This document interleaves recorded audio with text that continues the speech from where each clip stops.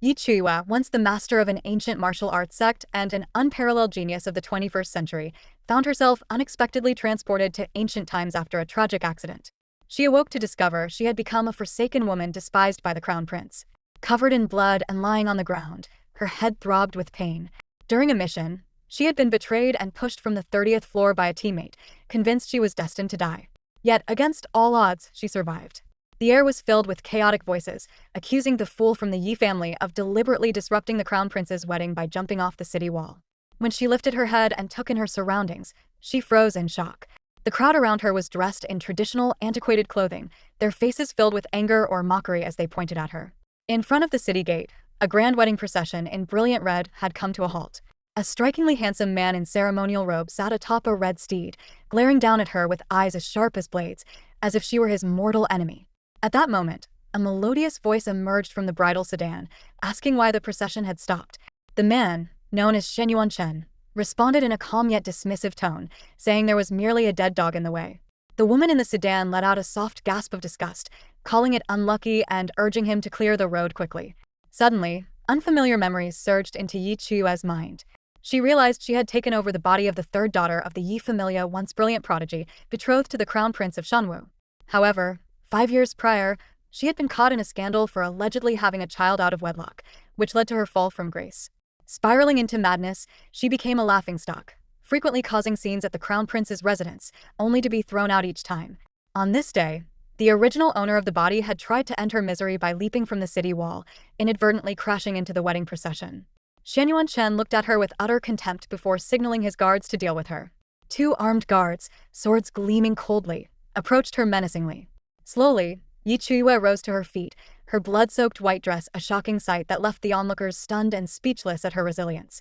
Just as the guards prepared to strike, Yi Chuyue smiled faintly and spoke in a calm yet cutting tone. Shenwu, our engagement has not yet been annulled, yet you're already in such a rush to marry another?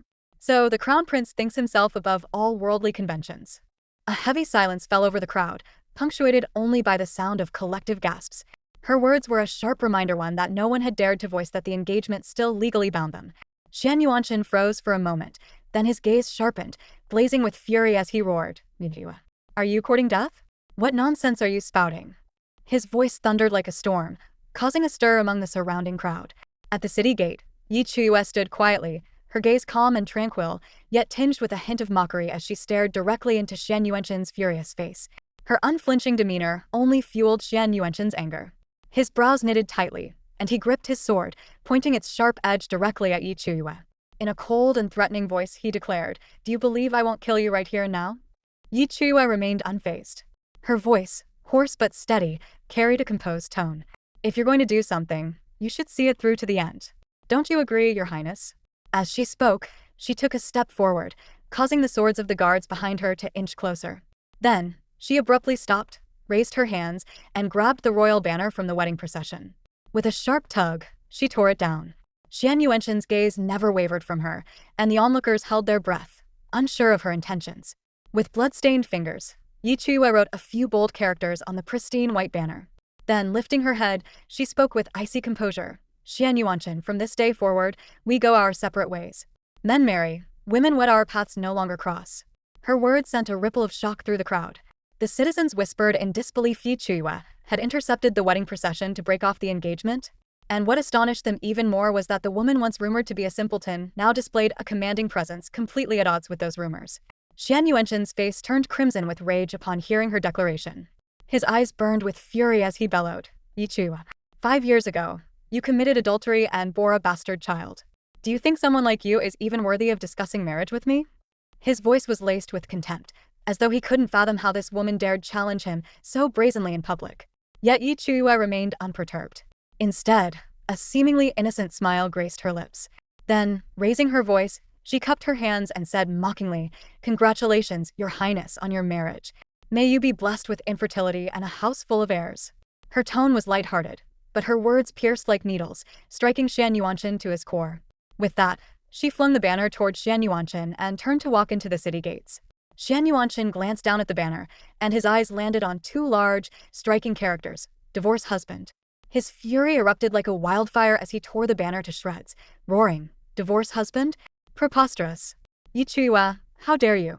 Stop that wretched woman.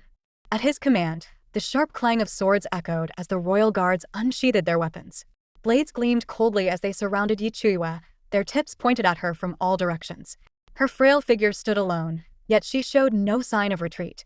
Her blood-soaked garments clung to her body, with crimson droplets falling from her sleeves onto the ground, forming a chilling sight. The onlookers instinctively held their breath, fearing the outbreak of violence at any moment. However, Chuyue turned her gaze back to them with a faint, enigmatic smile. Her eyes, deep and piercing, swept across the guards. Then, in a voice both cold and resolute, she commanded, "Who dares?" From within her robes, she slowly drew out a golden-edged token and held it high for all to see. A smirk played on her lips as she announced, "By this token, I act with the authority of the late emperor." Though her voice was soft, it carried an undeniable weight of authority. The token gleamed under the sunlight, its brilliance almost blinding.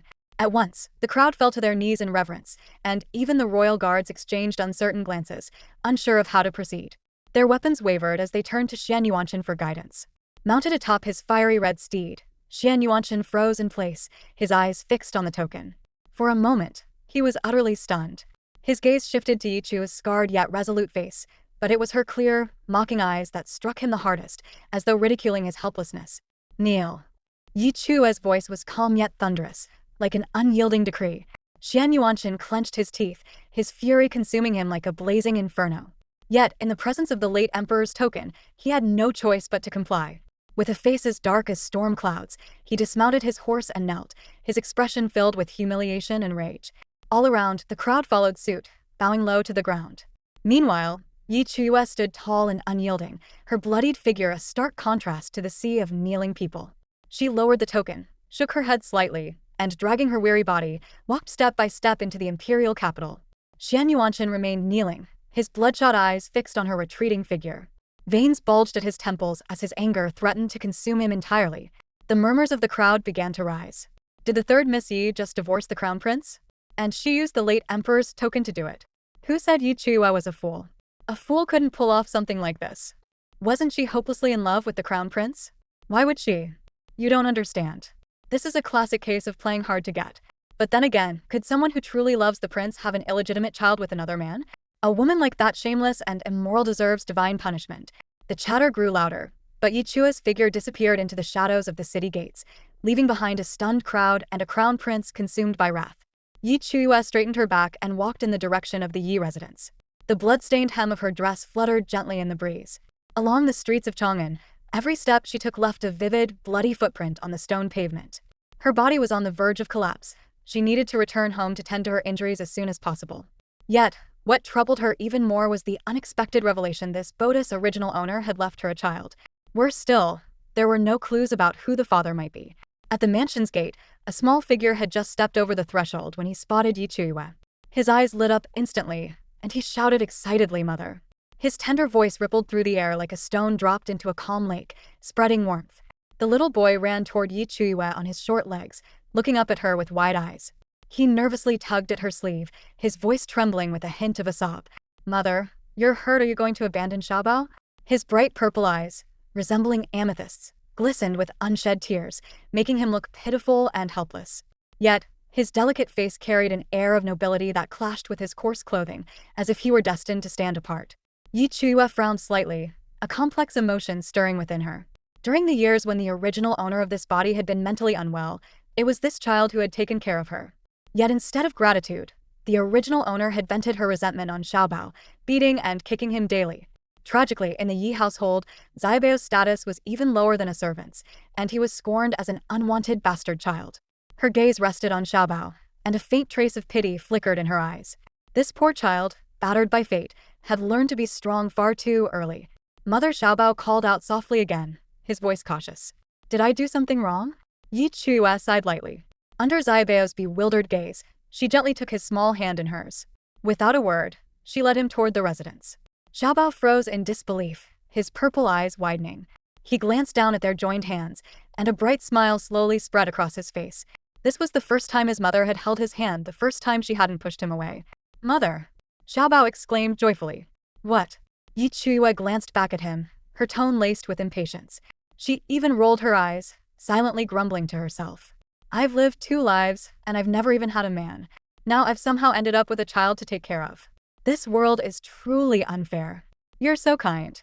Zaibeo's eyes sparkled like stars in the night sky, brimming with admiration.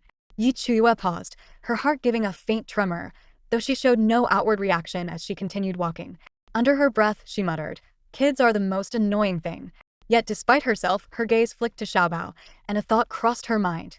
This child is rather good-looking, maybe he could fetch a good price. As they entered the Yi residence, the servants and maids in the courtyard stopped what they were doing, staring in shock.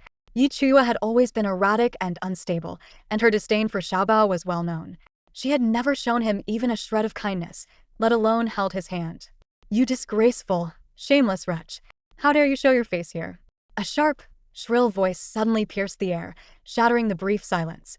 Chuyue's brows knitted together as she followed the voice. 2 young girls clad in luxurious gowns stood side by side, surrounded by a group of maids and servants, like stars orbiting the moon. The speaker was a girl of no more than 12 or 13, her arrogant demeanor radiating entitlement. She was Yi Siyu, the youngest and most favored daughter of the Yi family. "Don't blame her, Siyu," a softer voice interjected. The other girl stepped forward, her expression seemingly filled with concern. She reached for Chuyue's hand, her delicate brows furrowed. "Sister, how could you run out of the house? Father will be upset with me for not keeping an eye on you." Chuyue pulled her hand away coldly, her gaze landing on the girl in front of her. This was Yi Ningyan, the 5th daughter of the Yi family and her half-sister. Memories buried deep in her mind resurfaced like a tidal wave 5 years ago. This boat's original owner had been caught in a scandal, and Yi Ningyan had played a part. It was also Yi Ningyan's manipulation that had driven the original owner to jump from the city wall. Xiaobao timidly peeked out from behind Chuyue, his purple eyes filled with unease. His small body trembled slightly, clearly terrified of Yi Ningyan. During the years when the original owner had been mentally unstable, Yi Ningyan had been the only person she trusted. But Yi Ningyan had exploited that trust, repeatedly setting traps for her and even encouraging her to abuse Xiaobao. After every meeting with Yi Ningyan, the original owner would mercilessly pinch Xiaobao, calling him an unwanted child. "Fifth sister, why waste your breath on her? If it weren't for your kindness all these years, she'd have starved to death already." Yi Siyu scoffed, her tone dripping with disdain. Her gaze shifted to Xiaobao, and a flash of malice crossed her face. "You little brat. Weren't you ordered to kneel in the ancestral hall as punishment? How dare you sneak out?" Yi Siyu stormed forward, raising her hand to strike Xiaobao. "You must be begging to be thrown out of the Yi family." Yi Siyu's hand, brimming with spiritual energy, swung straight toward Xiaobao's head. Xiaobao's body trembled as he clutched tightly onto Chuyue's sleeve, his eyes squeezed shut in fear. He had only snuck out because he heard his mother was in trouble, his heart full of worry overriding all caution. Yet, the pain he was expecting never came. Hesitantly, he opened his bright, glistening eyes. What greeted him was the sight of Chuyue's slender, blood-streaked fingers gripping Yi Siyu's wrist with unyielding strength. Her eyes were like unsheathed blades, emanating a chilling murderous intent that made Yi Siyu involuntarily take half a step back. In the next instant, with a crisp crack, Chuyue twisted her wrist sharply, snapping Yi Siyu's wrist cleanly. "Ugh!" Yi Siyu's agonizing scream filled the air as she clutched her broken wrist, her face pale with pain. "Yi Siyu, if you ever dare lay a hand on my son again, I'll chop you into pieces," Chuyue said coldly, her voice so low it seemed to freeze the very air around her. "Sister, how could you treat Siyu like this? When father returns, he will surely punish you." Yi Ningyan cried out in alarm, her eyes reddening with tears. Chuyue cast a frosty glance her way, her voice as crisp as ice. "Shut up."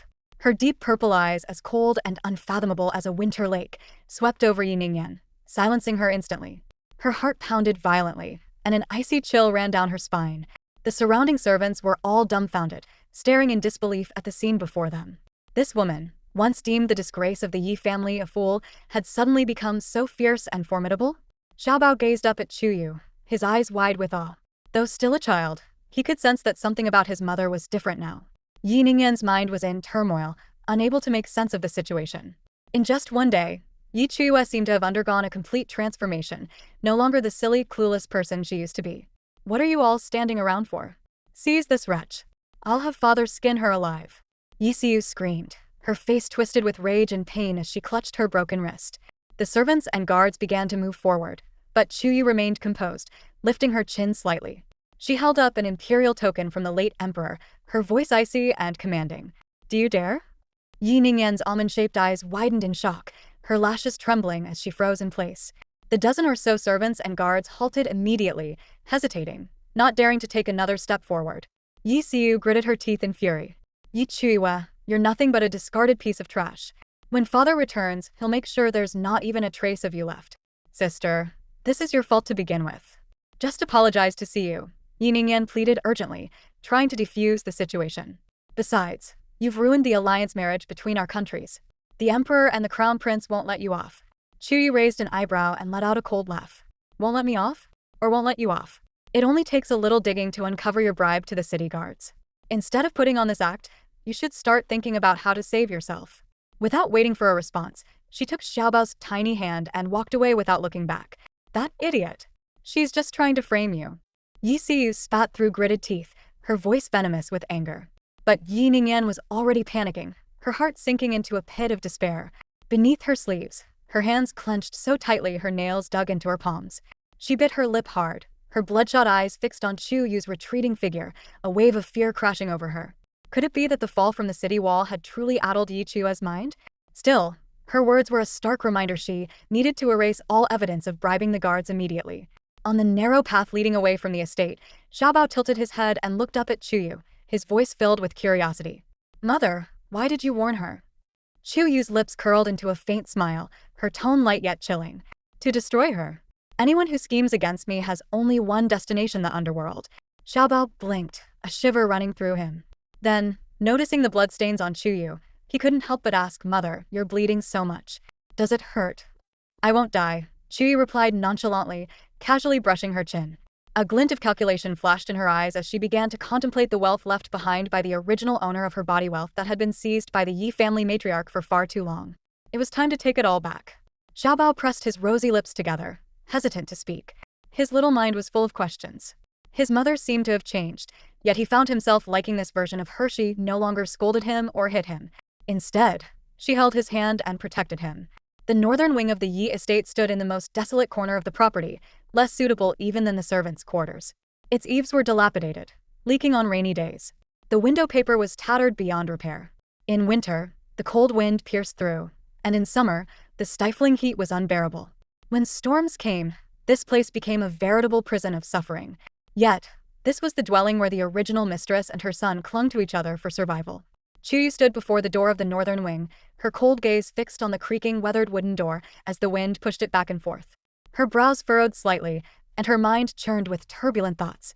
The original owner's mother had been a figure of legend in the Shenwu Kingdom, a young marquis and the indomitable general of the north, renowned for her iron will and countless victories on the battlefield.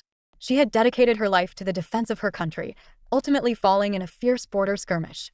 She was the only commoner ever granted the honor of being interred in the imperial tombs, with the late emperor personally bestowing a jade and gold medallion to the young Yi Chuyue as a token of protection. It was precisely because of the northern general's illustrious status that, even after Yi Chuyue's reputation was destroyed 5 years ago through calculated schemes, the royal family could not annul her marriage contract, nor could the Yi family expel the daughter of a martyr from their household. Yet over the years, Yi Chuyue had descended into a state of feeble-mindedness. The household turned a blind eye, leaving her to fend for herself. Who could have predicted that, at such a critical moment of alliance between two nations, Yi Chuyue would climb onto the city walls and attempt to jump? Mother! A soft, childlike voice pulled Chuyue from her thoughts. She looked up, her brow arching slightly as her deep, enigmatic eyes revealed a flicker of complex emotion. I made your favorite lily and meat porridge. Are you hungry, Mother? You should eat it while it's still warm, Xiaobao said gently, his voice tinged with a tentative hopefulness. This child was as obedient and considerate as ever. In the past, even when the original owner beat him until his head bled, he would quietly prepare meals, wash clothes, and never utter a word of complaint, always staying close to his mother. Chuyue responded softly, her gaze sweeping over Xiaobao before she suddenly asked, Why have you been crying? Xiaobao blinked, tears welling up in his eyes. He bit his lip gently, hesitating for a moment before whispering, They told me. They said you jumped off the city wall and didn't want me anymore. That from now on, I'd be a child without a mother. Hearing this, Chuyue sighed lightly. She reached out and gently ruffled Xiaobao's hair, her voice calm but carrying a rare softness. But I'm still alive, aren't I? Having lived 2 lives, she had always been decisive and ruthless, unflinching in her dealings with the most dangerous of adversaries. Yet, faced with this small child, she found herself at a loss. After all, she had never interacted with children, let alone one who was now her nominal son. Her gaze lingered on Xiao Bao's aggrieved yet defiant little face, and an inexplicable sense of complexity stirred in her heart. She couldn't help but think she didn't even know what it felt like to love a man, and now she was somehow a mother? But mother, you're hurt, Xiao Bao said, his red-rimmed eyes brimming with tears. His voice trembled as he choked out, I'm still little now, but when I grow up, I'll protect you. What a thoughtful child, born into such unfortunate circumstances. Chuyue sighed inwardly, taking Xiao Bao's small hand in hers as they stepped into the utterly rundown house. The moment she entered, Chuyue understood what it meant to have barely a roof over one's head. The room was so shabby it seemed a strong gust of wind could demolish it entirely. Inside, there was only a single table, a chair, a bench, and a wooden bed covered with straw. Even the most basic necessities of life were absent. Xiao Bao scurried over to the stove, carefully ladling out a bowl of lily and meat porridge. He carried it to Chuyue with both hands, his face full of anticipation. Mother, you should eat. Looking at the steaming bowl of porridge in front of her, Chuyue asked casually, aren't you going to eat? Xiao Bao shook his head, his voice barely audible. I'm not hungry. But as soon as he spoke, his stomach betrayed him with a loud growl. His face immediately flushed crimson, and he lowered his head, mumbling, I'm really not hungry, mother. I already ate. Chuyue lowered her gaze to the bowl of porridge, noting the sparse lily petals and slivers of meat. Her expression tightened slightly. It was clear there were only 2 bowls of porridge at most, and Xiao Bao had saved all of it for her. What hardships had this child endured, for him to become so selfless and mature at such a young age? This household lived in utter poverty. Forget about having meat, even a rare treat like lilies was never seen. Chuyue gently placed the bowl in front of Xiao Bao and turned to ladle out a second bowl of thin porridge. Xiao Bao pursed his lips and softly called, Mother. Chuyue gave him a cold glance, her voice devoid of any warmth. Drink the porridge. Xiao Bao immediately lowered his head, obediently picked up the bowl, and sipped it in small gulps, not daring to say another word. After the meal, Xiao Bao carried the wash basin outside to clean the dishes. His small hands moved deftly in the icy water, his actions practiced and efficient. Meanwhile, Chuyue shut the door tightly, sat cross-legged on the cold floor, closed her eyes and focused her mind. On this continent, martial arts were revered, and strength was the ultimate measure of power. Only by becoming a martial artist could one truly control their destiny.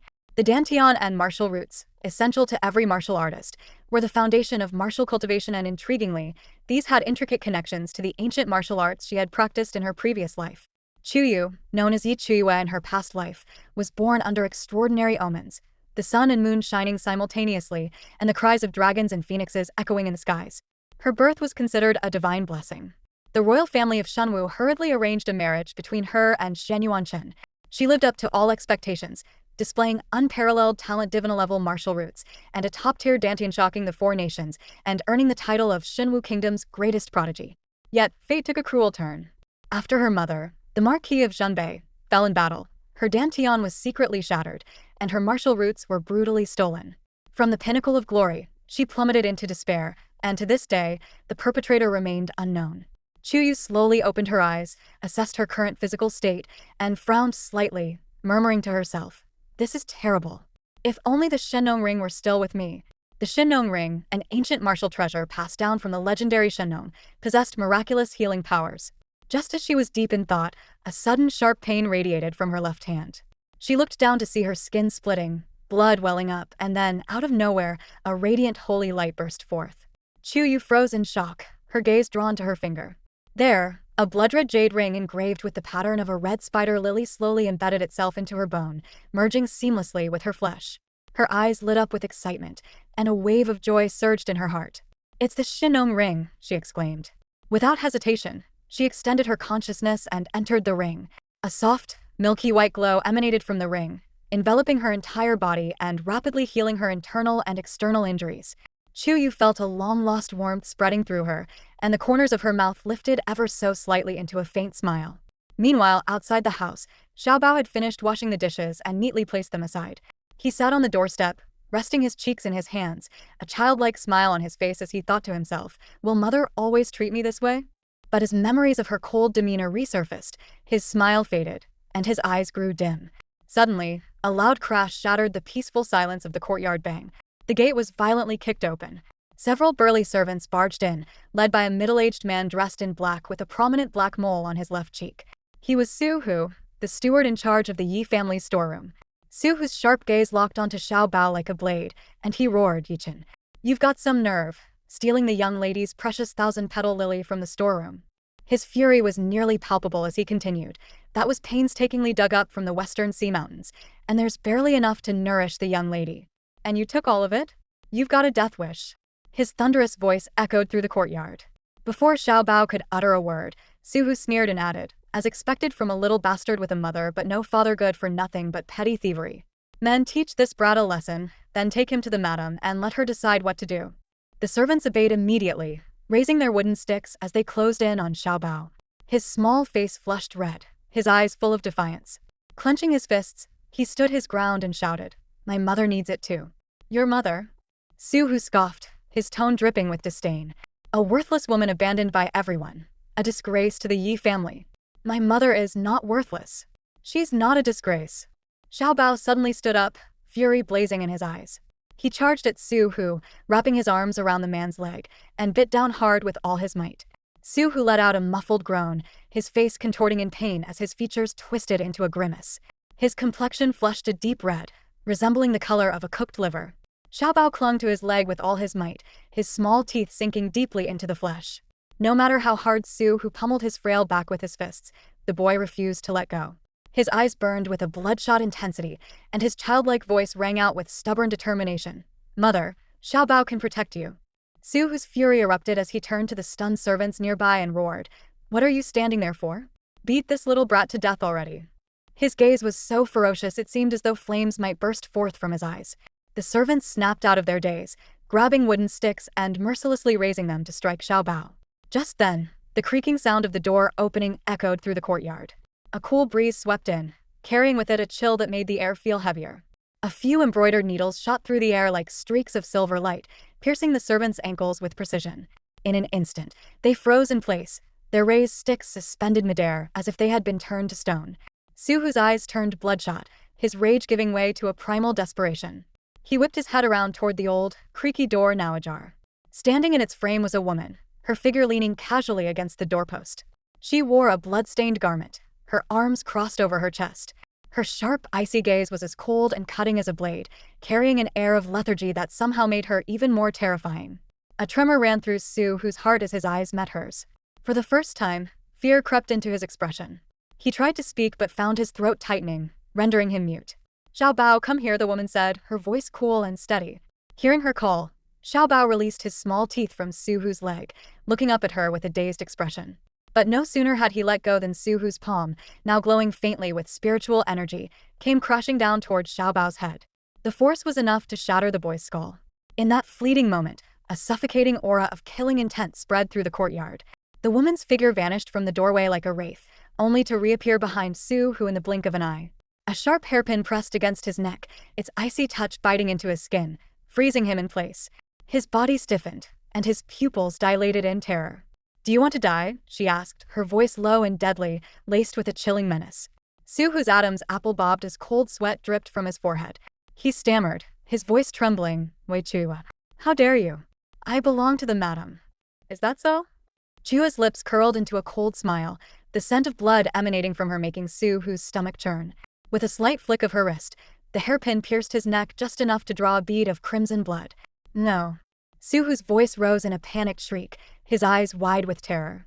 Chuyue let out a derisive snort and withdrew the hairpin, her gaze sweeping over him with contempt. "Pathetic waste." Suhu's legs gave out beneath him, and he nearly collapsed to the ground. But before he could fall completely, Chuyue struck again. The hairpin drove straight through his palm, pinning it to the wooden gate with a sickening crunch. The searing pain wrenched a blood-curdling scream from Suhu as he crumpled to his knees, his face drained of all color. "If you dare bully my son again, I'll cripple you every time I see you," Chuyue declared, her voice as cold as a winter gale, the air around her thick with murderous intent. Xiao Bao tilted his head, his wide, innocent eyes gazing at her with unhidden curiosity. She crouched down, using her sleeve to wipe the blood from the corner of his mouth. Her tone carried a hint of exasperation as she muttered, "Foolish." Xiao Bao looked up at her, his childish voice brimming with resolve. "I want to protect Mother. I won't let anyone hurt you." Chuyue's hand paused for a moment, her expression complicated as her brows furrowed slightly. A flicker of emotion stirred in her chaste and unfamiliar, unwelcome softness. It was a weakness she had long since abandoned. "Come with me," she said, taking his small hand and leading him toward the northern building. Chuyue had always been a person who lived by her own rules, dispensing life and death as she pleased, free from attachments. Yet now, with a child's tiny hand in hers, her stride was steady and purposeful, as though she intended to shield him from the entire world. The northern courtyard remained eerily silent, the metallic tang of blood still lingering in the air. After a long while, another figure stepped into the scene. Yi Ningyan surveyed the chaos and destruction, drawing in a sharp breath. She murmured under her breath, "Could this really be the work of that useless Yi Chuyue?" Shaking her head, she quickly dismissed the idea. Impossible. She has no dantian, no spiritual roots, just a frail, powerless waste of a person. Yet, the sight before her left her unsettled, a gnawing unease taking root in her heart. "Sister, something's happened, father is back." Yi Ningyan's expression tensed as she hurriedly rushed into the north wing, a hint of panic in her steps. Standing by the window in a plain, elegant robe was Chuyue, her gaze distant and indifferent, as if she couldn't care less about Yi Ningyan's arrival. Yi Ningyan took a deep breath, her voice urgent yet slightly subdued. "The marriage alliance is over." The princess of Dongyang took off her phoenix crown and left without a second thought. The emperor learned about today's events outside the city gates, and flew into a rage in front of the entire court. He berated father for his lack of decorum and even threatened to exile him and the entire Yi family from Shenwu. "What are we going to do?" Her words spilled out faster and faster, her eyes welling with tears, a trace of unease flickering in them. "Father asked me to bring you over. He wants to interrogate you about today's incident, and said he plans to send you to Dongyang to apologize in person and beg for the princess's forgiveness. Even the seventh prince has been drawn into this here at the Yi residence to witness the interrogation." Yi Ningyan's tear-filled eyes brimmed with worry, her face clouded with distress. Yet deep in her gaze lurked a trace of cunning and satisfaction she couldn't completely hide. She had schemed tirelessly to destroy this marriage alliance. The crown princess of Shenwu? That position could only belong to her. "Mother, please don't." A tender, childlike voice interrupted Yi Ningyan's words. Little Bao's soft, chubby face peeked out from the side. Chuyue bent slightly, gently pinching his rosy cheeks, her tone warm yet resolute. "Be good, little Bao, and wait for mother to come back." The boy clung tightly to her sleeve, lifting his small face, his voice trembling with a hint of tears. "Mother, will you come back? Will you still love little Bao?" His eyes were filled with unease and fear. Chuyue smiled faintly, carefully pulling her sleeve free. Her tone was firm, unyielding as steel. "Don't be afraid. If I wished to live, not even the king of hell would dare take my life." Before the words fully settled, she had already turned and walked away, not sparing even a glance at Yi Ningyan, who stood by the door. Yi Ningyan stomped her foot in frustration and quickly followed after her. As they stepped out of the north wing, they were met by two sword-wielding guards radiating an aura of spiritual energy who had clearly been waiting for some time. One of them spoke up, "Third miss, the master requests your presence." Chuyue remained composed, giving a slight nod before striding forward with straightened posture, her back as upright as a blade. The guards hesitated for a moment, seemingly taken aback by the invisible aura of authority emanating from her, leaving them with an inexplicable sense of. The night was deep, the moonlight pristine, and the cool breeze swept through the imposing hall of the Yi residence. Even before reaching the entrance, fragmented sobs of a woman's lament could be heard from inside. "Master, Chuyue has committed such disgraceful acts. You kept her in the family out of fatherly kindness, yet she's brought our Yi family to the brink of annihilation. If Dongyang declares war on Shenwu because of this, our Yi family will be condemned as traitors to the nation, our century-old reputation utterly destroyed.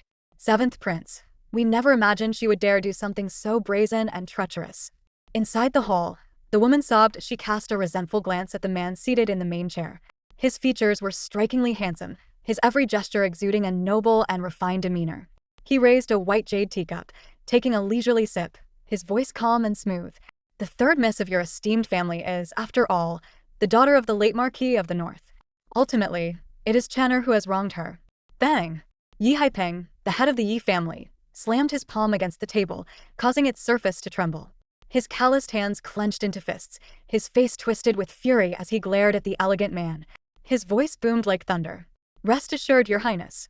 I will ensure Shenwu and His Majesty receive a proper explanation for this matter." His tone was resolute, his words carrying the weight of iron. The seventh prince merely smiled faintly, saying nothing further, his demeanor remaining as composed and graceful as ever. "Master, madam, the third miss has arrived," a guard announced from outside, breaking the tense silence within the hall. Instantly, the room fell utterly still, so quiet that even the faint whistling of the wind could be heard. Every member of the Yi family, from the main line to the collateral branches, directed their gazes toward the entrance. A young woman stepped in, her movements deliberate and unhurried. She was dressed in a simple white robe, her long black hair cascading loosely down her back. Though a grotesque burn scar marred her face, it couldn't obscure the ethereal grace she exuded. Her presence carried a sharp, lion-like ferocity, an invisible storm that swept through the hall, leaving an indelible impression on all who saw her. The seventh prince's hand, which held his teacup, paused ever so slightly. A hint of surprise flickered in his eyes. He had only heard of the Yi family's third miss as a foolish, plain girl. Yet the figure before him today was something entirely different. Well, quite the lively gathering, Chuyue remarked with a soft chuckle, her steps light and deliberate as if each one left a lotus in its wake. Her gaze swept across the room, indifferent yet sharp, carrying a trace of exhaustion mixed with a cold, unyielding edge. Yi Ningyan suddenly halted in her tracks, staring blankly at Chuyue's retreating figure, as though frozen in place. A storm raged in her mind. Had Chuyue gone mad? Did she have any idea what she was walking into? After a moment, a faint smile tugged at Yi Ningyan's lips, a glint of cold amusement flickering in her eyes. This fool was digging her own grave. There was no need for Yi Ningyan to lift another finger. Chuyue was doomed to fail. Meanwhile, Yi Haipeng sat on a chair made of green sandalwood, his gaze fixed on Chuyue. For a fleeting moment, a daze overtook him, and his mind wandered back to years ago. He recalled the bloodied girl who had knelt at his feet, tears streaming down her face as she begged for his trust. But he had kicked her aside with a snarl, his voice cold and unforgiving. I, Haipeng, have no such filthy, disgraceful daughter. From that day on, he never saw Chuyue again, only hearing rumors that she had turned into a raving lunatic. How dare you? Yi Haipeng bellowed, his voice reverberating through the hall as he glared at Chuyue, who stood tall and unyielding. The seventh prince is present, and yet you dare to act so arrogantly. Kneel and pay your respects at once. Chuyue responded with a faint smile, her eyes gleaming with confidence and composure. Her gaze briefly swept over the seventh prince before settling back on Yi Haipeng. Her red lips parted, her tone steady and articulate. Years ago, when my mother was posthumously honored as a martyr, the late emperor bestowed upon me the Qingli token and publicly declared that as the daughter of a martyr, I am exempt from bowing to royalty. Tell me, Master Yi, why should I kneel? The words, Master Yi, pierced Yi Haipeng's heart like a blade. He was her biological father, yet she addressed him with such detachment, as though they shared no bond at all. The crowd in the hall exchanged bewildered glances, their expressions filled with shock and disbelief. Was this calm and self-assured young woman truly the same Chuyue who had been derided as a madwoman? Yi Haipeng's face turned ashen with rage. His hand trembled as he pointed at Chuyue, his chest heaving violently, as if he were on the brink of collapse. Chuyue, how can you speak to your father like that? Madame Su Linglong hurried to his side, supporting him as she handed him a cup of tea. Her tone carried a trace of reproach. Master, she's just a child who doesn't know any better. Please don't take her words to heart. She did it on purpose. Yi Haipeng roared, his anger boiling over as he glared at Chuyue with unbridled resentment. You've committed an unforgivable sin and still show no remorse. How could I, Yi Haipeng, have such a shameless, foolish daughter? Chuyue remained unfazed, her tone as calm as if she were recounting an insignificant fact. Didn't you sever our father-daughter relationship 5 years ago, Master Yi? The air in the hall seemed to freeze. Yi Haipeng, Su Linglong, and all the Yi family members held their breaths, staring at Chuyue in astonishment. If Master Yi has forgotten, I don't mind reminding you, Chuyue continued, her voice unyielding. She slowly raised her hand and tore open her sleeve, revealing her pale wrist. Then, without hesitation, she picked up a rusty dagger and drew a deep cut across her palm. Blood trickled down her fingers, dripping onto the floor like blooming red spider lilies, vivid and jarring. By blood, oath, and severed ties, Chuyue declared, her voice sharp and cold as steel, from this moment forth, I have no ties to Master Yi. We are no longer father and daughter. Even if he were to die a lonely death in the streets, I would not lift a finger to claim his body. The crimson drops fell one by one, stark against her scarred face, highlighting an eerie blend of defiance and ruthlessness. Her wolf-like eyes gleamed with mockery as they locked onto Yi Haipeng, as though savoring the sight of her prey's anguish. The Yi family members were dumbfounded, their faces frozen in disbelief, as though caught in the throes of an absurd dream. Su Linglong lowered her gaze, hiding the cold smirk in her eyes, before raising her head again with a look of feigned panic. She scolded sharply, Chuyue, how dare you utter such treasonous words? That is your father. Aren't you afraid of public condemnation? You ungrateful wretch. Yi Haipeng exploded with fury, seizing the teacup on the table and hurling it toward Chuyue's forehead. Without rules, there can be no order. As the head of this household, I'll teach you a lesson you won't forget. But just as the teacup was about to strike Chuyue, a gentle breeze swept through the hall, halting the cup midair before returning it safely to Yi Haipeng's hand. The hall fell into an eerie silence as all eyes turned toward the seventh prince, who had remained silent until now. The seventh prince finally lifted his gaze, his deep-set eyes unreadable. His voice was calm but carried an undeniable authority. Master Yi, the third miss, is the daughter of a martyr. Such behavior is unseemly and beneath you. The seventh prince's voice was gentle and elegant, like a clear spring flowing through the mountains. He smiled faintly, his demeanor calm and composed, yet exuding an unapproachable air of authority. Yi Haipeng lowered his head, holding the jade teacup that had just been returned to him. His face was stiff, and the tea inside remained untouched. Gritting his teeth, he spoke through clenched jaws. Your Highness, that unfilial girl is utterly unworthy of being the daughter of the Marquis of Zhanbei. The Marquis's lifetime of honor has been completely ruined by her. His voice trembled with anger. If the Marquis knew of this in the afterlife, he would not rest in peace. Now, with neighboring nations eyeing us like predators, without Dongyang's assistance, I fear the Shenwu Empire will face chaos.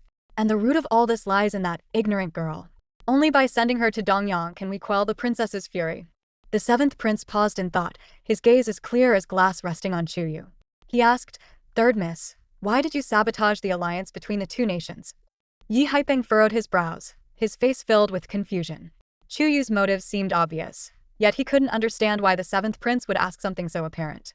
After all, Chuyue's feelings for Shenwu Chen were well known, and it was clear she acted out of jealousy. However, Chuyue's expression remained indifferent, her eyes holding a cold and detached glint. She locked eyes with the seventh prince, who sat at the head of the room, and stared at him for a long time. Suddenly, her slender finger pointed without warning at Yi Ningyan, who had been gloating by the side. Her tone was innocent as she said, It was her who told me to do it. Yi Chuyue, you're spouting nonsense. Yi Ningyan froze, her heart racing as she quickly turned to the seventh prince, shaking her head frantically. Your Highness, Yi Chuyue is lying. This has nothing to do with me. She's just trying to clear her own name. Chuyue, however, countered sharply, You have feelings for the crown prince Shenwu Chen and couldn't bear to see him marry the princess of Dongyang, so you incited me to disrupt the marriage alliance. Yi Ningyan's face turned pale, as if her heart had been plunged into a deep abyss. Panic-stricken, she stammered, Yi Chuyue, stop slandering me. You're the one who covets the crown prince. Chuyue shrugged nonchalantly and replied with a calm tone, I already have a child. Why would I covet him? Her words left everyone in the hall stunned, rendering them speechless. At first, her statement seemed righteous, but upon closer thought, something felt off. Chuyue clasped her hands together formally, and slightly bowed her head toward the seventh prince. Her tone was steady yet resolute as she declared, In Yi Ningyan's private quarters, there are hidden portraits of Crown Prince Shenwu Chen. A thorough investigation would confirm this. Over the years, I barely survived thanks to her occasional help. She asked for my assistance, and I agreed. Your Highness, I have no power or influence in the household. As a frail and sickly person, it would be absurd for me to climb the city walls without being noticed. You can investigate the guards at the city gates to see who bribed them and who tried to erase the evidence afterward. She paused briefly, her clear voice echoing through the silent hall. My mother, the Marquis of Zhanbei, was a war hero who achieved countless victories. Years ago, she even led troops to capture 13 cities in Dongyang. As her descendant, must I now bear the blame and kneel to apologize? Isn't that the greatest mockery of all? Your Highness, it would be better to uncover the truth and send the true culprit, Yi Ningyan, to Dongyang to atone with her life and appease the princess's wrath. The hall fell into a deathly silence. Everyone held their breath, the sound of their breathing now audible in the stillness. In the quiet of the night, the young woman, dressed in simple garments, exuded an imposing aura. Her sharp words cut like blades, her reasoning so precise and logical that no one could refute her on the spot. Yi Chuyue, how dare you twist the truth? You're truly vicious. Yi Ningyan shrieked, completely losing control of her emotions. She raised her hand, intending to strike Chuyue's face. Chuyue's gaze turned icy, and with lightning speed, she grabbed Yi Ningyan's wrist with precision and mercilessly twisted it. Crack! The crisp sound of bone breaking echoed.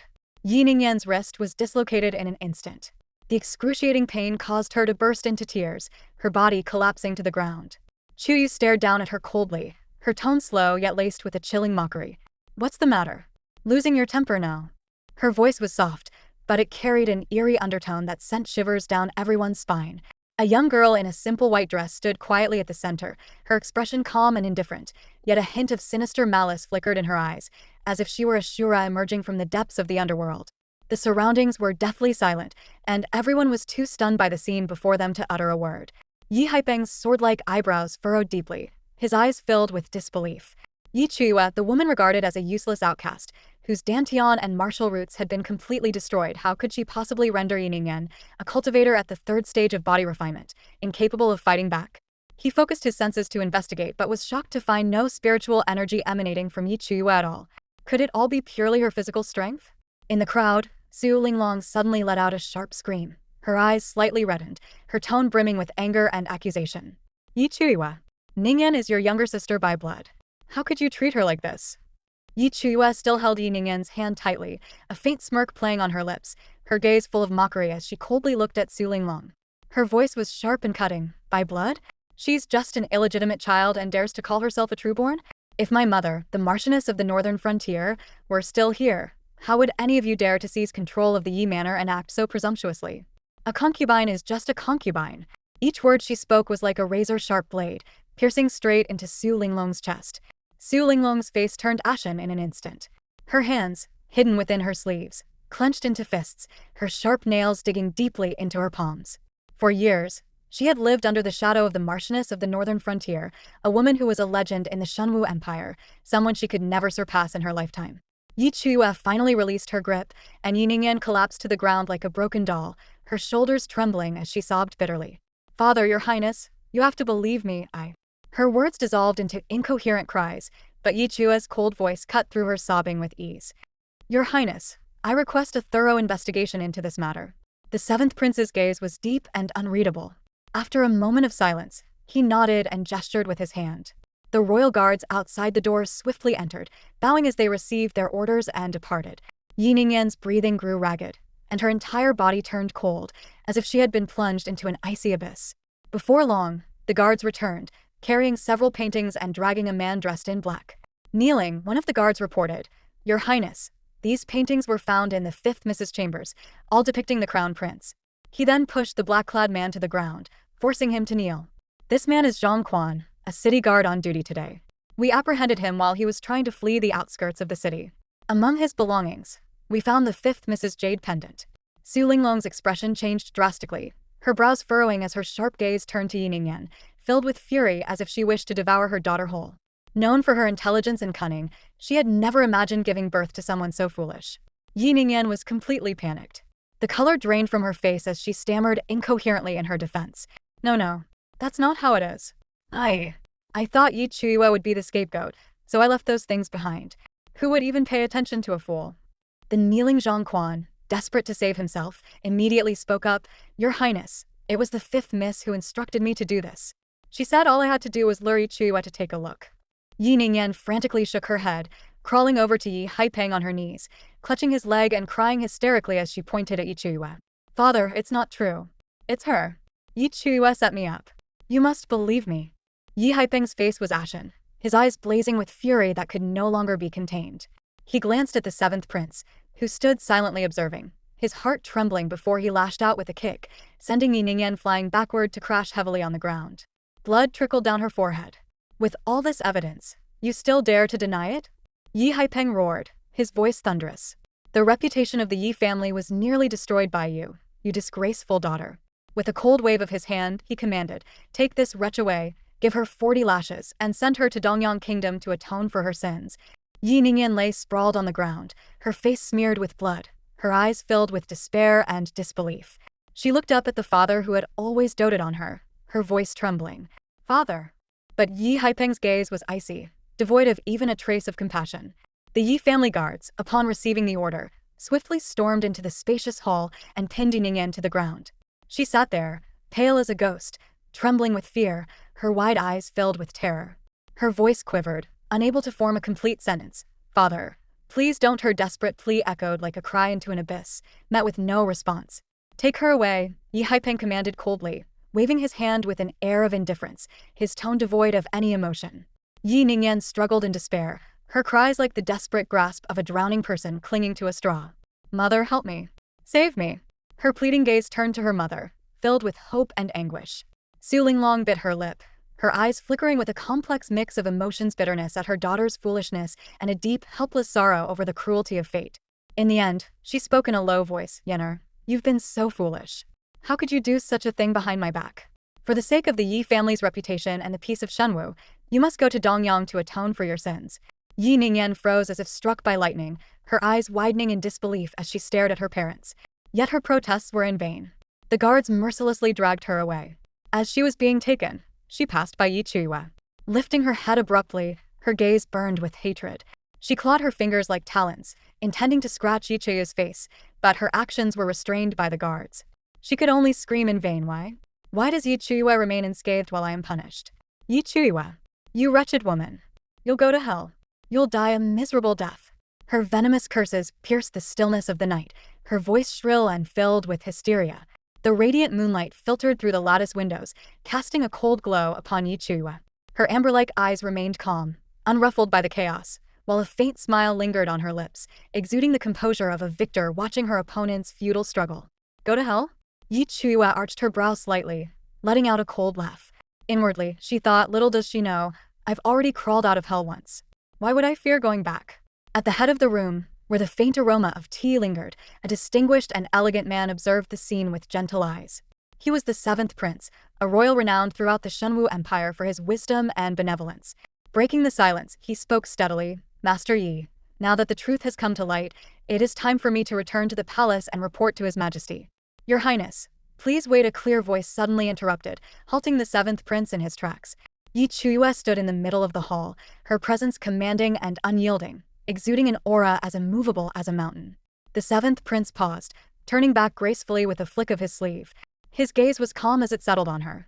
Third miss, is there something you wish to say to me? Chuyue smiled faintly, her voice steady and resonant.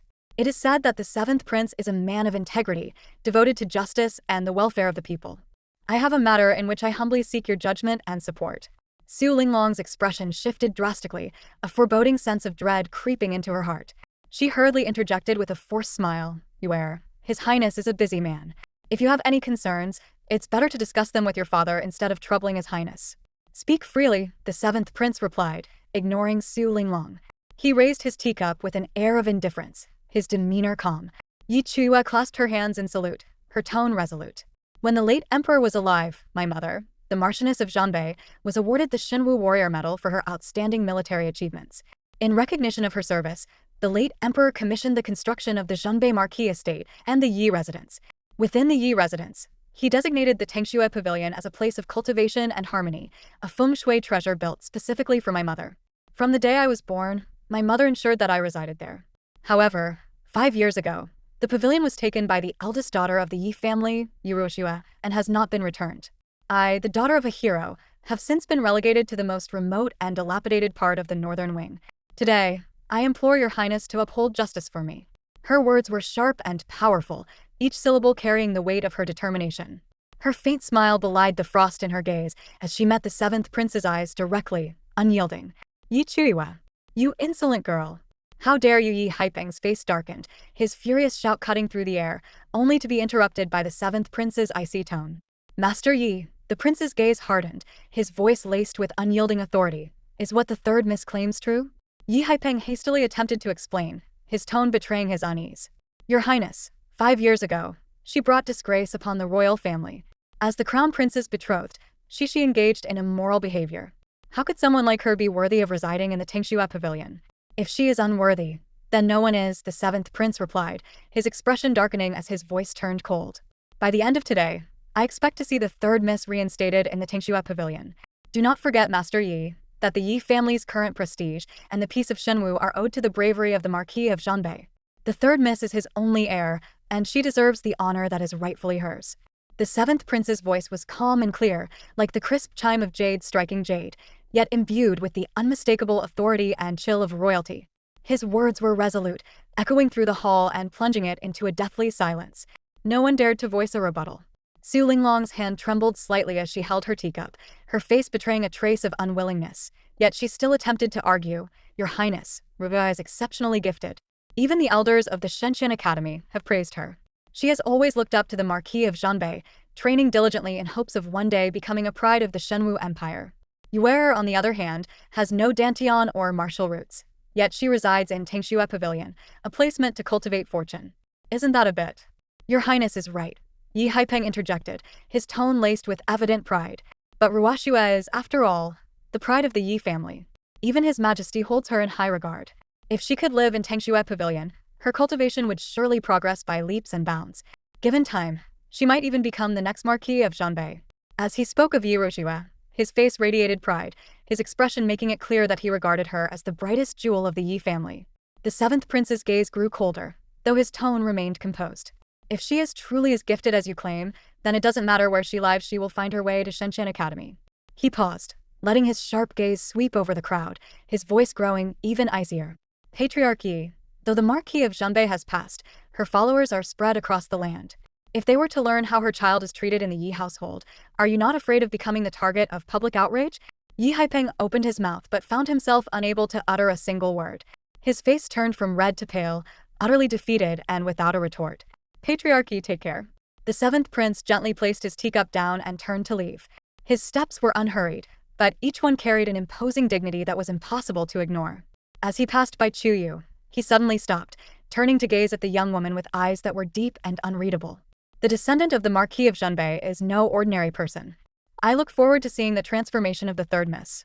Startled, Chuyue lifted her head, watching his tall figure as it receded into the autumn breeze, eventually merging with the wind and disappearing from view. After the seventh prince and his royal guards departed, the atmosphere in the hall became stifling and oppressive. Su Linglong, having shed her earlier composure, began sobbing and dabbing at her tears, her tone full of grievance. I've always treated you kindly. Since marrying into the Yi family, I've taken care of you with utmost attentiveness. And yet, you slandered Yenner in front of the seventh prince and even took Ruox's Tingxue Pavilion. It's been years since we last saw you, and now you've grown bold enough to bully me, your own stepmother? Before Su Linglong could continue her tirade, Yi Haipeng stormed over, his face dark with fury. His brows were tightly furrowed, and his eyes blazed with suppressed anger. He raised his rough hand and swung it toward Chuyue's face without hesitation. However, Chuyue lifted her chin coldly, a mocking smile tugging at her lips. Do you think you're worthy of being called a father? Yi Haipeng's hand froze midair as his gaze met her icy, piercing eyes. He found himself unable to move forward, as though an invisible force had stopped him in his tracks. Chuyue's voice was calm but carried a chilling edge. 5 years ago, my dantian was shattered, my martial roots destroyed. Overnight, I fell from being a prodigy to a cripple. Did you ever try to find a real culprit? When I was framed and disgraced, did you care about the truth? Or did you already know everything but chose to remain silent, too weak and cowardly to offend others, and instead venting your frustration and helplessness on me? Patriarchy, you're nothing but a spineless coward. Each of her words cut into Yi Haipeng like a blade. His face grew paler with every sentence, his eyes reflecting pain and inner turmoil, as though she had exposed the deepest scars of his soul. In that moment, his figure seemed to shrink, his back bending under the weight of her words, making him appear as though he had aged 10 years in an instant. Su Linglong stood to the side, her eyes gleaming with schadenfreude. She had expected Yi Haipeng to be so enraged that he would utterly destroy Chuyue. Yet to her and the rest of the clan's astonishment, Yi Haipeng turned away instead, his head hanging low, his voice filled with exhaustion and resignation. Linglong, prepare Tingxue Pavilion for Yuer. Pick a few capable and obedient maids to serve her well. Su Linglong's face was a picture of shock and disbelief. The other members of the Yi family were equally stunned, their eyes wide as though they couldn't believe what they had just heard. Yi Haipeng, instead of punishing Chuyue, had handed Tingxue Pavilion over to her. This outcome was beyond anything they had imagined. A faint, enigmatic smile played on Chuyue's lips, a glimmer of coldness flashing in her eyes. Just as she had anticipated, Yi Haipeng, despite knowing the truth, dared not utter a word. Su Linglong, on the other hand, maintained a kind smile and spoke gently, her tone warm and soft. Why not wait a little longer? Perhaps you can move into the Tingxue Pavilion later. There's no need to rush. Yet, her calculating gaze betrayed her true intentions. She was scheming if she could delay for a bit. She intended to get rid of Yi Chuyue before the day was over. Chuyue had no desire to look at Su Linglong's face, which had turned ashen with suppressed anger. With an air of nonchalance, she strode out of the main hall, her steps bold and unrestrained, heading toward the northern wing through the long corridor. A cold smirk tugged at her lips. No rush. Those who had once trampled upon her, she would make them pay, one by one, without exception. As night fell, a gentle breeze rustled through the garden, the leaves whispering softly in the wind. Ahead of the corridor stood a serene pavilion, draped in sheer white curtains as light as gossamer. From within came the sound of a guqin, its ethereal melody piercing the quiet night, carrying a hint of chilling sharpness. Moonlight cascaded down, illuminating a pair of slender, jade-like hands gracefully plucking the strings. Chuyue halted her steps in the corridor, her gaze growing colder as she looked toward the pavilion. Inside, a woman of delicate beauty and icy demeanor, dressed in a snow-white robe, slowly ceased her playing. She raised her eyes, fixing a frosty stare on Chuyue, her voice distant yet laced with mockery. "Yi Chuyue, do you think you have a claim to Chuyue Pavilion?" Chuyue folded her arms across her chest, leaning lazily against a pillar, her expression tinged with amusement as she regarded the woman. This was none other than Yi Ruoxue, the Yi family's celebrated prodigy. Chuyue spoke with a casual air, her tone light yet cutting. "Consider it your privilege to have stayed in my place for a few years. But now, it's time for it to return to its rightful owner." Yi Ruoxue let out a cold laugh, her voice dripping with disdain. "You? A disgrace expelled from Shenshan Academy, a shameless woman who brought humiliation to the Shenwu royal family. You even dare to dream?" Chuyue's eyes narrowed slightly as fragmented memories surged to the surface. The original owner of this body had once been the undisputed prodigy of the land, invited to Shenshan Academy with great honor, her brilliance unmatched. Even the lofty Shenwu royal family had treated her with deference. But when the mighty fall, those who once admired her had turned to trample and ridicule her.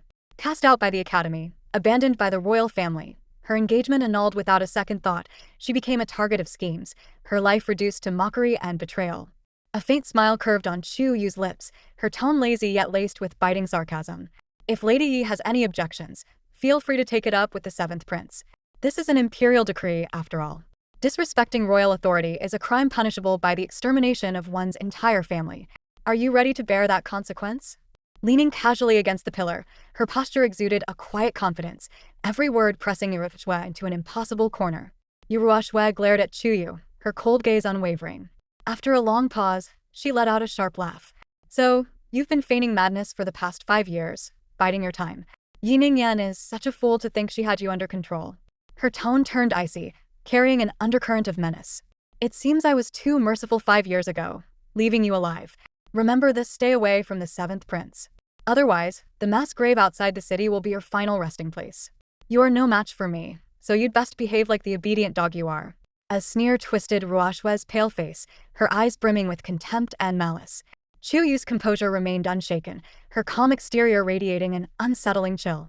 The destruction of her dantian and martial roots. Yi Ruoxue could not escape responsibility.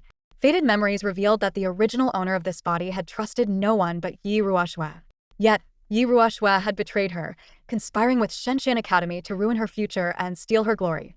Chuyue's gaze turned razor-sharp, her voice cutting like a blade. "Yi Ruoxue, if your dirty dealings were to reach the 7th Prince's ears, do you think he'd still spare you a glance?" Her words struck a nerve, hitting Yi Ruoxue's greatest vulnerability. Without sparing her another look, Chuyue turned and walked toward the northern wing, her steps steady and unhurried.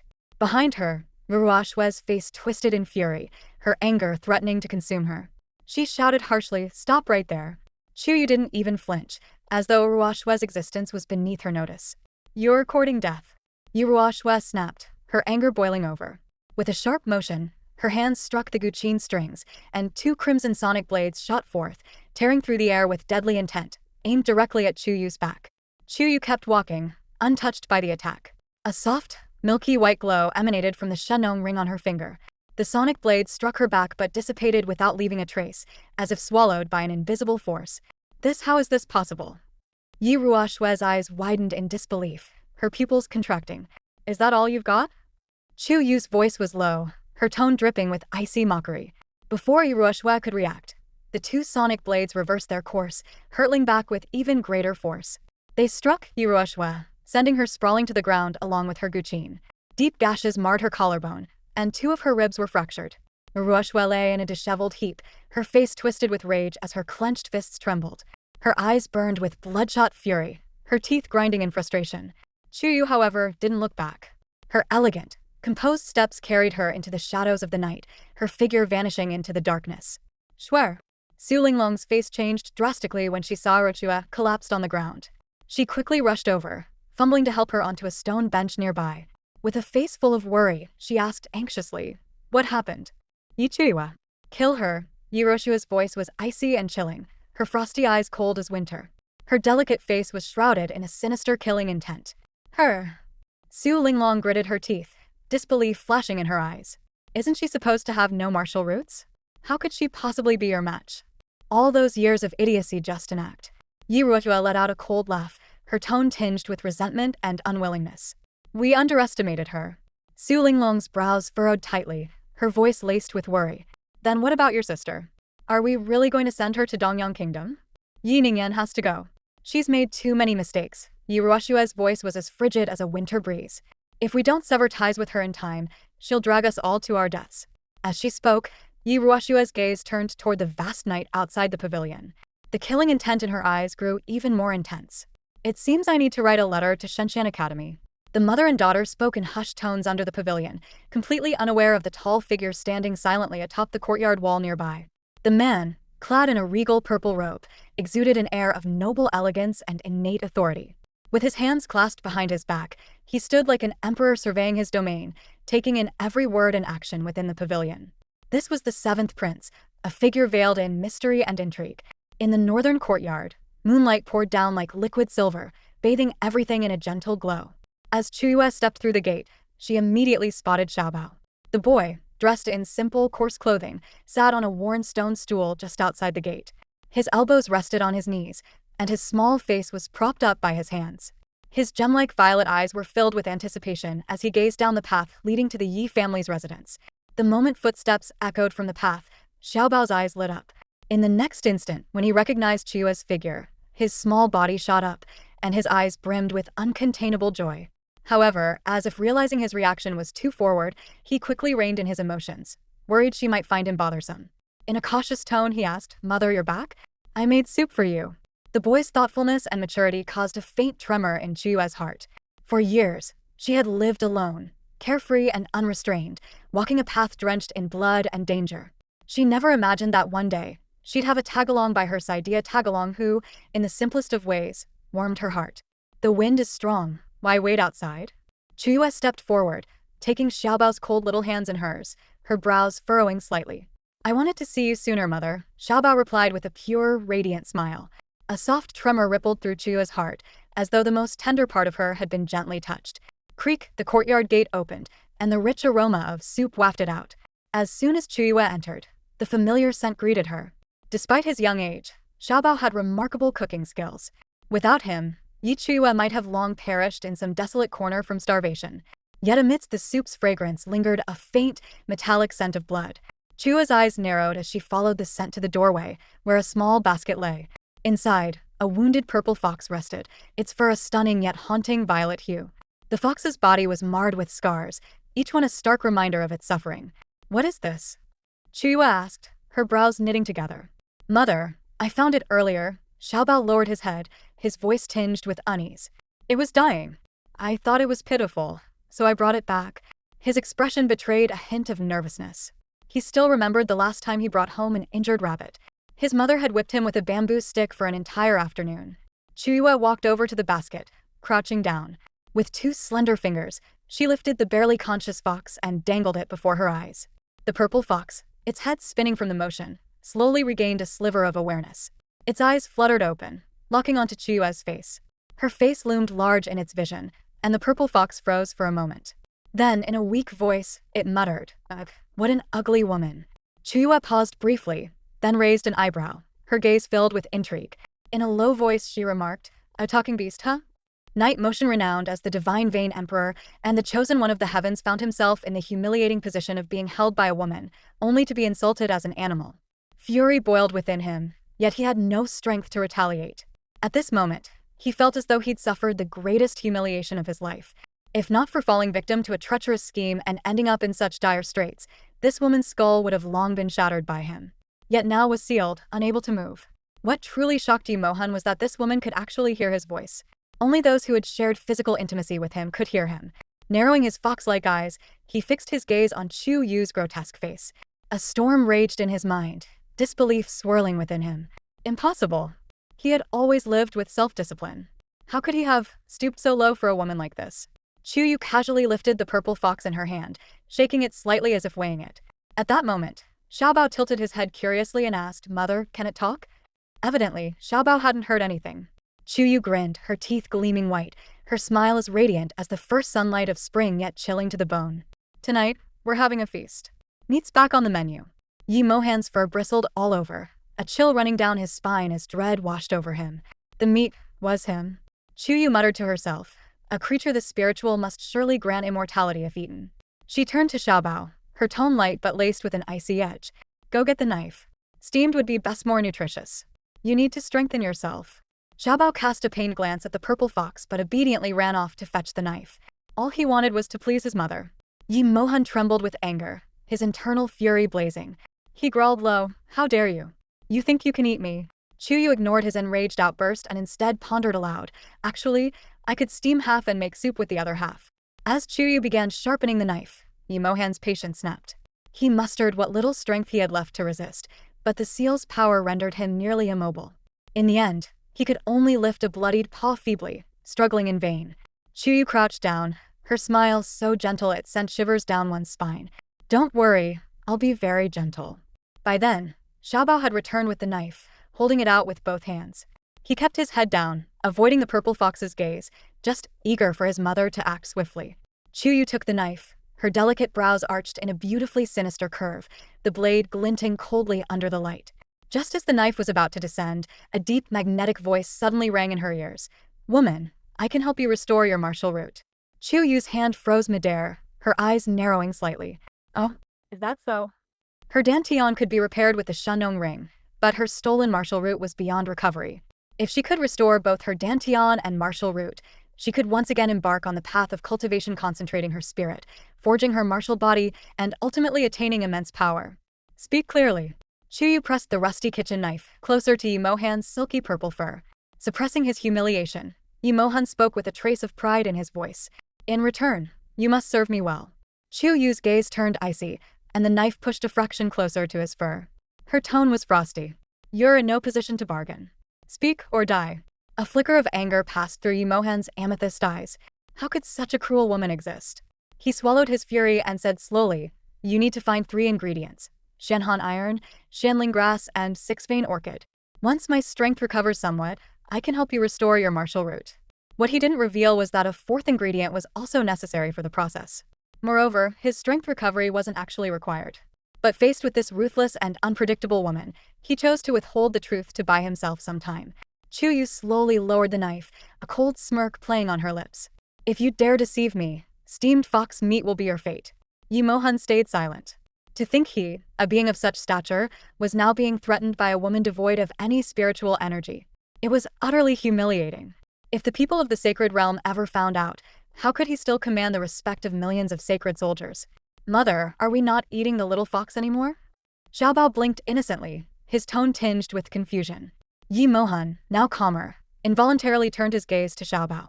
When his eyes met the boy's, a jolt shot through him. He froze, his mind racing. Those eyes, they were purple. Could it be? No, it was impossible. It had to be a coincidence. Yes, just a coincidence. A strange tension filled the air, silence stretching between them. Yi Mohan's thoughts churned with emotions too complex to articulate. Chuyue roughly grabbed the purple fox, shaking it violently to scatter the bloodstains from its fur. Then, she carefully channeled a wisp of the Shenong's power stored in her ring, letting it seep into the fox's body.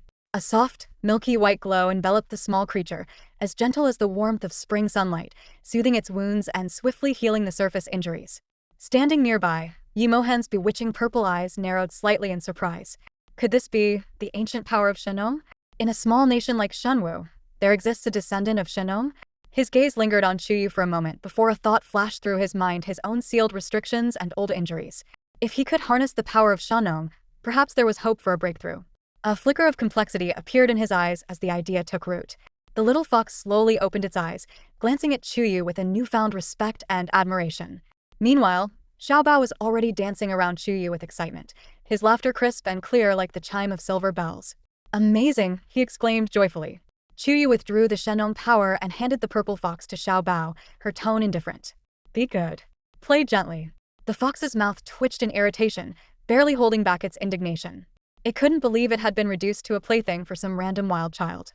Yi Mohan took note of this incident, vowing silently that one day, he would make this mother and son pay for the humiliation. Hugging the purple fox tightly, Xiaobao gently stroked its soft fur with his small hands and asked in a sweet voice, Do you have a name? How about I call you Xiaozi from now on? Yi Mohan lazily rested in Xiaobao's embrace, his enchanting eyes narrowing slightly with a hint of indolence. He quietly observed the innocent child, though a fleeting glint of cold killing intent flashed through his gaze. Meanwhile, Chuyue sat cross-legged on the flat ground in the courtyard, her eyes closed as she entered a meditative state. She remained as still as a statue, her demeanor calm and composed. To confront the Yi family openly in their grand hall, she naturally had the confidence to back her actions. That confidence stemmed from the Shenwu ring, the late emperor's token, and her mother's illustrious accomplishments as the Marquis of Zhenbei.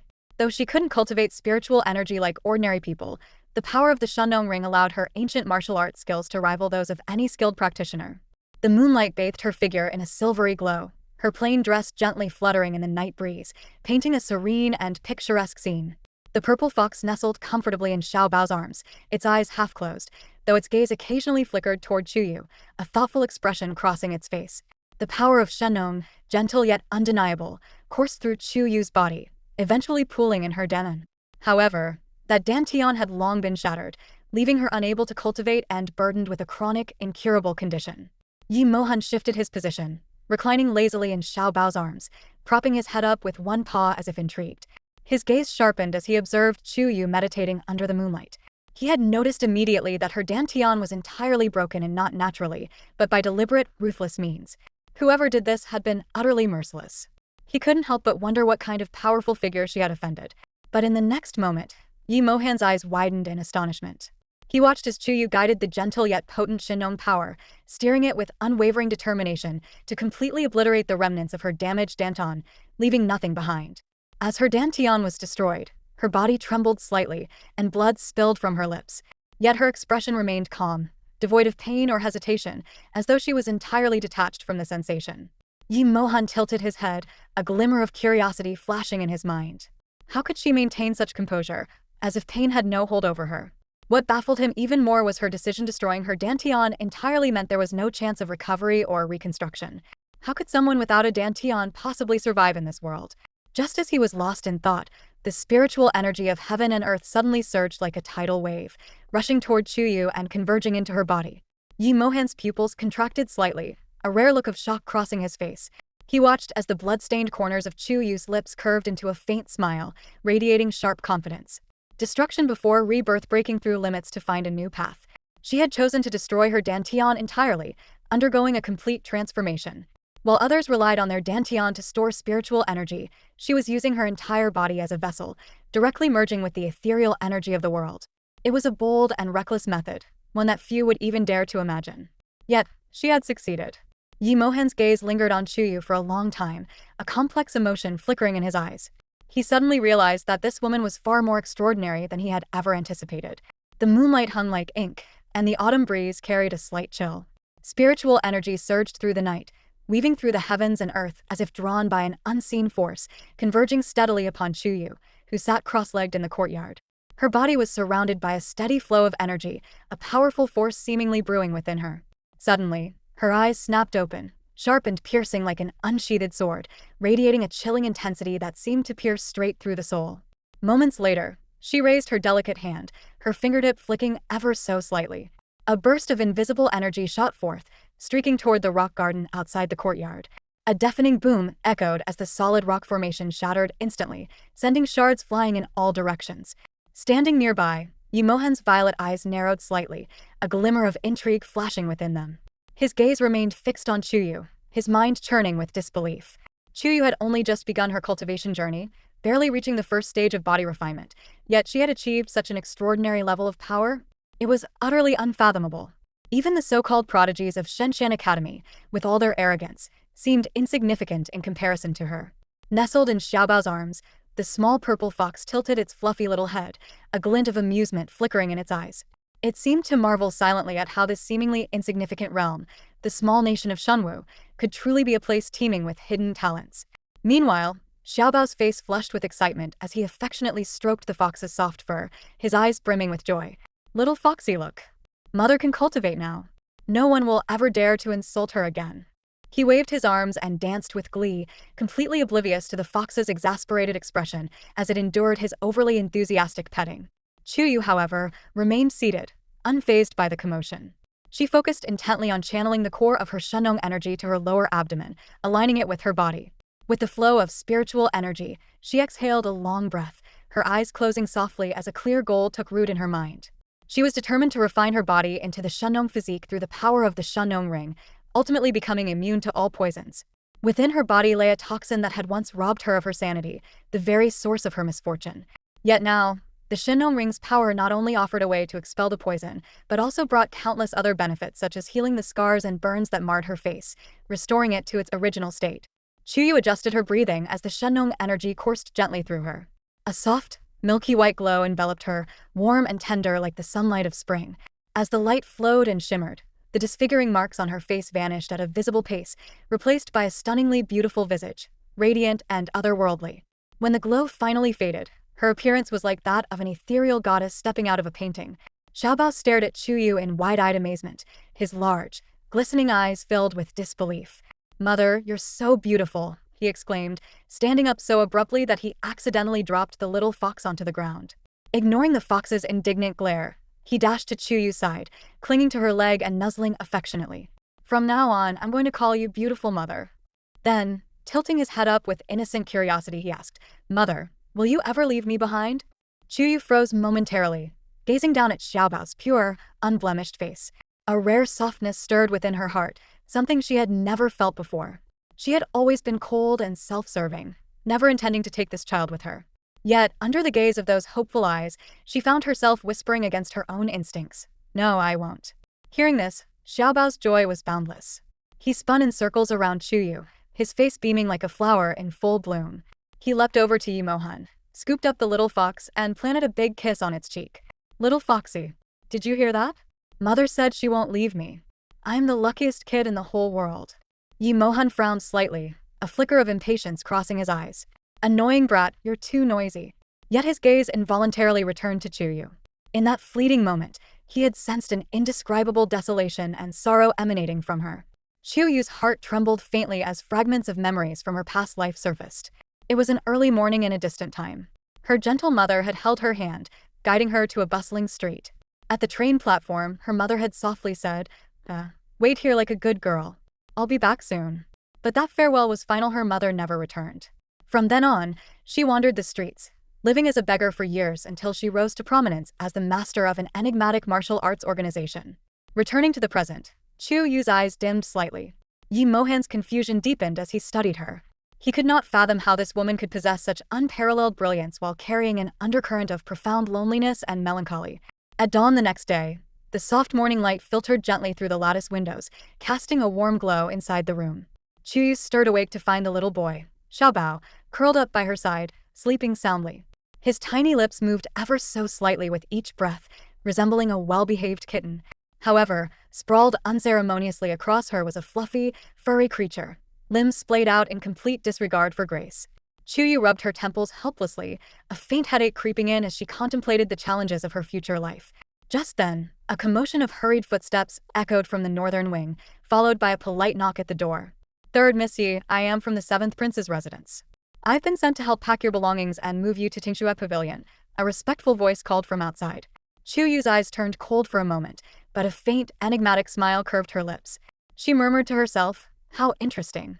The 7th Prince himself sent royal servants? Perhaps he's worried Su Linglong might trouble me. Is the prince your lover?" The purple fox lazily opened its eyes, casting a teasing glance at Chuyue, its tone laced with mischief. Chuyue's hand came down sharply on the fox's furry backside. "Keep spouting nonsense, and I'll skin you alive." The little fox froze in shock, its pink cheeks flushing red with embarrassment as it gnashed its teeth in frustration, muttering curses under its breath at Chuyue's shamelessness. After getting up, Chuyue casually grabbed a veil and draped it over her face, concealing her features. She opened the door to find a line of armored guards standing solemnly in the courtyard of the northern wing. They exuded an air of discipline and competence, clearly the elite forces under the 7th Prince's command. Chuyue swept her gaze over them indifferently, a trace of mockery flashing in her heart. She owned nothing of value here in the northern wing, not even a proper travel bag, so there was hardly anything to pack. "Let's go," she said calmly, stepping out with an air of composure. Her graceful figure moved elegantly, each step light and poised, her silky black hair cascading over her shoulders. Her demeanor radiated an unmatched aura of elegance and brilliance. The guards momentarily froze, as if they were looking at the legendary Zhenbei Marquis, who once commanded the battlefield with unmatched valor. Not long after, the guards noticed a drowsy little boy emerging from the room. His delicate, doll-like features seemed as though they had been painted by a master artist. Hugging a stunning purple-furred fox in his arms and carrying a small bundle on his back, he wobbled after Chuyue. The guards exchanged bewildered glances. Rumors about the third Miss Yi spoke of an affair with an unsightly stable hand. How could she possibly have given birth to such an extraordinary child? Especially those striking purple eyes, which carried an air of mystery and otherworldly allure. Their minds raced. Recalling an old legend, the purple-eyed ones were said to be exclusive to the ruler of the sacred domain, the Emperor Sovereign himself. A ruthless and unpredictable tyrant, he was revered and feared as the most formidable figure of the sacred domain, known for his unparalleled beauty and enigmatic nature. But such thoughts were quickly dismissed as absurd. The Emperor Sovereign, standing high above all, could not possibly be connected to someone like Chuyue. Chuyue Pavilion occupied the finest location within the Yi estate, nestled in the southeast corner. Its courtyard boasted a Shenwu tree, a rare treasure sought by the late emperor, and a collection of shimmering pearls brought back by the Zhenbei Marquis from foreign lands. Together, these treasures naturally gathered the purest spiritual energy of heaven and earth, filtering out impurities and making cultivation in Chuyue Pavilion exceptionally effective. As Chuyue approached Chuyue Pavilion, Su Linglong was already waiting outside. She greeted Chuyue with a seemingly warm smile, stepping forward to welcome her. "You're finally here. Chuyue Pavilion has been prepared for you, and you can move in any time," she said. Her gaze then landed on Xiao Bao, and she reached out to touch his little face. Xiao Bao, however, warily stepped back and clutched the purple fox tighter, avoiding Su Linglong's hand. Su Linglong paused awkwardly before forcing a smile. Your child is truly beautiful. It's a good thing he doesn't take after his father. Otherwise, that would be unfortunate. He'll surely grow up to be a handsome young man." Her words were laced with malice, deliberately alluding to the scandal surrounding Chuyue's past, hoping to remind everyone of her supposed indiscretions and unwed mother involved in an illicit affair. In truth, Su Linglong had intended to delay the arrangements for Chuyue Pavilion, but the seventh prince's intervention forced her hand. Chuyue's eyes glinted coldly as she responded indifferently, "Thank you for the reminder, Aunt Su. It's fortunate that Yi Ruoxue doesn't resemble the Yi family head either." Her tone was calm, yet her words were razor-sharp. Su Linglong's face turned deathly pale. Yi Ruoxue's features bore no resemblance to Yi Haipeng, the head of the Yi family, a fact that had once prompted a public paternity test, causing a scandal that rocked the entire city. Chuyue's remark struck directly at Su Linglong's most humiliating secret. Su Linglong began, but Chuyue coldly cut her off. "Since everything is prepared, you may leave now. As for the maids you've arranged, I don't need them." With that, Chuyue strode into Chuyue Pavilion without a backward glance. "How dare you!" A sharp reprimand rang out from within Chuyue Pavilion, and Ruoxue emerged from the building, her gaze icy as she glared at Chuyue. "Our Shenwu Empire is a land of propriety and respect. How dare you show such insolence toward the mistress of the Yi family? The Zhenbei Marquis must be proud to have raised such a daughter." Yi Ruoxue's fury was palpable, fueled further by the sight of the seventh prince's guards. She couldn't bear the thought of the seventh prince, who rarely interfered in worldly matters, showing such concern for Chuyue. Chuyue remained unfazed, smiling faintly as she replied, her tone calm yet cutting. "A mere concubine from a brothel dares to compare herself to my mother, the Zhenbei Marquis? How dare you?" Yi Ruoxue's anger boiled over, and she raised her hand to strike. But before her palm could land, an invisible force stopped her in her tracks. She froze, her gaze snapping to the entrance of Chuyue Pavilion, where three tall, regal figures approached. Their presence exuded the commanding aura of royalty. Seventh Prince. Yi Ruoxue's chest tightened, her almond-shaped eyes widening in shock. She knew that if she acted recklessly now, the supporters of the Zhenbei Marquis at Shenshan Academy would not let the matter rest, and her future would be ruined. At that moment, the seventh prince's voice, clear and soothing like a mountain spring, broke the tense atmosphere, carrying a calming effect that seemed to dispel all shadows. The Prince Yi Ruoxue's gaze was complicated as she stared intently at the refined and gentle seventh royal uncle, her heart churning with overwhelming emotions. She could never have imagined that the seventh royal uncle would step in to help Chuyue. The realization left her both shocked and furious, her eyes instantly welling up with tears. Jealousy and hatred surged in her chest. How could someone as noble and flawless as the seventh royal uncle favor a shameless woman like Chuyue? Standing beside the seventh royal uncle were two men of similar age, one of whom Chuyue recognized immediately, the crown prince of the Shenwu Empire, Shenwu Chen. From the moment Shenwu Chen stepped into the arena, his gaze had been fixed on Chuyue, blazing with fury, as if he wished to tear her apart. His heart burned with resentment and humiliation because of Chuye's ridiculous actions in the past. His marriage to the princess of Dongyang had fallen through, making him the laughingstock of the entire empire. Shenwu Chen's eyes narrowed as he looked at the veil covering Chuye's face. A mocking smile tugged at his lips. Miss Yi, it seems you do have some self-awareness after all. Knowing you're unfit to be seen, you've wisely chosen to hide your disgrace behind a veil. His voice was sharp and cutting. Those around them were unsurprised by his remarks. After all, Chuye's face had long been infamous, a name that brought disgust at its mere mention. Yet Chuyue remained unfazed. She let out a cold laugh, followed by a soft sneer. Indeed, I cannot compare to the crown prince, who, even after being rejected by the princess of Dongyang, still has the audacity to parade around so shamelessly. Shenwu Chen's face darkened instantly, his fists clenching tightly as rage threatened to explode from his chest. However, amidst his anger, a flicker of doubt crept into his mind. In the past, Chuyue would always bow and scrape in his presence, groveling like a pitiful dog. But now she dared to speak to him in such a tone? Could it be that her personality had changed after a mere fall? His gaze was sharp as a blade, drilling into Chuye's eyes, attempting to uncover any cracks in her facade. Yet after a moment, he found himself unable to detect anything. Shenwu Chen let out a cold snort, a glimmer of contempt flashing in his eyes as if he had just uncovered the truth. Huh, playing hard to get? Acting coy and reserved? Chuyue, let me give you a piece of advice: give up on your delusions. Not only are you unworthy of being the crown princess, but you don't even deserve to be one of my concubines. His words were as sharp as knives, cutting without mercy. Shenwu Chen sneered, continuing, the only reason I agreed to the engagement in the first place was because of your talent. But now, Chuyue, you're nothing but a disgraceful failure. What makes you think you have any right to dream of sharing my bed? Listening to his words, Chuyue's gaze faltered slightly, her heart filled with doubt over the crown prince's intelligence. Meanwhile, the purple fox cradled in Xiaobao's arms glanced at Shenwu Chen, then at Chuyue, its eyes brimming with mischief. This guy. Who would have thought this wretched woman's romantic history would be so colorful? Yue, hurry up and apologize to the crown prince.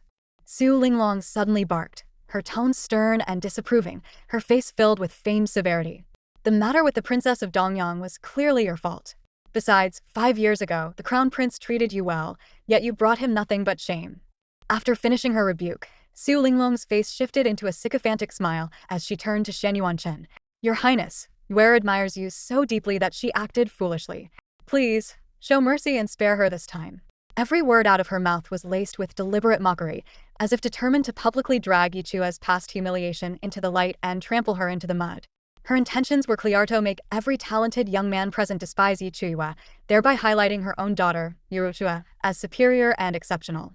As Su Linglong dredged up the events of 5 years ago, Shenwu Chen's expression visibly darkened, his eyes filled with disgust. Chuyue, however, remained indifferent, standing off to the side with arms crossed.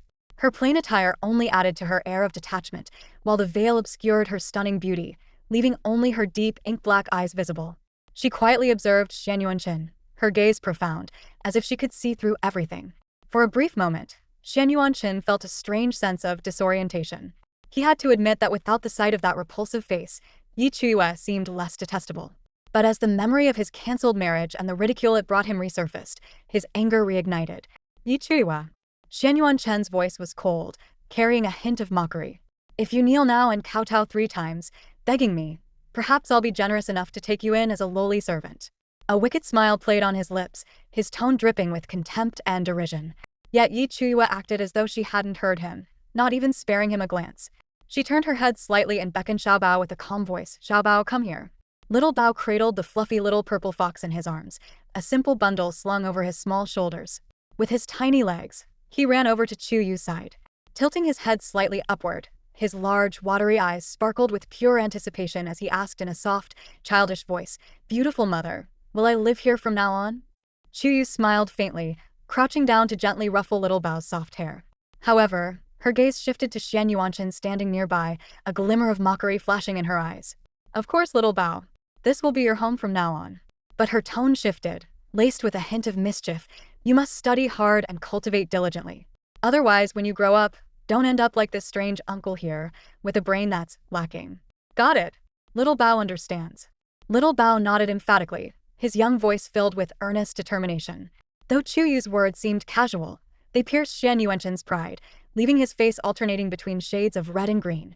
Just then, from the other side of the 7th prince, a low, amused laugh suddenly rang out. The sound was clear yet teasing, immediately drawing everyone's attention. They turned to see a man dressed in a crimson robe as vivid as blood, laughing heartily. A jade pendant adorned with carvings of 4 mythical beasts hung at his waist, and the hem of his robe was densely embroidered with intricate patterns of blood-red clouds. Every movement he made exuded an innate nobility, while his slightly upturned, reddened eyes added an alluring, almost bewitching charm that seemed capable of captivating anyone with just a glance. His demeanor carried an untamed, carefree arrogance, as if the rules of the world could never confine him. At that moment, his sword-like brows arched slightly as his playful gaze swept toward Chuyue. His laughter brimmed with intrigue. "Interesting, truly interesting," he murmured, almost as if speaking to himself. The renowned third Miss Yi, so sharp-tongued she could rival an army of 10,000. Chuyue glanced at him impassively, her gaze briefly lingering on the medal adorning his chest. A flicker of understanding crossed her mind. Based on what she knew of the Shenwu Empire, this man was likely none other than the young Marquis of Shenwu Xuecheng. Xuecheng's unrestrained laughter thoroughly ignited Xianyuanqin's fury. His face darkened as he abruptly drew his sword, as though he wished to spill Chuyue's blood on the spot. However, just as his blade left the scabbard by a mere inch, a gentle yet irresistible force swept over him, effortlessly pushing him back several steps. With a crisp clang, the sword slid back into its sheath. Xianyuanqin steadied himself, glaring furiously at the composed man beside him. His voice brimmed with indignation. "Uncle." The seventh prince remained calm, his expression betraying no emotion. Shaking his head slightly, he spoke in a mild tone, as though reprimanding a petulant child. "Chenner, the third miss is but a defenseless young woman. Acting in such a manner is unbecoming of a man. A defenseless young woman." The little purple fox nestled in Little Bao's arms trembled upon hearing those words. Memories of the previous night flooded its mind. That woman, gripping a sharp blade with a chillingly cold expression, had destroyed her own Danton with ruthless determination, a scene so blood-soaked it sent shivers down one's spine.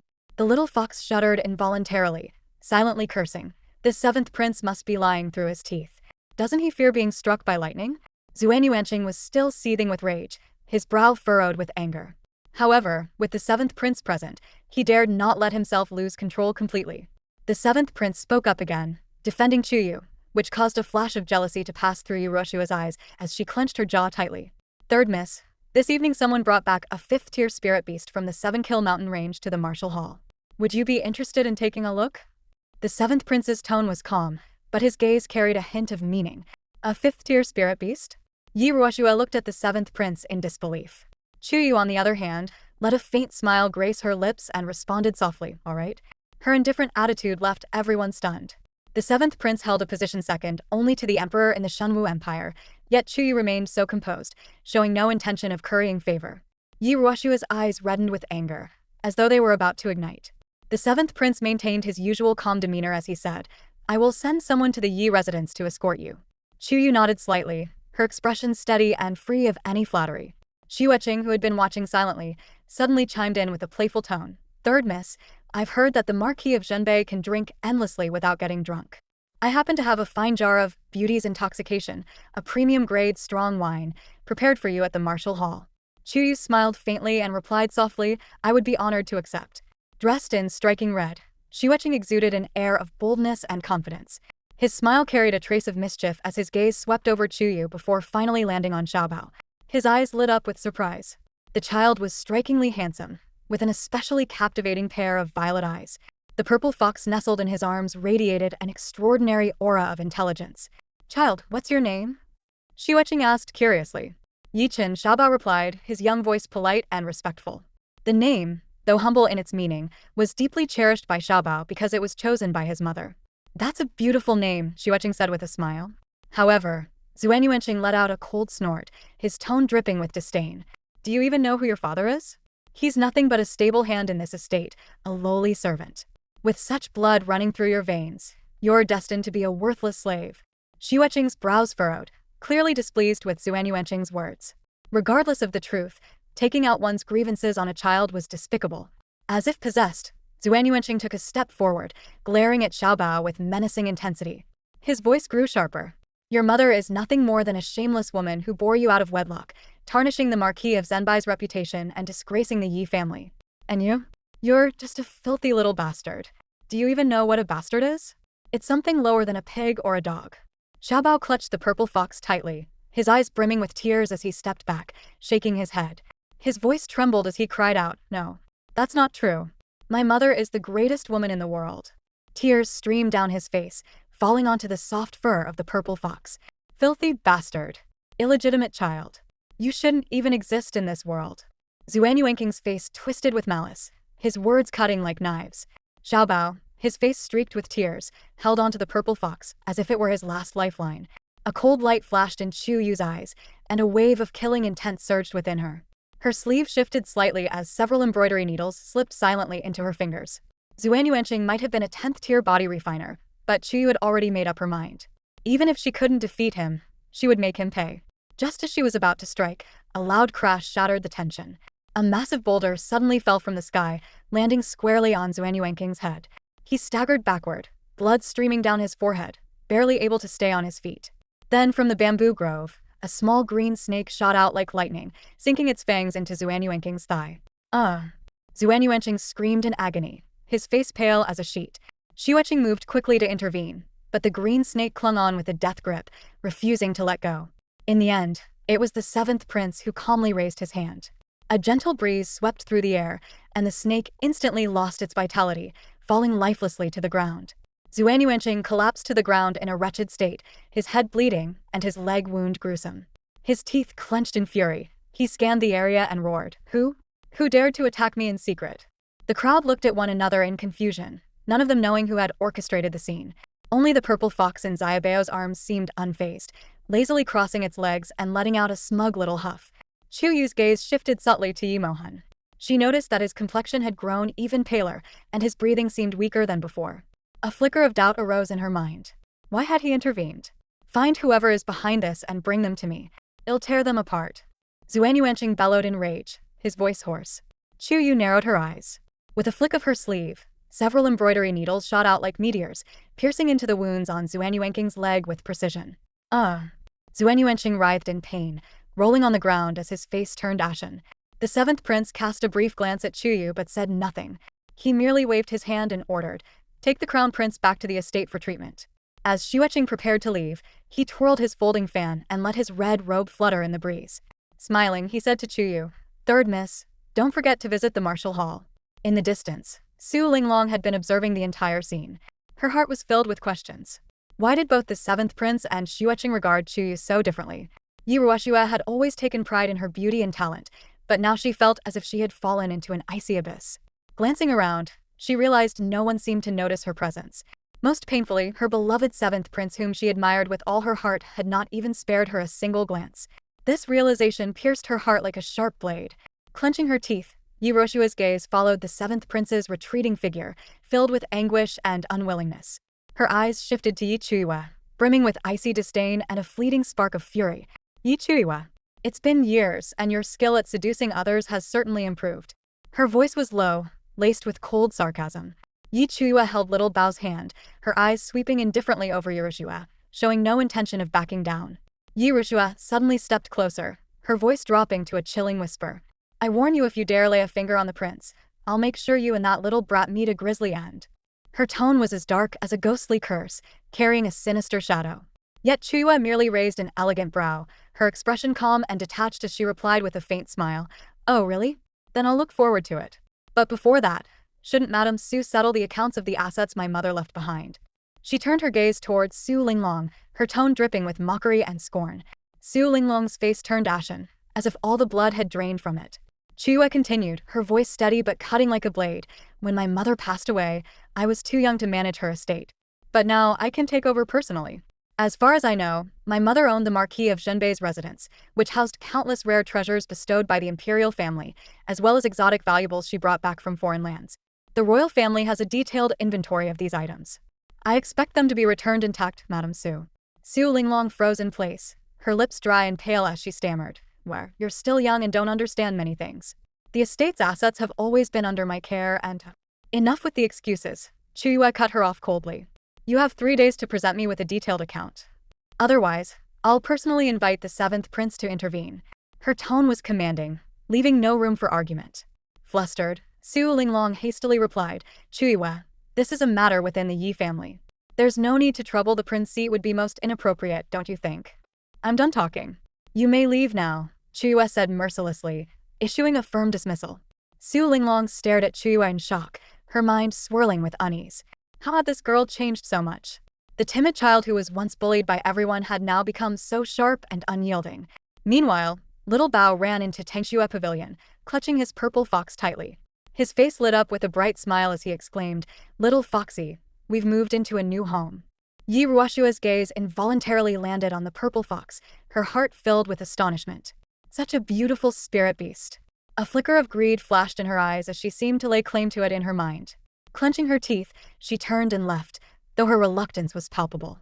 Outside Chuyue Pavilion, mother and daughter seethed with resentment. Su Linglong muttered bitterly, "Swear, what should we do? The seventh prince is actually protecting that wretched girl, and now she even dares to demand the family estate. She must be mad." "She'd be better off dead," Yuruchua said coldly, her face dark with murderous intent. Su Linglong sighed and lowered her voice. "Over the years, every assassin we've sent to the North Tower to kill her has failed to return. It seems someone is protecting her from the shadows untouchable. Perhaps the remnants of the Marquis of Jinbei's loyalists," Su Linglong speculated, her expression complicated. "They were devoted to the Marquis.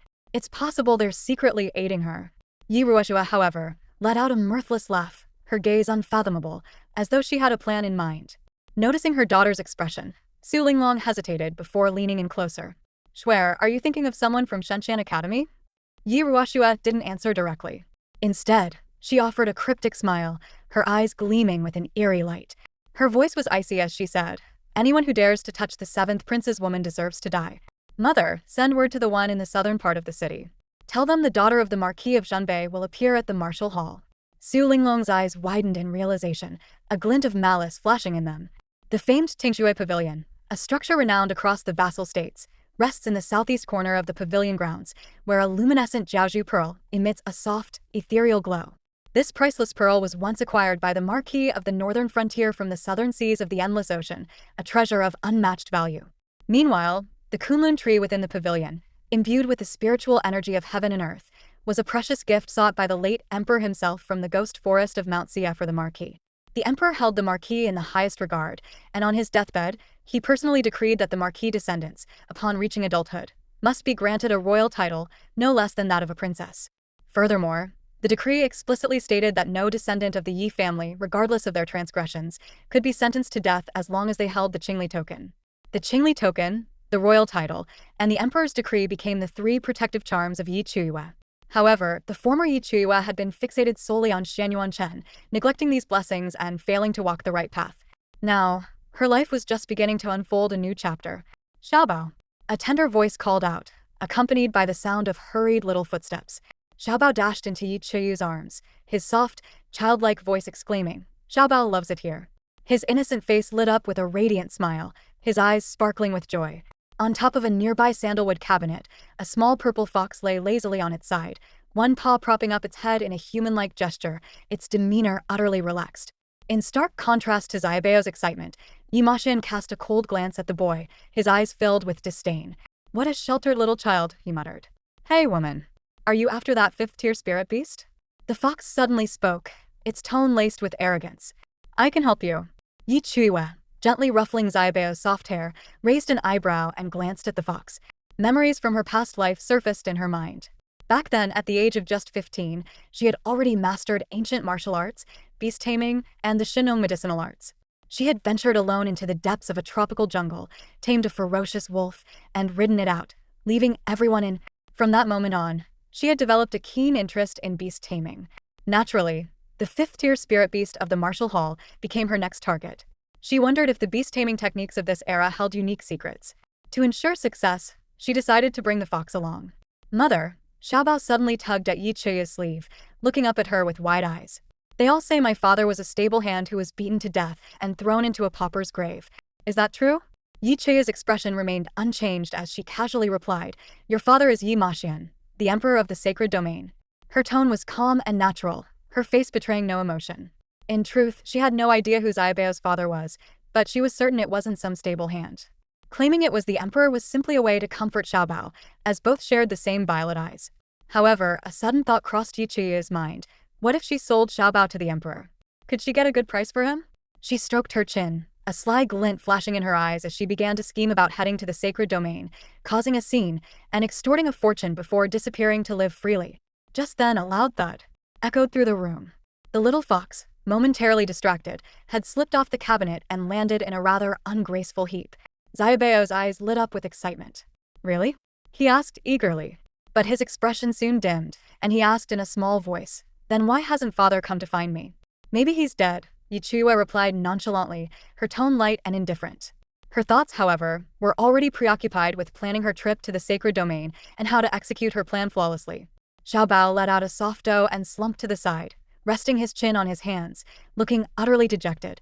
Yi Maxin stood nearby, his lips twitching in frustration, his gaze fixed on Chuyue as he silently cursed her. What kind of nonsense is this woman teaching the child? Lies, all lies. And since when did I have a son? I'm a completely innocent and virtuous man. Chuyue, however, ignored Yi Maxin's accusatory glare. She sat cross-legged and began to cultivate. The spiritual energy within Tingxue Pavilion was pure and abundant, flowing into her body like a gentle stream, significantly enhancing her cultivation efficiency. Before long, a crisp cracking sound, like the shattering of porcelain, filled the air. Crack, crack, crack. A holy milky white glow enveloped Chuyue, warm and serene, inspiring awe in all who witnessed it. In a short amount of time, she had broken through 3 levels, directly advancing to the 4th level of the body refinement stage. And this was achieved even without her martial roots being restored. What kind of astonishing talent would she display once her martial roots were regained? Yi Maxin stood not far away, his deep gaze tinged with a complex emotion. He was beginning to realize that this woman before him was far from ordinary. After breaking through to the 4th stage of body refinement, Chuyue did not let her progress make her complacent. She remained focused on absorbing the spiritual energy of heaven and earth, meticulously honing her meridians. The path of martial arts was long and perilous, advancing step by step from the 12th stage of body refinement to the 9th level of martial practitioner and eventually to the 9th rank of martial warrior. Each step forward marked a significant leap in power. Legendary figures were said to summon storms, move mountains, fill seas, annihilate a city single-handedly, or even destroy a nation with a flick of their fingers. The body refinement stage, however, was the crucial foundation for such immense power. Take Yuruoshua as an example. Being at the 7th stage of body refinement, if she successfully advanced to the martial practitioner level, she would qualify to enter Shenshan Academy and step into an even higher realm of cultivation. Chuyue remained entirely focused, undistracted. She understood deeply that to survive and thrive in such an unpredictable and treacherous era, she must grasp the essence of cultivation and forge herself into an existence that no enemy could rival. Not until the sun dipped below the horizon and the sky darkened did she slowly open her eyes, a resolute glimmer flashing within them. Outside the Tingxue Pavilion, a guard's voice rang out, "Third Miss, I am here under the orders of the 7th Prince to escort you to the martial hall." "Understood," Chuyue replied, her tone as cold as frost. She took Xiao Bao's hand and stepped out of the room. Just then, a streak of purple flashed by. A small purple fox leapt down from the top of the cabinet, gracefully perching on her shoulder. It lazily squinted its eyes, exuding an air of indolence that could not conceal its innate nobility. However, just as Chuyue was about to step out of the courtyard, a clear voice, laced with a hint of mockery, shattered the silence. "Are you heading to the martial hall to disgrace the Yi family and the Marquis of Zhanbei?" Chuyue looked up to see a young man standing beneath a parasol tree. His features were sharp and striking, with an almost otherworldly beauty. The ink-black robe he wore perfectly outlined his tall and slender figure.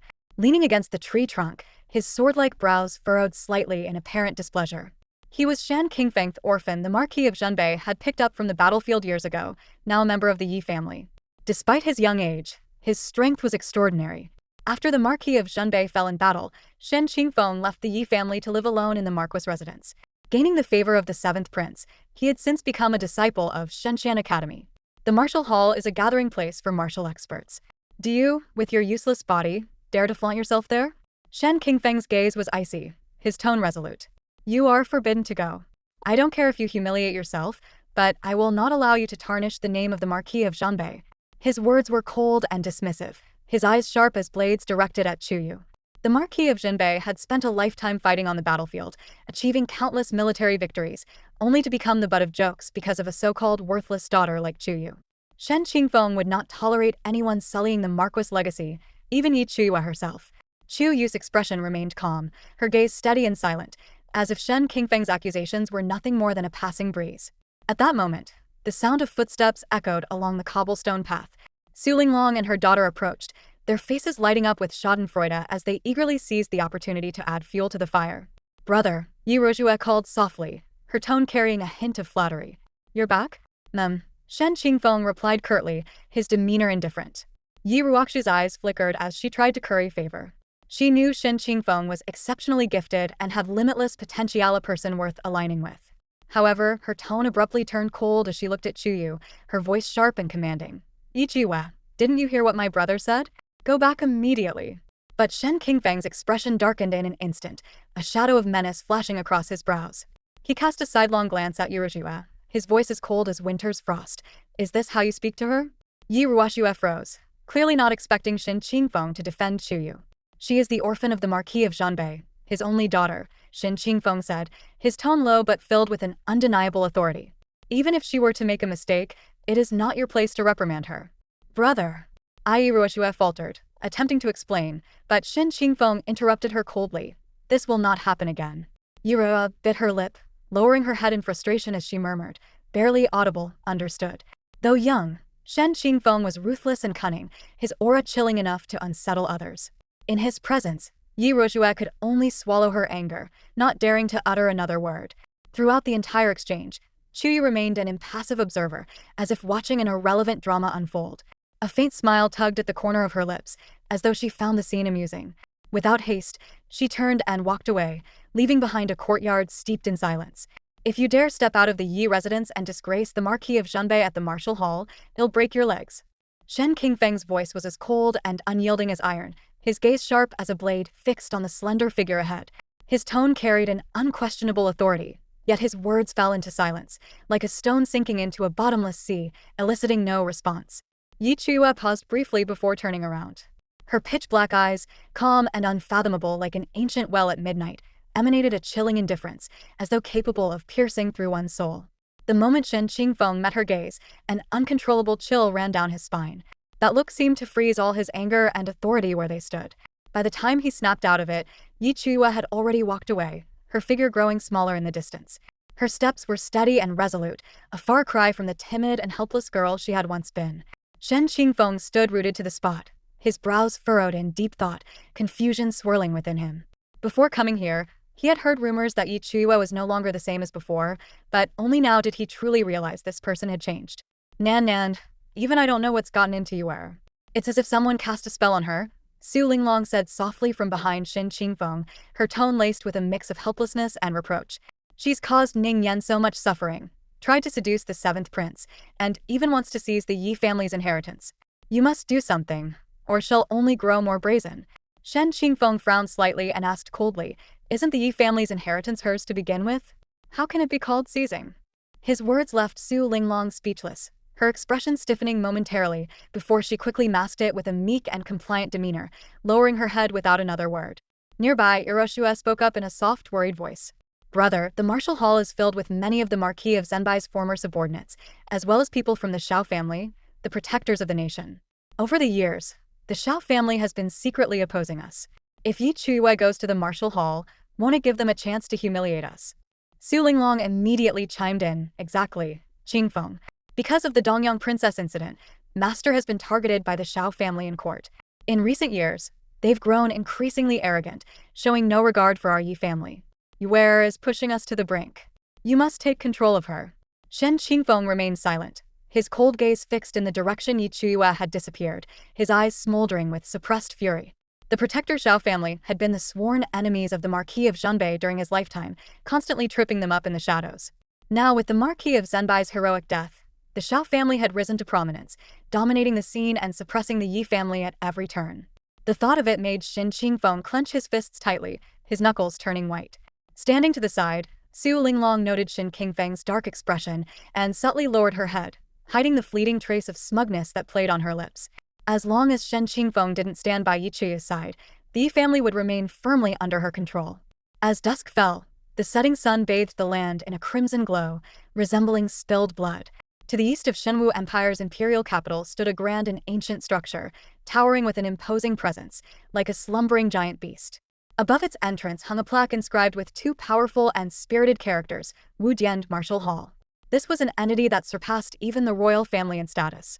In front of the Martial Hall, crowds bustled with activity, composed of countless cultivators and ordinary citizens. Most of them gazed upward with a mix of longing and reverence at this symbol of supreme authority. Only high-ranking officials, noble descendants, and powerful martial artists were deemed worthy of stepping inside. At that moment, a luxurious carriage approached slowly. Its body was adorned with large gemstones, and delicate veils fluttered around it in the gentle breeze, exuding understated yet dazzling elegance. Before long, the carriage came to a halt at the foot of the hall's grand staircase. A woman stepped out gracefully. Her figure was slender, her skin as flawless as jade, and her phoenix-like eyes carried an enchanting allure. Every movement she made was imbued with an ethereal grace, as though she were a celestial being descended to earth, captivating all who laid eyes on her. Her unparalleled beauty made it impossible to look away. "Mother." A crisp, childish voice rang out as a young boy, as delicate and charming as a porcelain doll, peeked out from the carriage while clutching a fox with an otherworldly appearance. His clear, star-like eyes sparkled with curiosity as he surveyed his surroundings. Among the crowd, someone recognized the woman, and whispers began to spread. "Isn't that the third daughter of the Yi family? Well, at least with her face covered, she doesn't look as scary. And that boy, could he be the illegitimate child? She really has no shame, does she? After committing such disgraceful acts, she dares to bring a fatherless child out in public." The sharp and malicious murmurs reached the boy's ears, and the light in his once bright eyes dimmed instantly. Lowering his head, he clutched the fox tightly, his small frame radiating helplessness and sorrow. The woman Chuyue flashed a glint of fury in her eyes. The ring on her finger, the Shenwu ring, emitted a faint red mist. Moments later, a streak of crimson light shot out silently, vanishing into the mouths of those who had been whispering. Piercing screams erupted as the men clutching their throats spat blood, writhing in agony, yet unable to utter another word. "People who only know how to spread poison with their tongues have no need for them," Chuyue said softly, her tone gentle yet chillingly cold. Stretching lazily as though she had merely swatted away a few flies, she appeared utterly unbothered by her actions. The fox in the boy's arms glanced at Chuye's slender figure with a shiver running down its spine. What a ruthless woman, it thought to itself, though it dared not voice its opinion. Chuyue strode forward with her long legs, heading directly toward the martial hall. At the entrance, two majestic stone lions exuded an aura of spiritual energy and authority, standing guard alongside armored sentinels wielding spears tipped with red tassels. As she approached the grand doors, two silver spears suddenly crossed in front of her, their sharp points mere inches from her skin, ready to pierce her at the slightest movement. The two guards, both battle-hardened martial artists, radiated an intimidating bloodthirsty aura. Their cold, unyielding gazes carried the weight of unquestionable authority. The onlookers watched with amusement, eager to see Chuyue humiliated. After all, in their eyes, she was nothing more than a worthless outcast, inferior even to commoners. How could she possibly withstand such pressure? Yet, Chuyue remained unfazed. Standing tall and exuding an air of icy confidence, she seemed utterly detached from the danger before her. Even with the lethal spearhead so close, she showed no sign of fear or submission. A faint smirk played on her lips as she spoke in a cool, mocking tone. "Is this how the martial hall greets its guests?" Her clear, melodious voice, like a mountain spring, echoed through the crowd, silencing everyone. Even the two guards were momentarily taken aback, their grip on their spears loosening slightly. Meanwhile, on the western side of the martial hall, a pavilion provided a perfect vantage point overlooking the scene below. A man in a crimson robe lounged casually by the window, his vibrant attire slightly open to reveal a glimpse of his sculpted collarbone. With a cup of wine in hand, he swirled the liquid slowly, his eyes filled with amusement as he observed Chuyue at the entrance. "Your Highness, this third daughter of the Yi family is truly intriguing," the red-robed man said with a lazy smirk, his tone laced with playful curiosity. Not far away, Shenwu Emp's expression darkened as he glanced down at the scene below. A cold smile tugged at his lips. "If you find her so interesting, why not take her as your wife? If she were willing, I'd prepare an 8-carriage procession, 10 miles of red bridal banners, and a phoenix coronet with a red veil, all ready for her," the red-robed man replied, tilting his head back to finish the wine in his cup. The scarlet liquid trickled down his jawline, disappearing into the hollow of his collarbone. Turning his deep, unreadable gaze toward the slender figure below, he seemed to contemplate something unspoken. Shenwu Emp let out a cold laugh, his brows slightly furrowed, and his eyes filled with mockery. Standing by the window, he looked down at the scene unfolding outside the Wu Hall. His gaze landed on a disheveled figure, and a sneer tugged at the corner of his lips. "How utterly ridiculous," he muttered disdainfully. "Chuyue is actually marrying such a notoriously disgraced woman." Inside the Wu Hall, a sharp, haughty voice suddenly pierced the air. What a spectacle. Since when did stray chickens and dogs qualify as honored guests of the Wu Hall?" Before the words had fully settled, a woman dressed in a rouge-colored gown gracefully stepped out of the grand, resplendent hall. Her features were exquisite, Her lips curled into a faint smile, yet her expression brimmed with arrogance and sharpness. A dot of vermilion adorned her forehead, glowing like a fiery ember, accentuating her imperious demeanor. Around her waist coiled a crimson whip, slender and faintly glowing with dark red flames, exuding an aura of dread. The gathered townsfolk, upon seeing her face, began whispering among themselves but dared not speak too loudly.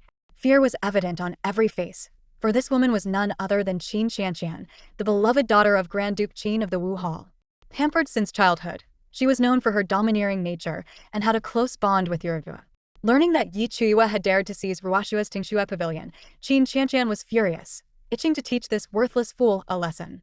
Dressed in fiery red, her imposing presence unmatched, Qin Qianqian stepped over the threshold, her gaze as sharp as a blade directed at Chuyue.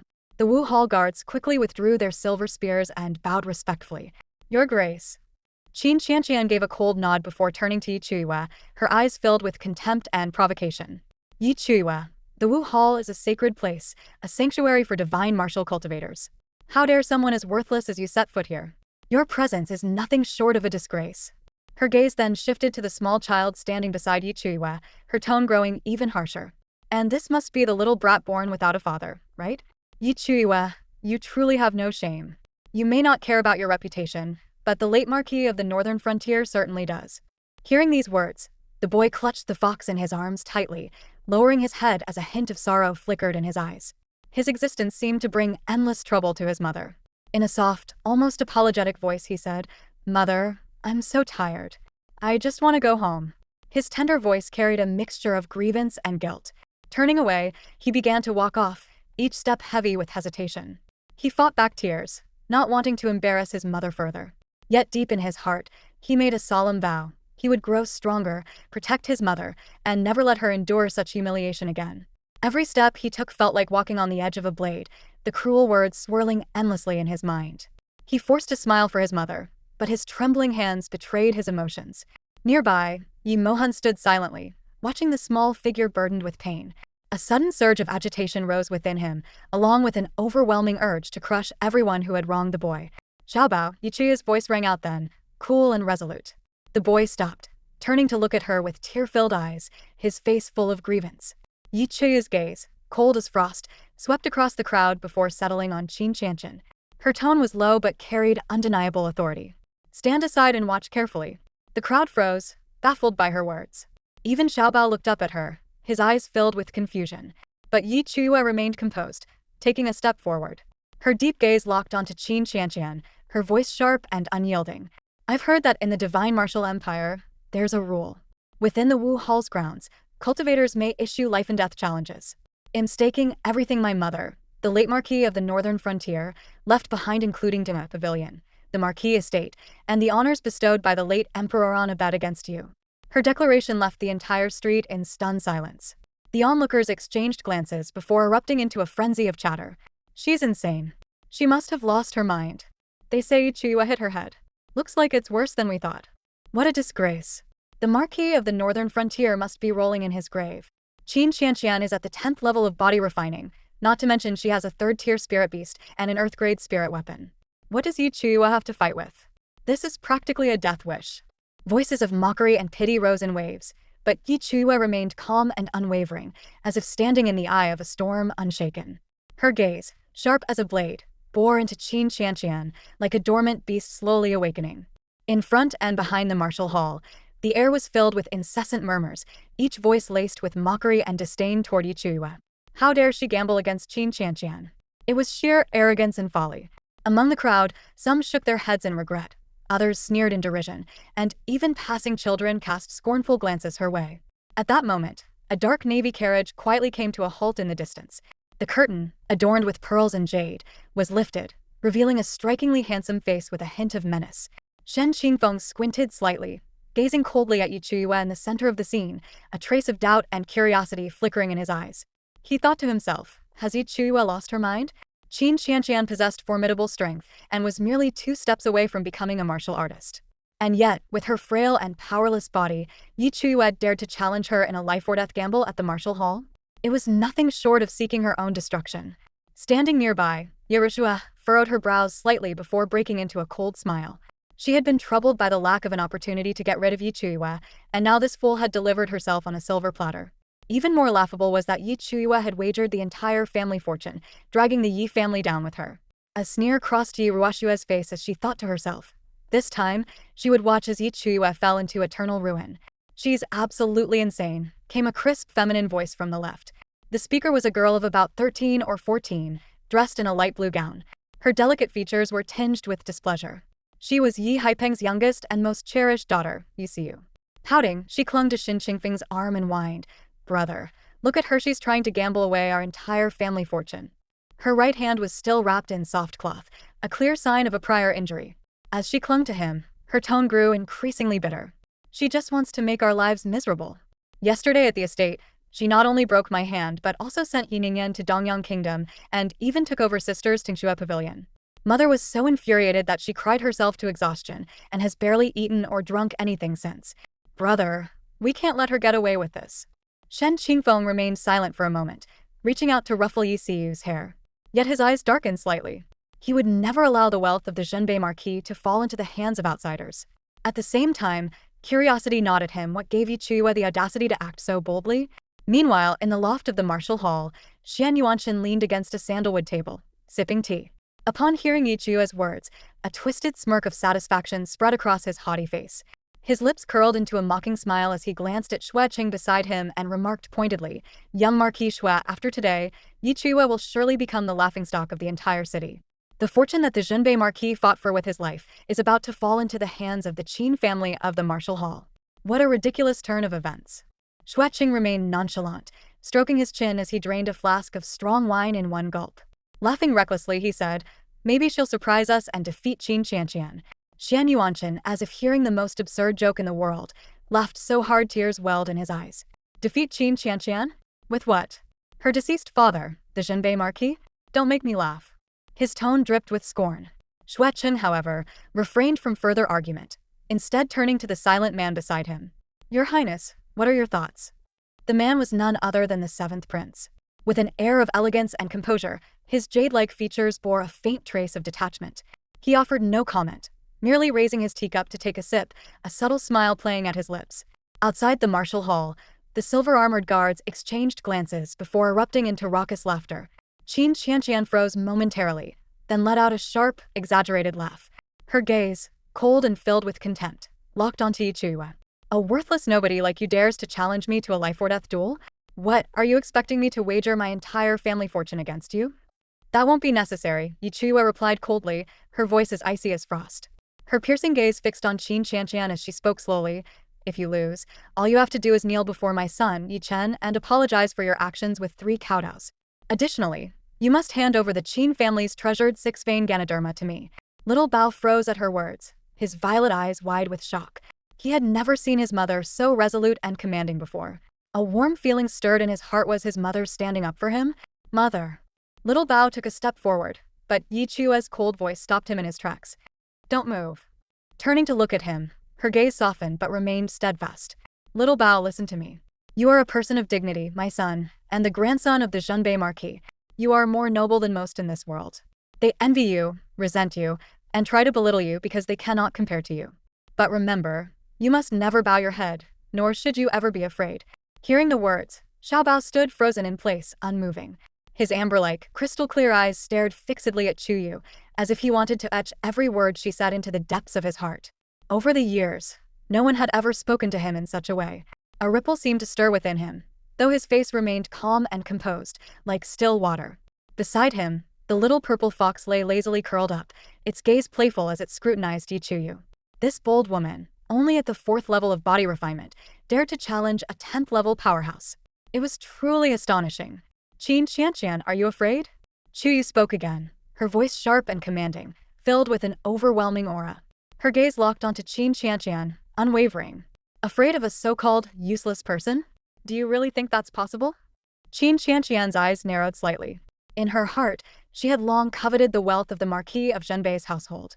If she could win this duel, she would not only claim the inheritance but also gift Ting Shuexian to Yirishue, currying favor with her ally. Such an opportunity, how could she let it slip away? With a cold snort, she stepped forward decisively.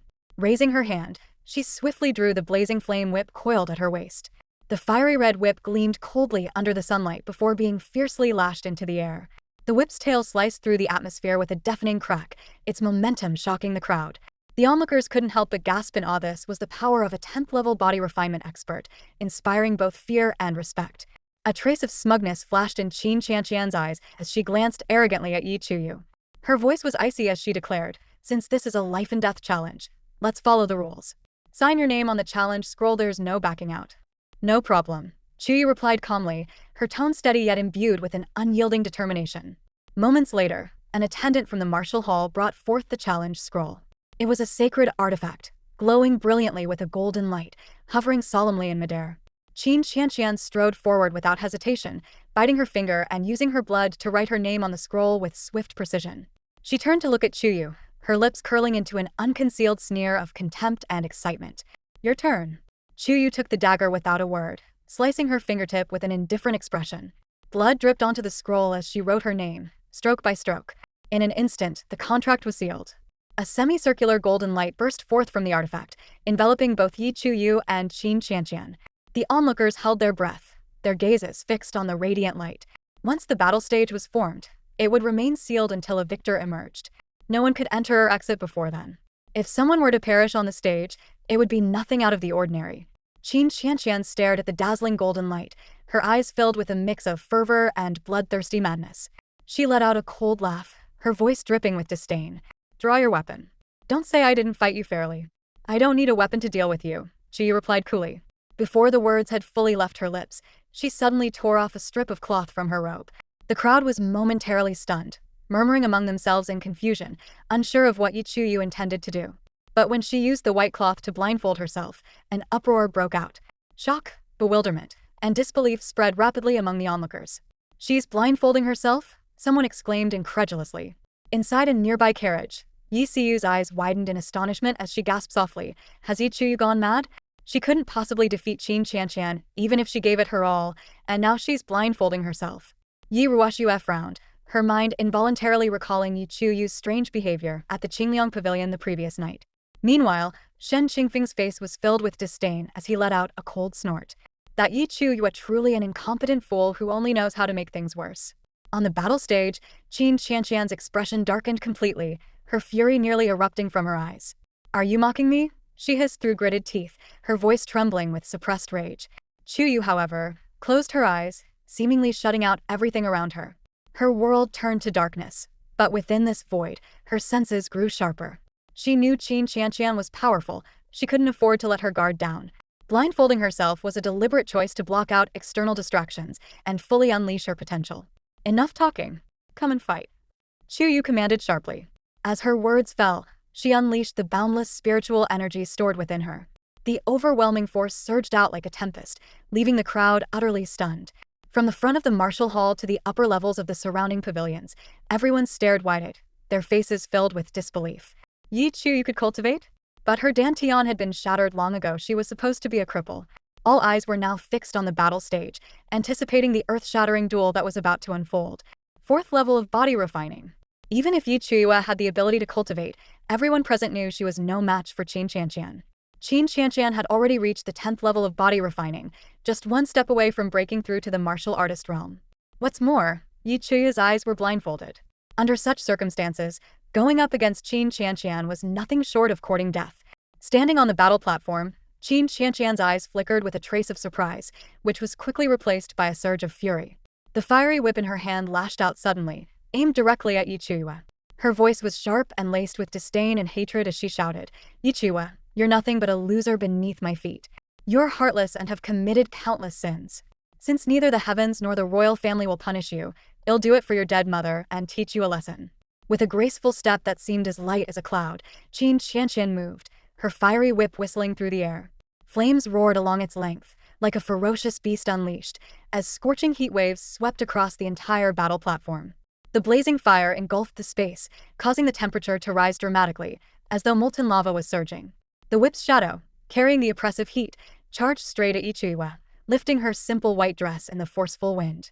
The whip struck with astonishing speed, its momentum like a dragon emerging from the sea. The onlookers held their breaths, certain that Chuyue, with only the 4th level of body refining, had no way to evade it. Even Yirukva, standing to the side, twisted her sleeve nervously and murmured under her breath, "If that whip were aimed at me, I wouldn't be able to dodge it either." With her vision obscured by the blindfold, Chuyue had lost all sense of sight, and everyone assumed she could only endure the strike hidden. Siu, observing the scene, couldn't hide the excitement in her eyes, her lips curving into a gleeful smile. Meanwhile, in the pavilion above, Shan Yuanshan watched coldly, a cruel grin on his face. He wanted to see Chuyue torn to shreds before his eyes to satisfy his grudge. However, just as his smile began to fully form, it froze abruptly. Reflected in his gaze was a figure moving as swiftly as lightning. Chuyue darted forward with the speed of a thunderbolt, her movements ghostly and unpredictable. In the instant before the fiery whip could tear through her body, she nimbly sidestepped, evading it with precision. In the next moment, she appeared behind Qin Qianqian and delivered a swift, unrelenting kick to her lower back. Though the kick lacked spiritual energy, it carried immense force, as though capable of splitting mountains and seas. Caught off guard, Qin Qianqian staggered forward, nearly toppling over. Regaining her balance, she whipped around, her eyes blazing with fury, so intense it seemed ready to erupt. "Chuyue, do you want to die?" Enraged, Qin Qianqian channeled all the spiritual energy from her dantian into her fiery whip. With a forceful swing, the whip's shadow descended like an avalanche, densely packed and overwhelming as it surged toward Chuyue. At the same time, countless flames rained down from above like a shower of fiery blossoms, sealing off all possible escape routes. On the battle platform, Chuyue kept her eyes closed, as though the world had narrowed to just her and Qin Qianqian. The 10th level of body refining was formidable, especially with Qin Qianqian's yet-to-be-summoned spirit beast. Chuyue understood that if she wanted to win, she would have to end the fight swiftly. With a sudden shift in her stance, Chuyue moved with an eerie agility, dodging the flames descending from above. However, the fiery whip's shadows struck her mercilessly, tearing through her skin and leaving her bloodied. Qin Qianqian sneered coldly at the sight, her eyes filled with mockery. "Chuyue, strip off your clothes, kneel before me, and admit you're worse than a brothel girl. Do that, and I'll grant you a quick death." Despite her injuries, Chuyue's lips curved into a chilling smile beneath her veil. She licked her lips and murmured softly, "Is that so?" Before her words fully settled, Xueqing in the pavilion and Shin Qingfeng in the carriage both froze, their eyes flickering with shock. In the next instant, Chuyue sprang forward like a wild beast, her figure a blur as she pounced on Qin Qianqian. Pinning her to the ground, Chuyue pulled a rusty dagger from her sleeve and, without hesitation, drove it into Qin Qianqian's shoulder. "Ah!" Qin Qianqian let out a piercing scream that echoed across the battle platform. Gritting her teeth, she roared in fury, "Chuyue, you!" Qin Qianqian tried to unleash her full aura to repel Chuyue, but Chuyue had anticipated this. Before the energy could surge, she swiftly withdrew the dagger and pressed its sharp blade against Qin Qianqian's neck, drawing a thin line of blood. Her voice was low, yet it carried an undeniable chill. "You've lost." As Chuyue's words fell, the blindfold over her eyes slipped off, and the hairpin in her hair clattered to the ground. Her long, ink-black hair cascaded down in waves, whipping wildly in the fierce wind. Her revealed eyes burned with a bloodthirsty and ruthless intensity. All around, shocked gazes locked in silent disbelief, the sound of sharp intakes of breath echoing one after another. Like a stone thrown into a still pond, the golden glow emanating from the battle challenge artifact gradually dimmed. Qin Qianqian collapsed to the ground, her eyes hollow, her face as pale as paper, as though unable to accept the harsh reality of her crushing defeat. She murmured to herself, her voice frail, as if still trying to convince herself, "Impossible. Chuyue must have cheated." From the distant carriage, the faint voice of Siu could be heard. Shen Qingfeng stood nearby, his gaze deep as the night, turbulent emotions swirling in his eyes. He stared at Chuyue's straightened back. Though diminutive in stature, her presence radiated a sharp and commanding aura, as if she could stand unyielding against the world. In that moment, it seemed to him as though he was seeing the reflection of the Marquis of the Northern Frontier from years ago, galloping across the battlefield, unyielding and invincible. Shen Qingfeng gathered his thoughts and murmured, "Her martial prowess is indeed inferior to Qin Qianqian, but she deliberately avoided using weapons to lower her opponent's guard. With her agility, she could have easily evaded Qin Qianqian's whip, yet she chose to endure every strike hidden, all to provoke Qin Qianqian's arrogance and deliver a decisive blow in the end." Such ruthlessness and decisiveness did Chuyue achieve this. Meanwhile, on the other side of the pavilion, Shan Yuanshan's face was ashen, his expression shattered like cracked porcelain, his disbelief apparent in his wide eyes. His fists clenched tightly, the knuckles turning white, betraying the storm raging within him. Sitting lazily on the windowsill, Chuyue swung one long leg over the other, tilting his head slightly as he looked at him with a teasing smile. Your Highness, it seems the young Marquis's intuition was spot on. Shenwu let out a cold snort, his tone filled with resentment. It was nothing more than sheer luck. Chuyue raised a brow slightly, correcting him with a faint smirk. In a life-and-death duel, there's no such thing as luck. Shenwu scoffed again, his voice turning colder. That woman is ruthless, willing to risk her own life and resort to any means to win. It's absolutely revolting. But Xueqing's smile grew increasingly enigmatic, a hint of mischief glimmering in his eyes. Your Highness, I, on the other hand, find the third young lady bold and unyielding, bearing quite the resemblance to the Marquis of the Northern Frontier in his prime. Shenwu opened his mouth as if to retort, but no words came out. In the end, he merely flung his sleeve with a derisive snort and walked away. Before the martial hall, the Qin family's guards, seeing Qin Qianqian in grave danger, erupted in fury and surged forward, encircling Chuyue. One after another, sharp swords were pointed at her, ready to strike at Qin Qianqian's command and turn Chuyue into a pincushion.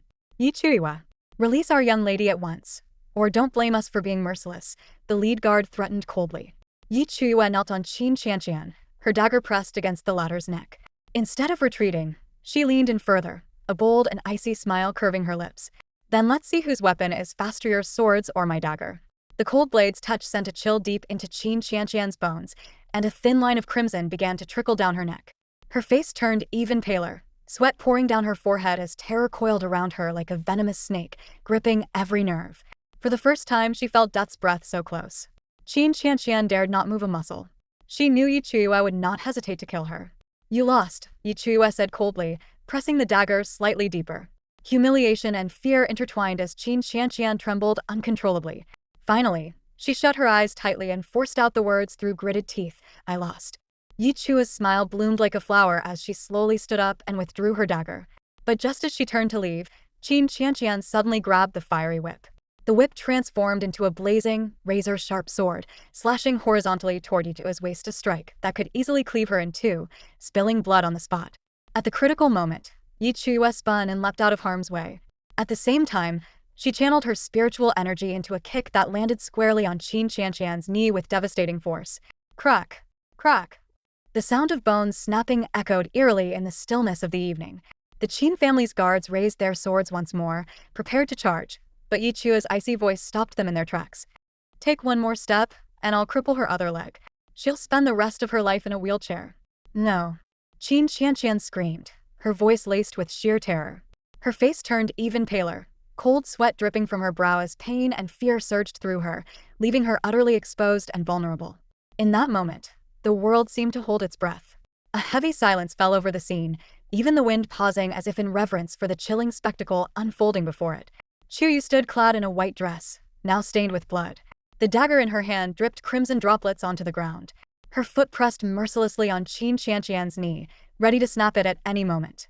Around her, the elite guards of the four great factions stood frozen, too intimidated to intervene.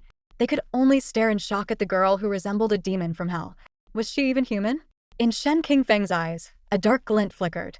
Who dares cause trouble in my martial hall? A thunderous voice, deep and resonant like a bell, erupted across the street like a sudden clap of thunder. Civilians with weaker cultivation felt their ears ringing from the sheer force of the sound. A middle-aged man dressed in a black python-patterned robe strode forward with the authority of a dragon and the ferocity of a tiger. His imposing presence was undeniable. Upon seeing Qin Qianqian writhing in pain, his face twisted with fury. How dare anyone harm my Qin family's precious daughter? This was none other than Qin Sangong, Qin Qianqian's father. Overcome with rage, he leaped forward, channeling his martial power into a devastating palm strike aimed directly at Chuyue. This strike carried enough force to shatter her skull. Chuyue's lips curled into a cruel smile as she twisted her foot against Qin Qianqian's knee, eliciting a blood-curdling scream of agony. Aya! Qin Qianqian wailed. With an icy calmness, Chuyue's frosty gaze fixed on Qin Sangong, who was hurtling toward her. She raised an eyebrow and said mockingly, trading my life for your Qin family's precious daughter seems like a fair deal. Her smile was dazzling yet chilling, and the sheer recklessness in her demeanor sent shivers down everyone's spine. Qin Sangong abruptly halted his palm strike, redirecting the force midair. He landed in front of Chuyue, his face stormy. Release Qianqian, and I'll spare your pathetic life, he commanded. Chuyue responded lazily, Lord Qin, The terms of the life and death duel were clear. She lost. She must fulfill the wager. Life and death duel. Qin Sangong frowned and glanced at his daughter. Qin Qianqian's face was drenched in tears of pain, and the sight made his heart ache. Nearby, one of the guards from the martial hall brought forth the treasured duel contract. The document clearly bore the names of both parties, signifying a binding agreement.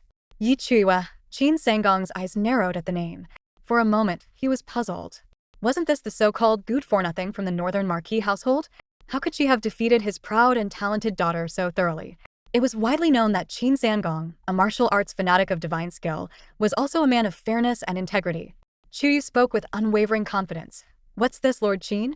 Are you thinking of tearing up the contract? You expect my noble daughter to kneel and apologize to a lowborn like you? And you dare demand the Qin family's treasured six-vein orchid? Yi Chuyue, don't be too greedy. Qin Sangong bellowed angrily. The six-vein orchid was a prized spiritual herb he had reserved for Qin Qianqian's breakthrough in cultivation. There was no way he would hand it over to Chuyue. Is Lord Qin planning to renege on the deal? A teasing voice rang out, accompanied by a figure clad in vibrant red descending gracefully from the pavilion above. The man reeked of alcohol, his crimson robes fluttering in the wind. It was Shue's Ayahui. Qin Sangong's expression darkened at the sight of Shuecheng. He was wary of him. Shuecheng's father, the Marquis of Chuyue, had once been a sworn brother to the Northern Marquis, and Shuecheng himself commanded an influence so profound that even the royal family treated him with deference. As Shuecheng approached, he cast a flirtatious wink at Chuyue, his peach blossom eyes brimming with mischief and charm. Chuyue's lips twitched in irritation. She had never encountered such an outrageously flamboyant man before. Lord Qin, Shuecheng began in a clear and commanding voice. The life and death duel between Miss Qin and Ayu was witnessed by all. Ayu wagered the entire estate of the Northern Marquis. You, a man of honor, wouldn't tarnish your reputation by going back on your word, would you? He added with a smirk. I've heard Miss Qin aspires to join the Shenshan Academy. If I'm not mistaken, the academy doesn't accept individuals with a tarnished reputation. Failing to honor a life and death contract would surely stain her name. Even if she pursued the martial path, she'd be scorned by warriors across the land.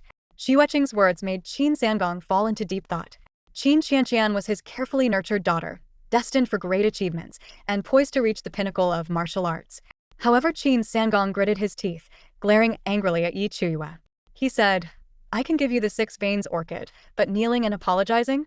Absolutely impossible. Yi Chuyue sneered coldly, her voice firm and resonant. It seems the Qin clan of the martial hall is full of people who go back on their word. The Qin clan has guarded the martial hall for 30 years, relying on its noble spirit and family heritage. But now, with your deceit and public dishonor, breaking the terms of the life and death duel, I question whether the Qin clan is even qualified to continue its role in the martial hall. Her words were sharp and precise, hitting where it hurt most. The Qin clan's position relied heavily on the support of the martial hall, which was revered as a sacred institution by all martial artists. This incident, if blown out of proportion by the wrong people, could potentially shake the very foundation of the Qin clan. Qin Sangong's face darkened. What he initially thought was a minor dispute that could be brushed aside had now escalated into something far more serious. He cast a deep, contemplative look at Yi Chuyue. Despite her tarnished reputation, she was, after all, the daughter of the Marquis of Zhanbei. If she were to formally accuse the Qin clan, the consequences could be catastrophic. With this realization, Qin Sangong turned to his fallen daughter, Qin Qianqian, and said, Qianqian, this is a life and death duel. There's no escaping it. No, father, don't. Qin Qianqian shook her head violently, her eyes wide with desperation and bloodshot with fury. Taking a deep breath to steady himself, Qin Sangong said in a calm but firm tone, a daughter of the Qin clan must know when to bend and when to stand. Go fulfill your wager. Qin Qianqian's face twisted in anguish, her entire being filled with humiliation and despair. With a wave of his hand, Qin Sangong signaled 2 guards to lift Qin Qianqian and drag her toward Xiaobao. With a dull thud, Qin Qianqian fell to her knees before Xiaobao, her arms trembling as they supported her on the ground. Miss Qin, don't forget to kowtow properly, Shuecheng said with a carefree smile, fanning himself leisurely as he twisted the knife further. Overwhelmed by shame and humiliation, Qin Qianqian's entire body trembled uncontrollably. Clenching her teeth so hard it seemed they might shatter, she lowered her head and kowtowed to Xiaobao. Bang! Bang! Bang! The sound of her kowtows echoed loudly, shocking everyone present. Xiaobao, with his innocent and childlike demeanor, tilted his head and smiled. I forgive you now. Spurt! Qin Qianqian spat out a mouthful of blood and collapsed to the ground, unconscious. Xiaobao blinked in confusion, taking a step back. Qin Sangong, the 6 veins orchid? Yi Chuyue asked casually, her gaze fixed on him. This was the real prize, something that could restore her martial roots. Qin Sangong's forehead veins bulged in anger as he glared at her fiercely. Go, bring the 6 veins orchid, he ordered. Moments later, a Qin clan guard returned, holding a delicate box of medicine. Chuyue accepted it with a radiant smile. Thank you for your generosity, Lord Qin. Qin Sangong watched the serene and composed Chuyue, nearly coughing up a mouthful of blood and rage. His eyes burned with malice and cruelty. Not yet. He vowed that everything Chuyue took from the Qin clan would be repaid in full. For now, Chuyue, having achieved her goal, left with Xiaobao and headed toward the martial hall. But before they could enter, Qin Sangong signaled the guards stationed at the hall's entrance to block their path. Miss Yi, Qin Sangong said coldly, the martial hall is a sacred place.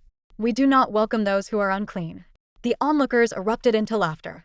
Young Lord Chuyue, these are the rules of the martial hall, Qin Sangong added. From a nearby carriage, Yi Siyu laughed mockingly, her tone dripping with disdain. What an embarrassment this woman is to our Yi family. Suddenly, Yi Siyu noticed that Shen Qingfeng was no longer there. At the front of the martial hall, Qin Sangong continued to make things difficult for Chuyue, while the crowd watched with glee, relishing the spectacle. But then, a figure dressed in black appeared, elegant and composed. It was Shen Qingfeng, his eyes bright and sharp, exuding an extraordinary aura. Lord Qin, he said, his voice calm but commanding, Chuyue is my sister, the daughter of the Marquis of Zhanbei. She is clean. When Qin Sangong caught sight of the young man, his gaze froze momentarily. Nowadays, throughout the entire Yi family estate, only Shen Qingfeng stood out as a young man of exceptional talent. He was not only the head of the Zhanbei Marquis Manor, but also a disciple of Shenshan Academy, highly favored by the current emperor. However, rumors had it that Shen Qingfeng deeply despised the only daughter of the Zhanbei Marquis. So why was he now publicly stepping in to defend Chuyue? Qin Sangong was utterly baffled. As Shen Qingfeng turned his head, he found himself locking eyes with the little boy. According to etiquette, the child should address him as uncle. Shen Qingfeng frowned slightly. This little boy, with his innocent and lively demeanor, wasn't entirely unlikable. Young Master Shen, this is against the rules of the martial hall, Qin Sangong remarked. How is it against the rules? Shen Qingfeng replied indifferently. If not for the Zhanbei Marquis, would the Shenwu Empire enjoy the peace and prosperity it has today? Back when the imperial capital was on the brink of collapse, the Zhanbei Marquis defended the city for 7 days and nights, riddled with arrows, yet never allowed the enemy to invade our land or harm our people. She is a hero of Shenwu, the war god who earned the highest honors. Qin Gong, you call her daughter unworthy. Have you asked the countless people of the Shenwu Empire who revere the Zhanbei Marquis? The young man's voice carried a commanding presence, pressing Qin Sangong into silence. At this point, if Qin Sangong didn't back down, not only would he offend Shen Qingfeng, but he would also be condemned as a traitor to Shenwu. The Zhanbei Marquis was a revered figure in the empire. Young Master Shen, the Zhanbei Marquis daughter indeed has the qualifications to enter the martial hall, Qin Sangong finally admitted. He turned to his subordinates and barked, Why aren't you letting Miss Yi through? Yes, sir. Qin Sangong, utterly humiliated, slinked away from the crowd's view. Don't think I'm helping you, Shen Qingfeng said coldly. I just don't want you tarnishing the Zhanbei Marquis reputation. Chuyue raised her eyebrows but chose not to respond. Uncle. A soft, childish voice broke through the tension. Shen Qingfeng looked down to find the little boy gazing up at him with bright, expectant eyes, arms outstretched. Baby wants a hug, the boy said in his sweet, innocent tone. Shen Qingfeng froze. Hug this child he had despised for 5 years? Absolutely not. Uncle doesn't like baby? The little boy asked sadly, his big eyes brimming with tears. Mechanically, Shen Qingfeng crouched down and, with some hesitation, lifted the boy into his arms. The little boy wrapped his small arms tightly around Shen Qingfeng's neck, giggling uncontrollably. Meanwhile, the tiny fox nestled in the boy's arms, disliking the unfamiliar scent of another man, leapt into Chuyue's embrace instead. Shen Qingfeng's movements were stiff, almost overly cautious, as if he feared he might accidentally break the little child in his arms. Not far behind, the Yi family sisters stepped down from their carriage. Yi Siyu, visibly annoyed, snapped, Brother, why are you holding him? Aren't you afraid of getting yourself dirty? The little boy blinked his tearful eyes and lowered his head. Uncle, is it because baby did something wrong that she dislikes me so much? He asked softly. Chuyue was stunned.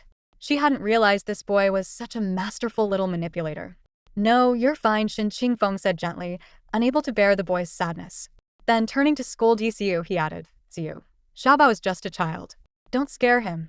Yi Siyu's face twisted in anger, as if she'd swallowed a fly.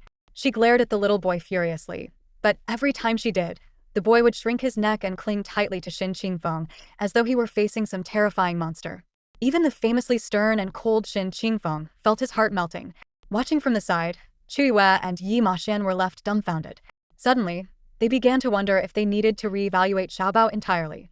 "Third miss, please come inside," Xueqing said with a wave, his sleeve fluttering gracefully. Chuyue nodded slightly.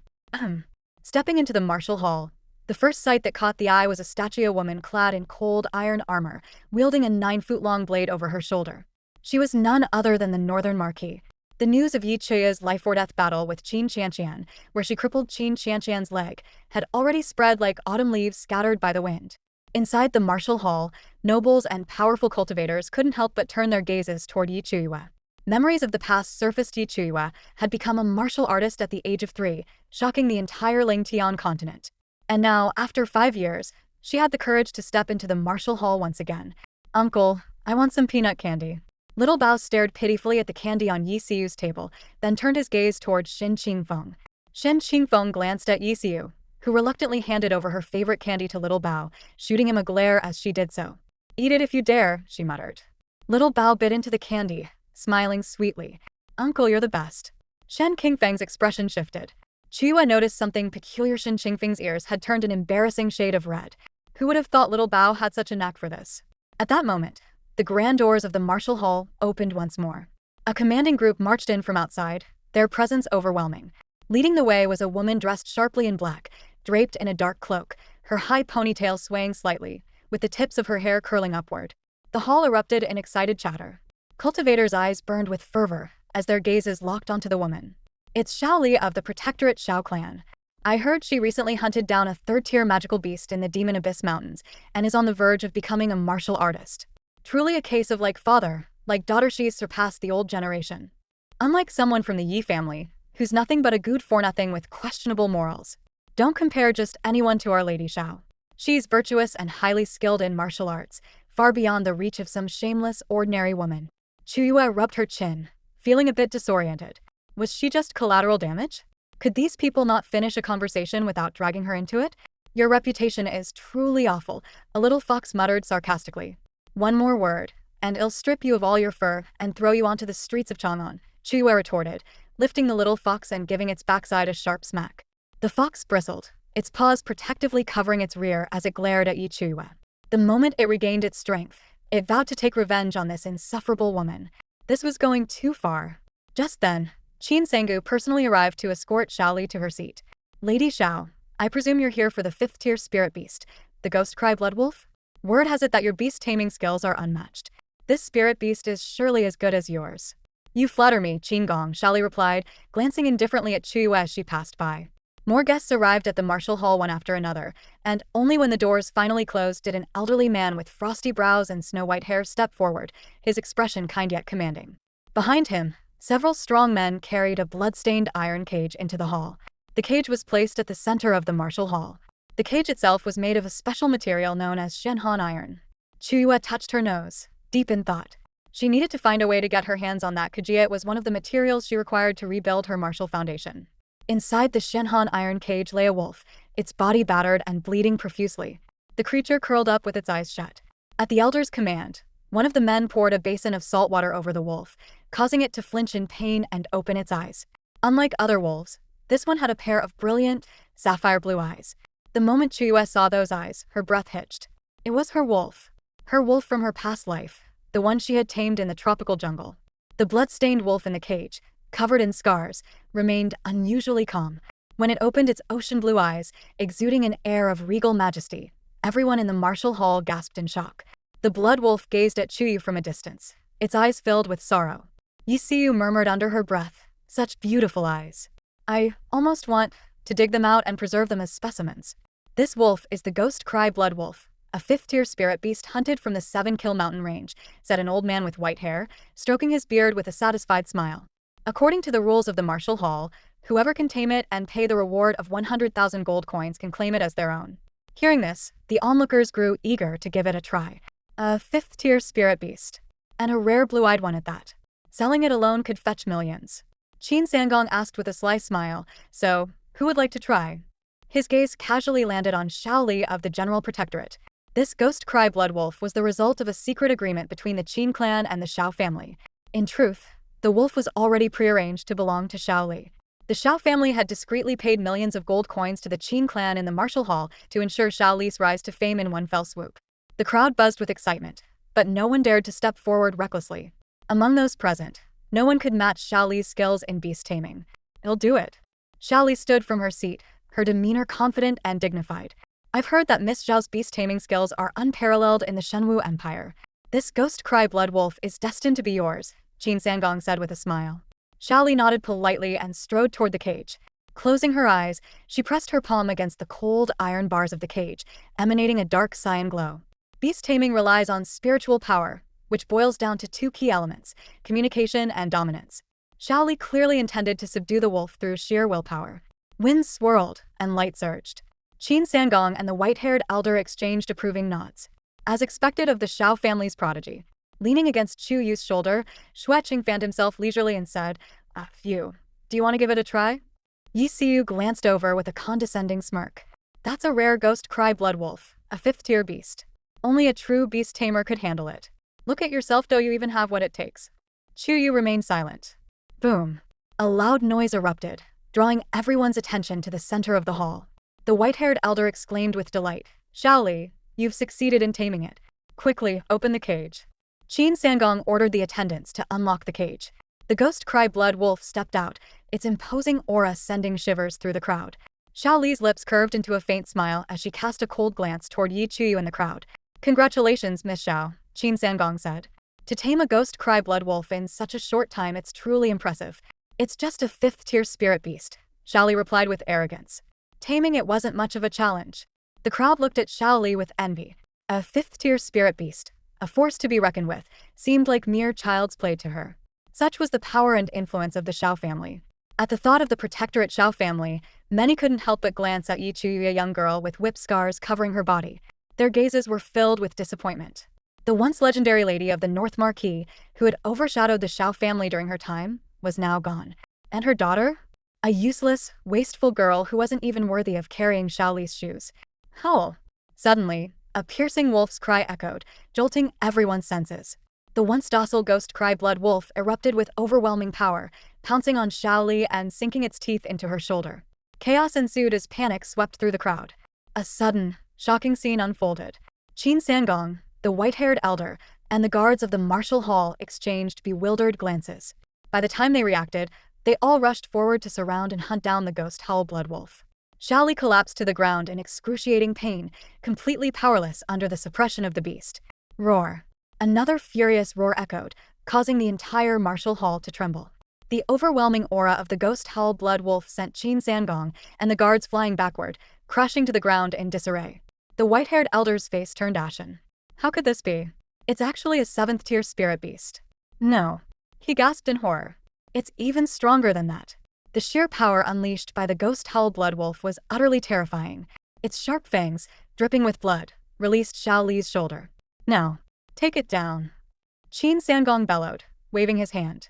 Several guards charged forward with swords in hand, but the ghost howl blood wolf lunged at them, tearing one apart in an instant. With a deafening roar, the beast reduced over a dozen guards to mere blood mist, scattering across the hall. At that moment, everyone felt as though they had descended into the depths of a hellish abyss, a nightmarish slaughter field ruled by the ghost howl blood wolf, a king that dominated all life under its might. No one dared to move. The beast, majestic and unyielding, began to stride in a particular direction. "Ah!" Yiciu screamed, clutching onto Shen Qingfeng in terror. "Brother, save me," she cried as she clung tightly to him. Beside her, Yi Ruoshua's face had turned pale.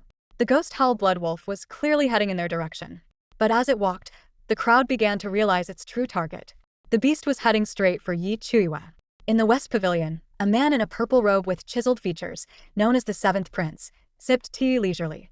Shen Yuanshan stood by the window, his cold gaze fixed on Chuyue below.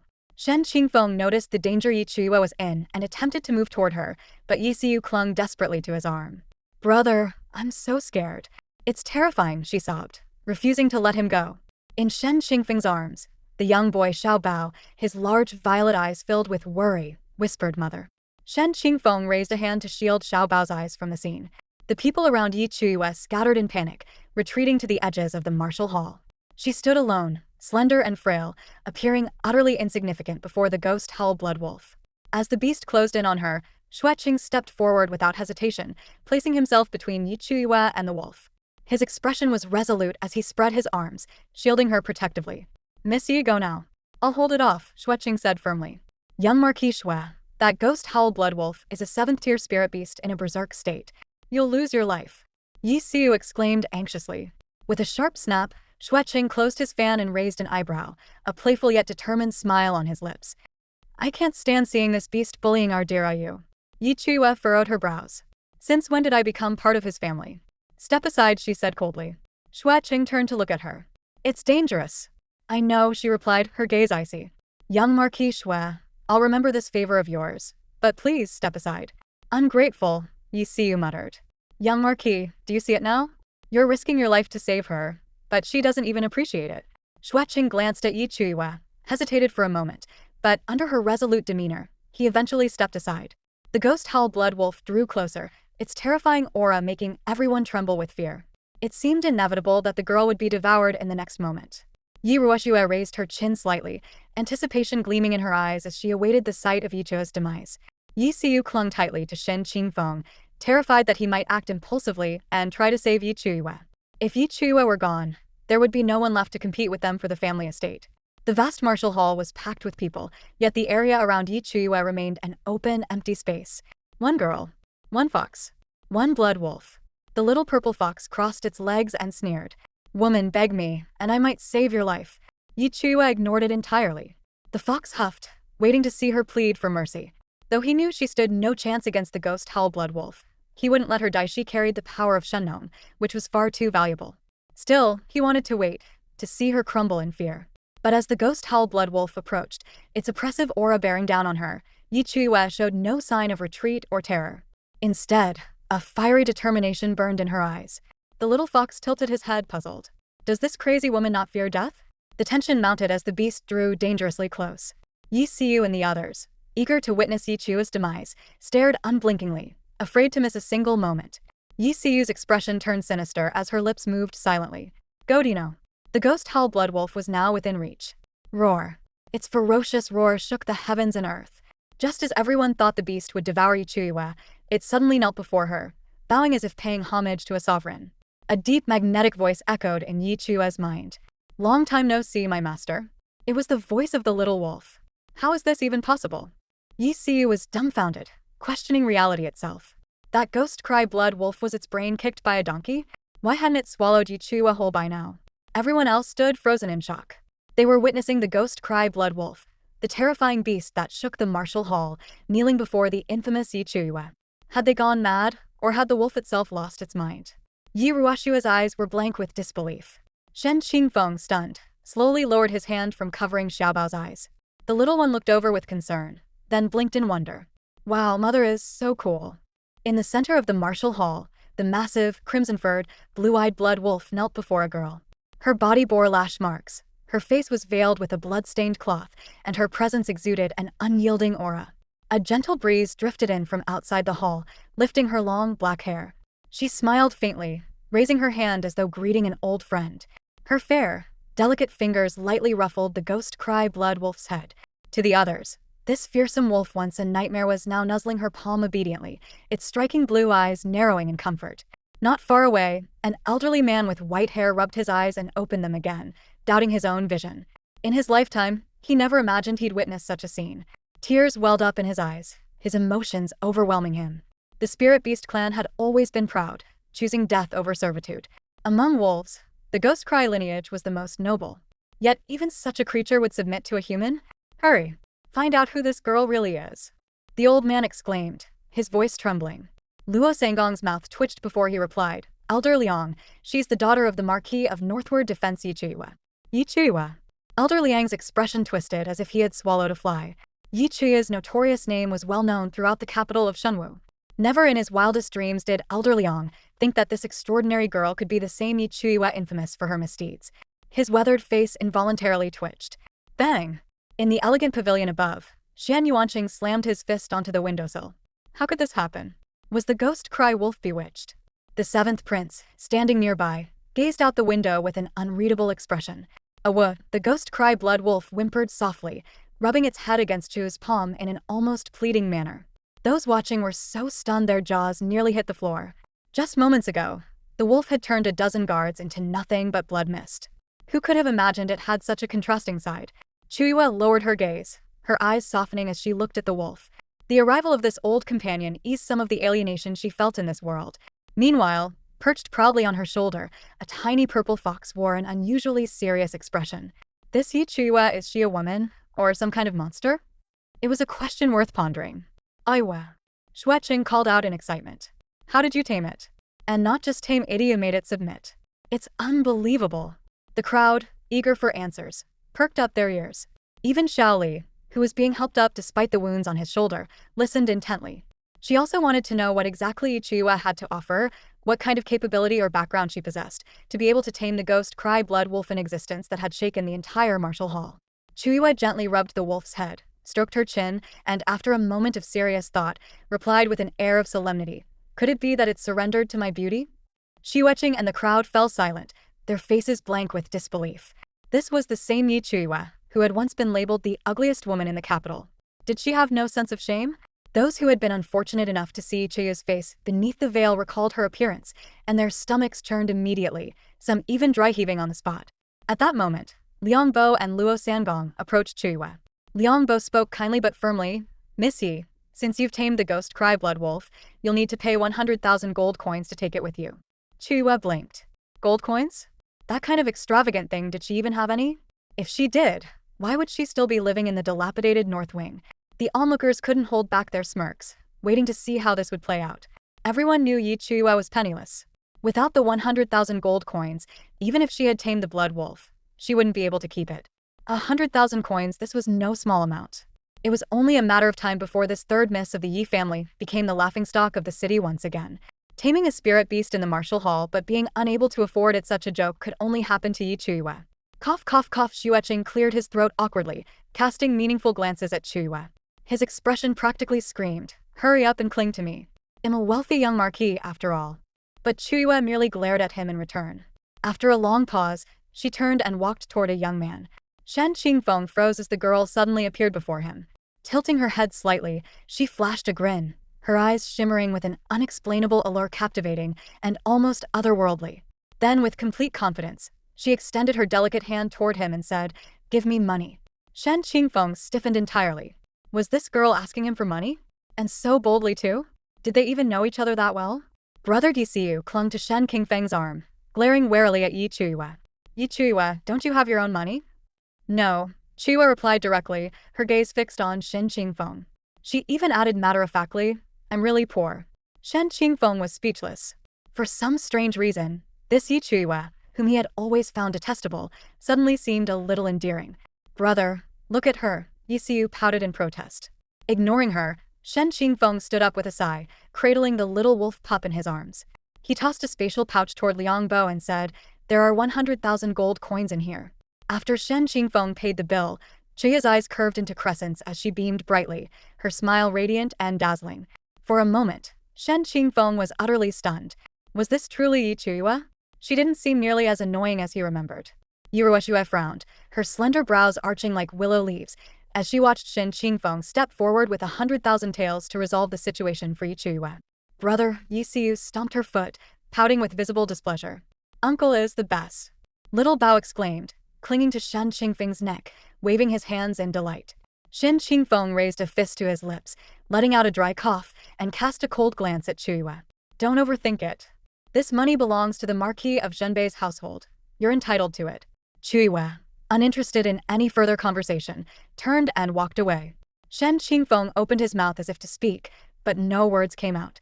Was this girl really turning her back on him right after using him? Mother, will it bite? Little Bao asked as he approached the ghost cry blood wolf. Chuyue gently stroked the wolf's head and said, it's very gentle. It won't bite. Xiaoli, covered in blood from a vicious bite, couldn't help but think, does her conscience not hurt when she says that? Little Bao crept closer, cautiously extending his hand to touch the wolf's fur. The blood wolf lay down at Little Bao's feet, leaving him perplexed. It wants you to ride it, Chuyue explained. Little Bao's eyes lit up with excitement as he carefully climbed onto the wolf's back. Only then did the blood wolf rise slowly to its feet. The onlookers from the martial hall exchanged bewildered glances. Even Shaoli was left stunned. Yi Chuyue could actually understand what the ghost cry blood wolf was trying to convey. Yi Siyu glanced at the exquisite, spirited little purple fox in Yi Chue's arms, then at the ghost cry blood wolf beneath little Bao. Her jealousy flared instantly, and she muttered under her breath to Yirufa, "How did Yi Chuyue get so lucky?" Yi Ruoxue said nothing, but her gaze subtly shifted toward the western balcony. From the pavilion, a man of extraordinary charm could be faintly seen, someone who could make hearts race. "Miss Yi," called a gentle voice. Liang Bo, with kind eyes and a warm smile, stroked his white beard and said cheerfully, "Since you've taken the ghost cry blood wolf from the martial hall, your name will be engraved on the beast taming monument. Be sure to return for next month's martial competition." Chuyue raised an eyebrow, her demeanor composed and confident. She clasped her hands in a respectful gesture and replied gracefully, "I will certainly attend the martial competition next month." The top prize of the martial competition allowed the winner to select spiritual pills and herbs from the martial hall's pill pavilion. According to Chuyue's knowledge, the Shenling herb, one of the few resources capable of rebuilding martial roots, was stored in that pavilion. Once she obtained the Shenling herb to restore her martial roots, she could quickly advance and become a true martial artist. Liang Bo studied the poised young woman before him, a hint of surprise in his expression. He began to doubt the rumors he had heard. At first glance, this daughter of the Marquis of Zhenbei was no less remarkable than Shaoli of the Shaos, the nation's most distinguished family. "Yi Chuyue, you little brat, get out here and face me."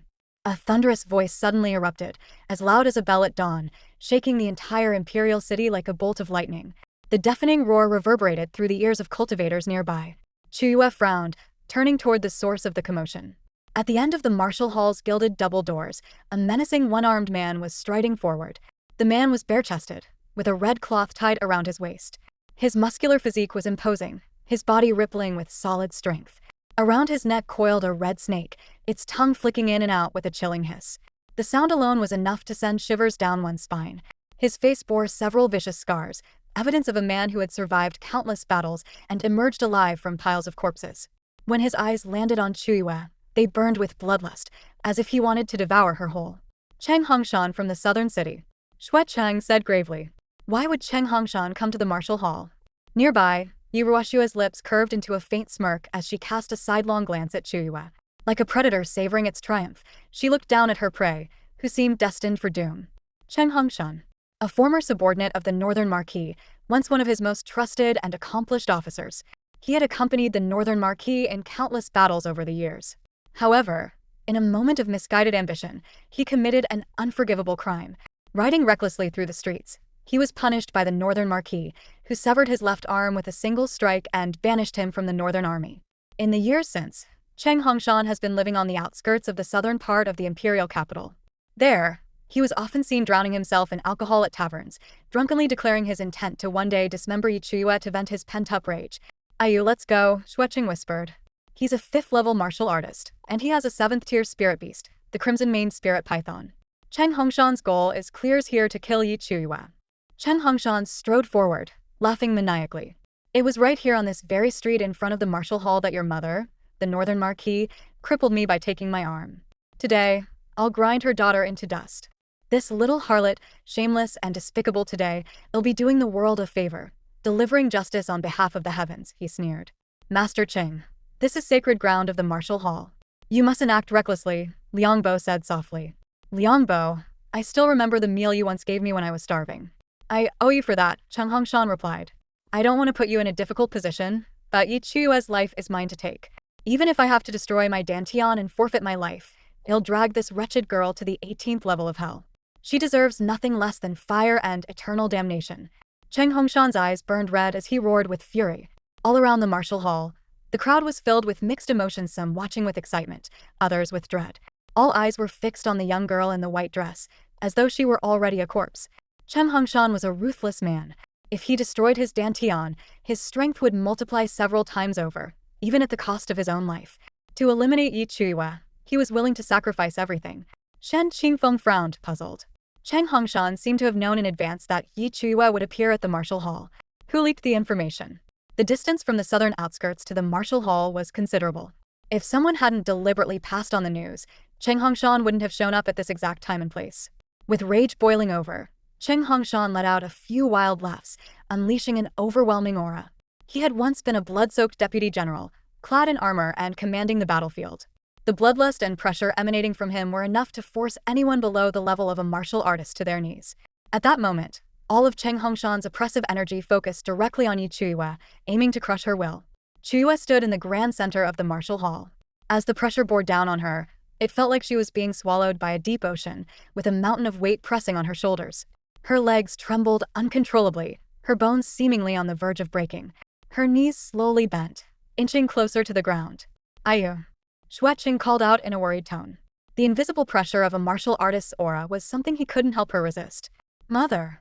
Xiaobao cried out in panic, tumbling off the blood wolf he had been riding.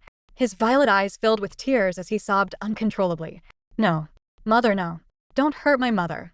Please, don't." His childish, tearful voice, full of distress and sorrow, seemed out of place in the solemn martial hall. Chuyue continued to struggle against Cheng Hongshan's oppressive aura. Her legs buckled further, nearing the ground. When she saw Xiaobao crying so desperately, her heart ached with a dull pain. This little boy, he seemed to care deeply about her life. So this is what family feels like. It's nice.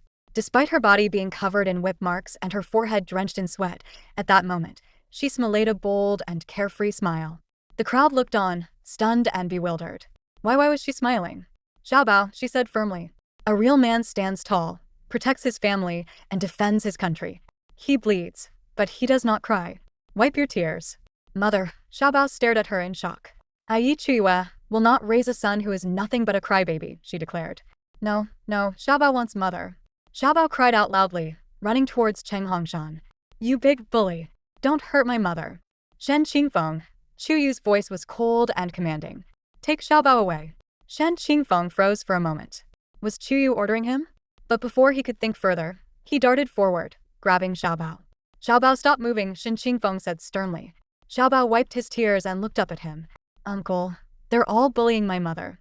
Xiaobao has to protect her. In this world, no one will protect my mother. Only Xiaobao will." His voice broke as he struggled to get down. Chuyue shot a cold glare at Shen Qingfeng, who met her gaze. His heart trembled slightly as if he could read her unspoken message. Without hesitation, Shen Qingfeng delivered a swift chop to the back of Xiaobao's neck. The little boy, tears streaming down his face, blacked out in Shen Qingfeng's arms. Chuyue exhaled deeply. Drawing on her unyielding willpower, she straightened her trembling legs. Standing tall and proud like a resolute pine tree, she seemed as sharp and unbreakable as a divine sword. Shen Qingfeng gently laid Xiaobao down before leaping forward. At the same moment, a man in a crimson robe charged out. Chuyue locked eyes with Shen Qingfeng, and together, they stepped in front of Cheng Hongshan, blocking his path. Chuyue unfurled his elegant folding fan, laughing mockingly. "Master Cheng, picking on a young girl like this doesn't exactly make you a hero, does it? Weren't you just a defeated subordinate of the Marquis of the North? Too cowardly to speak up in front of him, so you take it out on the younger generation?" Shen Qingfeng added, "Master Cheng, you were once the famed deputy general of the northern garrison. Is this really the kind of dishonorable act you'd stoop to?" Chuyue's amber-like eyes shimmered as he glanced at Shen Qingfeng with a smile. Young Master Shen, great minds think alike. Though Chuyue and Shen Qingfeng had rarely crossed paths before, in this moment, they shared an unspoken understanding. United in purpose, they stood shoulder to shoulder, fighting as one for a girl no one would have expected them to protect. Even Shen Qingfeng himself couldn't believe that one day, he would take action for Chuyue. From the sidelines, Yi Ruoshue's frosty gaze was filled with malice. Deep in her eyes, a shadow of resentment lingered. Yi Xiu, anxious, urged, "Brother, come back. It's not worth risking your life for that shameless woman." But Shen Qingfeng paid no attention. His piercing gaze remained fixed on Cheng Hongshan, showing no sign of retreat. "You too have talent, I'll give you that," Cheng Hongshan sneered, spreading his arms as an overwhelming aura burst forth, shaking the heavens. "But you're no match for me." Facing the oppressive power of a fifth-tier martial expert, Shen Qingfeng and Chuyue struggled to hold their ground. Bang! Bang! The two were sent flying like kites with broken strings, crashing heavily onto the ground. Cheng Hongshan turned his attention to Chuyue, directing all his oppressive force towards her. He roared, "Kneel before me." He watched with satisfaction as the once resilient girl seemed on the verge of collapse. Yet, despite the immense pressure, Chuyue's unparalleled elegance and unwavering determination shone through. Her legs trembled, bending lower and lower, her knees inching closer to the ground. The crushing force bore down on her relentlessly. Blood surged up her throat, and she tasted the metallic tang of iron. Clenching her teeth, she forced the blood back down, refusing to show weakness. Still, a faint trace of crimson seeped from the corner of her lips, staining the blood-red veil that covered her face with a striking and defiant streak of red. The elderly Liang Bo, his hair as white as snow, gazed at the young girl struggling under the oppressive aura of the martial artist. He muttered to himself, "For someone at the 4th stage of body refinement, holding on this long is already impressive." Qin Sangong remained silent. The air was thick with killing intent. He hoped Cheng Hongshan would act decisively and kill Chuyue, so he could take advantage of the chaos to reclaim the lost 6-vein orchid.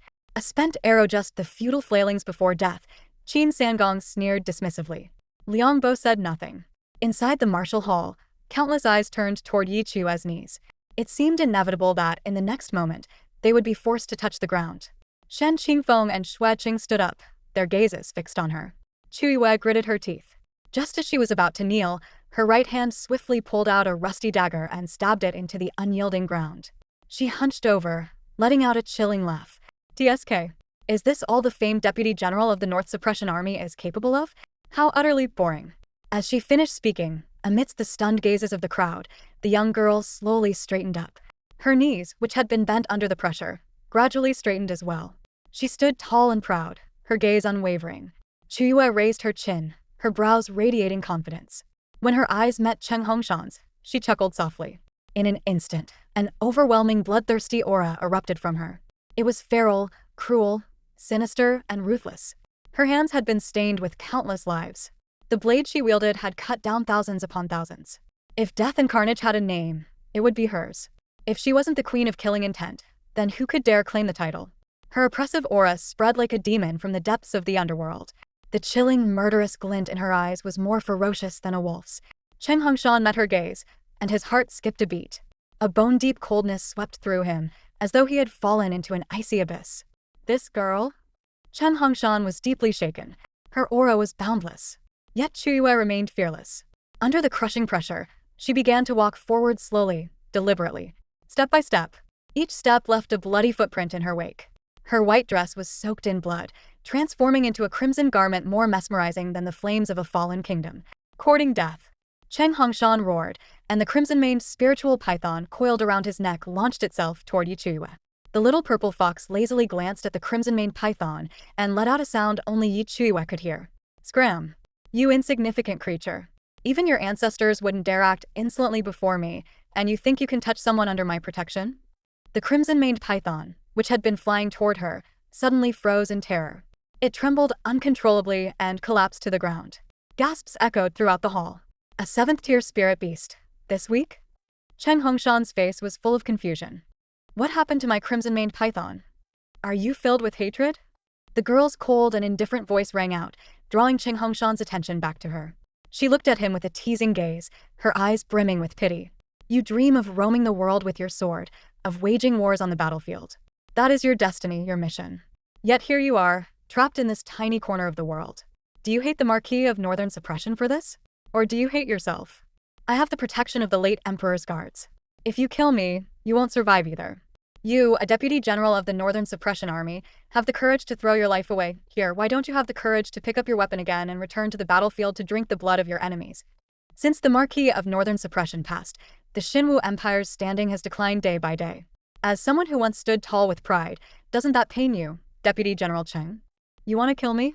Kill someone who isn't even a martial artist?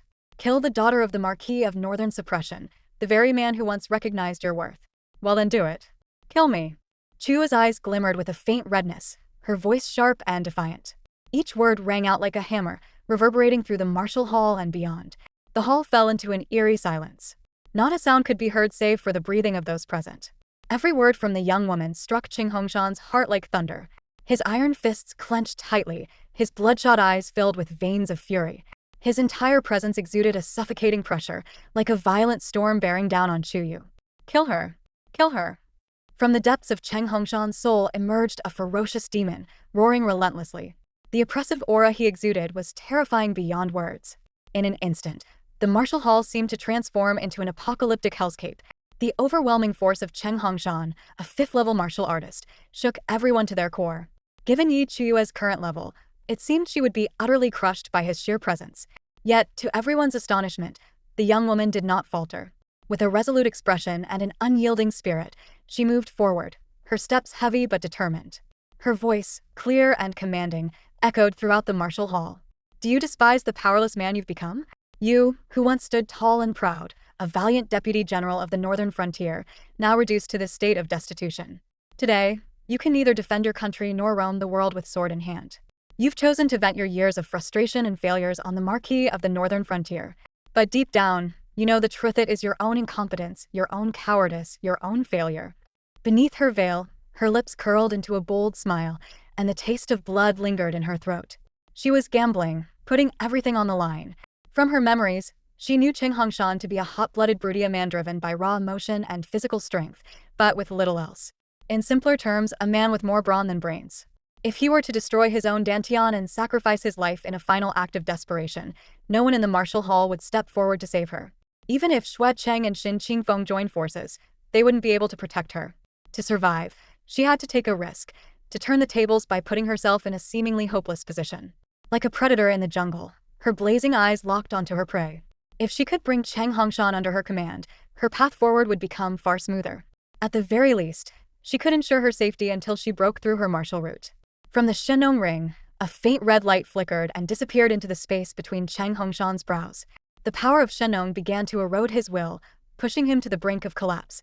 Qing Hongshan roared in agony, dropping to his knees and clutching his head with both hands. Yi Chuyue's words had struck him where it hurt the most. At that moment, Chuyue stood before him. Are you willing to accept this? She asked, her voice steady and penetrating. The Qin family has served as loyal generals for generations.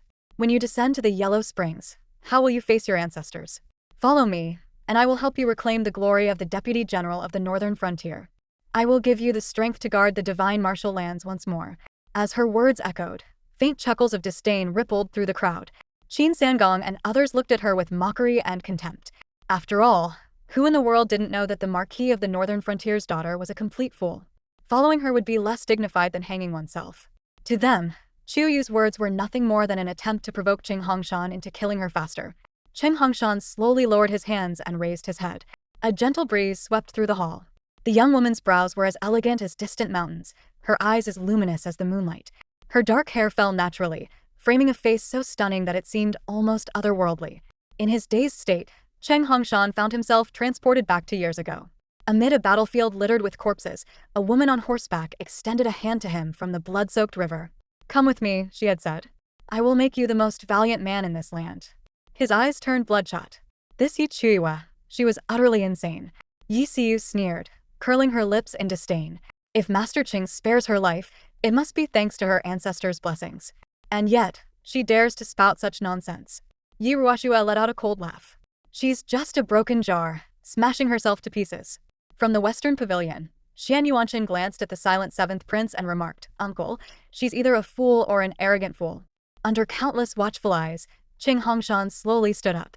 His face was filled with malice, his aura as fierce as a wolf in the forest.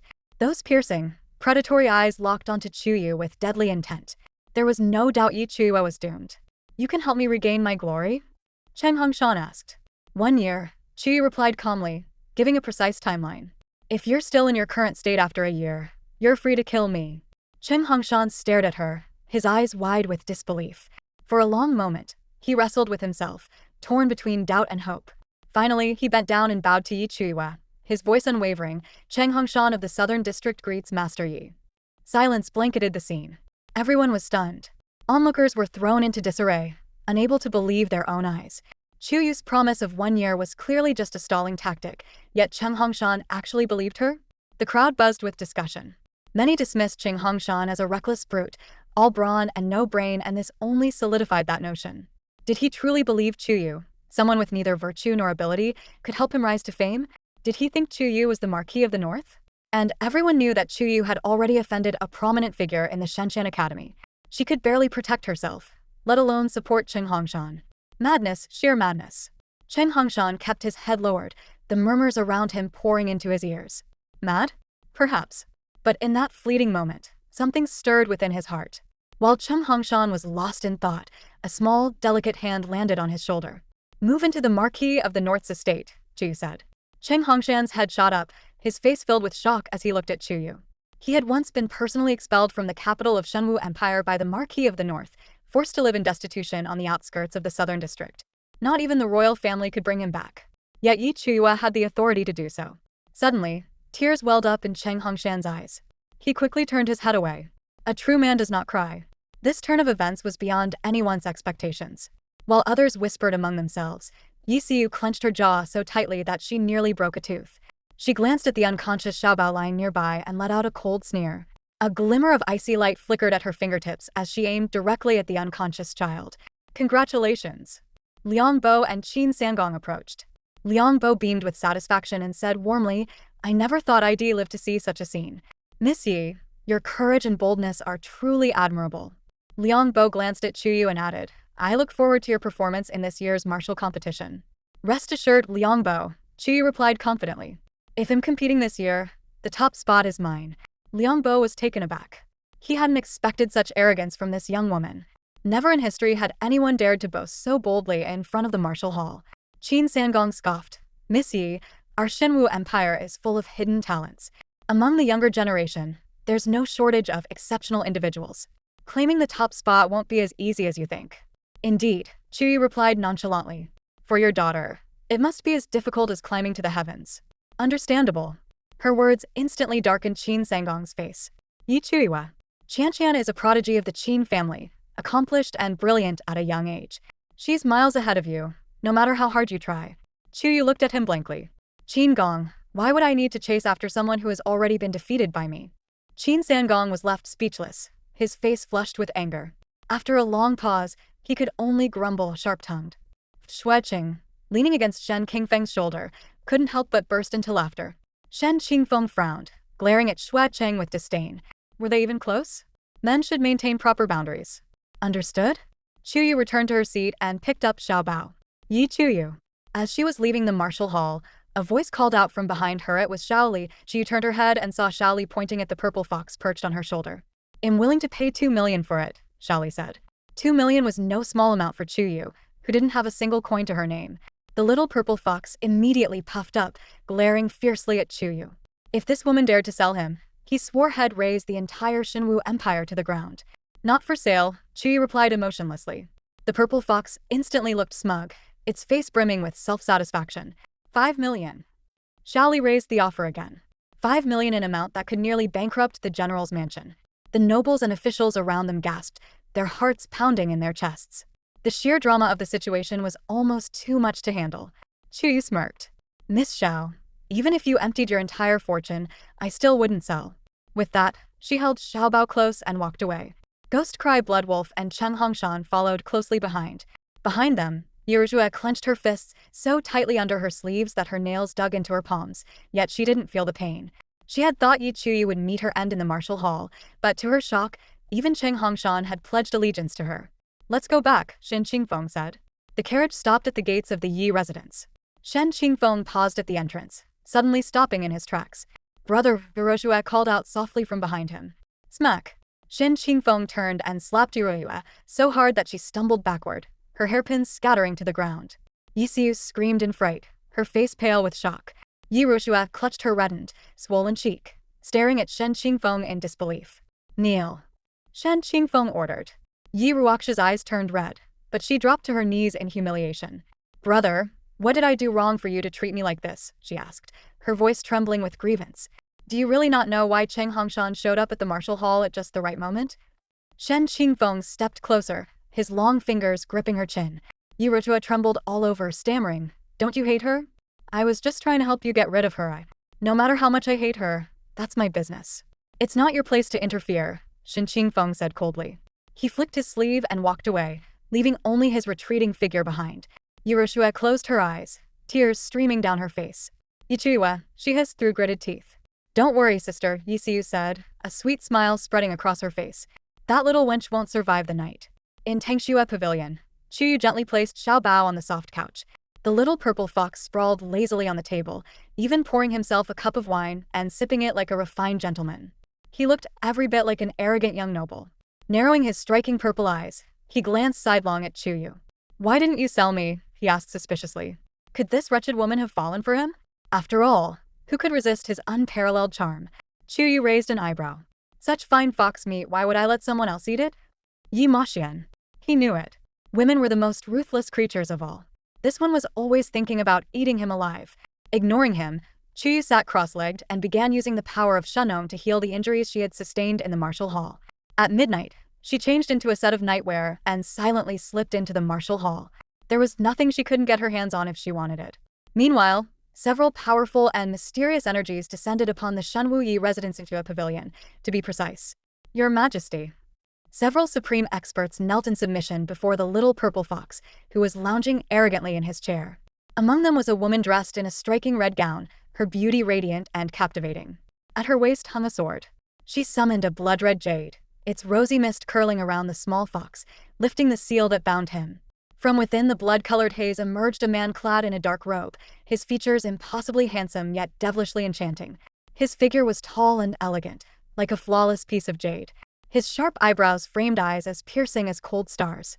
Every movement he made exuded an aura of dominance, as though he was born to rule. The woman in red gazed at him, her eyes betraying a fervent passion and infatuation. Your Majesty, forgive this servant for arriving late to your rescue, she said, bowing her head deeply. Please, Your Highness, return with us to the sacred domain, she added, her voice filled with reverence. Knight Mohan lounged lazily on a sandalwood chair, his demeanor both wicked and tempestuous. He extended a hand, slender and pale like carved jade. Hand over the blood spirit pearl to me, he commanded. Lu Hongyi hesitated briefly before placing the jade she held into Knight Mohan's hand. The others present were equally bewildered, their confusion written plainly on their faces. Holding the blood spirit pearl, Knight Mohan's fingers emitted a cold gleam that seeped into the pearl. Suddenly, the seal and restrictions once devoured by the pearl began to reappear under his control. They wove together like an impenetrable net, enveloping him entirely. Yet he made no effort to resist.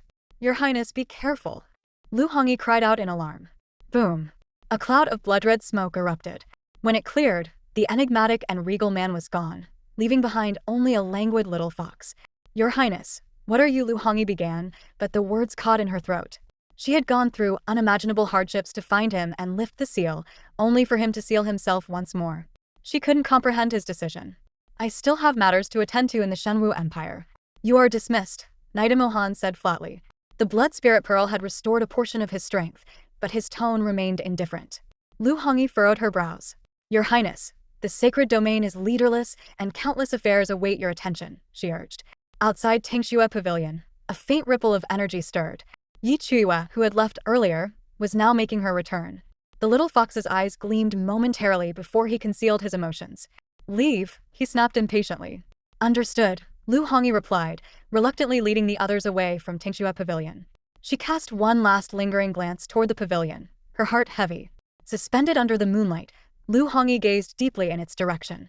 Around her, voices murmured, Saintess Lu, you endured 3 grievous wounds, each cutting to the bone, all to find His Highness and retrieve the blood spirit pearl. Surely, His Highness will come to understand your devotion. Only you, Saintess, are fit to stand beside him as the queen of the sacred domain. Hearing this, Lu Hongyi pressed her lips tightly together. Just then, she noticed a small figure dragging a massive bundle into Knight Mohan's room. Find out who that woman is, she ordered. Yes, ma'am. Inside the room, Yi Chuyue's expression shifted slightly.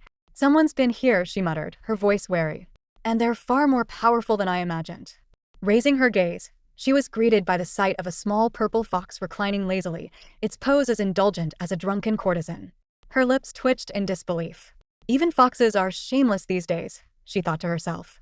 Yi Chuyue set down the enormous bundle she carried, scattering its contents a mix of cold iron and an assortment of random items she had pilfered.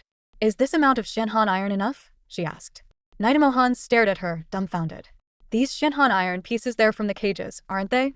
Judging by the amount, you didn't just steal a few. You broke them apart. Shenhan iron was known for its legendary strength, nearly impossible to break. That's why it was used to imprison beasts. How did you manage to break it? He asked, his curiosity piqued. Yi Chuyue wiggled her fingers nonchalantly. I snapped it with my bare hands.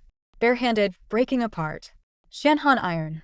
Yi Mohan flinched, suddenly feeling deep sympathy for the future husband of this woman. Domestic violence? Highly likely. Suddenly, the little fox covered his mouth with his tiny paw and let out a chuckle. This woman was so fierce that no one would dare to marry her. Thinking of this, The little fox crossed his legs leisurely, swinging them back and forth with an air of smug satisfaction. Chuyue glanced at the creature suspiciously. If she didn't know better, she'd think some vixen had taken a liking to him. There's only one material left to rebuild the martial route, Chuyue said. It's in the Martial Hall's Pill Pavilion. All you have to do is claim the top spot on the martial arts ranking. The top spot on the martial arts ranking, a throne bathed in the bloodshed of countless cultivators across the empire. Yet she made it sound so simple. When the time comes, I'll rebuild your martial route for you, the little fox offered. In return, shouldn't you devote yourself to me? Chuyue froze, then replied coldly, even if every man in the world died, it still wouldn't be your turn. Her words sent a chill down her spine. The little fox bristled, glaring at her furiously. If he wasn't worried about her situation, would he even bother staying in this godforsaken place? He had willingly sealed himself here, for her sake. Did she have any idea how many pressing matters awaited him in the sacred domain? Ungrateful woman. With a huff, the little fox packed a small bundle and marched toward the door, looking every bit like he was about to run away from home. Chuyue rolled her eyes but didn't stop him, instead sitting to the side to focus on her cultivation. Her training time was short, so she needed to solidify her foundation. Not long after, the little fox peeked his head back in through the doorway. Hey woman, aren't you going to try and stop me? I'm very reasonable, you know. Get lost. Chuyue shifted her position, turning her back to him as she continued cultivating. The little fox stomped out in a huff but only made it a few steps before sneaking back in. He sat sulking on top of the cabinet, grumbling under his breath. Hey, he finally said after a long silence. I'm starving. Then go eat Yi Rotua and Su Ling Long, Chuyue replied without looking up. I've heard some spirit beasts eat humans. If that's the case, everyone wins. The little fox sputtered indignantly. I'm a very picky eater, okay? Outside the divine martial empire, a grand yet desolate hall stood. A stunning woman in a red dress sat on a gilded throne, her long, snow-white legs crossed elegantly. A subordinate dressed in black approached, bowing low. Holy maiden, we've confirmed her identity. That woman is the daughter of the Northern Marquis, the third miss of the Yi family Yi Chuyue. She bore a child out of wedlock. Lu Hongyi's grip on the armrest relaxed slightly. She raised her chin arrogantly. You may leave. It seems the prince has his reasons for staying in the divine martial empire. The next morning, Shen Qingfeng and Xue Qing crossed paths in the estate and ended up walking together into Chuyue Pavilion. A young master Shen, Xue Qing said with a cheerful smile, fanning himself lightly. It seems fate keeps bringing us together. Shen Qingfeng, however, maintained a cold and distant demeanor, keeping a deliberate distance. Xue Qing, undeterred, continued chatting as they walked. There's been quite the commotion in the city today. Did you hear about the theft at the Martial Hall? 3 precious Shenhan iron cages were stolen overnight without a single sound. The entire Martial Hall is in an uproar. And that thief, what a scoundrel. They even stole young Master Qin's golden undergarments and pried the priceless glass eyes off the statues. Truly despicable. As they entered the room, Xue Qing's words trailed off abruptly. The sight before them left him speechless. The floor was littered with Shenhan iron, and a pair of golden undergarments glinted ostentatiously amidst the loot. A large glass eye rolled to a stop at Xue Qing's feet, almost as if mocking him.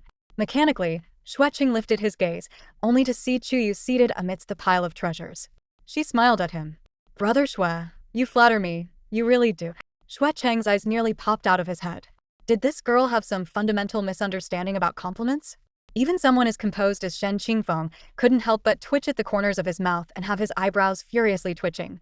The infamous thief who shocked the imperial capital and the martial hall overnight turned out to be Chuyue? Stealing from the martial hall? That's some audacity. Little beauty, did you break this Shenhan iron? Xue Qing asked in astonishment. Chuyue nodded. Yeah, it was pretty tough to break. Took a lot of effort to drag it back. Ridiculous. Shen Qingfeng reprimanded sharply. As the daughter of the Marquis of Zhanbei, how can you stoop to such petty theft? How will the Marquis hold his head high now? Shen, use your brain for once, Chuyue sneered disdainfully. I'm so poor and the martial hall is so rich. This is called stealing with principles, robbing the rich to help the poor. Got it. The straightforwardness of her words left Shen Qingfeng stunned, while Xue Qing nearly slipped and fell, his face turning red as he stifled his laughter. How thick-skinned must this girl be to say such things so confidently? Shen Qingfeng stared at Chuyue, dumbfounded. He couldn't believe such shamelessness existed in the world. Aren't you afraid I'll report you to the martial hall for this stolen loot? You won't, Chuyue replied without hesitation. Shen Qingfeng froze for a moment, his brows furrowing. After a while, he turned his face away, coughed lightly into his fist, and said awkwardly, Chen Hongshan has been arranged to enter the Marquis of Zhenbai's residence. He'll come to find you shortly. Chuyue glanced at him. Who would have thought that beneath his sharp tongue, he had a soft heart? Despite his harsh words, his actions always paved the way for her. Little beauty, I've recently learned fortune-telling. Xiaobao's destiny is missing a father. What do you think of Shui here filling that role? Shueqing joked, folding his elegant fan and leaning toward Chuyue. Suddenly, a streak of light filled with killing intent shot between them.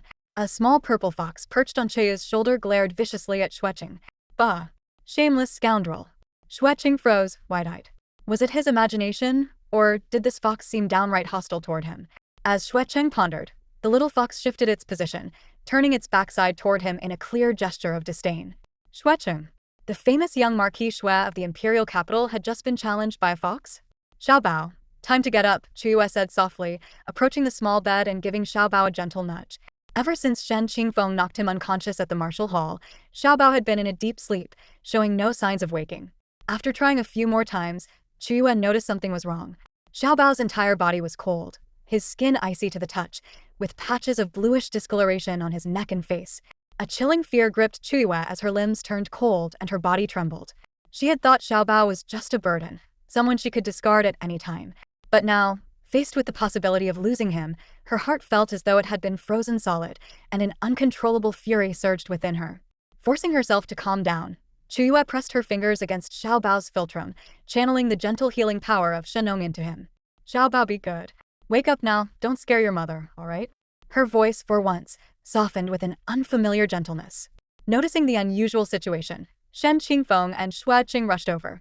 When they saw the child's frost-covered body and bluish complexion, they were momentarily stunned. Xiaobao slowly opened his eyes, his voice weak. Mother, I'm so cold, so sleepy. Don't sleep. You mustn't sleep. Chuyue's heart sank further. What happened? Shueqing asked, frowning. How could a perfectly fine child end up like this? Yi Xiu, Shen Qingfeng muttered. She practices a unique cold needle technique. Her victims are doomed once it invades their body. She's that cruel? Shueqing clenched his jaw. How could she target a child? Does she even have a heart? Chuyue held Xiaobao tightly, patting his back gently as she whispered soothingly. Don't be afraid. Mother is here. Don't worry, Xiaobao. Mother will make sure to get justice for you.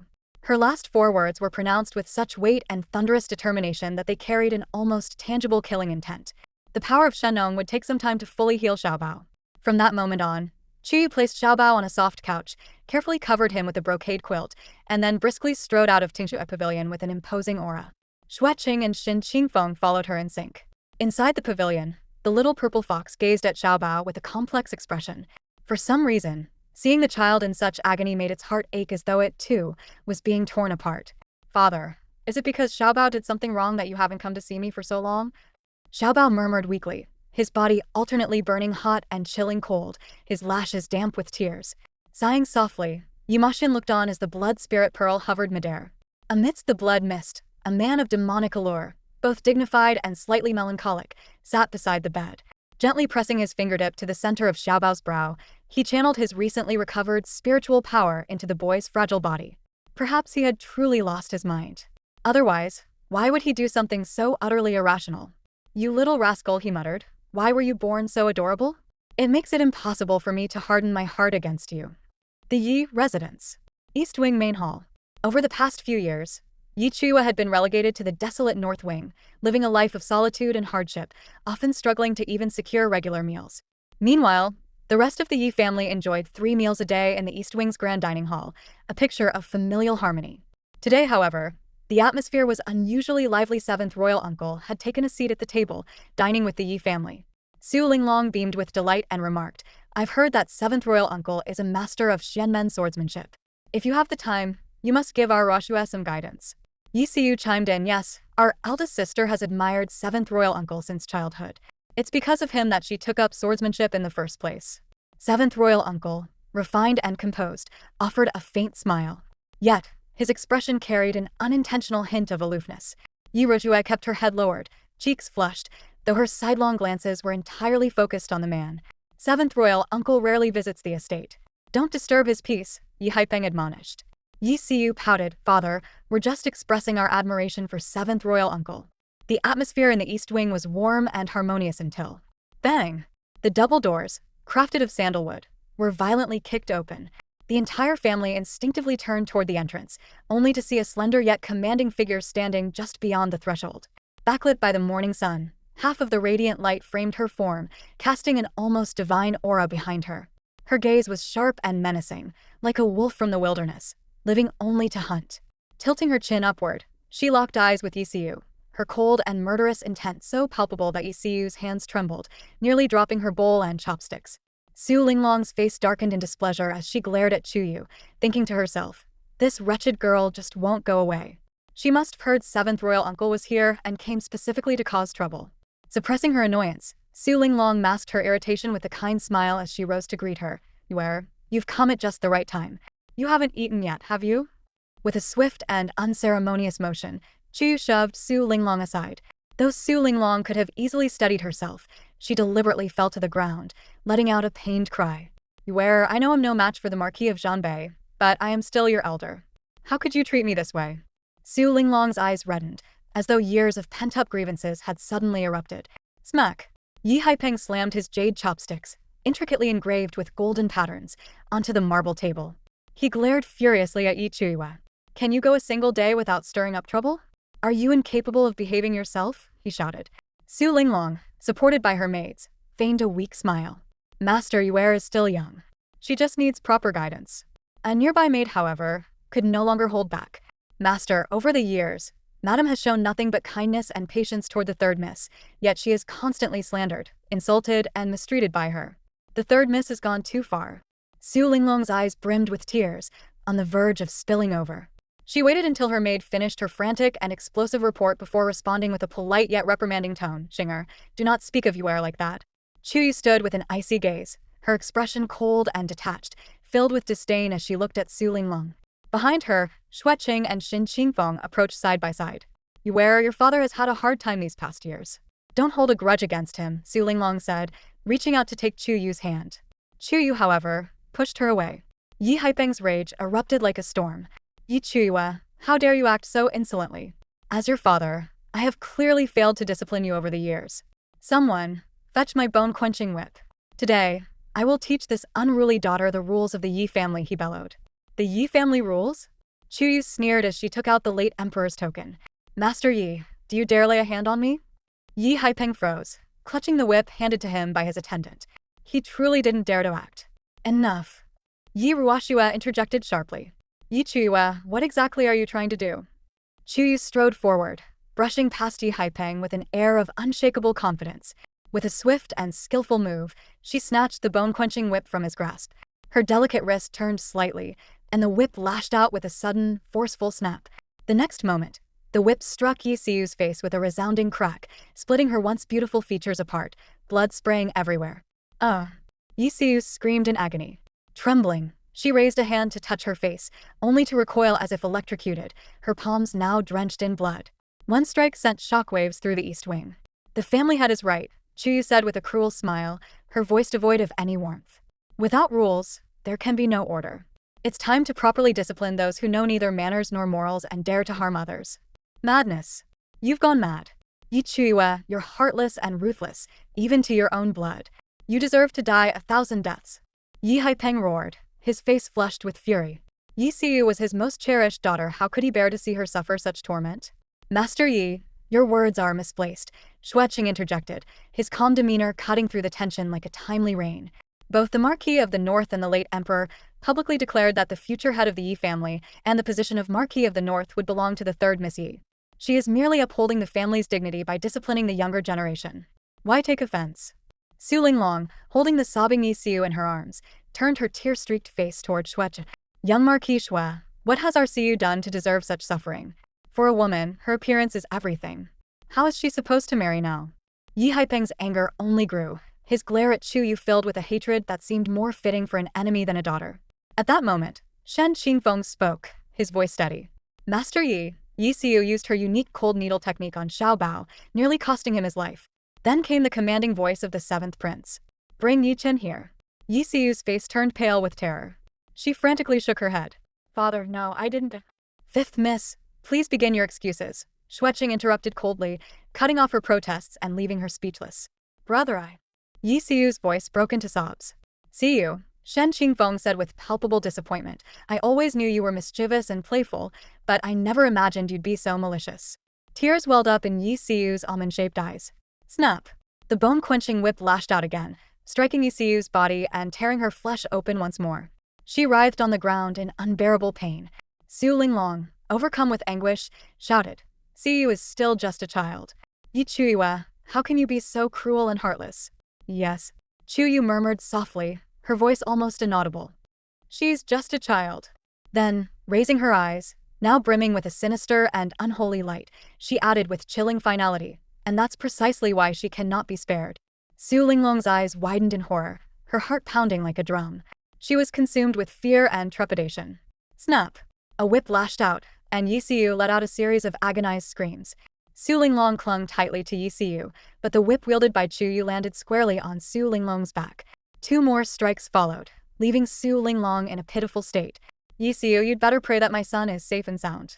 Otherwise I'll carve you up piece by piece, not sparing even one cut. Chuyue's icy gaze, as cold and deep as a frozen lake, bore into Yi Siyu, who trembled uncontrollably as fear seeped into her very bones. 7th Prince, please, save Siyu. Yi Ruoshua's delicate, alabaster hands lightly tugged on the sleeve of the 7th Prince's robe. She looked up at him with hopeful eyes, recalling the day in the capital when he had personally stepped in to protect her. From that moment on, her heart had been irrevocably captured. The 7th Prince, however, pulled his sleeve back calmly and without emotion. If what the 3rd Miss says is true, then Yi Siyu deserves punishment. Such cold indifference. Yi Ruoshua's face twisted in anguish. Master Yue is going to beat us to death. Su Linglong cried out in panic, her hair disheveled and her expression frantic. Yi Haipeng sat with his eyes tightly shut, his chest heaving with rage. Finally, he could contain himself no longer. He abruptly opened his sharp, piercing eyes and waved his hand. 15. Come here and skin this unfilial daughter alive for me. I want her paraded through the streets as an example. A shadow darted forward. It was 15, a formidable warrior of the 3rd rank. His overwhelming aura filled the air, and he wielded a long sword that cut through anything in its path, heading straight for Chuyue. The young woman stood her ground, gripping her bone whip tightly, showing no trace of fear as she faced Yi Haipeng's shadow guard Heiden. Master Yi, the 3rd Miss has the late Emperor's token. I advise you to think twice, Xueqing warned. But Yi Haipeng, incensed, let out a bitter laugh. She relies on the late Emperor's favor to act with impunity. As her father, even if the royal family punishes me, I will make her understand the rules of this world. Attack! At his command, 15 lunged forward, leaping high into the air. His sword slashed toward Chuyue's head, as if intending to split her in two. Chuyue raised her head, a bloodthirsty smile curling at her lips. Outside the eastern wing, a force as fierce as tigers and wolves erupted, sweeping out like a violent storm that crushed everything in its path. Cheng Hongshan moved with lightning speed, appearing in front of Chuyue in an instant. He caught 15's sword barehanded, and the blade shattered into fine dust with a resounding crack. Cheng Hongshan stomped the ground, causing the entire eastern wing to tremble. His voice boomed like a thunderclap, reverberating through the heavens. Who dares lay a hand on my young mistress? 15 was flung backward, crashing to the ground and coughing up blood. Yi Haipeng, you ungrateful wretch. Is this how you treat the daughter of the Marquis of Zhenbei? Cheng Hongshan's eyes burned red with fury as he bellowed. Have you forgotten who brought prosperity to your Yi family? Yi Haipeng's brows furrowed deeply as he stared at Cheng Hongshan. He had heard rumors that Cheng Hongshan had pledged loyalty to Chuyue, but he had dismissed them as exaggerations. Now, confronted with the truth, he was utterly baffled. Cheng Hongshan was a renowned, stubborn brute who obeyed no one. How could he possibly submit to Chuyue? Unable to make sense of it, Yi Haipeng remained silent. Meanwhile, Cheng Hongshan turned to look at Chuyue with a mixture of tenderness and resolve. Young mistress, rest assured. As long as I, Cheng Hongshan, draw a breath, no one will dare to harm you. The Marquis of Zhenbei may be gone, but I am still here. With that, Cheng Hongshan glared fiercely at Yi Haipeng, his anger palpable. Cheng Hongshan was a straightforward and impulsive man. Chuyue gazed at the bold and confident Cheng Hongshan, her belief in her decision growing stronger. Master Cheng, Yi Chuyue is malicious. She even beat up her own blood sister like this, Su Linglong cried bitterly. Cheng Hongshan stood tall and proud, casting a cold glance at Yi Siyu without even flinching. She deserved it, he declared. Your Highness, Yi Chen has arrived, a guard announced, carrying a small child whose body was cold and pale. Seeing the frail little bow, Chuyue's eyes filled with even more fury. She swung her whip again, striking Yi Siyu across the face. 2 whip marks crisscrossed her cheek. Shen Qingfeng stepped forward, taking little Bao from the guard's arms. The child strained to lift his head, his voice weak but clear. Uncle, it must be because I wasn't good enough. That's why fifth aunt treated me this way. Please don't blame her, okay? Cough, oh cough. Little Bao struggled to cough up a mouthful of blood, and Shen Qingfeng gently wiped it away with his sleeve. Little Bao turned his head to look at Yi Siu and said softly, "It'll be better in the future, fifth aunt. Please don't be angry anymore." Shen Qingfeng's expression turned icy. Such a well-behaved child, and you still had the heart to harm him? You truly deserve to be punished. Brother. Yi Siu sobbed, tears streaming down her face. If anything happens to little Bao, I won't hesitate to act against my own family. Shen Qingfeng declared, carrying little Bao out of the room. Chuyue, anxious, was about to follow when she noticed little Bao secretly blinking at her, like a sly little fox. Chuyue froze in place. Was the child already fine? Had he been pretending this whole time? Blinking in confusion, Chuyue thought to herself, why does it feel like little Bao is becoming more and more adept at playing the innocent? Her frosty gaze swept across Yi Siu. What a move, walking the path of a green tea so well that it leaves no room for others. Seeing that little Bao was unharmed while Yi Siu and her mother were covered in whip marks, Chuyue tossed the whip aside and followed Shen Qingfeng, dragging the simple-minded Cheng Hongshan along. Master Yi, you've been far too neglectful of Ayu compared to your other daughters, Xuecheng remarked before fanning himself and leaving the eastern wing. It seems the head of the Yi family has matters to attend to. I won't overstay my welcome, the seventh prince said as he rose to leave. Afterward, only the Yi family remained in the room, their cries and wails echoing throughout. Master, Su Linglong sobbed, all these years, I've worked hard for the Yi family. As the lady of the house, I've endured so much. But now, I've been beaten by a younger generation. How am I supposed to show my face in the capital? Siu is the child you've always loved most. You watched her grow up. She's not inherently bad. Even if she made mistakes, she didn't deserve to have her face ruined. Her bright future has been completely destroyed by Yi Chuyue. Master, you must stand up for us. That girl, Ayu, has never truly respected you as her father. On the contrary, she's allied with Cheng Hongshan to conspire against us and seize the Yi family's assets. Su Linglong wailed, clutching the unconscious Yi Siu, who had fainted from blood loss. Yi Haipeng's face was filled with rage. This matter will not end here. That ungrateful daughter must be taught a lesson. Father, Wurushua interjected, I heard that Ningyan was sent to Dongyang Kingdom, and they're still holding a grudge. Yi Haipeng's eyes lit up with realization, a ruthless glint appearing in his gaze. That girl Yi Chuyue cannot be allowed to stay. Otherwise, the Yi family will never have peace.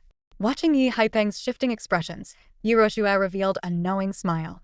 Note, green tea is a colloquial term used to describe someone who appears innocent and sweet on the surface, but is manipulative underneath. Shen Qingfeng, filled with worry, rushed to the Marquis of Zhenbai's residence, carrying Xiaobao in his arms. The entire household was thrown into chaos. Along the way, Xiaobao woke up, clutching Shen Qingfeng's clothing with his tiny hand and murmuring softly, "Baby wants to sleep with uncle." "Don't worry," Shen Qingfeng reassured him. "The Marquis of Zhenbai's residence has the best physicians. Xiaobao will be cured." Then he added, "You need to focus on preparing for the martial competition. It's better for you to return and cultivate." Xiaobao, weak and limp, lay in Shen Qingfeng's arms, but when no one else was looking, he would blink mischievously at Chuyue. Seeing this, Chuyue's heart finally settled. By the time she returned to the Yi residence's Tingxue pavilion, the evening sky was already ablaze with fiery hues. Before she could push the door open, a faint metallic scent of blood reached her sharp senses. Her heart skipped a beat. She quickly opened the door, and there lay a small fox with soft fur, collapsed in a pool of blood. Chuyue froze momentarily, her brows knitting together. "Aren't you just going to stand there and watch me die after I sacrificed 20 years of cultivation to save your son?" A feeble voice echoed in Chuyue's mind. It was the little fox. Startled, Chuyue snapped back to her senses. She was perplexed. The purple fox had no direct ties to Xiaobao, so why would it risk its life and waste 20 years of cultivation to save him? However, there was no time to dwell on it. In one swift motion, Chuyue darted forward, scooping up the critically injured fox from the blood-stained floor. She channeled her Shenong energy into its frail body. Gradually, the fox's injuries began to heal.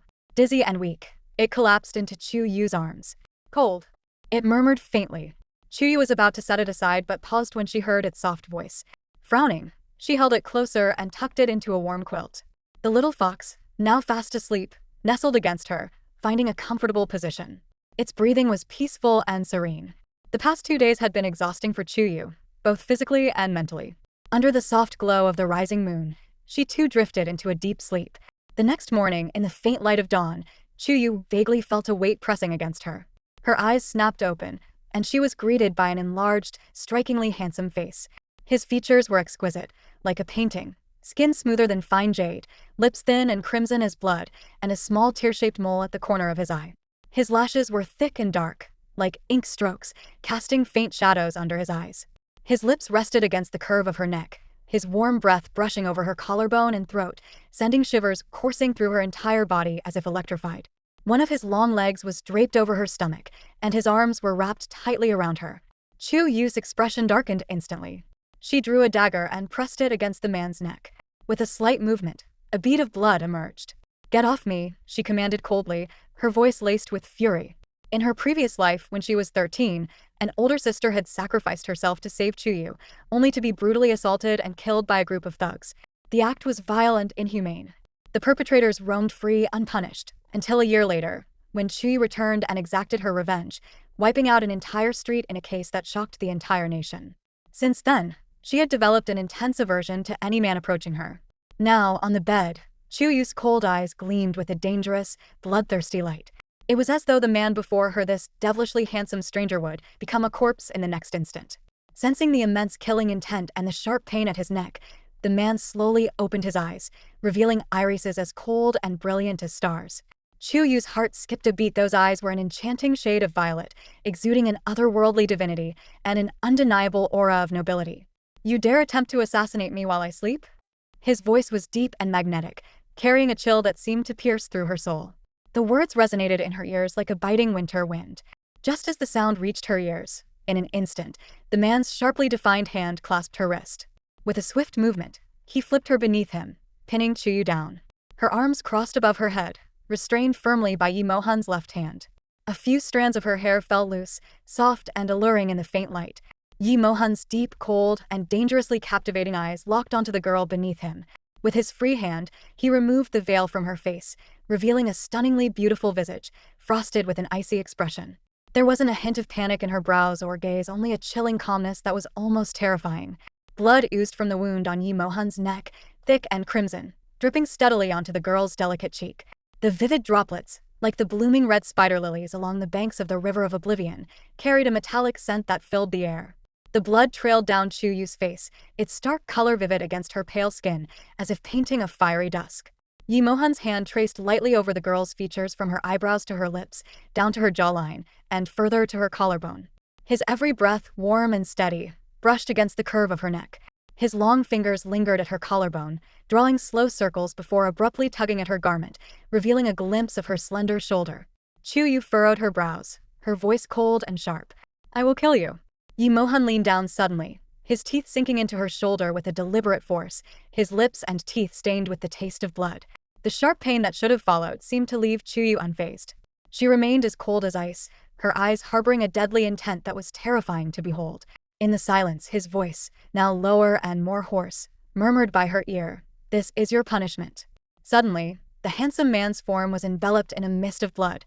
Within moments, his figure transformed into a small, limp fox, curling up against her chest. "Damn it!" Yi Mohan cursed inwardly. This injury had severely damaged his cultivation, leaving him unable to break the seal and return to his human form at will. As he cursed his fate, he sensed danger looming. His eyes flicked toward Chuyue, who now held a dagger pressed against his small fox body. "You little beast," she spat coldly. "Do you believe I won't chop you into pieces and feed you to the dogs?" Yi Mohan froze. What a cruel woman. As Chuyue raised the dagger, ready to strike, an image of the tiny fox lying in a pool of blood flashed through her mind. She hesitated, the blade stopping midair before she begrudgingly withdrew it. The bite mark on her shoulder throbbed with pain, and a faint flush of anger rose in her eyes. Without warning, she reached out and grabbed the little fox by its ears, lifting it high into the air. Then, smack! Her hand landed firmly on the fox's hindquarters. The little creature yelped in indignation. "Woman! How dare you humiliate me? Do you not fear I'll skin you alive?" Smack! Another slap followed. Chuyue's exposed shoulder gleamed under the light, her collarbone delicate, her lips curved in a playful smirk. Smack! Smack! Smack! She continued, thoroughly enjoying herself. The fox, now guarding its rear with its small paws, glared at her with gritted teeth. He had been humiliated by this wild woman. After a few more hits, Chuyue grew bored and threw the fox onto the bed. Crossing her arms lazily, she teased, Didn't you say you could transform back into a human? Come on, show me. Do it. Her demeanor was that of a roguish troublemaker, casual and taunting.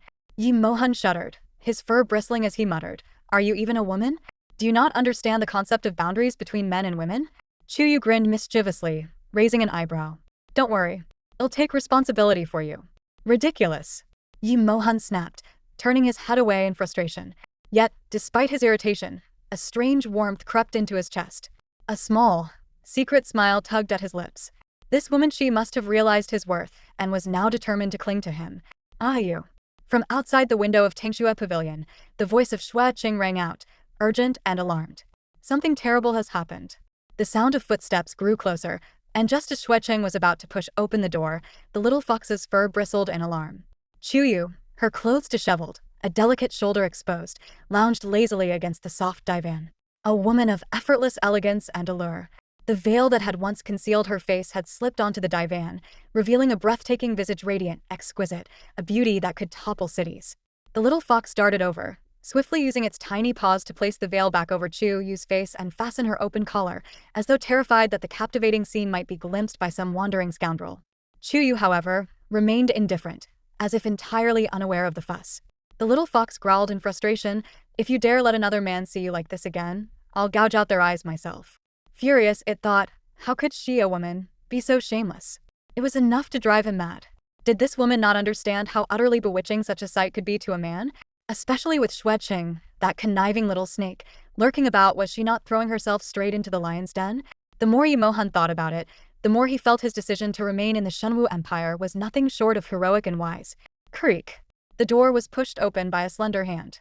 Xue Qing entered, dressed in a striking red robe, a delicate fan clutched in his hand. "Ah, you," he said gravely, "the royal family is scheming against you." He repeated the warning, his expression serious. Chuyue, still reclined lazily against the soft cushions, a regal-looking fox resting in her arms, glanced at him with half-lidded eyes. Her voice was slow and unhurried as she asked, "So, Yi Haipeng plans to sacrifice his own kin and send me to Dongyang?" Xue Qing froze. "You already know? I want the estates of the Yi family and the Zhenbei Marquis household. To shake their foundations, to seize their power. Yi Haipeng won't let me live. Sending me to my death is his only option," Chuyue replied calmly. Xue Qing's gaze sharpened as he looked at the girl on the divan. Her mind was sharper than he had anticipated. Today in court, Yi Haipeng declared before all the civil and military officials of the Shenwu Empire that he would sacrifice his own daughter to appease Dongyang's wrath. The court is now divided into two factions. On one side, led by your father Yi Haipeng and the crown prince, the civil officials have been impeaching you for years, citing your behavior as a disgrace. They believe sending you to Dongyang would be a win-win both for the empire and for the crown's reputation. Xue Qing's tone was measured as he continued. On the other side, the military officials argue that sending you away would symbolize the empire's decline and humiliation.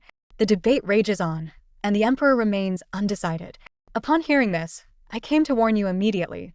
For years, the generals had been exasperated by her, yet in this critical moment, they refused to see her handed over to another nation. What of General Shao, the protector of the nation?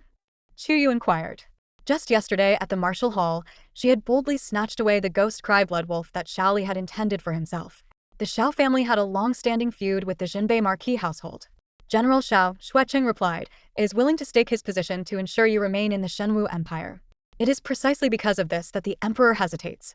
Otherwise, the royal army would have already surrounded the Yi estate, captured you, and delivered you to the Dongyang Empire. Chuyue toyed with a lock of her dark hair that had fallen over her shoulder, a faint smile playing on her lips, her eyes alight with amusement. General Shao may be opposed to the Zhenbei Marquis, but as a pillar of the nation, he adheres to his principles in matters of great importance. Suddenly, Xue Qing stiffened, sensing a powerful presence approaching. Something's wrong, he said sharply. The Royal Golden Armor Guards are here. The leader of the Golden Armor Guards, his voice like a thunderclap, announced with overwhelming authority, "Miss Yi, by imperial decree, you are summoned to the Jinluan Hall in Chang'an." His commanding tone was like a storm breaking mountains, resounding with the weight of 10,000 thunders. The leader of the Golden Armor Guards, Zhang Zhongran, was once a mere beggar on the streets. Recognizing his immense potential, the Marquis of Zhenbei personally elevated him to his current position. As the door creaked open, the figure that appeared before the Golden Armor Guards was not the third young lady of the Yi family, but Xue Qing, dressed in flamboyant red, exuding an air of arrogance. Fanning himself with a carefree demeanor, Xue Qing smirked, Major Zhang Ayu is the daughter of the Marquis of Zhanbei, and thus a young lord in our dynasty. She was once named an adopted sister by the late emperor and, upon coming of age, titled the Zhenbei Princess. At the imperial court in the Chang'an Golden Throne Hall, where matters of state are discussed, the Zhenbei princess must present herself in formal attire. Zhang Zhongran did not make things difficult and took a step back. He glanced at the closed door with a deep sense of disappointment in his eyes. The old comrades of the Marquis of Zhanbei were all valiant warriors of the Shenwu Empire, men with fervent loyalty and unmatched skill, capable of annihilating enemy armies without leaving a trace. Yet Chuyue, in his eyes, lacked even a fraction of her mother's capabilities. A complete disappointment.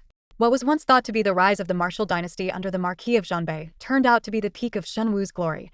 Standing tall and upright like a pine tree, Zhang Zhongran remained silent, surrounded by the iron-blooded soldiers of the Golden Armor Guards. Xue Cheng, concerned, asked, "Major Zhang, what is the situation at the court?" Zhang Zhongran, though a man of few words, spoke up as this matter concerned the descendant of the Marquis of Zhanbei. The two factions are locked in heated arguments, and His Majesty is at an impasse.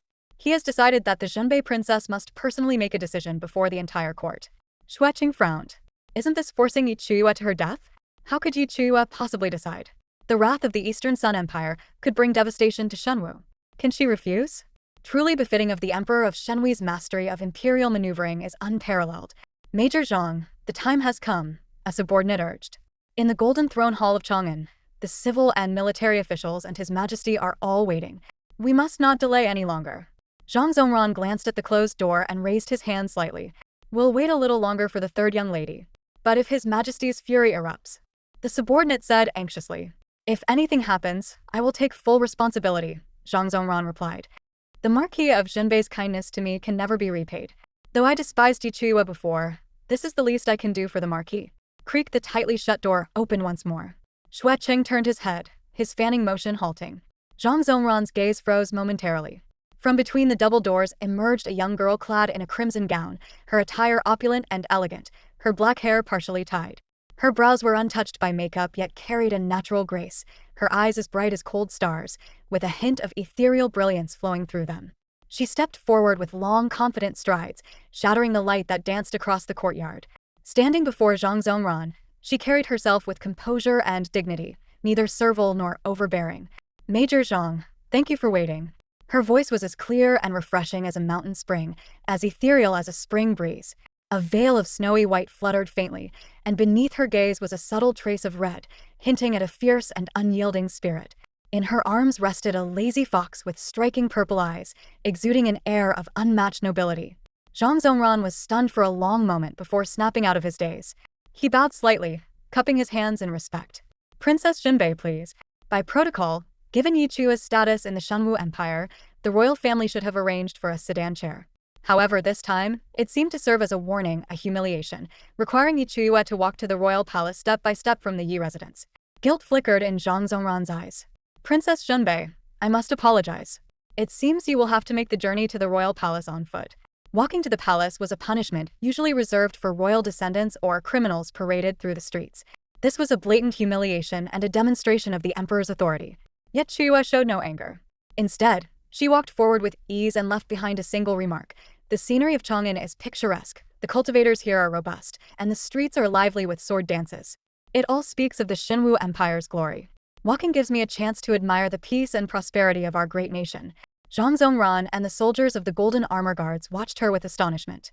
Were these bold, unerring words truly spoken by Chuyue? Among those who heard her was a young man holding a child. As the Golden Armor Guards prepared to escort Chuyue away, the young man stepped forward with an imposing presence and declared loudly, "Who dares make our Princess Zhenbei walk to the royal palace?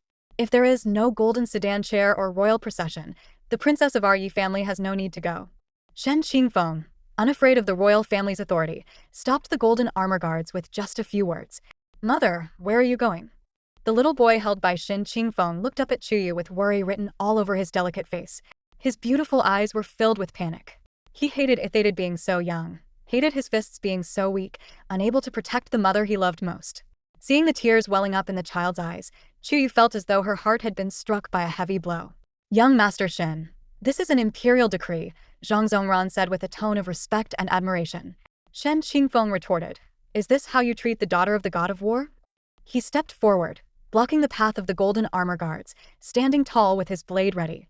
His black robe billowed as if ink spilled across the air, though there was no wind.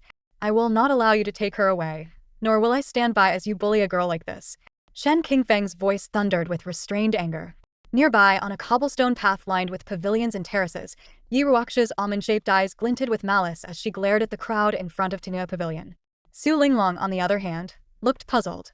Wasn't Shen Qingfeng supposed to despise Yi Chuyue the most? Why was he standing up for her now? What was he thinking? Yi Chuyue cannot be allowed to stay, Yi Ruoxia said through gritted teeth. If she remains, the Yi family will know no peace. She's earned Zicheng's approval, caught the favor of the 7th prince, and now even has Shen Qingfeng defending her. With her ambition to seize our family's assets, keeping her alive will only bring disaster. She must die. Su Linglong sneered.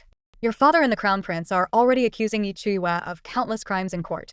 She's destined to be exiled and die in Dongyang Empire. Yi Ruoxia's expression softened slightly. Young Master Shen, don't make this difficult for us, Zhang Zhongran said. If you insist on this, don't blame us for being unkind. Little Bao, stay behind your uncle, Shen Qingfeng said, pulling the boy behind him. His entire demeanor exuded an intimidating aura. Facing the renowned golden armor guards of Chang'an, Shen Qingfeng showed no fear. Commander Zhang, if you want to take Yi Chuyue, go ahead over my dead body.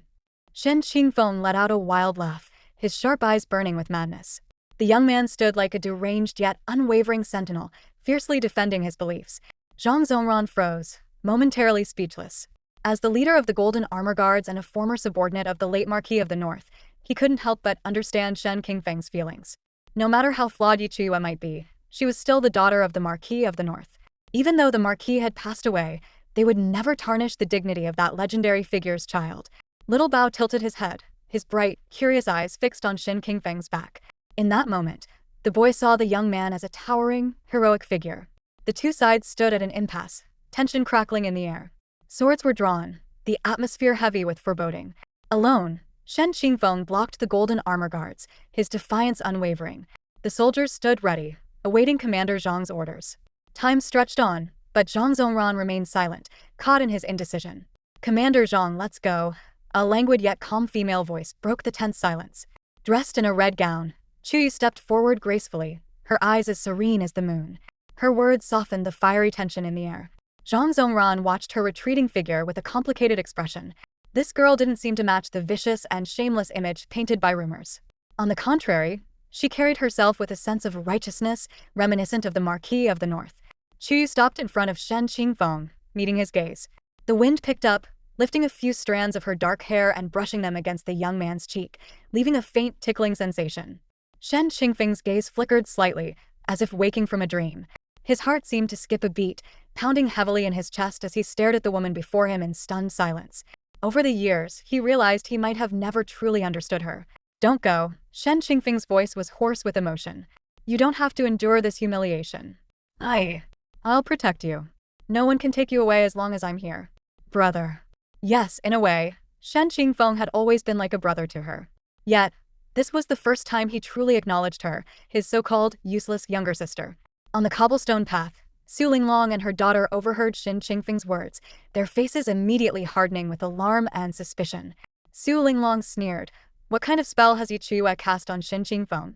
Yi Ruoxia's eyes narrowed, cold as winter frost. For years, she had worked tirelessly to earn Shen Qingfeng's approval. Yet this worthless failure, Yi Chuyue, despite her disgrace, could still command Shen Qingfeng's unwavering protection. Ever since that fall from the city wall, it was as if she had become a completely different person. Could it be, Su Linglong whispered, that the fall actually knocked some sense into her? Yi Ruoxia remained silent, her bloodshot eyes betraying the storm of fury within her. The burning rage threatened to consume her, to tear her apart until nothing but ashes remained. Chuyue gazed quietly at the stubborn young man before her, saying nothing for a long moment. Then, her voice was steady and resolute. I am the daughter of a military general. Compared to sitting in an extravagant, useless sedan chair surrounded by pomp and ceremony, I should walk to the imperial city, step by step. This empire of Shenwu was built through the blood and bravery of its soldiers. Every city wall stands because of their sacrifice. I must walk, because my mother is the Marquis of the North. This is not humiliation, this is the spirit and courage of a warrior's descendant. She fixed her gaze on the young man's eyes, her words deliberate and firm. Behind her, the soldiers in golden armor straightened their backs, their expressions filled with respect. Zhang Zhongran watched her intently, his thoughts unknown, though a flicker of emotion stirred in the depths of his eyes. Her every word resonated deeply with him. For the nobility, walking into the imperial city might be the ultimate disgrace, but for Chuyue, it was a badge of honor. She embodied the faith of the warriors. Her mother was the divine protector of the Shenwu Empire. Zhang Zhongran and the soldiers around him felt their blood boil with fervor. Ahead, Shen Qingfeng stood frozen in place until the sound of applause broke the silence. Clap, clap, clap. Xue Cheng clapped his hands, his laughter arrogant and unrestrained. Well said. The daughter of a general from Chang'an needs no luxuries. We should walk into the imperial city with pride. Shen Qingfeng remained silent, but his gaze never left her. The young girl radiated confidence, her brows exuding a brilliance as dazzling as sunlight, a light so bright it was almost blinding. Take care, Xiaobao. While I'm gone, don't let anyone take advantage of the situation. With those words, Chuyue brushed past Shen Qingfeng and continued forward with unwavering determination. Her back was straight, her resolve unshaken, and her spirit unyielding, unafraid of fate or disgrace. Shen Qingfeng suddenly turned to look at her retreating figure, his fingers trembling slightly. As her brother, he had never truly protected her. Over the years, Chuyue had walked a perilous path, teetering on the edge of life and death. How could he not have known? What pained him most was the fact that he had once thought if Chuyue were to die, no one would tarnish the Marquis of the North's reputation anymore. In that moment, a crushing wave of guilt engulfed him, vast and unrelenting, drowning him completely. The slender figure of the young girl gradually disappeared into the distance. Zhang Zhongran stood in a daze for a moment before raising his arm and leading the armored guards to follow Chuyue. Xiaobao glanced back, his innocent smile radiant with joy. Uncle, I've grown up. I want to be like mother, he said. Shen Qingfeng snapped out of his thoughts, gripping Xiaobao's hand a little tighter. He said softly, your mother is an extraordinary person. Xiaobao's joy was uncontainable, his small hands waving excitedly. Over the years, he had heard countless insults and slander about his mother, but now, at last, someone acknowledged her greatness. Brother Shen, let's head to the Golden Throne Hall together, Xueqing said. Aren't you worried about Ayu too? Shen Qingfeng nodded. The Golden Throne Hall, where the civil and military officials gathered under the current emperor, was a place of power and cunning. Chuyue, a lone young woman, would likely face ruthless hostility there. One misstep, and she could fall into an abyss of no return. The streets of Chang'an were bustling, adorned with blooming flowers. Particularly in front of the Yi family residence, a large crowd had already gathered, their faces brimmed with mockery and schadenfreude. Despite her noble status, Chuyue was forced to walk to the imperial city, a truly pitiful sight. Around her, disdainful murmurs could be heard. Deske, Chuyue is bound to make a fool of herself today. She's really brought shame to the Marquis of Zhenbei, someone sneered. The Marquis, upright and valiant his whole life, how did he end up with such a useless daughter? She's nothing but a liability. If she agrees to go to Dongyang Empire to atone, at least she'd be doing something worthwhile for Shenwu. The voices abruptly stopped. All eyes involuntarily turned toward a figure that had appeared at the entrance of the Yi residence. The girl was slender, standing tall against the autumn wind. Clad in a flowing red dress, she exuded unparalleled grace. A veil of white silk concealed her stunning beauty. She appeared so unexpectedly, and with a calmness beyond everyone's imagination. Then, with neither humility nor arrogance, she began walking eastward toward the imperial city. The golden armored guards followed closely, resembling her personal escort. As she moved, the crowd at the mansion's entrance instinctively stepped aside, parting to create a wide path for her. She held her head high, her posture proud, as she made her way toward the imperial city. On Chang'an Street, that striking red silhouette left the onlookers in awe. A 3-year-old child, cradled in his mother's arms, said in a tender voice, Mom, that big sister looks like a fairy from the heavens. She's so beautiful. Hearing this, the crowd chuckled, snapping back to reality. It's just the veil hiding her hideous face, someone muttered disdainfully. As Chuyue passed the alley by the martial hall, a maid emerged, pushing a wheelchair carrying Qin Qianqian. Qin Qianqian's face was pale, her expression twisted with fury. Die! Qin Qianqian spat venomously. Once Chuyue is sent to Dongyang, I'll make sure she's torn to shreds along the way. When she falls into my hands, she'll know what true hell is worse than death. A sinister smile spread across Qin Qianqian's face, grotesque like a vengeful ghost. Behind her, the maid held an oil paper umbrella, shielding them from the sunlight. With equal malice, she said, Miss, rest assured. The powerful Dongyang Empire is watching us closely. Only Chuyue can appease their wrath. If she doesn't die, Shenwu will face chaos. Qin Qianqian tilted her chin slightly, her smile smug and triumphant. At that moment, Chuyue and the golden armored guards came to a halt. A figure clad in military attire descended from the sky, landing gracefully in the middle of Chang'an Street. Chuyue remained calm and composed, her gaze distant as she looked ahead. The person before her was none other than the young lady of the Protector General's manor. Xiaoli was clad in armor, a sword strapped to her waist. Her shoulder was wrapped in soft cloth, covering a wound inflicted by the ghost cry Bloodwolf, with fresh blood faintly seeping through. Miss Xiao, it's getting late, Zhang Zhongran said. We must hurry to the Jinluan Hall. Xiaoli nodded slightly. Her eyes lingered on Chuyue for a moment before she stepped forward, her presence sharp and commanding like the wind. Don't go to Dongyang, she said. The Dongyang Empire back then. They were crushed by the Marquis of the North. 13 generals fought together but couldn't match him. If you go, our Shenwu Empire will lose its morale forever. Our warriors will never be able to hold their heads high again. Fixing her gaze on Chuyue's eyes, Xiaoli continued. Yi Chuyue, you've been in decline for years. Isn't it time to stand tall once more? Don't make me look down on you. Don't let the warriors of the world, the young fighters of Shenwu, look down on you. Chuyue listened quietly, her demeanor as calm as a gentle breeze. After a long pause, she began walking toward the Imperial Palace at the end of Chang'an Street. Xiaoli suddenly called after her, Yi Chuyue, if you're a coward, if you're planning to go to Dongyang to beg for forgiveness, I'll kill you myself. Rather than letting you die at the hands of the Dongyang people and dragging down Shenwu's morale, it'd be better for you to die by my hand. Chuyue stopped in her tracks and turned slightly to glance at her. With Miss Xiao in the Protector General's manor, the future is boundless, she said lightly, leaving only this remark before continuing on her way. Xiaoli started to pursue her, wanting to say more, but a fan suddenly blocked her path. Looking up, she frowned. Shuezaihui? Miss Xiao, Xueqing said with a faint smile, Dongyang has always wanted to subjugate Shenwu, but they lack a just cause. You is caught in a dilemma, don't push her too hard. Xiaoli fell silent. She knew all too well. This move, no matter how it was played, was a perilous gambit with little chance of survival. Keeping Yi Chuyue here would give Dongyang an excuse to declare war. Sending her away would mean Shenwu Empire might never rise again. For an empire, faith and morale were of paramount importance. I didn't realize the young Marquis and Miss Yi are so close, Xiaoli said coldly. Xueqing narrowed his charming, almond-shaped eyes and smiled with unrestrained ease. If nothing unexpected happens, Miss Yi might become my wife one day. Xiaoli sneered. The young Marquis has quite unique taste. You're too kind, Miss Xiao. Too kind, Xueqing replied with a grin. Xiaoli was speechless. Did that sound like a compliment to him? Meanwhile, Shen Qingfeng eyed Xueqing warily, his displeasure written all over his face. Xueqing, still smiling, suddenly felt a chill down his spine, as if he were being watched by something sinister. He scanned his surroundings, and his gaze finally landed on the source of his unease. Perched on Chuyue's shoulder was a small fox, glaring at him with a murderous intensity. Its aura was chilling, as if bolts of lightning were about to strike. Meeting the fox's gaze, Xueqing involuntarily shivered.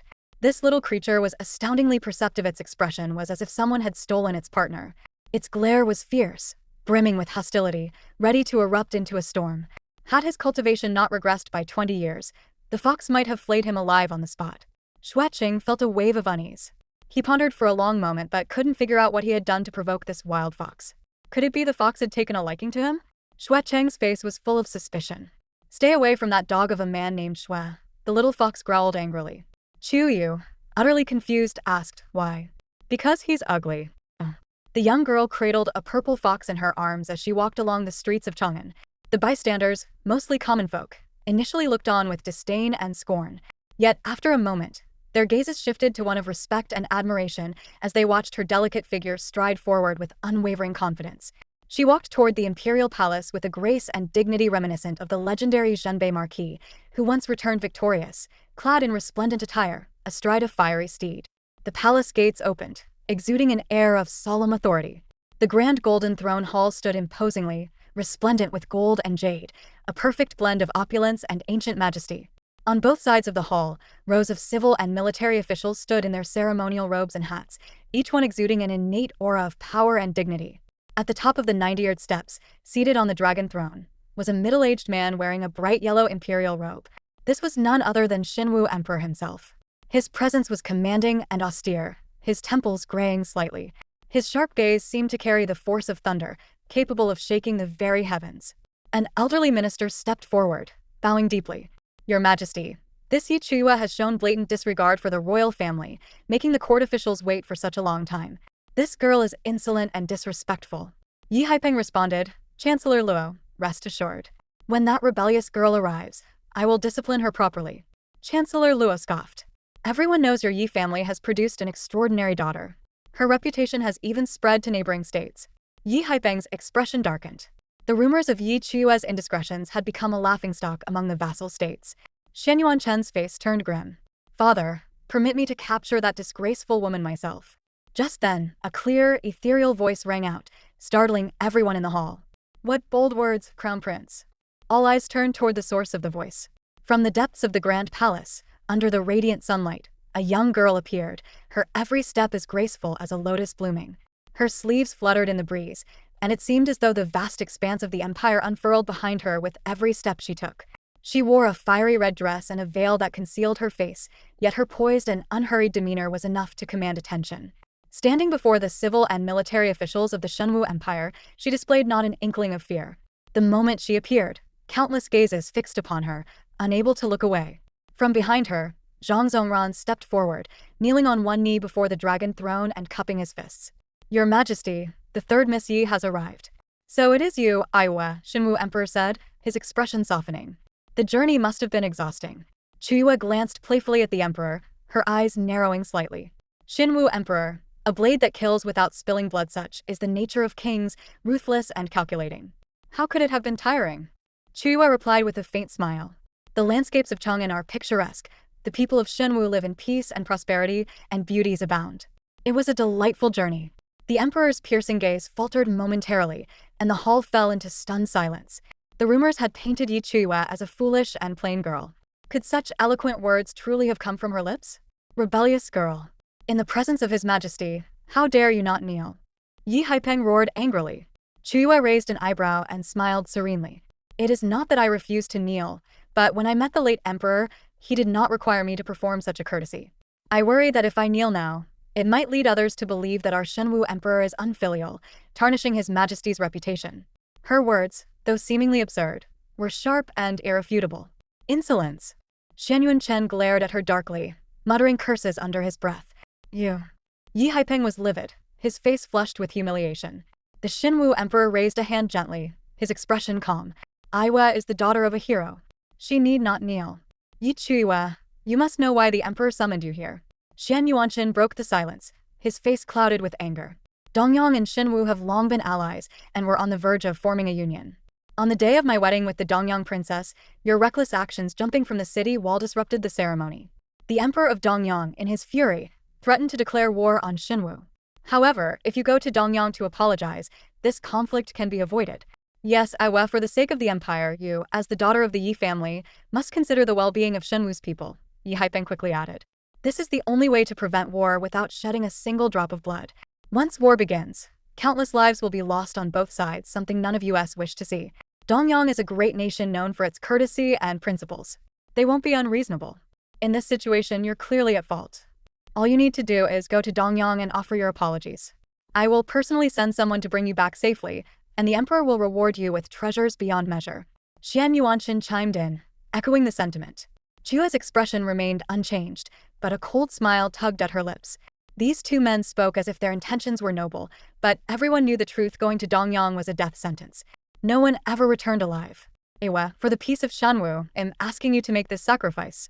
I know you're a good child and will do this for the greater good, won't you? Yi Haipeng pleaded, playing the role of a benevolent father flawlessly in the grand hall. Master Yi, don't you feel ashamed saying such things? A thunderous voice suddenly rang out, as if an enormous bell had struck, reverberating in Chuyue's ears. From the left side of the hall strode a man with an imposing aura. Dressed in a black robe adorned with a python motif, his face bore several savage scars. It was none other than the Protector General, Xiao Tianyu. The peace of Shenwu is safeguarded by its young soldiers, not by sacrificing a woman. Xiao Tianyu bellowed, his gaze sharp as he turned to Chuyue. Little girl, do not be afraid. Chuyue blinked, her lips curving slightly. This man, rough as he was, had a certain charm. Bang! Xiao Tianyu knelt before the Emperor, one knee to the ground, his fists clasped tightly. The force of his movement echoed through the hall, as though the heavens themselves trembled. It was as if thunder had cracked open the sky. My Emperor! Xiao Tianyu declared, his voice resolute. Though my right arm is injured, I have not lost my strength from years past. Yi Chuyue is a daughter of Shenwu, and should not be sent to Dongyang to be humiliated. If Dongyang truly wishes to wage war, I am willing to lead the charge and offer my life to defend Shenwu's land. Chuyue's eyes glimmered faintly. Now this was the demeanor of a true warrior. One by one, the other generals knelt, their voices unified. We are willing to fight for Shenwu. Please, Your Majesty, do not send Miss Yi to Dongyang. The leader of the Golden Armor Guards, Zhang Zhongran, also knelt and bowed his head. Your Majesty, I too believe that sending the Lady of Zhanbei to Dongyang would dishearten our soldiers. If Dongyang attacks us, I swear on my life to protect Shenwu. Chuyue pressed her lips together tightly. These men had placed great expectations on Chuyue. Yet, the original Chuyue had been a foolish woman, consumed by trivial romances, living a wasted life. You. All of you. What is the meaning of this? Chancellor Luo's eyes reddened with frustration. Dongyang has an army of 1,000,000, an unstoppable force. If war breaks out, Shenwu will be littered with corpses. The Marquis of Zhanbei is absent. The Protector General has an old injury, and among you, who is capable of leading us into battle against Dongyang's forces? You are all blockheads. This is an issue that could be resolved by a single woman. Why mobilize an entire army and let rivers of blood flow? Luo Chancellor was furious, his voice trembling with rage. As the Prime Minister of the Shenwu Empire, a scholar and writer, he simply couldn't comprehend the actions of Xiao Tianyu and his comrades. To him, these military men were leading the empire to its doom. Xiao Tianyu, still kneeling on the ground, slowly raised his face, marked with several blood-red scars. The sight was both shocking and awe-inspiring. He spoke, his words deliberate, each one carrying a commanding weight that resonated throughout the Grand Hall. Luo Chancellor, let me put it this way. I would rather mobilize the army and let rivers of blood flow than push a single woman forward. Do you understand? The sheer force of Xiao Tianyu's words silenced all the civil officials in the Golden Hall. These were men accustomed to wielding pens, not swords. What did they know of the battlefield? Of bones piled high and the blood-soaked chaos of war? General Xiao. Luo Chancellor exclaimed. Do you even realize how hard-won this era of peace is? 20 years ago, I defended Chang'an City, enduring 27 arrows and holding the line for 3 days and nights until the Marquis of Zhanbei arrived. And you think I don't know how precious this peace is?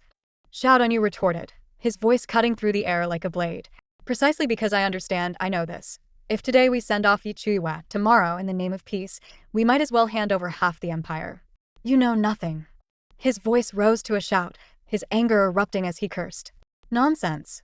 Then, turning to the young woman, Xiao Tianyu beckoned with a wave of his hand. Girl, come here. Chuyue stepped forward and stood before him. Are you afraid of me? Xiao Tianyu asked. General Xiao, you are a war hero and a comrade of my mother. I do not fear you. I respect you, Chuyue replied calmly. Xiao Tianyu laughed heartily. Good, good. After all these years of opposing your mother, this is the first time I've heard someone say I was her comrade. Heroes recognize heroes after all. Generals share the same unwavering belief in protecting the nation with their blood and honor. You were the most harmonious of comrades, Chuyue said, her tone steady. A hero and a hero, bound by mutual respect. A general and a general, united by the same faith and passion for safeguarding the homeland. Xiao Tianyu froze for a moment, his eyes glistening with emotion. It was as if he was transported back in time, to the battlefield where he had watched that woman charge 7 times into enemy ranks, emerging with the head of their commander. Despite their years of rivalry, they had never forgotten each other. Mutual respect indeed. Xiao Tianyu exclaimed. Girls, stand behind me. As long as I draw breath, no one will take you to Dongyang. Chuyue moved to stand behind Xiao Tianyu, her gaze falling on his right arm. His fingers bore the Shenong ring, which glowed faintly with a milky white light. Xiao Tianyu was a formidable warrior, but his right arm had been severely injured by the enemy's poison fire, leaving him with a chronic ailment. His strength had diminished since then, and neighboring states were now eyeing the Shenwu Empire like wolves circling prey. Without the Marquis of Zhanbei and the Protector General, the empire was vulnerable. Chuyue's mind raced with thoughts. Once her Shenong ring absorbed enough spiritual energy from heaven and earth, it might be able to heal Xiao Tianyu's old injury. General Xiao, you're nothing but a brute with more brawn than brains. Luo Chancellor pointed an accusing finger at him, his anger barely contained. Xiao Tianyu's sharp glare made Luo Chancellor's hand tremble involuntarily. Luo Chancellor, I despise you and your kind spineless cowards who only know how to push women forward. A bunch of hypocrites who can't even lift a sword. You live in comfort, but when trouble arises, you shove women into the fray. What kind of men are you?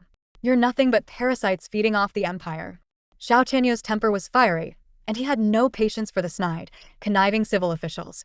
He wanted nothing more than to knock them down so hard they'd be bedridden for 3 months.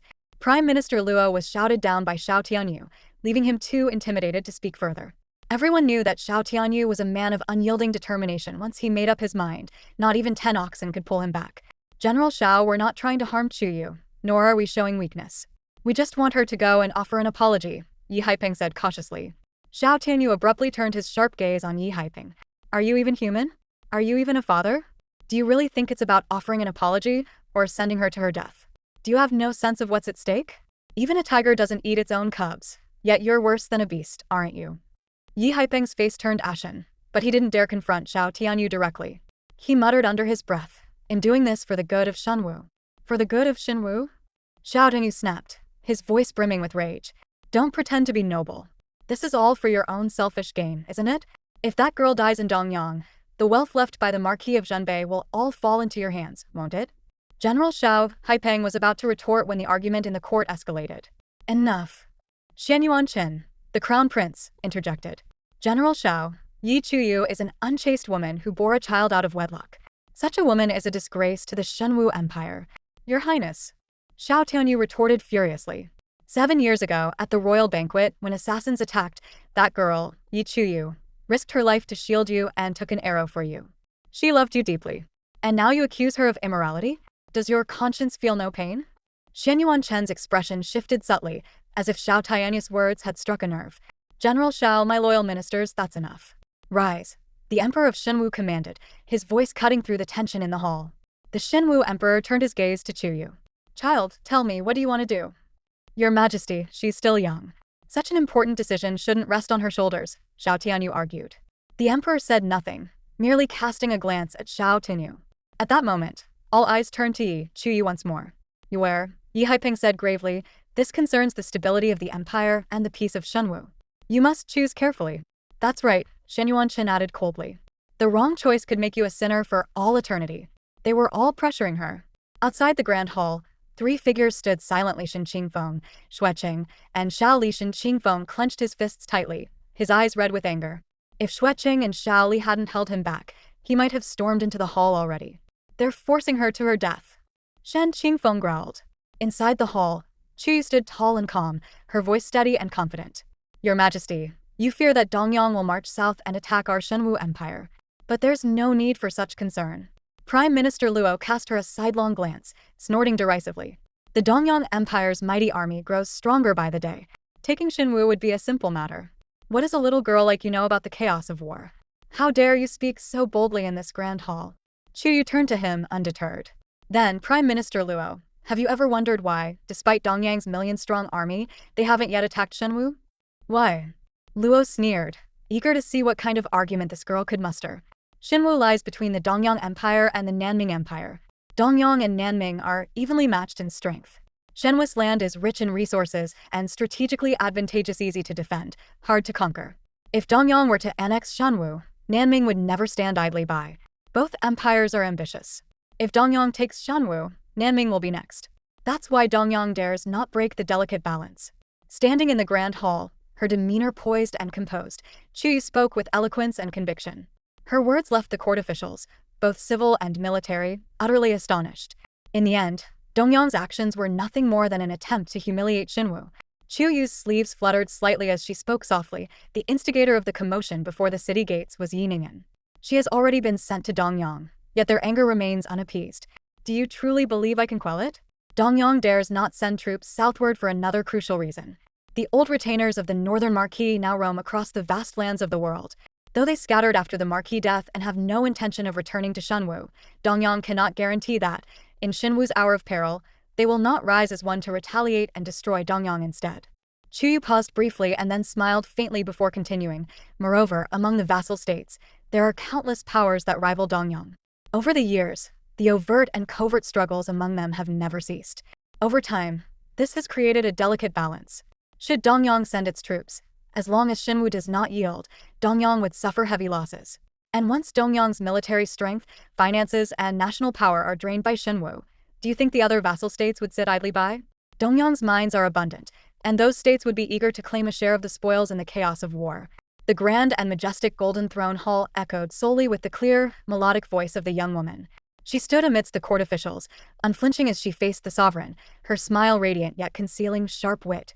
Could such a dire and complex situation truly be unraveled so effortlessly?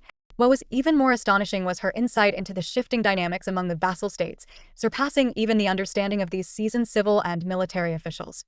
Xiao Tianyu stared at her in disbelief. Was this truly the same widely scorned useless girl? It was simply unfathomable. She possessed the decisiveness of a general and the strategic acumen of a statesman. And yet, when one counted carefully, she was merely in her teens. To the side, Xian Yuanshan's eyes were bloodshot, a hint of inner turmoil flashing as he gazed at Chuyue. Just moments ago, when Chuyue was commanding the court with such authority, he had felt an inexplicable stir in his heart.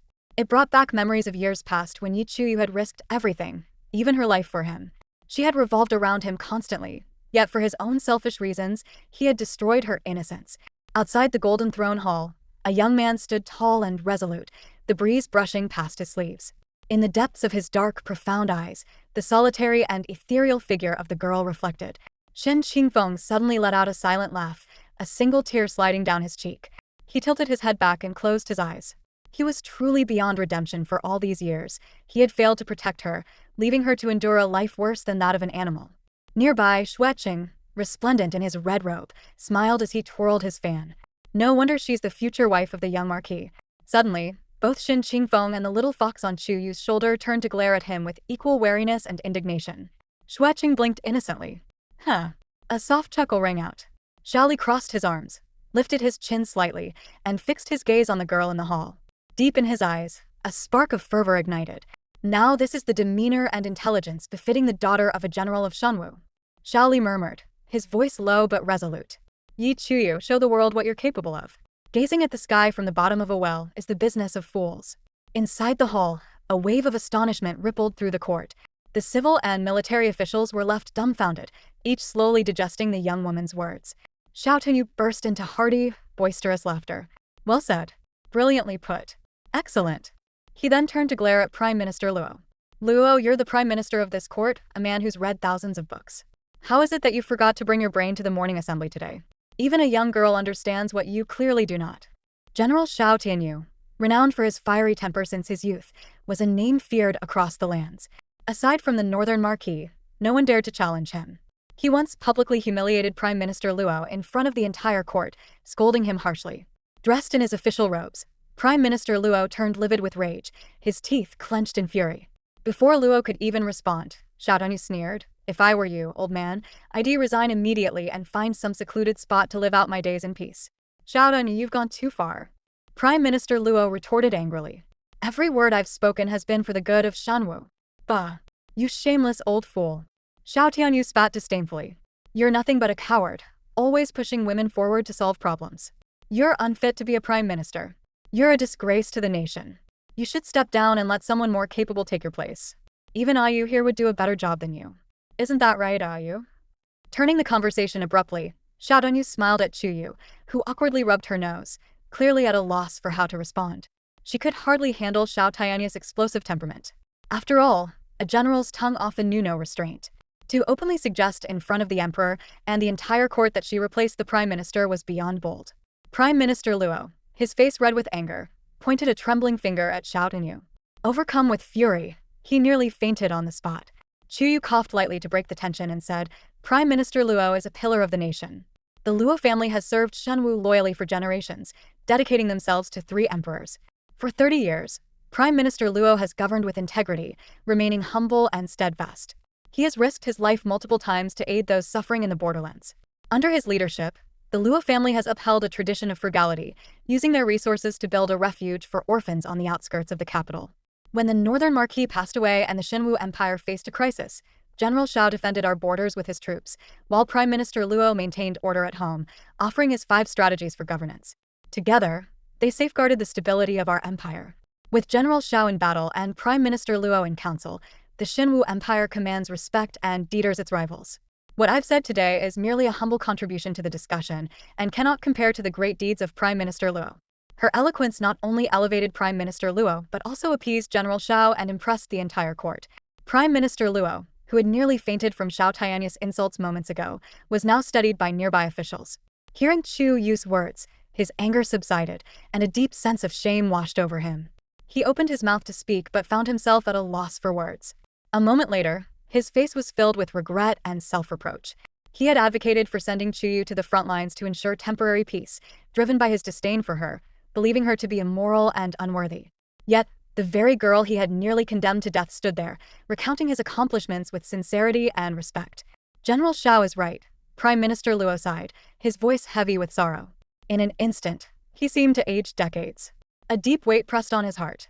For 30 years, he had served as a clean and just official, dedicating his life to the nation and its people. Yet today, he had nearly destroyed the daughter of a heroic martyr based on hearsay and prejudice. I am unworthy to serve as Shenwu's prime minister, he said, his voice trembling as he looked at Chuyue. Good child, you will be like your mother, radiant as the sun and moon, bringing light to the world. Thud. Prime Minister Luo fell to his knees, tears streaming down his face. With hands clasped in a plea, he let out a sorrowful sigh and begged the emperor to relieve him of his position. Your Majesty, I, a senior minister of the court, have failed in my duty during this critical time for Shenwu. I was narrow-minded enough to allow a mere woman to face the Dongyang Empire. The court was thrown into chaos by this sudden development, leaving everyone stunned and speechless. Chuyue blinked her beautiful eyes, her lashes trembling slightly as she observed the prostrate prime minister. She admitted to herself that her earlier words were meant to win him over, but she hadn't expected the old man to be so upright that he felt ashamed enough to resign. Xiao Tianyu stood there dumbfounded. He never imagined that a grand prime minister could be so fragile, ready to quit after just a few harsh words. Now, faced with the mess he had created, Xiao Tianyu was at a loss for how to clean it up.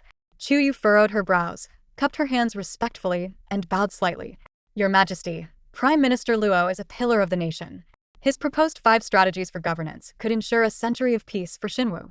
Moreover, he has served in office for 30 years, with countless achievements to his name, earning the admiration of the people as a virtuous official. At this critical juncture, with Dongyang stirring restlessly, if the Prime Minister were to step down, it might cause unrest among the citizens. I implore your Majesty to reconsider. The young lady spoke confidently, advocating for the Prime Minister. Her father, Yi Haiping, and the Crown Prince, Shen Chen, stood frozen in shock. Never in their wildest dreams did they expect the situation in the Golden Throne Hall to escalate like this, ending with Prime Minister Luo feeling ashamed enough to resign and Chuyue pleading on his behalf.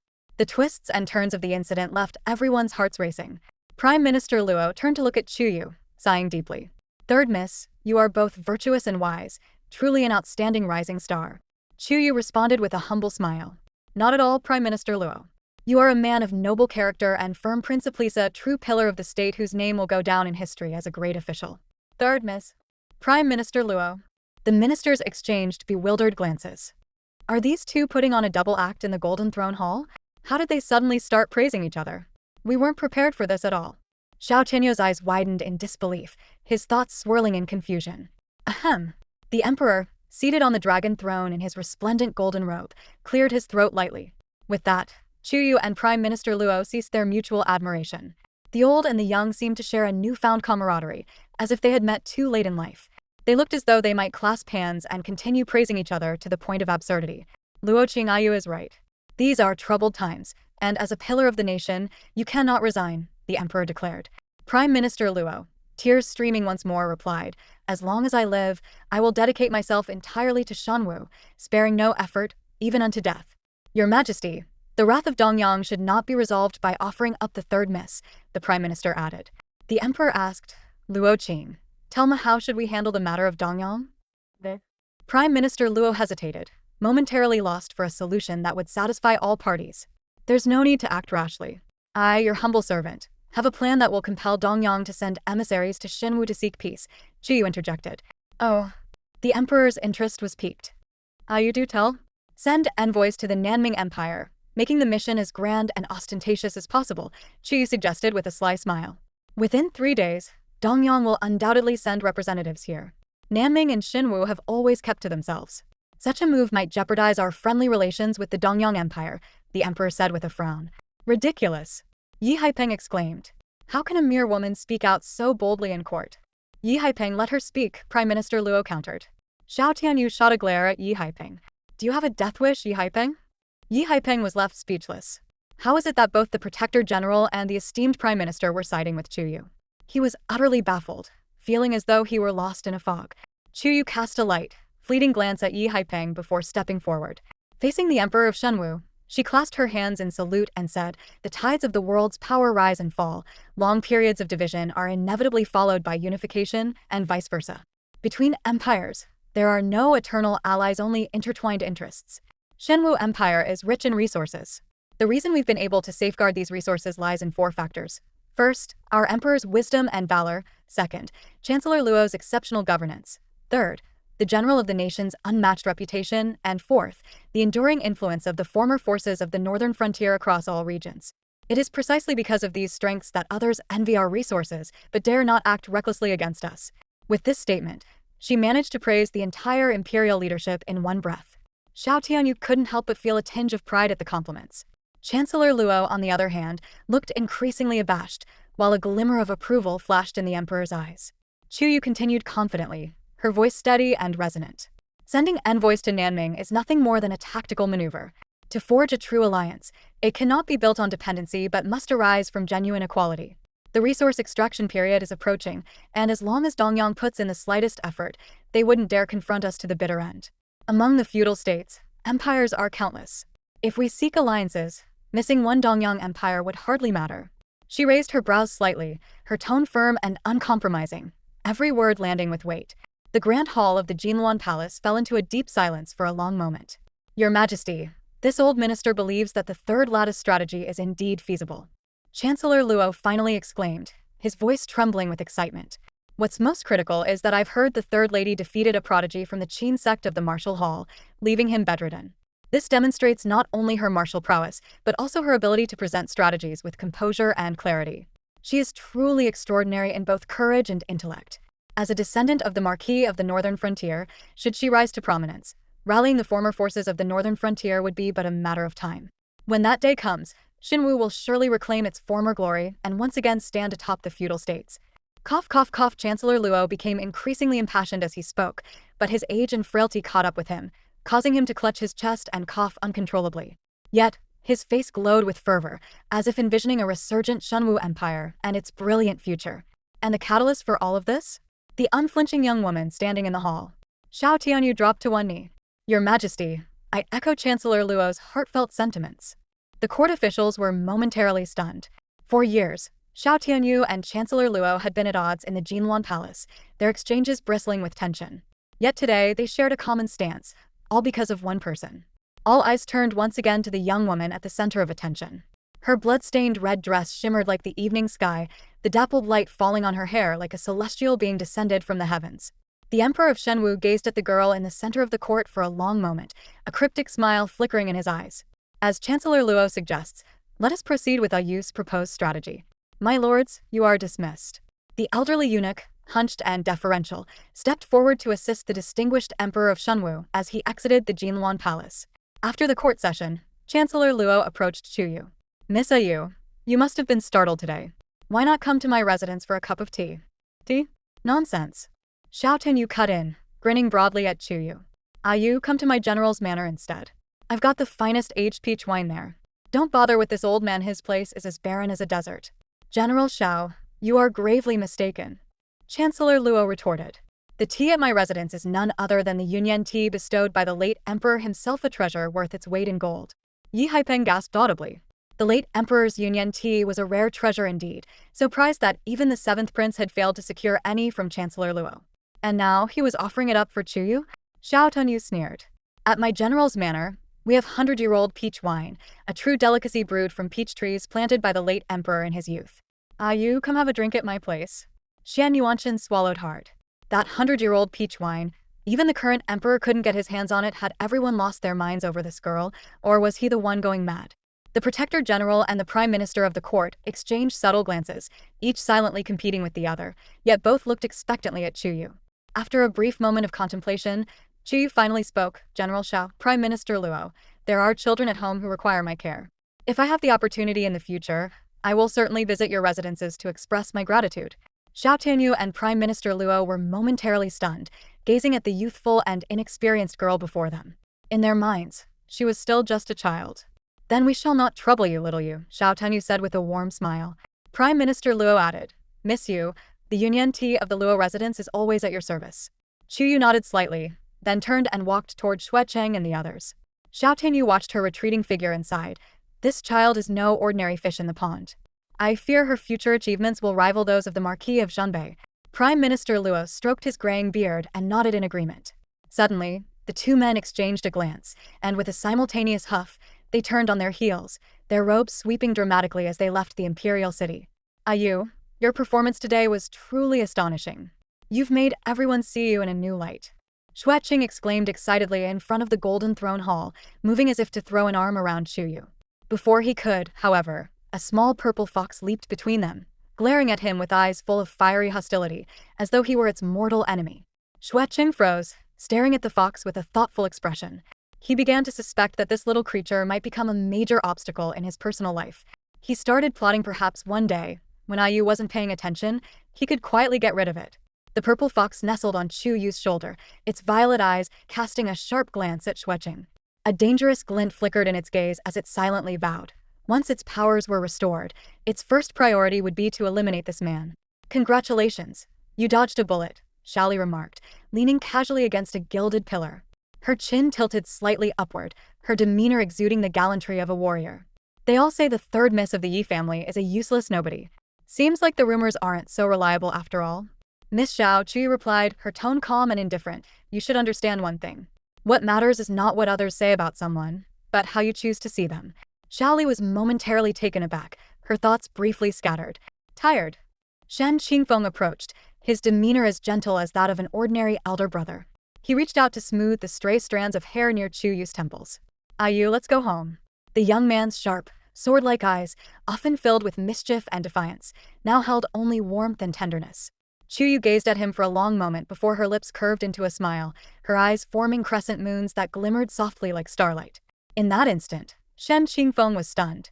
He had never seen such beautiful eyes, so clear, so radiant, so full of life. They reminded him of a sprite dancing in the depths of an ancient forest. A peculiar sensation coursed through him, making his heart tremble faintly. The feeling spread, tingling through his entire body, even to the tips of his fingers, which trembled ever so slightly. After a long pause, Shen Qingfeng removed his cloak and draped it over Chuyue's shoulders, carefully tying the ribbon. With a gentle smile, he reached out to ruffle her hair. You've worked hard today. From now on, your brother will protect you. Leave things like this to men. With a snap, Xueqing unfurled his folding fan, looking at Shen Qingfeng in surprise. Well, it seems this young master has finally come to his senses. All right, Chuyue replied, raising her eyebrows slightly. In her mind, she recalled how, just yesterday in the martial hall, the young man had stood against Cheng Hongshan for her. At the Yi residence, he had defied the golden armor guards and the emperor's decree for her sake. This debt of gratitude was etched in her heart. In her 2 lifetimes, the principle she lived by remained unchanged. For kindness, she would repay 100-fold. For enmity, she would show no mercy. As the group was about to head back, a chilling voice suddenly rang out from behind Chuyue. It was none other than Shen Yi Chuyue, he called. Chuyue halted her steps, her cloak fluttering slightly. She remained with her back to Shen showing no intention of turning around. Shortly after, Shen and Yi Haipeng strode towards her, their eyes fixed intensely on Chuyue. Chuyue stood poised and composed, exuding a calm confidence that was neither servile nor overbearing. Her gaze was steady, carrying a hint of mockery as she looked at Shen I can reluctantly allow you to become a consort, Shen declared loftily, his tone dripping with arrogance. He carried himself like a proud peacock, as if bestowing charity upon a beggar. As a woman, you lack propriety and are unworthy of being my principal wife. Granting you the title of consort is already a grace. But rest assured, for the sake of your unwavering devotion to me, I will not treat you harshly in the future. Shen was no fool. Years ago, Yi Chuyue was at the peak of her glory, and it was he who personally sought the marriage arrangement from the Shenwu Emperor. Later, he was also the one who orchestrated the ruin of her reputation. Now, after witnessing her performance in court and hearing the Prime Minister Luo's remarks, he found himself intrigued again. Yi Chuyue symbolized the legacy of Zhenbei Marquis, a fortune that could potentially bring the allegiance of Zhenbei's powerful former forces. For the sake of long-term benefits, he was willing to humble himself and offer her the position of consort in the Eastern Palace. However, whenever he thought of Yi Chuyue's scarred face, he would wake up in the middle of the night in terror and retch. Shen snorted coldly, exhaling through his nose. With his hands clasped behind his back, he perfectly embodied the arrogance of the crown prince. In his mind, he believed he had already condescended enough, and Yi Chuyue would undoubtedly be moved to tears, kneeling to thank him for his magnanimity. Little did he know, Everyone around Chuyue herself, the small purple fox in her arms, and the others present was looking at him as if he were the village fool. Chuyue, kneel and thank His Highness the Crown Prince. Yi Haiping, playing the role of a stern father, barked in a booming voice. However, Chuyue remained unmoved, ignoring him entirely and leaving Yi Haiping in an awkward silence. Yi Chuyue, are you aiming for the position of principal wife? Xian Yuanshan sneered. It's not entirely impossible. As long as you perform well in the future and please me, I might just consider it if I'm in a good mood. His inherent sense of superiority radiated in his tone. After a brief pause, he added, but in the Eastern Palace, you must always wear a veil. Preferably, you should never take it off. He was terrified. The thought of her scarred face haunted him, certain to give him nightmares. Your Highness, Chuyue's lips twitched, her voice laced with irritation. Shake your head a little. Startled, Xian Yuanshan instinctively tilted his head, bewildered, as he stared at Chuyue. Was this some new courtship ritual? Chuyue squinted slightly, a faint smile playing on her lips. Your Highness, did you hear that? Hear what? Xian Yuanshan asked, confused. The sound of water flowing, she replied. With that, Chuyue turned and walked away, leaving Xian Yuanshan standing there, utterly dumbfounded.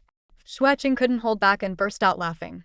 The rest of the onlookers, including the eunuchs and maids, all lowered their heads, their faces red from suppressed laughter.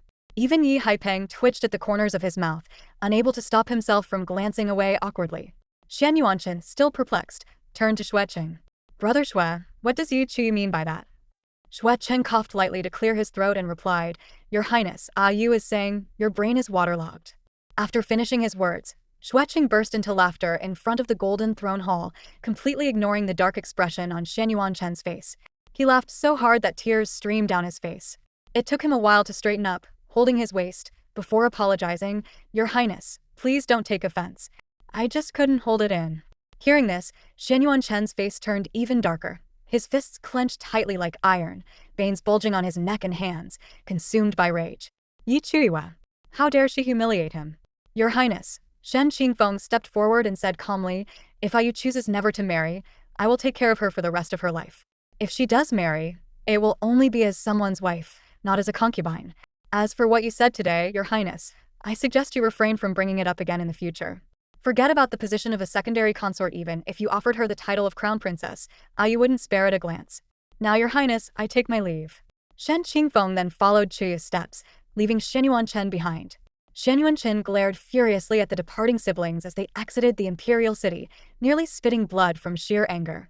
That Shen Qingfeng, how dare he act so arrogant, merely relying on his status as a disciple of Shen Xian. Unforgivable.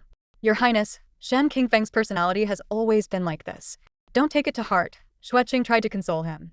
Shen Yuanshan narrowed his eyes dangerously, flicked his sleeves, and muttered as though speaking to himself, that Yi Chuyue, she's gotten bold, hasn't she? Playing hard to get with me. Does she really think that by doing this, she'll make me fall for her? Shueqing, Your Highness, is something wrong with your mind? He was now seriously doubting whether the Shenwu Empire would survive if it were left in the hands of someone like Shen Yuanshan in the future. Outside the palace road, Chuyue and Shen Qingfeng boarded the Yi family's carriage. Shen Qingfeng looked at her and said, Don't worry. Chen Hongshan will take good care of Xiaobao. Her sudden coldness made Shen Qingfeng feel a bit uneasy. She was different from the other sisters in the household. She never tried to please him. As the carriage was about to depart, Yi Haiping lifted the curtain and stepped inside.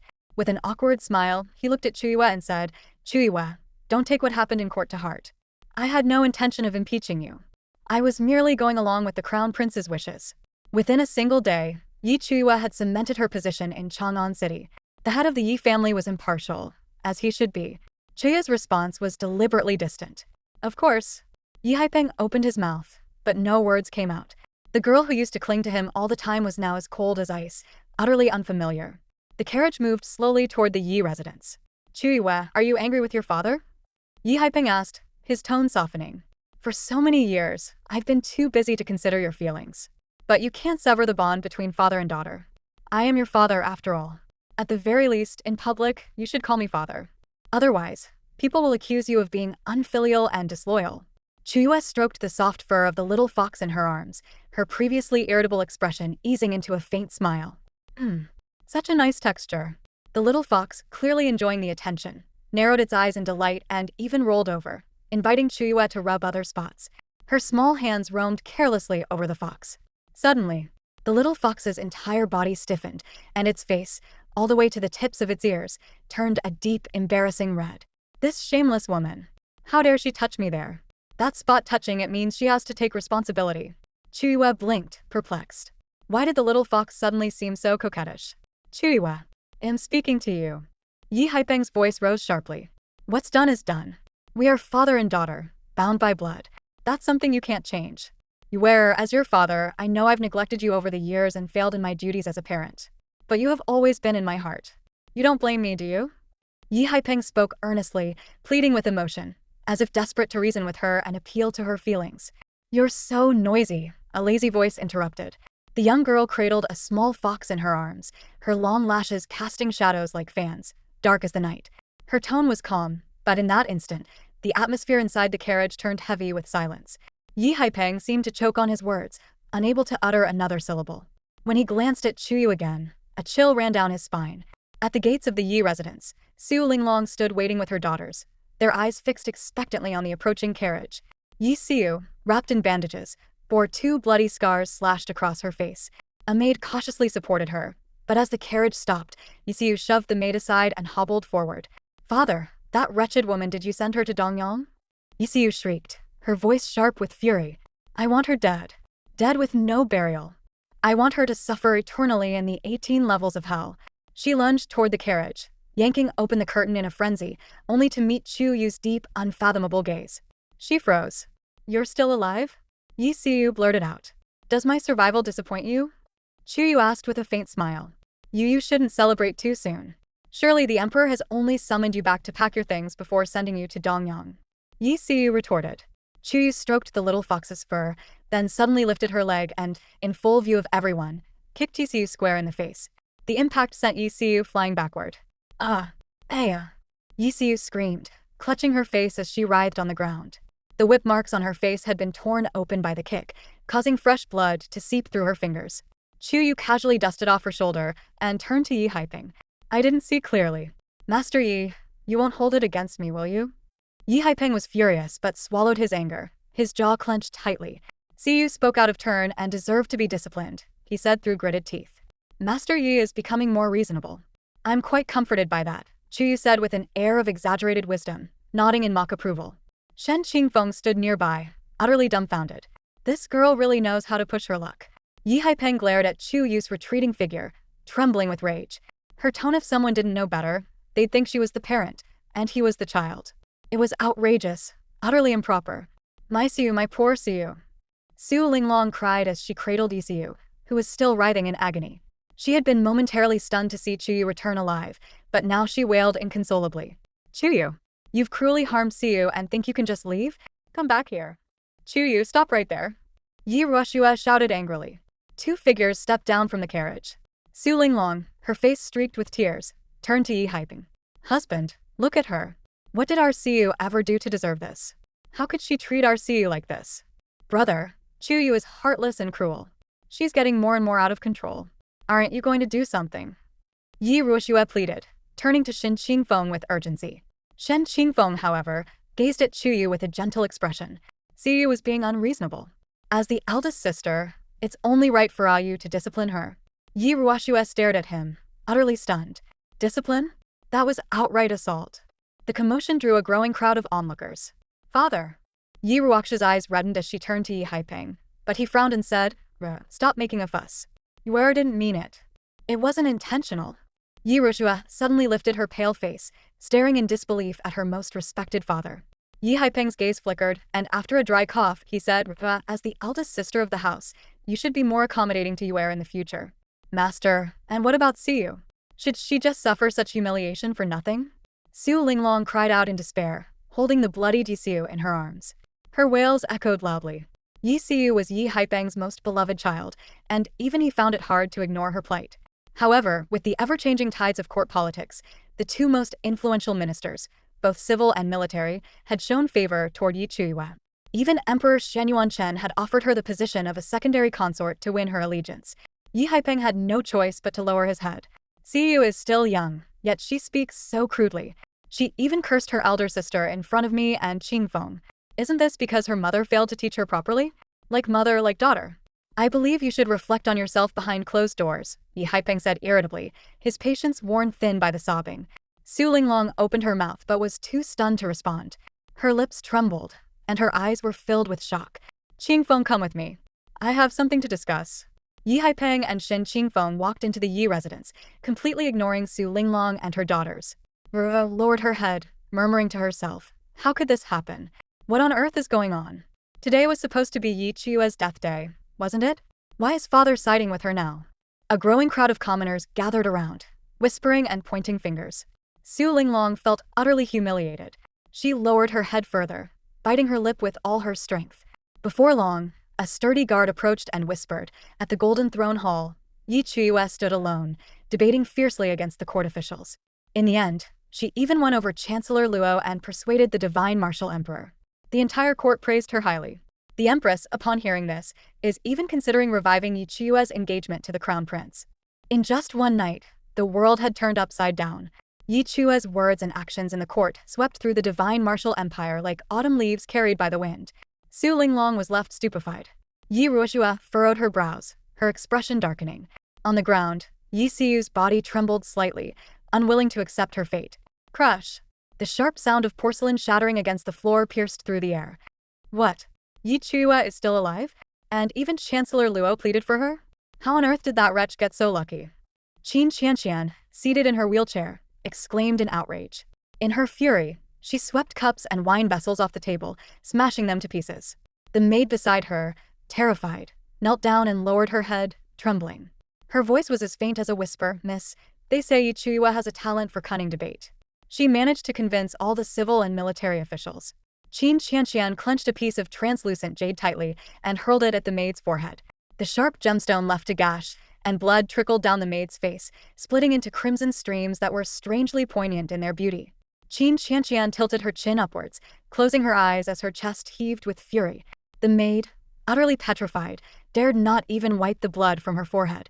Her eyes reddened as she said, Miss, Lord Qin has already arranged for the best physician to treat your legs before the martial competition. I've also sent people to investigate Yi Chuyue may have restored her dantian, but she still lacks martial roots. Yesterday at the martial hall, you only lost because you underestimated her. At the competition, fully prepared, you'll surely defeat her and leave her utterly humiliated. You're right. Qin Qianqian took a deep breath, her eyes burning red with hatred. On the day of the competition, I will personally teach that wretch a lesson. Chuyue returned to Tingxue Pavilion, holding the little fox in her arms. As soon as she entered the courtyard, she spotted Xiaobao sitting on Cheng Hongshan's shoulders, laughing gleefully. Hearing the sound of the gate opening, Xiaobao excitedly jumped down and ran towards Chuyue with quick, eager steps. Stretching out his chubby little arms, he called out, Mommy, hug me. Chuyue's expression softened slightly. She casually placed the little fox aside, crouched down, and picked Xiaobao up. Were you well behaved at home? She asked. I was very good. And Uncle Cheng played with me too, Xiaobao replied, wrapping his tiny arms around Chuyue's neck happily. Chuyue glanced at Cheng Hongshan. The man was tall and sturdy, his strong build unmistakable. Upon hearing Xiaobao's words, he seemed a bit embarrassed, raising a hand to scratch his head awkwardly. Don't worry, my lady. As long as I, old Cheng, am here, no one dares lay a finger on Xiaobao, he said firmly. I heard you were once a warrior? Chuyue asked as she took a seat at the stone table. Cheng Hongshan froze. A chill ran down his spine. He had once been the deputy general of the Northern Frontier Army, second only to the Marquis of the Northern Frontier in rank. But one fateful day on the streets of Chang'an, he made a grave mistake while drunk. Enraged, the Marquis severed his arm, causing his strength to drop by an entire level. Lowering his head in sorrow, Cheng Hongshan murmured, I was a fifth-rank warrior back then. In this world, warriors were a cornerstone of an empire's strength. The status of an empire among the various vassal states largely depended on the number of warriors it possessed. As a result, many empires had drained their treasuries in efforts to recruit warriors. Cheng Hongshan's voice faltered, his eyes turning red. The bitterness in his heart was evident. Back then, my mother severed your arm to protect you, Chuyue said calmly. While drunk, you broke the leg of the divine profound elder's only son. If my mother hadn't acted by cutting off your arm and expelling you from the Northern Frontier Army, you likely wouldn't have survived past the next day. Cheng Hongshan was stunned. That incident had been tightly sealed by the Marquis of the Northern Frontier. He had no memory of what he did while drunk and had found no answers even after investigating. For years, he had harbored resentment towards the Marquis, unaware of the truth. Did you know, Chuyue continued, after my mother severed your arm, she broke 3 of her own fingers in front of the divine profound elder to save your life. Chuyue sighed softly. This story was pieced together from fragmented memories. The matter of her mother breaking her fingers was known to only a handful of people. The Marquis had deliberately kept it a secret, fearing Cheng Hongshan would blame himself. He preferred Cheng Hongshan to hate him instead. At that time, when Cheng Hongshan heard rumors of the Marquis suddenly breaking his fingers, he had even celebrated by drinking heavily in the outskirts of the southern city. Cheng Hongshan's massive frame trembled. Tears streamed down his face as he knelt before Chuyue. So that's how it was. I am so unworthy. Am so unworthy. His voice quivered with sorrow. Suddenly, he began slapping himself hard. Again and again, until blood spilled from his mouth. Yet he didn't stop. Instead, he hit himself even harder. Chuyue's gaze remained indifferent, showing no intention of stopping him. This was deserved. If not for her desperate gamble during the Marshall Hall incident, she might have lost her life to Cheng Hongshan. How ruthless, the little fox muttered lazily, lying on the stone table as he secretly observed this cold-hearted woman. Despite Cheng Hongshan's bloodied face, she remained utterly unmoved. Both liked it.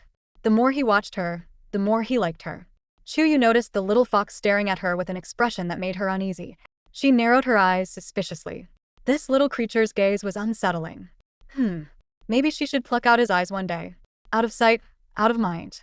The little fox felt her gaze and grew flustered, awkwardly turning his head away with a soft huff. Clap, clap, clap. Applause echoed through Tingxue Pavilion. Xiaobao slid down from Chuyue's lap and ran to Cheng Hongshan, grabbing his hand. Uncle Cheng, don't hit yourself. Baby doesn't want to see you get hurt. Cheng Hongshan let his arms hang limply, his face streaked with blood and tears. I, old Cheng, have let the Marquis of Zhenbei down, he muttered, his voice heavy with guilt. Shutting his eyes, his expression twisted with pain. Xiaobao, clutching the hem of his sleeve, gently wiped away the tears on Cheng Hongshan's face. Uncle Cheng, don't cry, okay? Xiaobao will feel sad if you do, he said in a soft, childish voice, sweet enough to melt Cheng Hongshan's heart. Bang! Cheng Hongshan turned to face Chuyue. With one hand propping himself up, he struck his forehead forcefully against the ground. I, Cheng, vow to serve the young mistress with unwavering loyalty, even unto death. I will be your servant, your beast of burden, and will never shirk my duty. His voice trembled with fervor, as if each word was an act of penance for his past sins. Chuyue, seated at a stone table, tapped her fingers rhythmically on its surface, her gaze cast downward as she studied Cheng Hongshan. She made no move to let him rise. Her enemies were many, and she had become a prime target for them all. Cheng Hongshan was a card in her hand, but if she were to use him, she needed to temper his arrogance first. After a long pause, Chuyue finally spoke, her tone calm and measured. I can restore your strength, return you to the pinnacle of a 5th-rank warrior. But it will take some time. Cheng Hongshan lifted his face, which bore the marks of his grief and self-inflicted punishment, his eyes wide with astonishment. For years, he had sought medical help in vain, his path of cultivations seemingly at an end. To hear that the young mistress had a solution, was it even possible? His voice trembled as he asked, Young mistress, are you an alchemist? On the Lingtian continent, there were many rare and prestigious professions, and alchemists were among the most revered. Becoming one was as difficult as ascending to the heavens. What shocked Cheng Hongshan even more was the memory of the previous day at the Marshall Hall, when the young mistress had subdued the ghost cry Bloodwolf, revealing herself as a beast tamer as well. A dual-discipline cultivator? Such a prodigy appeared only once in a century. Cheng Hongshan's eyes widened as he stared at Chuyue, drawing in a sharp breath. An alchemist? Chuyue furrowed her brows slightly, thinking of the divine powers of Shenwu, before nodding lightly. You could say that. Outside the courtyard, a figure stood silently. Shen Qingfeng paused, his gaze landing on Chuyue with a look of astonishment. Was this the sister he had underestimated? A dual-discipline genius? Rise, Chuyue said indifferently. Xiaobao eagerly helped Cheng Hongshan to his feet. Catching sight of Xiaobao's amethyst eyes, Cheng Hongshan muttered under his breath, This reminds me of the king of the sacred domain of divine veins, His Majesty the Emperor. They say he was also a dual-discipline genius who, at the age of 13, destroyed 10 empires in quick succession, leveling entire mountain ranges in the process. Truly a favored child of heaven. And they say he, too, had a pair of noble purple eyes. Cheng Hongshan's thoughts began to wander. Could this little mistress be the emperor's child? He coughed awkwardly, his expression growing increasingly peculiar. The emperor was a figure of unimaginable power, and his consort would have to be the most exalted of women. Xiaobao tilted his head up, his eyes sparkling with excitement. Wow, is my dad really that amazing? He exclaimed. Nearby, the little fox rolled over lazily, its posture exuding a smug sense of superiority. Chuyue raised an eyebrow, her tone languid. No matter how extraordinary he is, I'm still the woman he can never have. Hearing this, the little fox nearly tumbled off the stone table, while Chen Hongshan and Shin Qingfeng exchanged helpless looks. In the entire world, what woman wouldn't dream of becoming the emperor's wife? It seemed only Chuyue could make such audacious claims. Ayu, Shin Qingfeng said, placing a spatial pouch, several crystalline keys, and a blood-red bone fan on the stone table. Inside the spatial pouch are ample funds and cultivation herbs for your use. These keys unlock the Jinbei Marquis estate and its various properties, all of which are now under your authority. The Blood Hawk fan can command the estate's soldiers and covert guards. These should have been yours long ago, but I was too late in handing them over. Shen Qingfeng's expression softened as he continued. Beyond these, whatever you desire, even the stars in the sky, your brother will find a way to give them to you. Spatial pouches, the mansion's key, the Blood Hawk fan, all of these are supreme treasures. Over the years, Shen Qingfeng has held onto the foundation left by the Duke of Northern Frontier, and no matter how hard Su Linglong and Yi Haipeng tried, they couldn't wrest them from his grasp. But now, Shen Qingfeng willingly handed them over to her. Ayu, your dantian has recovered now. Your brother will find a way to restore your martial roots. When that happens, you'll be able to join Shenshan Academy, Shin Qingfeng said, his demeanor akin to that of a protective father. However, the shattering of your dantian is closely tied to Shenshan Academy. Don't worry, I will find the person responsible for harming you. A cold glint flashed in Chuyue's eyes. That was where the people she needed to kill were. Meanwhile, a letter sent from the Yi family of Shenwu arrived at Shenshan Academy. A woman as serene as the moon sat gracefully, her delicate hands tearing open the envelope. A few brief lines of text came into view, and she curled her lips into a disdainful smile. A ghostly blue flame flickered in her palm, reducing the letter to ashes. Yi Chuyue, as long as I am here, you will remain nothing but lowly dust, not even comparable to a stray dog. And you dare to dream of entering Shenshan Academy? What a ridiculous delusion. She clicked her tongue, her final remark drawn out with utmost mockery. At Yi Mansion's Tingxue Pavilion, Chuyue sat cross-legged, fully immersed in cultivation. As her strength grew, the power of the Shenong ring would become increasingly formidable. Boom. Chuyue's eyes gleamed as she exhaled a deep breath of turbid air. She had now reached the 5th stage of body refinement and could finally access the Shenong space. The Shenong space was an independent realm, vast in size. Most importantly, if she placed other rare materials and treasures inside, they could be transformed into something more valuable. The power of the Shenong ring could even conjure additional treasures. Chuyue's consciousness entered the Shenong space. Unable to wait any longer, she buried the spatial pouch Shin Qingfeng had given her into the soil of the Shenong space. This was a function she had in her past life, but she wasn't sure if it would still work now. She decided to test it with the spatial pouch. She channeled the remaining energy stored within the Shenong ring into the soil. Moments later, Chuyue brushed away the dirt, revealing 10 neatly arranged spatial pouches. Spatial pouches were priceless treasures. She had struck gold. Estimating the remaining energy in the Shenong ring, Chuyue placed a 6-vein orchid into the space. This time, instead of 10, only one additional 6-vein orchid appeared. She cradled the 10 spatial pouches and the orchid as her consciousness returned to her physical body. On the cabinet, a small fox lay sprawled lazily yawning. Suddenly, its eyes widened in shock. It rubbed its paws over its eyes, doubting what it had just seen. Yi Chuyue actually had 10 spatial pouches? Could it be that while it was napping, this troublesome woman went out stealing again? Where had she picked up such bad habits? Chuyue found Chen Hongshan practicing martial arts in the courtyard and handed him one of the spatial pouches as if awarding him. Take this, she said.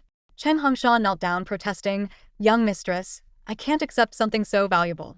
I said take it, so take it. Stop talking nonsense, Chuyue commanded. She then took out the newly grown 6-vein orchid and handed it to Chen Hongshan. Send this to the underground auction house of Shenwu. Qin Qianqian lost her 6-vein orchid when she was breaking through as a martial artist. She'll definitely pay a fortune to bid for it. Chen Hongshan obediently accepted the spatial pouch, glancing hesitantly at Chuyue. The young mistress is so fierce. Young mistress, Chen Hongshan said hesitantly, the soldiers and shadow guards of the Duke of Northern Frontier's manor are very dissatisfied with Shen Qingfeng's decision to hand over control to you. Shen Gongzi didn't want to trouble you, so he hasn't mentioned it. He's been trying to pacify them at the manor, but their unrest is growing. Some are even threatening to quit. This has been a huge burden on him. I'll go take care of it, Chuyue said with a nod. To the south of the long street, the Jinbei Marquis manor was bustling with activity. At the training ground, groups of soldiers from the manor gathered, their resolute faces now filled with anger. Young Master Shen, that Yi Chuyue doesn't even have a martial foundation. Her strength at merely the 4th level of body refinement is nothing extraordinary. She's not qualified to become the leader of the Blood Eagles. If anyone deserves that position, it should be Miss Chuyue. She's as beautiful as a celestial maiden, kind-hearted, and often visits to comfort the injured soldiers of the Zhenbei army. We will never obey the orders of that useless woman. Young Master Shen, please take back the Blood Eagle fan. We all respect you deeply. Exactly. If you insist on giving the Blood Eagle fan to a woman from the Yi family, it should go to Miss Chuyue instead. The soldiers, dressed in uniform attire, shouted and protested under the blazing sun of Qingyang. At the front of the training ground stood a young man clad in a dark robe. Hearing their words, a glint of cold malice flashed across his sharp eyes. He would pave the way for Ayu. She only needed to enjoy the rights she deserved. Shen Qingfeng's expression remained indifferent, as cold and distant as frost under a winter moon. With his long legs, he took a step forward, his gaze icy as he looked down at the flushed, unwilling soldiers. Ayu is the daughter of the Zhenbei Marquis, Shen Qingfeng said coldly. No one but her is qualified to reside in the Zhenbei Marquis manor. But my lord, a soldier spoke up, when the Marquis was alive, he often praised Miss Chuyue. Shen Qingfeng furrowed his sharp brows, his entire being exuding a faint, chilling aura of lethal intent. At that moment, several figures arrived on the scene. Shen Qingfeng glanced sideways, his frown deepening, as if it had tied itself into an unbreakable knot. At the forefront of the group stood a man dressed in black, wearing a silver mask adorned with a distinctive emblem. His presence was cold and foreboding, like that of a venomous snake lurking in the shadows. This was Chen Yun, the shadow guard leader of the Zhenbei Marquis manor, a man of significant status and authority within the household. What truly caused Shen Qingfeng's gaze to darken was the presence of two familiar figures beside Chen Yun. Su Linglong, with her smiling face and graceful demeanor, was adorned in gold and silver like a noblewoman, though her eyes lacked any piercing sharpness. Meanwhile, Urtua, dressed in pure white and carrying an ancient kuchin on her back, kept her head slightly lowered as if whispering something to Chen Yun. From afar, their intimate gestures suggested a close relationship. Shen Qingfeng's eyes narrowed, a fleeting glimmer of murderous intent flashing through them. Anyone who dared to take something that belonged to Ayu would not be spared. Young Master Shen, Chen Yun greeted cautiously, nodding with a trace of apprehension in his voice. Yi Ruoxu's gaze flickered slightly as she softly called out, "Brother." "I'm not your brother," Shen Qingfeng interrupted coldly. "I only have one sister, Ayu." Yi Ruoxu's crimson lips pressed tightly together. Beneath her flowing sleeves, her hands clenched into fists, her sharp nails digging deeply into her palms. The storm of anger and humiliation churned within her, yet her face remained calm and composed. "Qingfeng," Su Linglong interjected with excitement. "General Qin said that our Ruoxue is a talent blessed by the heavens. She deserves to enter the Zhenbei Marquis manor. Ruoxue isn't trying to compete with Ayu after all. We're all family. It's a good thing no matter who enters the manor." General Chen, Shen Qingfeng's voice was cold and sharp. "What is the meaning of bringing them here?" Chen Yun's voice was deep and raspy. "Young Master Shen, Miss Ruoxu's abilities far surpass those of Yi Chuyue. I will not stand idly by and watch a useless, disgraced nobody take command of the Blood Eagles." The soldiers and shadow guards of the Zhenbei Marquis manor were collectively known as the Blood Eagles. Sensing the growing tension, Su Linglong became increasingly uneasy. She had invested countless gold and silver, enduring much effort to secure Qinyun's support. If Yi Ruoxue could become the leader of the Blood Eagles, it would all be worth it. The soldiers stationed at the training ground gathered around Yi Ruoxue, their concern evident. "Miss, the hemostatic pill you gave me before was incredibly effective. Those injured soldiers you visited asked me to send you their regards. Miss, you should move into the Marquis of Zhenbei's residence and take your rightful place as the Blood Eagles leader." Over the years, has that Yi Chuyue ever cared about the Zhenbei army? "We only recognize you, Mississippi. That weak and useless fool is not fit to lead." Urva, like a noble and proud princess, gave a faint smile and nodded gracefully, exchanging pleasantries with the soldiers. Shen Qingfeng, watching this scene, had a gaze as cold as ice. Suddenly, a wolf's howl shattered the silence, echoing like thunder through the heavens, shaking everyone to their core. The training ground instantly fell silent as countless eyes turned towards the narrow path. There, emerging step by step, was a massive ghost-cry blood wolf with crimson fur, exuding an awe-inspiring presence. With every step it took, the earth seemed to tremble beneath it. On its broad back lay a young girl in a red dress. Her long black hair, cascading like ink, was lazily tied with a single red ribbon. She held a blade of dogtail grass in her mouth, her posture relaxed and feline-like, with an air of effortless charm. Her eyes, partially veiled by a thin layer of fabric, sparkled with allure. She crossed her legs, her soft boots resting on the back of a small fox. The fox's face was dark, its teeth clenched in frustration. Once a revered emperor with unmatched power, it had now been reduced to a mere footrest for this infuriating girl. The unexpected scene left the soldiers around Chuyue momentarily stunned. Su Linglong approached with a warm smile, reaching out like a caring mother. You're just in time. Chuyue spat out the dogtail grass she had been chewing, and it landed squarely on Su Linglong's heavily powdered face. Su Linglong wiped the grass off her face and raised her hand, ready to strike Chuyue. Chuyue crossed her arms over her chest, looking at her mockingly. Realizing the soldier's eyes were still on her, Su Linglong reluctantly lowered her hand. You are the daughter of the Marquis of Zhenbei and the rightful Duchess of Zhenbei. You should show some decorum. Her words, though outwardly polite, were laced with an insult, accusing Chuyue of being uncultured and rude. As expected, Chen Yun and the soldiers looked at Chuyue with disdain and ridicule. Su Linglong, though born from a humble background, had worked hard to rise above her origins and maintain proper etiquette. Naturally, she seemed more refined in their eyes. But the girl, reclining on the blood wolf's back, smiled sweetly. With just a few words, she left Su Linglong speechless and humiliated. Chuyue's remarks hit straight to the point, sharp as needles. The soldiers, hearing her words, couldn't help but show a flicker of doubt in their expressions. As straightforward men, they couldn't entirely dismiss their bias against women from such backgrounds. Shen Qingfeng, ever the gentleman, extended his hand to her. Chuyue was about to place her hand in his when she suddenly sensed a murderous intent. The small fox, clearly displeased, glared at Shen Qingfeng with visible hostility. It seemed that once the fox regained its strength, not only would Xueqing have to be dealt with, but Shen Qingfeng wouldn't be spared either. Chuyue hesitated for a moment before casually resting her hand on Shen Qingfeng's shoulder. With a light push through his clothing, she leapt gracefully to the ground. Shen Qingfeng glanced at his now empty hand, a subtle sense of disappointment washing over him. Does she still blame me? Suddenly, Shen Qingfeng's gaze shifted to the fox perched on the blood wolf's back. The creature, exuding an air of arrogance like a spoiled young master, let out a few disdainful huffs and even cast Shen Qingfeng a provocative look. Shen Qingfeng's face darkened. Is there something wrong with Yu's fox? He muttered to himself. The little fox, as if claiming its territory, leapt swiftly and landed on Chuyue's shoulder, gazing proudly in all directions. As Chuyue moved forward, the ghost cry blood wolf obediently followed behind her. Meanwhile, Shadow Guard leader Chen Yun and the household soldiers stood by Yiroshua's side. This made Chuyue appear as an outsider, out of place among the group. Yiroshua glanced at the powerful fifth-tier ghost cry blood wolf and then at the spirited little fox, a surge of jealousy twisting her soul to the point of near rupture. Her expression contorted briefly, but she composed herself and spoke nonchalantly. I came to the Marquis residence just to check on everyone. As for the position of Bloodhawk Master, it should be left to Yue. After all, she is the Marquis daughter. I won't compete with her for it. The household soldiers' expressions changed drastically. Miss, please don't feel burdened. The Marquis has always said that the position of Bloodhawk Master belongs to the capable, one soldier said. Exactly, another chimed in. But does the third Miss Yi seem capable? On the golden throne, she only got by on luck and her silver tongue. On a ruthless battlefield, who has time to listen to her rhetoric?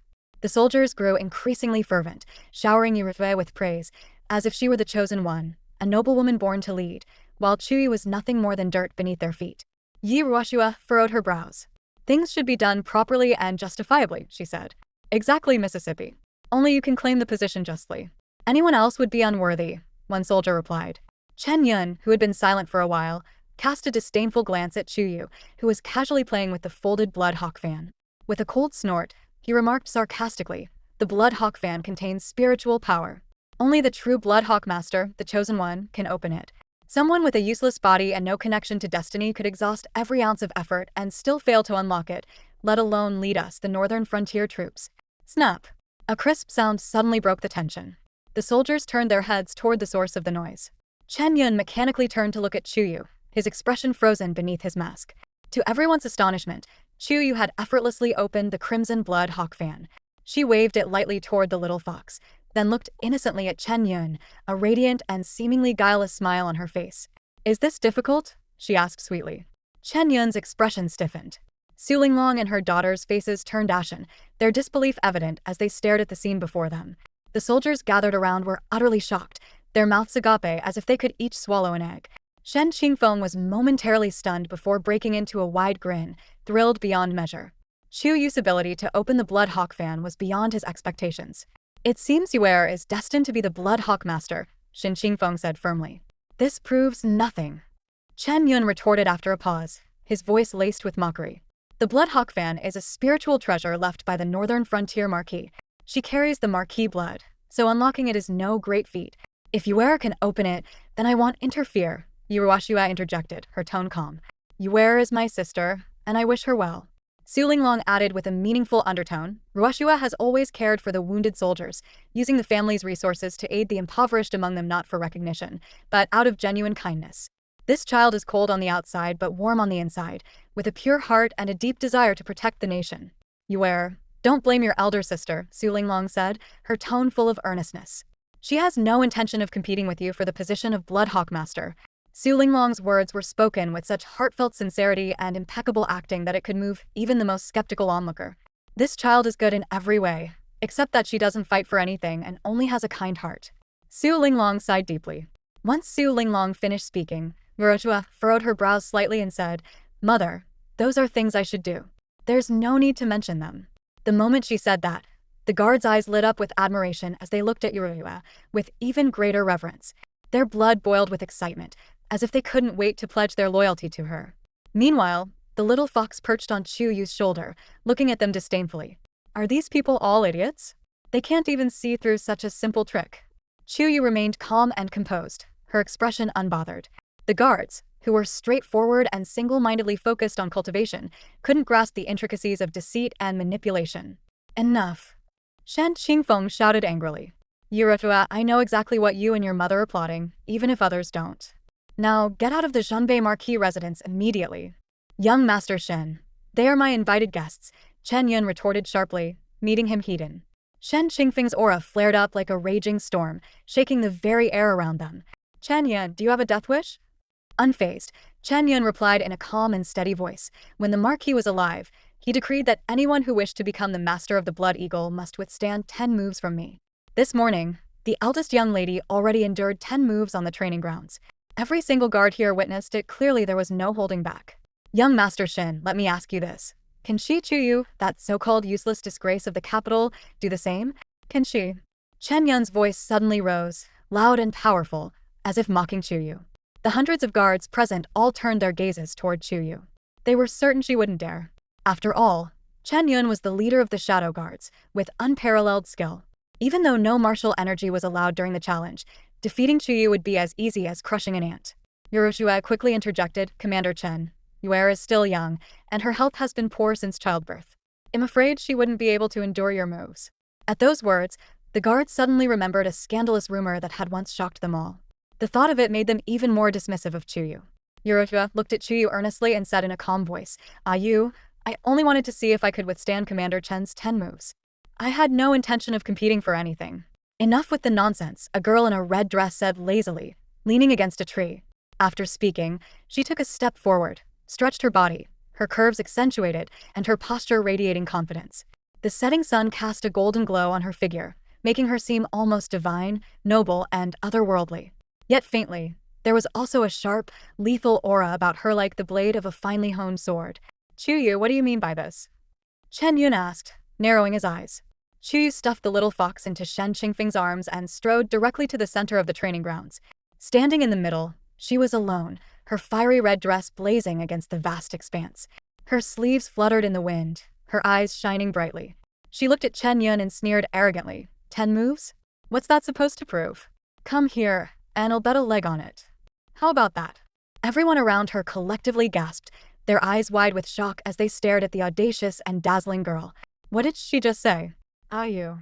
Shen Qingfeng's face was filled with worry, but before he could say more, the girl shot him a cold glance that froze him in place. Chen Yun, is it? Chuyue tilted her chin up, her veil and red dress swaying in the wind. She declared boldly, if I'm not a useless waste, then get over here and prove it. The vast shooting range seemed to be dominated by a single glaring streak of red. Arrogant and audacious words reverberated powerfully, striking a nerve in everyone present.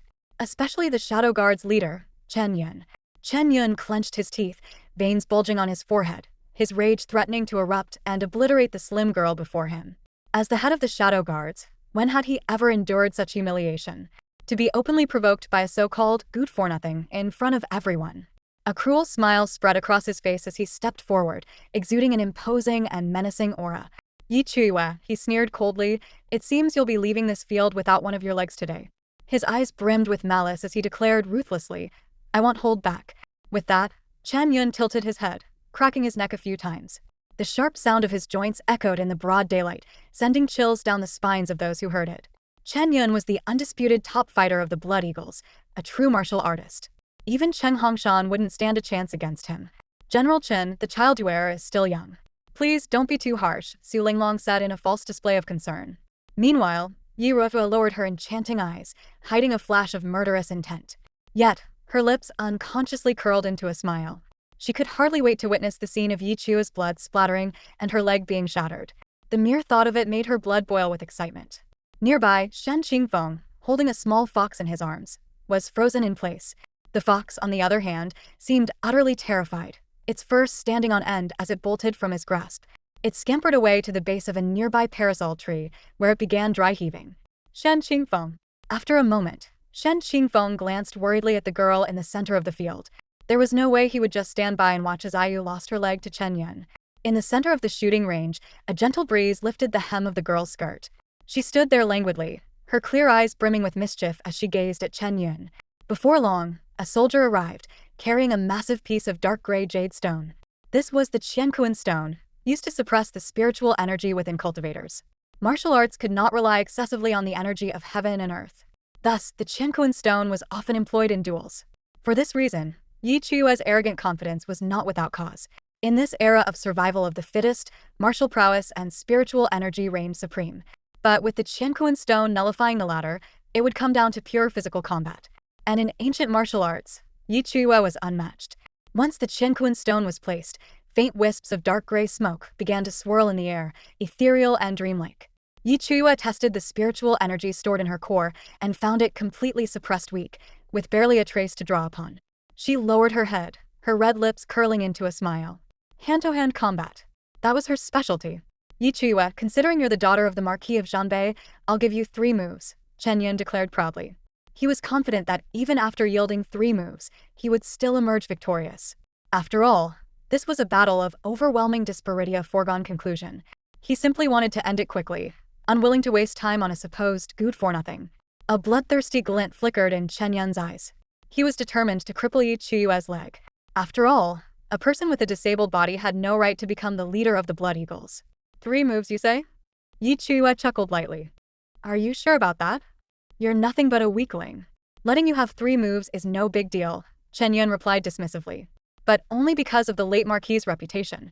Is that so? Yi Chuyue murmured with a smirk. The girl slowly lifted her head, a few strands of hair falling over her forehead.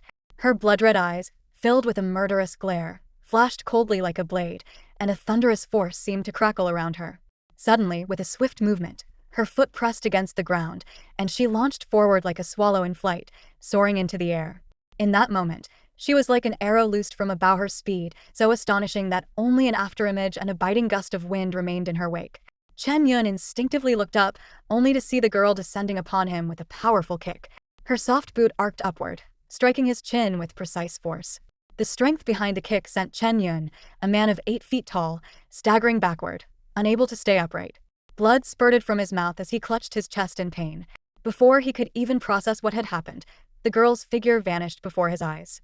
Chuyue appeared behind him, her back against his, head bowed, a bloodthirsty smile curling her lips. First move, she murmured. The onlookers widened their eyes in shock, unable to react. Before they could recover, they saw Chuyue grab Chen Yun's arm and, with a swift motion, hoist him into the air. In a movement reminiscent of an over-the-shoulder throw, she slammed him heavily onto the ground. Chen Yun's face contorted in pain, his internal organs feeling as though they were about to rupture. As he struggled to rise, a soft boot pressed down on his cheek. Second move, the girl said, her voice low and chilling, like the decree of the king of the underworld or the judgment of a merciless executioner. It was the voice of someone whose hands were stained with blood and sin. Under Chuyue's foot, Chen Yun's body writhed and squirmed like an insect, but much to his horror and despair couldn't break free, no matter how hard he tried. A grown man, using every ounce of strength he had, found himself completely overpowered. Chuyue's boot pressed harder against his cheek, twisting slightly before applying more force, driving the back of Chen Yun's head into the ground. The arena floor, made of the famously unyielding Tianyun stone, began to crack under her pressure. Tianyun stone, known for its unparalleled sturdiness, was said to be as solid as a fortress. Yet, with nothing but the strength of her body, Chuyue had managed to shatter it. Blood pooled beneath Chen Yun's head. Chuyue shrugged and shook her head lightly. "So weak," she said, her tone laced with disdain. Her eyes glinted coldly for a fleeting moment before she withdrew her foot. Grabbing Chen Yun by the hair, she yanked him up and hurled him to the ground once more. This time, his legs struck the ground with such force that they bent and broke at unnatural angles under Chuyue's strength. Crack! Crack! The sound of bones snapping echoed. "Aya!" Chen Yun screamed in agony, his voice filled with despair. His cries of pain reverberated across the area, sending chills down the spines of everyone present. Chuyue calmly retracted her leg, a faint smile gracing her lips. "Third move," she said softly. "Thank you for letting me win, General Chen." Her strikes were ruthless, efficient, and lethal. She had shattered the man's leg bones without even batting an eye, her expression remaining calm and detached throughout. What was even more terrifying was that she had defeated Chen Yun in just 3 moves cleanly and decisively. Her performance left everyone around stunned, as if a tidal wave had swept through the crowd. The once dismissive gazes of the soldiers watching her were now filled with fear and disbelief. The cold-blooded ferocity Chuyue had displayed was enough to make even these battle-hardened warriors men, who had crawled out of piles of corpses, feel a chill run down their spines. Chen Yun, pale as a ghost, lay on the ground drenched in sweat. Under the blazing sun, his eyes struggled to open, and he managed only a narrow slit through which he could barely see. The girl stood with her back to him, her aura so overwhelming it was suffocating. Chen Yun's heart pounded wildly in terror. In that moment, she reminded him of the legendary Jinbei Ho, the guardian of the northern frontier, who had once dominated the battlefield. Meanwhile, beneath a nearby parasol tree, a sly-looking fox squinted its eyes lazily. Reclining with its legs crossed and its paws behind its head, it seemed utterly at ease. With a soft hum, it muttered to itself, "Not bad, not bad. That's the kind of woman I like, wild, fierce, and absolutely perfect." Shen Qingfeng's gaze was unwavering. In his eyes, the world seemed to fade away, leaving only one figure behind. That figure, standing tall and proud, exuded the aura of a ruler, one who judged all beings and held dominion over countless spirits. As she stood there, even the wind seemed to hold its breath in fear. Shen Qingfeng opened his mouth to speak but, after a long pause, simply let out a soft chuckle. "Is you truly remarkable?" Suddenly, the little fox turned its vigilant eyes towards Shen Qingfeng. Its expression was one of discontent, and its entire body radiated hostility. Footsteps echoed as the girl walked out from the center of the training ground. The fox darted straight into Chuyue's arms. Holding the fox, Chuyue's expression turned puzzled. Why was this little creature suddenly acting so upset and aggrieved? The fox said nothing but snuggled deeper into Chuyue's embrace. As it inhaled the faint fragrance lingering on the girl, a sense of calm washed over it. It liked this feeling being close to her. It was subtle, yet utterly comforting.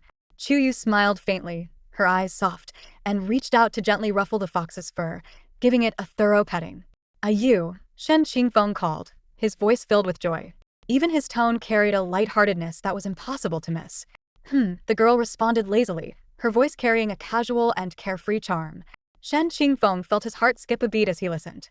He looked into Chuyue's eyes, noticing the way her thick lashes cast a faint shadow beneath them. Her elegantly arched brows carried a hint of playful allure. In that moment, an impulsive thought struck him, a desire to remove the veil that hid her face. "Commander Chen is injured. Take him down for treatment," Chuyue said with a sigh, still stroking the fox. Her tone was tinged with regret. "Commander Chen has sustained serious injuries. As the leader of the Blood Eagle, I am deeply grieved." Commander Chen, struggling to stay upright and coughing up blood, was left speechless. The surrounding crowd exchanged bewildered glances. "What? Miss, could you show some shame? Wasn't it you who injured him so severely in the first place? Your strikes were ruthless, yet now you act so regretful and sorrowful?" The onlookers around the training ground were utterly dumbfounded, their thoughts in disarray. They had never encountered someone so brazenly shameless before. "Commander Chen's leg won't recover anytime soon. The Marquis residence and the Shadow Guards are in need of capable hands," Chuyue continued, her tone calm. "It would be best for Commander Chen to focus on recuperating. As for the position of Shadow Guard leader, let's temporarily assign it to someone else." Commander Chen's eyes widened in fury as he struggled to get up. He wanted to protest, but every attempt to speak resulted in blood spilling from his mouth. He couldn't manage to utter a single coherent word. This woman. She was clearly trying to strip him of his authority. Shen Qingfeng was momentarily stunned but then delighted. Such decisive and iron-fisted methods, how ruthless. First, she incapacitated Commander Chen, and now she was directly replacing him. Commander Chen is indeed injured, so it's reasonable to let someone else temporarily take over his duties, Shin Qingfeng said quickly in agreement. While it was framed as a temporary assignment, everyone understood that once someone new took the position, Commander Chen's career would be as good as over. You, who do you think is most suitable for the role of the new leader? Shen Qingfeng asked. Chuyue raised her hand and pointed at a quiet, unassuming young man standing on the outskirts of the group. Among the many soldiers, this youth appeared particularly thin and introverted. From the moment Chuyue had entered the marquee residence, she had noticed him. He was the only one who hadn't fawned over Yi Ruoxue. What intrigued her even more was that, after she had taken down Commander Chen, the boy had shown no emotional reaction whatsoever. He was young, and at first glance, seemed easy to intimidate. But Chuyue thought she detected something deeper in his eyes, a glimmer of ambition. An ambition born from enduring hardships and surviving against all odds. The young boy had long, thick bangs that completely covered his forehead, even partially obscuring his eyes. He looked listless. Sitting on an iron stone at the training ground, he was dressed in the attire of the Marquis's residence.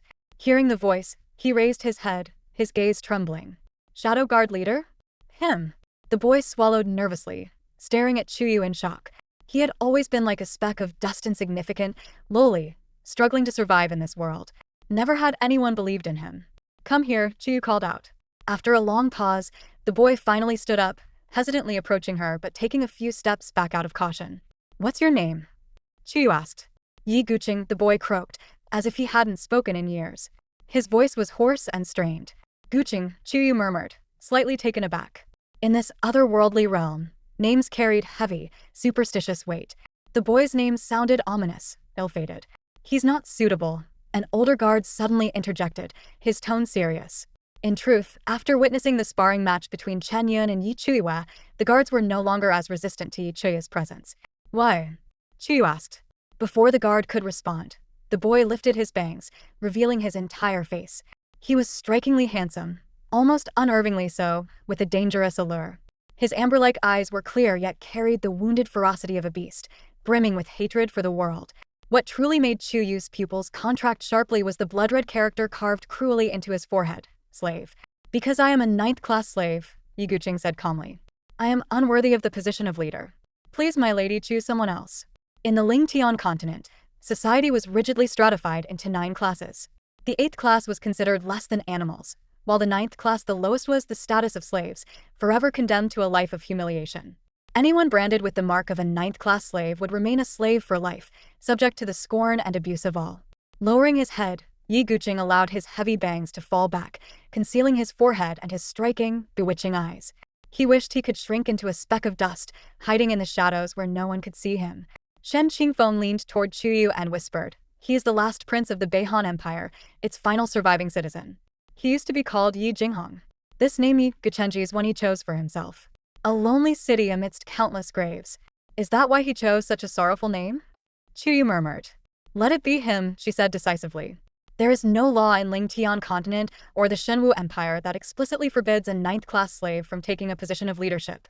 Yi Guqing stared at her deeply, his eyes flickering with a complex mix of emotions. Miss Yi, appointing a 9th-class slave as the Shadow Guard leader will bring nothing but ridicule, one of the guards warned. Chuyue's lips curved into a smile. Fate is ever-changing. 30 years east of the river, 30 years west. Never underestimate the young and downtrodden. Today, he may be a 9th-class slave, but who's to say he won't stand at the pinnacle of the world someday? Her words struck Yi Guqing's long-dormant heart like a thunderclap. The blood that had run cold in his veins for so long suddenly felt warm, almost fiery. He looked at her, his eyes slightly reddened, his throat tight with emotion. Standing at the pinnacle of the world, he murmured, a faint glimmer of longing appearing in his gaze. Chuyue looked at him steadily. Do you want that? Yi Guqing hesitated for a long time before replying with iron determination, I do. The moment you take the first step, climbing mountains and crossing seas is only a matter of time, she said. Tomorrow, we'll meet again. But tie your hair up. Being a 9th-class slave for a day is not shameful. What's shameful is remaining one for a lifetime. You must walk out into the world with your head held high, unafraid of any gaze. Yi Guqing stood in a daze, as if lost in a dream. His hands beneath his sleeves slowly clenched into fists. From within the barren void of his heart, a flicker of heat surged forth. At this point, the resentment among the mansion guards was palpable, though they only dared to mutter in hushed tones. After all, given the fate of Chen Yandu, their own legs wouldn't even be enough for Yi Chuyue to break. On the training grounds, The expressions on the faces of the Su family mother and daughter were grim. Su Linglong could never have imagined that even the Shadow Guard leader's legs would be crippled. The thought of the enormous sum she had spent, betting everything on this outcome, only to end up with such a result, made her heart ache with bitterness. Yi Ruoxu's gaze sharpened, her eyes filled with fury. She had been just one step away from becoming the Bloodhawk Master, only to be outmaneuvered by Chuyue at the last moment, losing the upper hand. You, since this is your first day as the Bloodhawk Master, you can begin by training the mansion guards, Shen Qingfeng said with a smile. Alright, let's start with a run 200 laps around the training field. And as before, the Qianquan stones will remain in place. Anyone caught using internal energy to cheat will receive 80 lashes, Yi Chuyue announced calmly. As her words fell, the entire training ground erupted in an uproar. The guards' dissatisfaction was evident. But before they could complain further, Yi Chuyue added, "I'll run with you. If anyone doesn't finish, no food, no rest."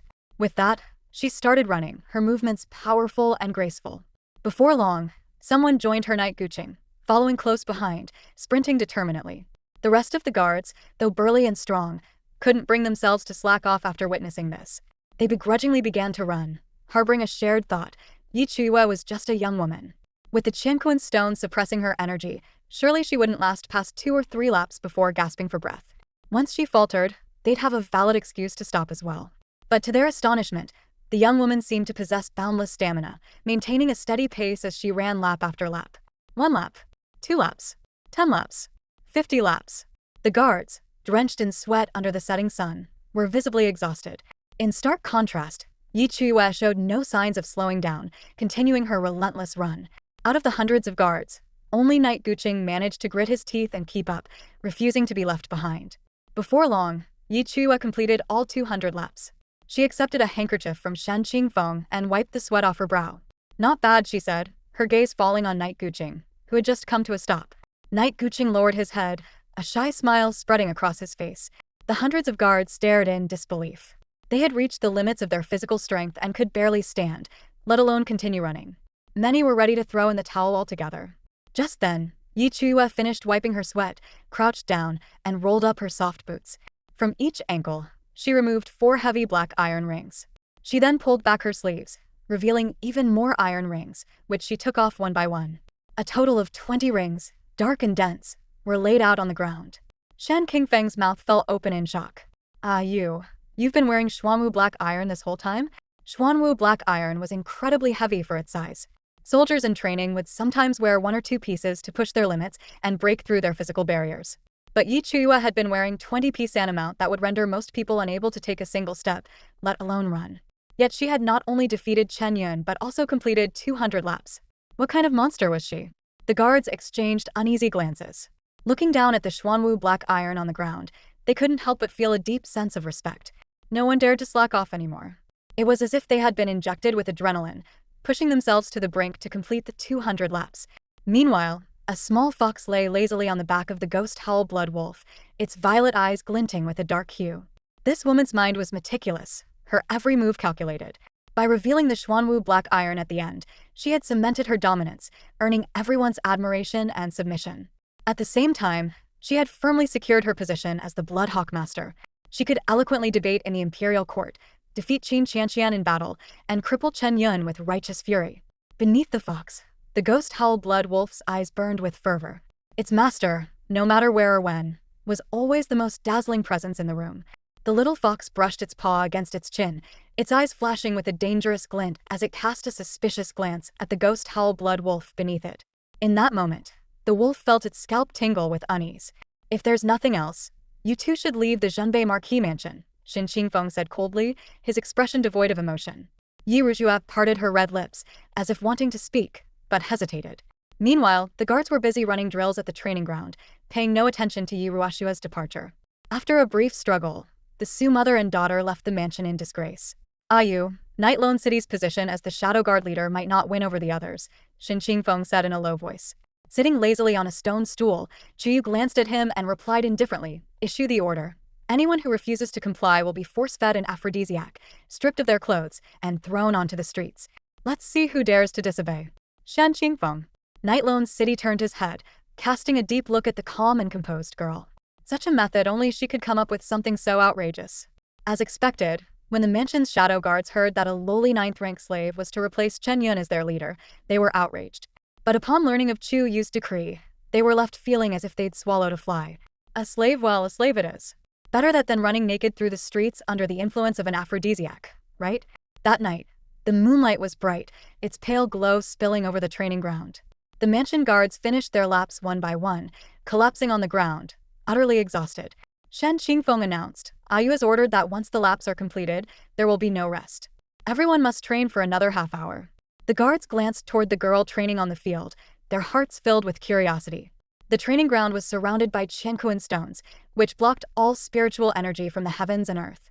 How was she able to train under such conditions?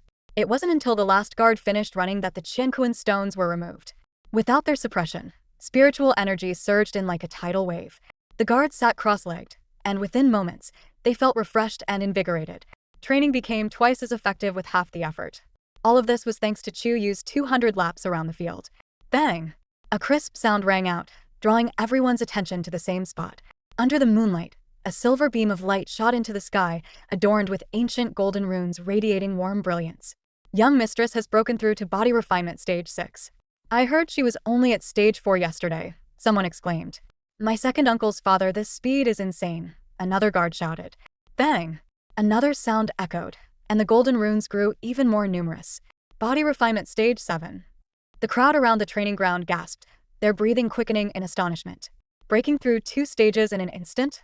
Bang! Stage 8. The hundreds of guards had long forgotten their exhaustion from running 200 laps. Each of them stood dumbfounded, questioning their very existence. Was this kind of cultivation speed even humanly possible? Chuyue slowly opened her eyes, her gaze as sharp as an unsheathed sword. Letting out a light breath, she thought, with the power of Shenong protecting me, I could easily break through to body refinement stage 12 without any pressure. But to refine my foundation and achieve perfection, I deliberately held back my strength, capping it at stage 8 to build up momentum. After all, I still need to rebuild my martial roots. Turning her head, she found everyone staring at her in stunned silence, with a hint of awe in their eyes. She coughed lightly and smiled.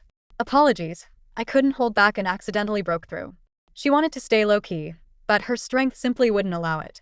The crowd, still in shock. Their young mistress, could she be any more dramatic? Shen Qingfeng looked at her with a doting gaze and smiled gently, his eyes filled with warmth. From that day forward, Chuyue would visit the training grounds of the Marquis residence daily, leading hundreds of grown men in running drills. The number of laps steadily increased. Though the process was grueling, over time, the overall strength of the household soldiers improved significantly. After spending some time together, not only did they stop resisting Chuyue, but they also began to admire her from the depths of their hearts. Aside from training the soldiers, Chuyue focused her efforts on developing the Shenong space. As for Xiaobao, Cheng Hongshan had grown increasingly adept at taking care of him, almost like a professional nanny. Meanwhile, Su Shi and her daughter were seething with resentment, but they were powerless to stop Chuyue from basking in her growing prestige. Late one night, under a dark and windy sky, a strange blood-red mist rippled through the air. The entire city of Chang'an was plunged into an eerie slumber. Most unsettling of all was the sight of the moon, a crimson orb hanging ominously in the night sky. A spry, white-haired old man stealthily slipped into Chuyue Pavilion. Pushing open the door, he called out, "Your Highness, this old servant has come to rescue you." But suddenly, the old man froze, as if struck by lightning. What greeted his eyes was an utterly absurd scene. His Highness, soft and fluffy, was nestled in the arms of an ordinary mortal girl. The young woman, even as she rested, wore a veil over her face. She lay on her side, clutching the little fox tightly to her chest, her head buried in its fur, sleeping soundly and peacefully. The white-haired old man blinked in shock, then quickly snapped out of his stupor, his face twisting into rage. Outrageous! How dare a mere mortal woman lay hands on our Highness? Just as the old man was about to step forward and intervene, the little fox in Chuyue's arms groggily opened its eyes and irritably muttered, "Scram. Why, Your Highness?" The old man was utterly baffled, his mind a whirlwind of confusion. How had his Highness become the plaything of a mortal woman? This was preposterous. A gust of wind stirred the gauzy curtains, revealing a small child asleep in the corner. The child was rosy-cheeked, chubby, and as exquisite as a porcelain doll. The old man gawked in disbelief. "Your Highness, when did you have a son behind this old servant's back?" he blurted out, more shocked than if he'd been struck by lightning. The child bore an uncanny resemblance to how his Highness had looked as a boy. The old man even rubbed his eyes, questioning whether he was seeing things correctly. But not here was no mistake. The little fox, still reluctant to leave the girl's embrace despite being nearly smothered, followed the old man's gaze to the child. A wild thought crossed his mind. "You old fool, are you saying this little brat is my child?" the fox asked. "Isn't he?" the old man stammered, utterly bewildered.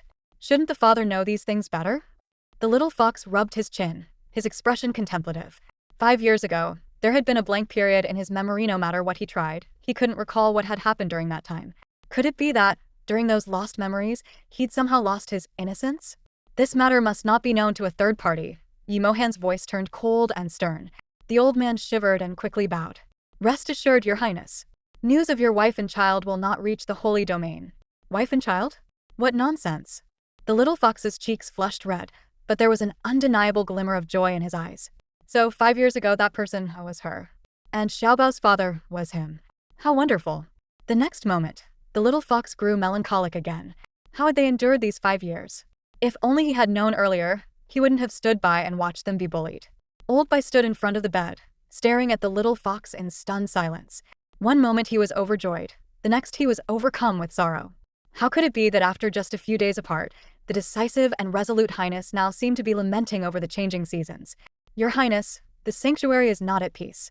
Allow this old servant to lift your seal," Old Bai suggested, ready to unleash his power. But before he could act, the little fox shot him a fierce glare. "The seal doesn't need to be lifted for now," said the little fox firmly. Old Bai was taken aback. Based on his understanding of the Highness, the fox form was something His Highness despised the most.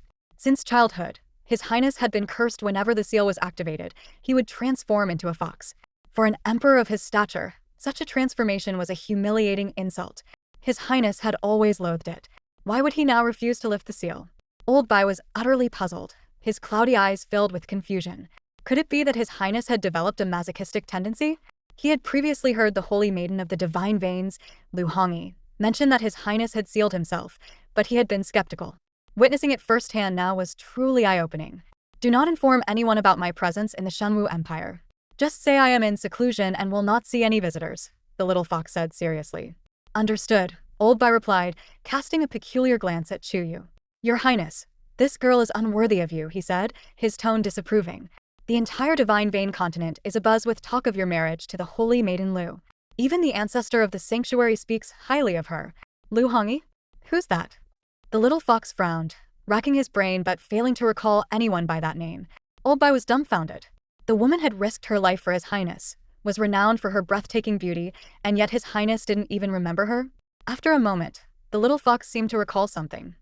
There might be someone like that in the sanctuary, I suppose." On the bed, the girl seemed to be having a nightmare. Her delicate brows knitted together, her face pale, and beads of sweat forming on her forehead. Her entire body curled up on the bed, clutching the little fox tightly with trembling, ice-cold hands. The little fox's eyes were filled with concern. Like soothing a child, he gently stroked Chuyue's back and comforted her softly. "There. Don't be afraid." Old Bai was speechless. Was this truly their emperor? Had he walked into the wrong place and mistaken someone else for His Highness? Under the little fox's gentle reassurance, the girl gradually calmed down. Chuyue had dreamt of a nightmare fields of bloody thorns and mountains of bleached bones. "Your Highness," Old Bai said gravely, "this girl is too weak. Her status is low, and she lacks any martial foundation. Even if you were to take her to the sanctuary, she would become a target for all sides." "No rush," the little fox replied calmly. "I will clear all obstacles for her, ensuring her safety and peace." Old Bai furrowed his graying brows. Never before had he seen His Highness treat anyone, let alone a woman, with such seriousness and tenderness. Such patience was unprecedented. Even he, Old Bai, had never received this level of patience from His Highness. Suddenly, he felt a pang of melancholy and, strangely, a bit of jealousy toward the girl on the bed. "Your Highness." Old Bai began, wanting to say more. "Leave," the little fox interrupted curtly. "Understood." Old Bai stuttered, quickly retreating in a flurry, disappearing from the snow-listening pavilion. Once he left, the blood mist lingering over Chang'an City dissipated entirely, along with the crimson moon in the sky. Legends spoke of 12 protector elders under the Emperor's command, each possessing unparalleled strength, capable of splitting mountains and parting seas. Their power was said to be so vast that they could destroy an empire with a mere flick of the wrist. Among them, the White Protector was especially renowned, with unmatched martial prowess that dominated the 4 seas and 8 regions. To reverse the tides of fate was but a trivial task for him. After the old man left, The little fox nestled contentedly in Chuyue's arms, savoring the unique cool fragrance that lingered on the girl. Suddenly, a cold gleam flashed in the fox's eyes, and murderous intent surged. Damn it! He had forgotten to instruct that old geezer to eliminate Shuecheng and Shin Qingfeng. Oh, and that blood wolf too.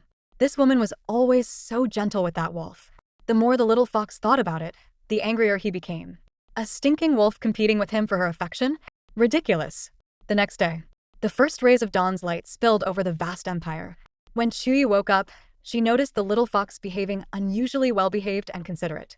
Not only had he neatly arranged her clothes and boots, but he had also poured her a cup of tea on the table. You should feel honored, woman.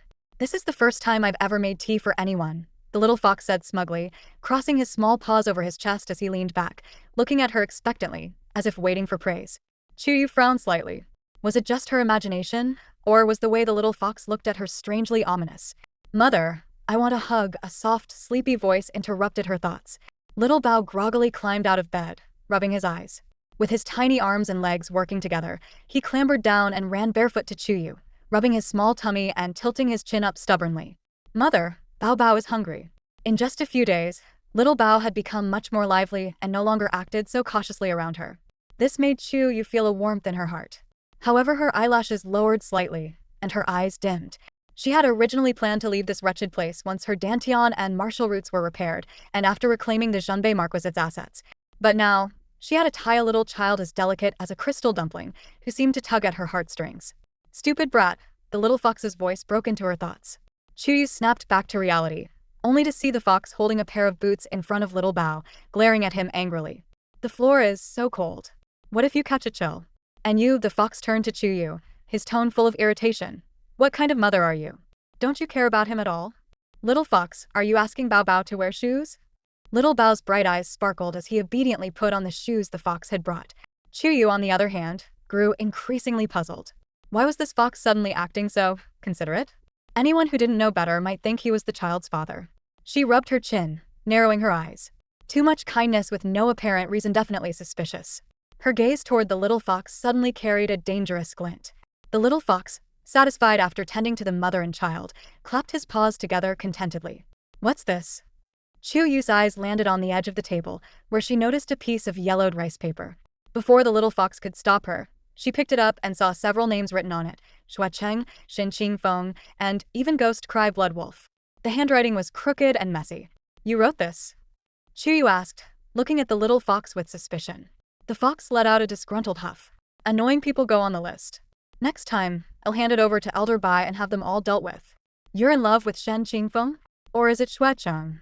Chuyue asked, her expression completely serious. That's unacceptable. It goes against ethics, and won't be accepted by society. You should give up as soon as possible.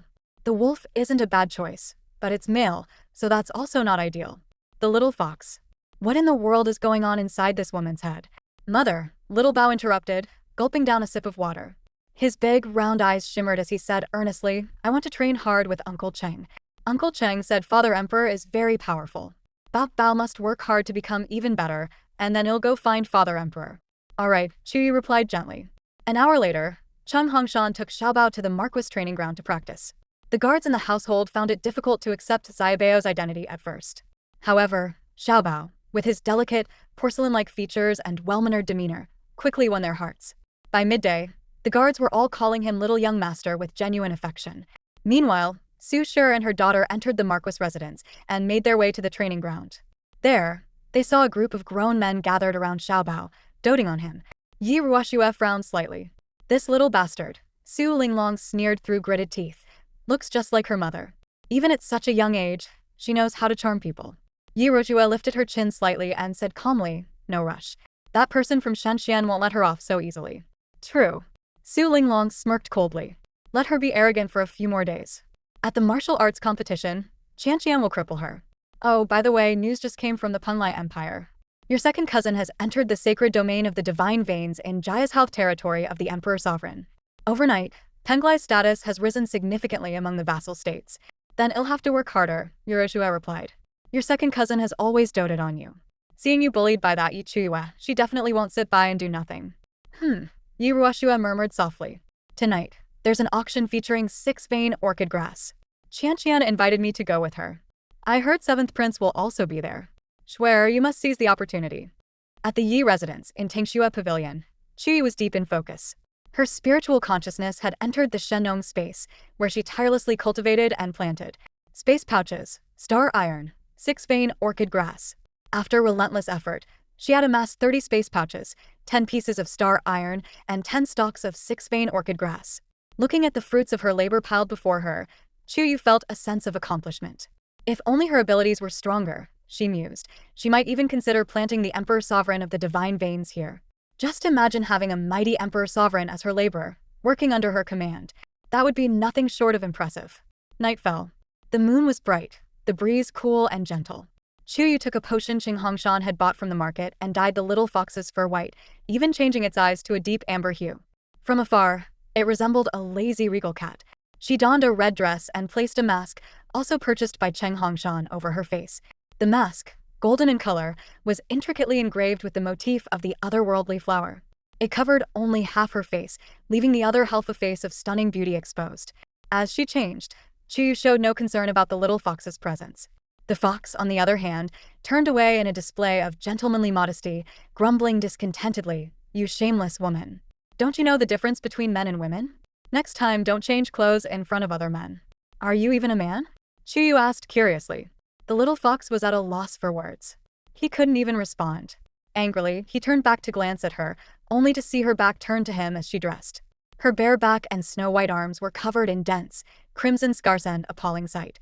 The marks told a story of countless beatings and abuse she had endured during those 5 years of madness. Yi Xiu, Qin Qianqian.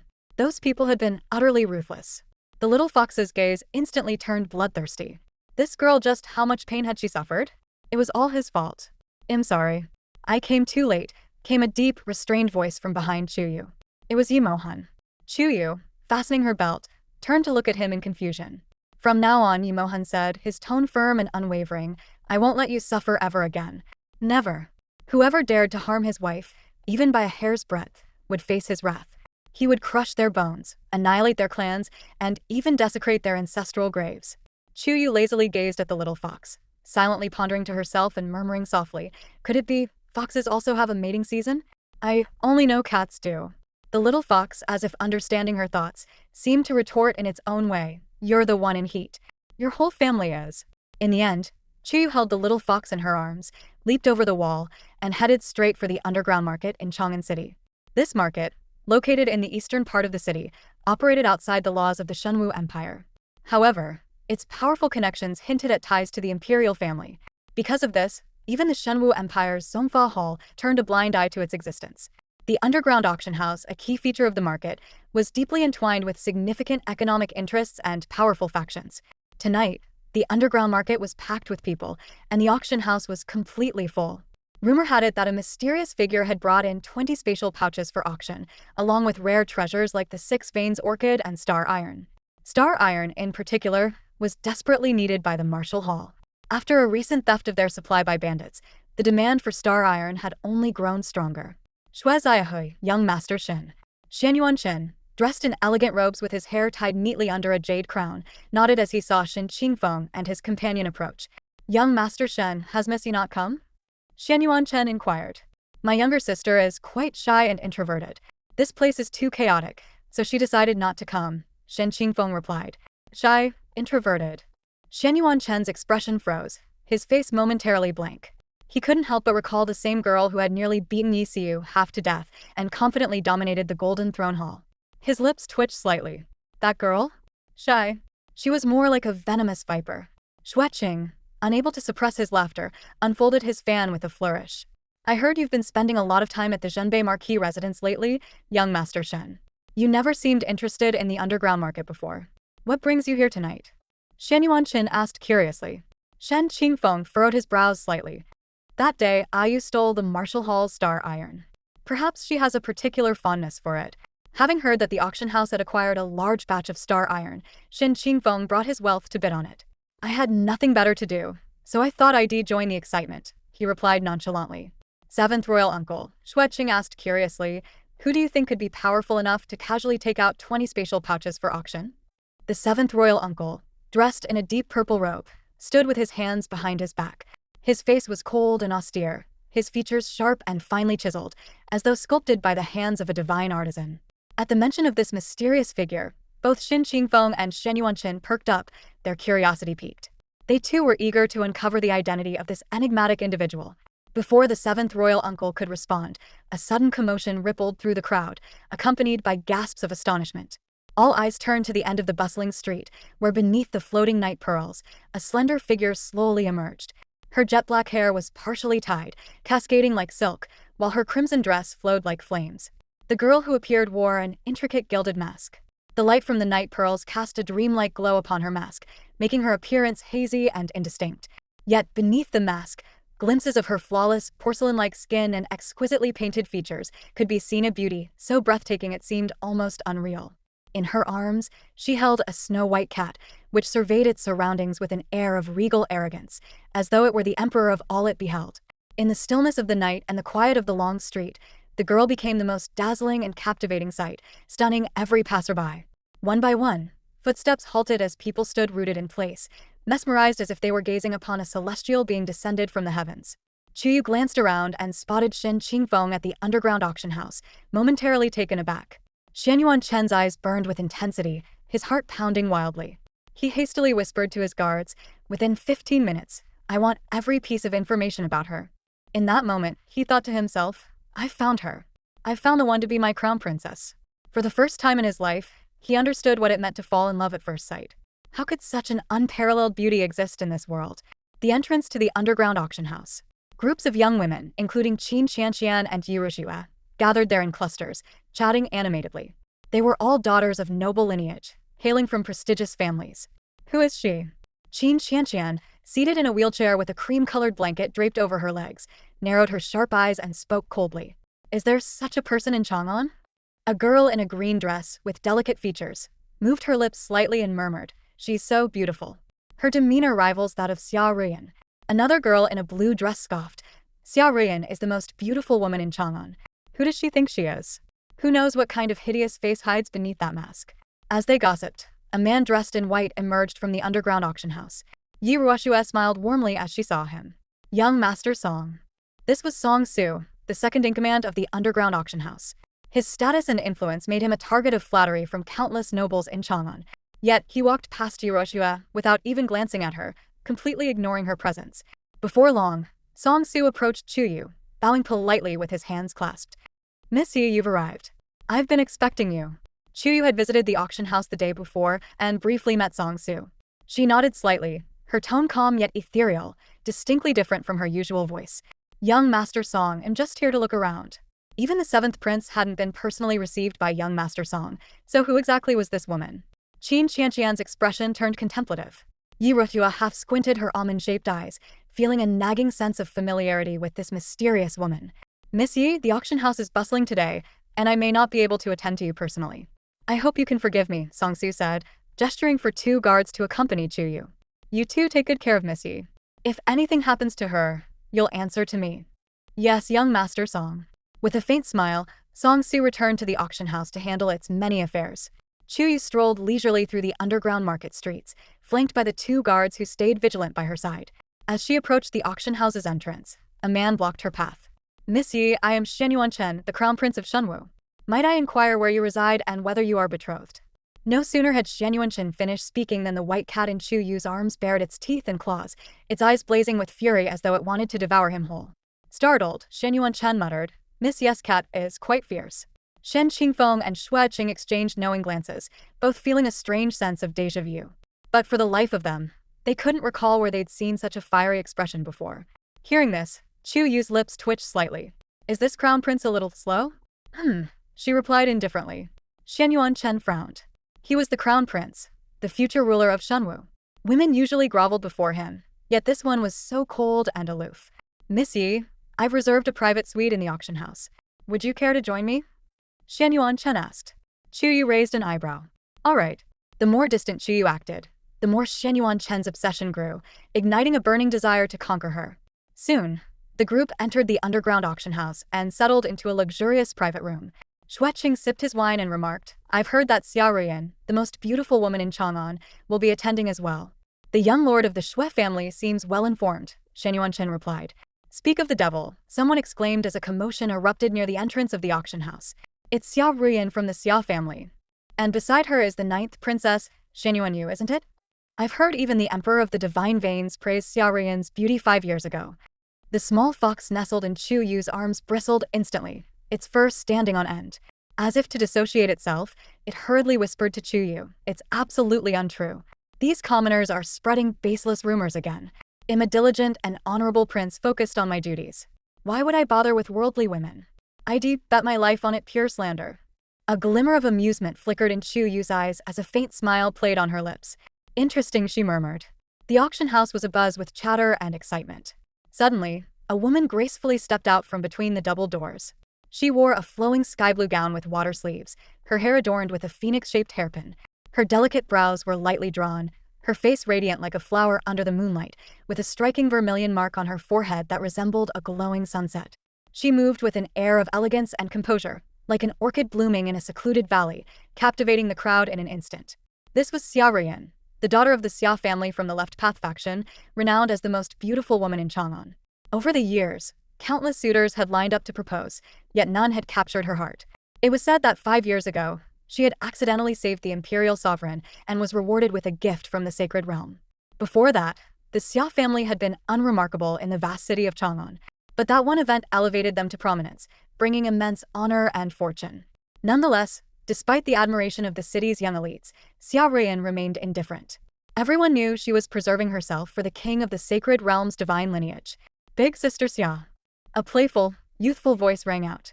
A lively girl dressed in a striking red outfit, with a soft sword at her waist, ran over cheerfully. She grabbed Xia Ruyan's arm and said, "The Crown Prince and Seventh Prince have reserved a private box. Come with me." "All right," Xia Ruyan replied with a gentle nod. The two made their way to the private box. Opening the door, they were momentarily taken aback to see someone lounging lazily on one side. Chuyue. Princess Shenwu, the ninth princess of the Shenwu lineage, furrowed her brows in confusion as she scrutinized Chuyue from head to toe. Her gaze was soon drawn to the snow-white fox nestled in Chuyue's arms. "Why is she sitting in my seat?" Shenwu's manicured fingers pointed accusingly at Chuyue, her expression full of displeasure. "Mind your manners," Shenwu said calmly. "This is Missy. Yi? Isn't that the same surname as that useless third son of the Yi family?" Shenwu sneered. "That fool is so hideous he hides his face with a veil. Is she also too ashamed to show herself, wearing a mask to cover up?" Shenwu strode over to Chuyue, her tone haughty and domineering. She looked down at Chuyue with an air of superiority and commanded, "You, move aside. This is my seat." Leaning lazily against the chair, Chuyue half closed her cold, star-like eyes, studying Shenwu with a hint of amusement. Stroking the soft fur of the fox in one hand and swirling a glass of wine in the other, she took a sip before replying nonchalantly, "From this moment on, this seat is mine." She tilted her chin slightly, her expression brimming with self-assured charisma. In that instant, her demeanor was both wild and arrogant. In all of Chang'an, everyone knew of the ninth princess of Shenwu, notorious for her spoiled and unruly behavior. Even the most esteemed nobles trembled in her presence. Since birth, Shenwu had suffered from a crack in her dantian, a condition that no physician could cure. This affliction had fueled her volatile temper, making her quick to lash out at those around her. Xia Ruyan, ever composed and graceful, cast a faintly proud glance at Chuyue, as if dismissing her entirely. In Chang'an, no woman could compare to Xia Ruyan. As long as she was present, she was the unrivaled beauty, standing out above all others. "You want to die?" Shenwu's almond-shaped eyes blazed with fury. Humiliated and enraged, she unsheathed the soft sword at her waist and thrust it toward Chuyue's head. But Chuyue moved with lightning speed. In the blink of an eye, her slender, jade-like fingers caught the blade's edge at its tip. "Is this all the ninth princess of Shenwu can manage?" she asked, her tone calm, her demeanor unshaken. What astonished everyone was that Chuyue had effortlessly stopped Shenwu's full-force attack with just 2 fingers, all while remaining seated. "I'll kill you." With a furious roar, Shenwu exerted all her strength, yet she couldn't pull the Linghan sword from Chuyue's fingers. Chuyue, with her bright eyes and pearly teeth, smiled faintly as her 2 fingers tightened their grip. Clang clang, a sharp sound echoed, and to everyone's astonishment, Shenwu's Linghan sword shattered into countless fragments, scattering like dust in midair.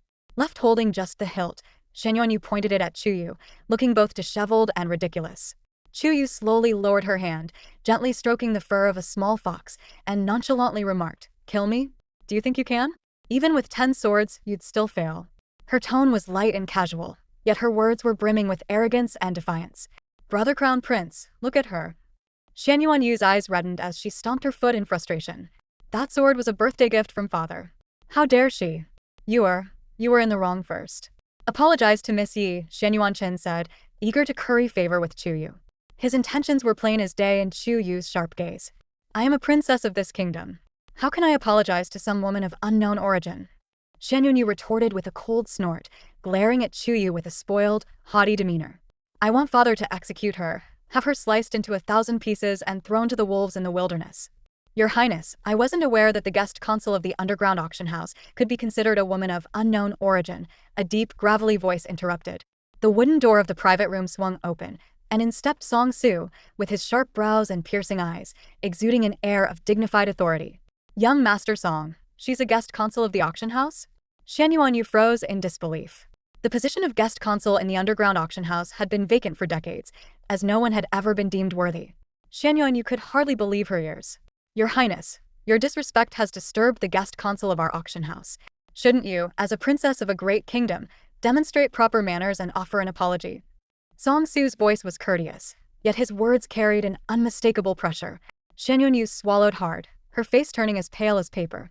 Under Song Su's imposing aura, she began to falter and instinctively looked to Shenyu Chen and her seventh uncle for help. These two men, both members of her royal family, were her last hope. However, to her dismay, her seventh uncle remained an indifferent observer, sipping his tea as though nothing had happened. Shenyu Chen, on the other hand, pretended not to notice her plea. Song Su was known for his gentle demeanor, but also for his decisive and iron-fisted methods. As the second-in-command of the underground auction house, he was no ordinary man. Unless absolutely necessary, Shenyu Chen would never risk offending someone like Song Su. Your Highness, Song Su reminded her pointedly, this is the rule of the auction house.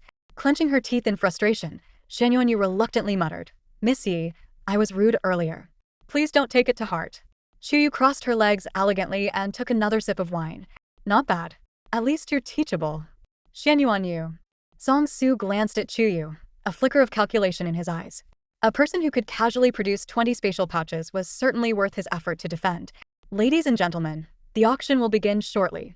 I won't stay to disturb you further, Song Su said before taking his leave.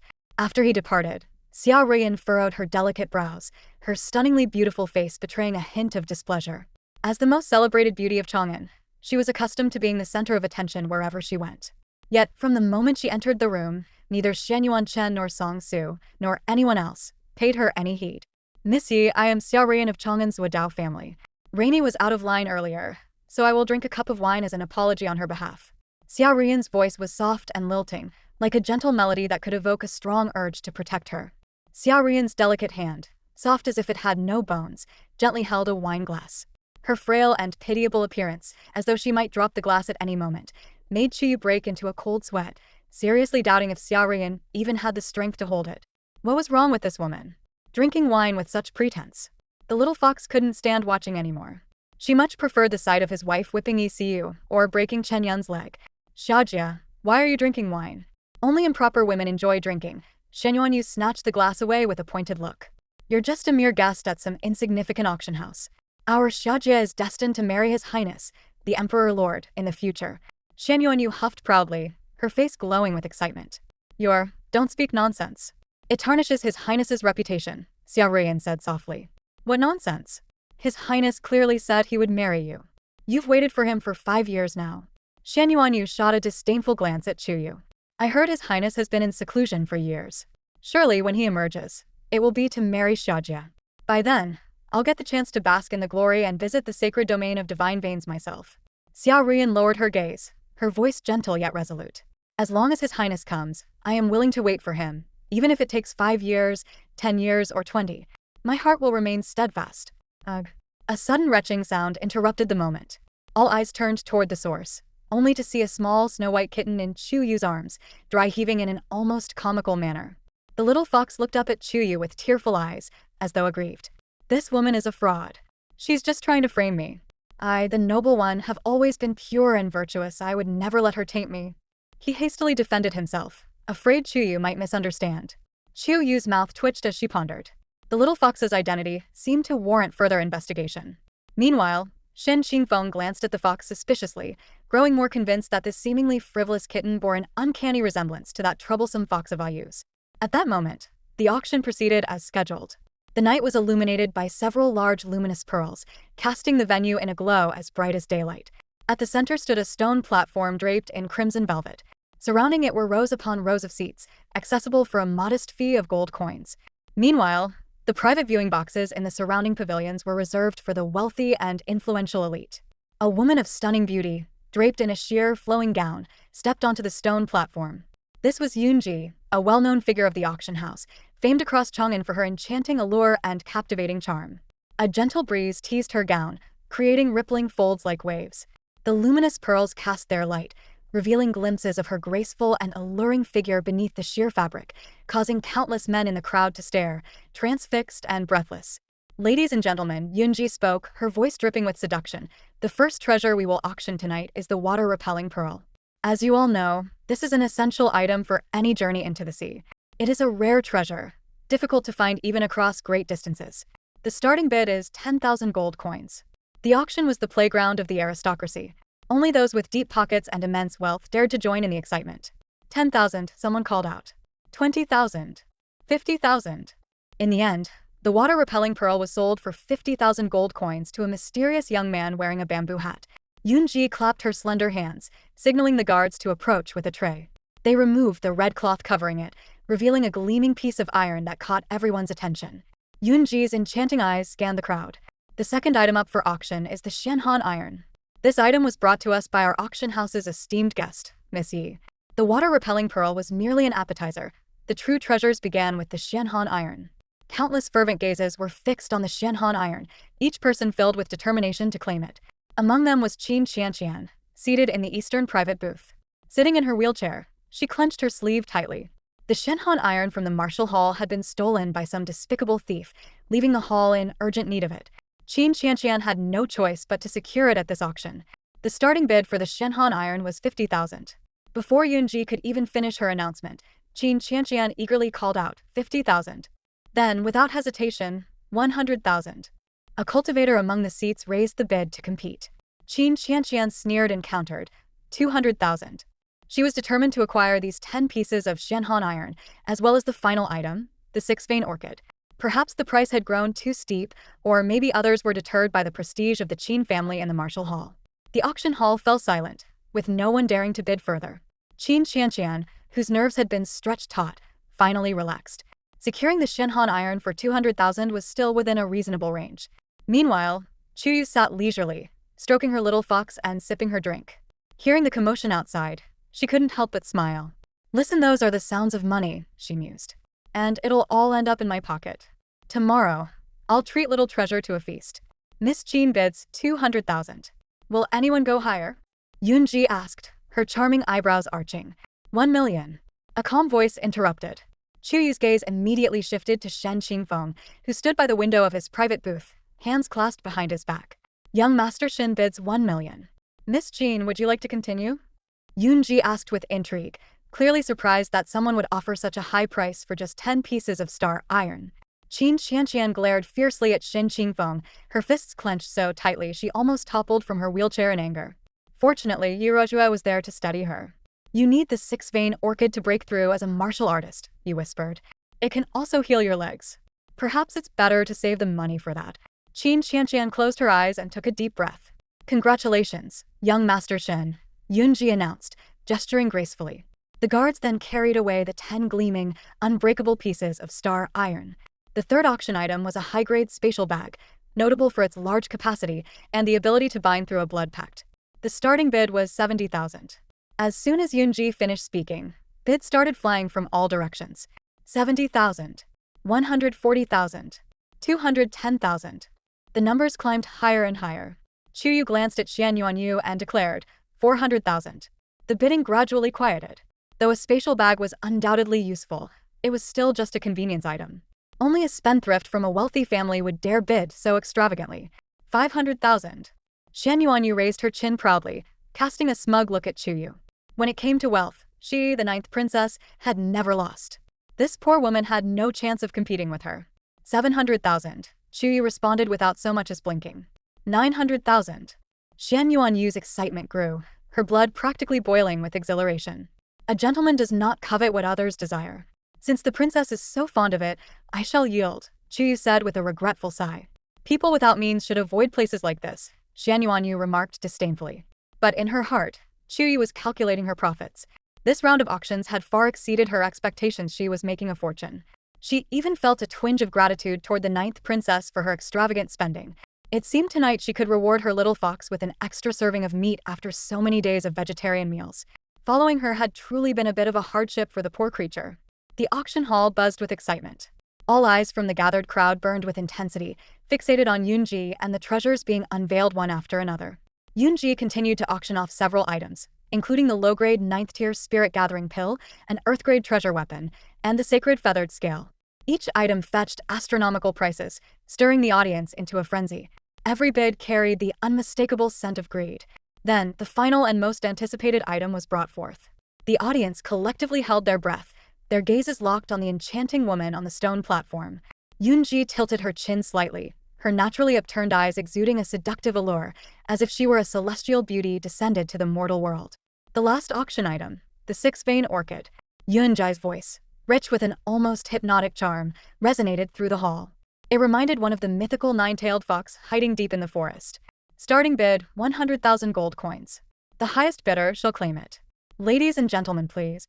In a world where strength ruled and the weak were prey, the path from the 12th stage of body refining to becoming a true martial artist was as challenging as scaling the heavens. Yet, with the aid of the six-vein orchid, this arduous journey could be made significantly easier. Only by becoming a true martial artist could one grasp the essence of martial arts and ascend to the pinnacle of power. For this reason, the moment the six-vein orchid was revealed, countless bidders began shouting their offers. Even if it meant emptying their coffers, they were determined to acquire it. After all, breaking through to become a martial artist could lead to immeasurable future gains. 100,000. 200,000. 800,000.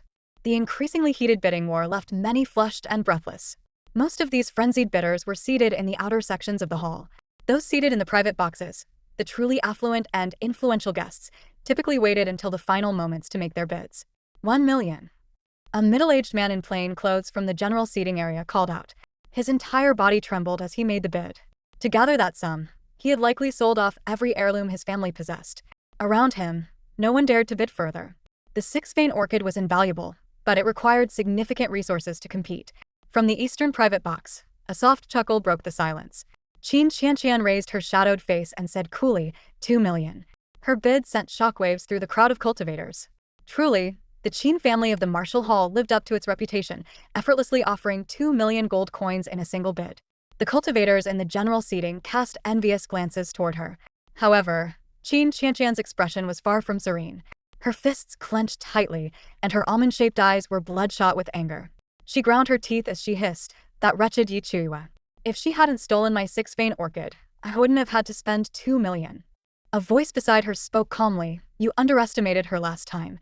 When the martial competition comes, you can finish her off. I have a way to claim the Marquis of Zenbai's estate afterward, and it'll make up the 2 million for you then. Yi Ruox's eyes glimmered faintly. Qin Qianqian turned to her, her tone softening slightly. Ruoxue, you're so good to me. That day in front of the martial hall, you only fell for Yi Chuyue's trap because you stood up for me. Yi Ruox's voice was icy. Qianqian, don't worry. The humiliation you suffered, it'll make her pay for it. It'll strip her skin, break her bones, and crush her spirit. Then it'll use her fresh blood to brew wine to celebrate our victory. A sinister and venomous expression darkened Qin Qianqian's otherwise delicate features. While the two schemed, Yunji's voice rang out again. Miss Qin of the Martial Hall, 2 million gold coins. Does anyone wish to place a higher bid? Qin Qianqian, confident and full of pride, raised her eyebrows. She was certain that the six-vein orchid was already hers. Silence enveloped the hall, the air heavy and still. Then, from the opposite private box, a soft, ethereal voice broke through the quiet. 2,100,000. Yi Chuyue took a sip of wine, a faint smile playing on her lips. The real show, she murmured, is just beginning.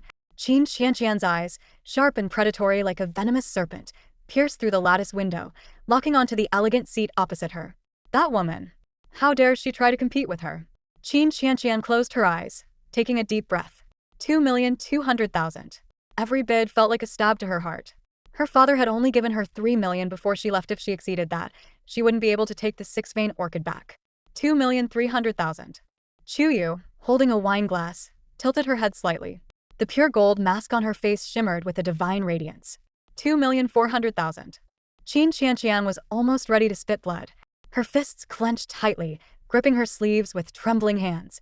2,500,000. Chuyue remained calm and unhurried, bidding leisurely behind Qin Qianqian as if toying with prey trapped on a chopping block. 2,800,000. A haughty, spoiled voice interrupted. Shenwu crossed her arms over her chest, her nose tilted skyward with an arrogant sneer. Her expression practically screamed, "This princess has money to burn." A faint smile flickered in Chuyue's eyes. She leaned back lazily into her chair, her half-lidded gaze giving her an air of carefree elegance tinged with a hint of mischief. 3 million. In her private room, Qin Qianqian felt her heart plummet. Her face turned ashen as she made her bid. 3 million was her absolute limit. Shenwu frowned, glaring toward Qin Qianqian's private room. Who does she think she is, daring to challenge this princess? 3,500,000. Shenwu straightened her neck, raising her voice defiantly. Qin Qianqian's lips were parched, and her face was drained of all color, pale to the point of translucence, almost sickly. She forced herself to appear composed as she picked up her teacup, but her hands trembled uncontrollably, causing the tea to spill over the rim. Bang! Qin Qianqian's eyes flashed with fury as she clenched the teacup tightly in her hand. The porcelain shattered in her grip, scalding tea seeping through her fingers. The sharp shards lacerated her palm, and bright red blood began to drip, staining the velvet carpet beneath her. The other women in the room let out startled screams. Illegitimate quickly knelt down, pulling out a handkerchief to wrap Qin Qianqian's injured hand. "Qianqian. 4 million. Qin Qianqian shouted, her voice trembling with rage, her eyes bloodshot. Shenwu furrowed her brows. 4,000,005. To the side of the elegant seats, the 7th prince calmly sipped his tea, his clear eyes deep and thoughtful as he glanced at the girl lounging in her chair, absent-mindedly teasing a cat. The entire auction seemed to unfold according to her subtle machinations, each of her concise words stoking the tension between Shenwu and Qin Qianqian. Meanwhile, she the orchestrator of all this remained detached, serene, and utterly at ease. Shen Qingfeng and Xue Qing, noticing this, exchanged glances. Their gazes toward Chuyue grew more curious, tinged with intrigue. 5 million. Qin Qianqian's voice was hoarse, her eyes reddened with desperation. Shenwu, seething with anger, was about to raise the bid again when Chuyue's soft, unhurried voice floated over. "Does the princess truly like the 6-vein orchid that much?" The words brought Shenwu back to her senses. She glanced suspiciously at Chuyue. Wasn't this woman competing with Illegitimate? How had it turned into a battlefield between her and Qin Qianqian? She looked over at Illegitimate, who seemed entirely uninterested in the 6-vein orchid. Shenwu pouted. "Forget it. Who cares about such a thing?" Despite her dismissive words, a trace of disappointment lingered in her expression. The cracks in her dantian had long since dashed her hopes of becoming a martial artist. The priceless 6-vein orchid was of no use to her. But in the vast tapestry of life, who wouldn't long to become a warrior, carving out a radiant, star-studded path of glory? The 6-meridian orchid was sold for 5 million, successfully bid by Miss Qin. Yunji concluded the auction with a decisive hammer strike. The cultivators seated in the auction hall felt as if they were dreaming. 5 million for the 6-meridian orchid. The Qin clan of the Martial Hall truly has deep pockets. Though they gained nothing today, witnessing such an intense auction was worth the trip. That being said, if it weren't for Chuyue's life-and-death challenge taking away Qin Qianqian's 6-meridian orchid, Qin Qianqian wouldn't have had to spend 5 million to win it back. Come to think of it, Chuyue's challenge cost Qin Qianqian 5 million for nothing. Qin Qianqian collapsed weakly into her wheelchair, her eyes bloodshot with frustration. 5 million and extra 2 million out of nowhere. How was she supposed to explain this to her father? But no matter what, even if it cost her life, she had to take the 6-meridian orchid home. The auction ended there. Chuyue stretched lazily as she got up. Turning her head, she saw the little fox hugging a wine jug, drinking with great delight. Its cheeks were flushed with a rosy hue, and it squinted at Chuyue with a drunken gaze. Then, raising its chin and spreading its tiny paws, it slurred, "Woman, hold me." Chuyue's face darkened instantly. Embarrassing. She stepped forward, picked up the little fox, and held it in her arms. The fox nuzzled against her chest and mumbled softly, in a voice only the two of them could hear, "Achoo, I'll protect you. I won't let anyone bully you again." Everyone else called her Ayu, but the little fox refused to follow the crowd. She was his Achoo, and only his. Chuyue's gaze softened slightly, her lips pressing into a thin line as her hold on the little fox grew gentler. She had to admit, this little creature was rather endearing. Miss Yi, Young Master Shen, Princess Shenyuan, and Young Master Song, please proceed to the rear hall of the underground auction house to claim your items, a maid's soft voice called from outside. Carrying the still muttering little fox, Chuyue walked out first. Shenyuan extended an arm, stopping her in her tracks. Were you mocking this princess just now? She demanded. Yes, Chuyue replied bluntly, without the slightest hesitation. Shenyuan was stunned, not expecting such an unapologetic and straightforward response. It was practically a public humiliation. Stamping her feet in frustration, she turned to her older brother. Crown Prince, look at her. However, Shenyuan Chen was utterly captivated by Miss Yi, too distracted to pay any attention to Shenyuan Ye's complaints. Meanwhile, Xiao Rian's eyes sparkled with displeasure. She couldn't stand this woman who always seemed to be the center of attention. Every move, every expression, drew everyone's gaze. Chuyue walked gracefully, following the maid toward the rear hall of the auction house. Upon entering, she saw Iroshua pushing Qin Qianqian's wheelchair, surrounded by the daughters of Chang'an's elite families. Miss Qin, please hand over the 5 million, Yunji said. With trembling hands, Qin Qianqian took out a spatial pouch. A maid accepted it and handed it to Yunji. Yunji placed the pouch on a golden appraisal device nearby. After a moment, she looked up and said, Miss Qin, this only contains 3 million. Miss Yunji, could you grant me a few days? I'll gather the remaining 2 million very soon, Qin Qianqian pleaded urgently. Yunji's expression darkened. With a wave of her hand, the light silk around her swirled, and several sword-wielding guards stepped forward to detain Qin Qianqian. Smiling faintly, Yunji said, Miss Qin, I'll have to trouble you to endure this for now. Turning to one of her subordinates, she ordered coldly, You, go to the martial hall and inform Qin Sangong to bring the remaining 2 million to redeem her. Qin Sangong should know the rules of our auction house. If the money isn't here by midnight, well, take a finger. Her voice was as merciless and venomous as a serpent. Qin Qianqian's face grew increasingly pale, her entire body trembling uncontrollably.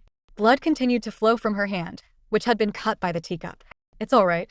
Uncle Qin will definitely come, Yuruashua reassured her. Only then did Qin Qianqian's mood improve slightly. Suddenly, the sound of footsteps echoed. Shen Yuanyu, Xiao Rian, and others entered the rear hall one after another. Shen Qingfeng handed over a full 1 million gold coins to the auction house for the shining treasure. Seeing this, Yunji said, Young Master Shen, please verify the quantity of the Shenhan iron.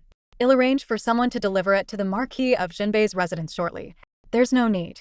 I trust the auction house, Shen Qingfeng replied. As for the Shenhan iron, send it to the Yi residence instead. Hearing this, Yurushua, who was by Qin Qianqian's side, suddenly looked at Shen Qingfeng. Her eyes sparkled with a radiant light, carrying a trace of anticipation. So, Shen Qingfeng still remembered her words. It was exactly a year ago in the martial hall when she had mentioned wanting a sword forged from Shenhan iron. And now, Shen Qingfeng had spent 1 million at the auction house for her. Yi Ruox's eyes turned slightly red. After all these years, Shen Qingfeng finally acknowledged her as his younger sister. Princess Shenyuan, here is your spatial pouch. What a fine item, Shenyuan remarked as she handed over 90,000 gold coins and took the pouch. Then she cast a disdainful glance at Chuyue. If you can't afford it, don't bid. It's embarrassing.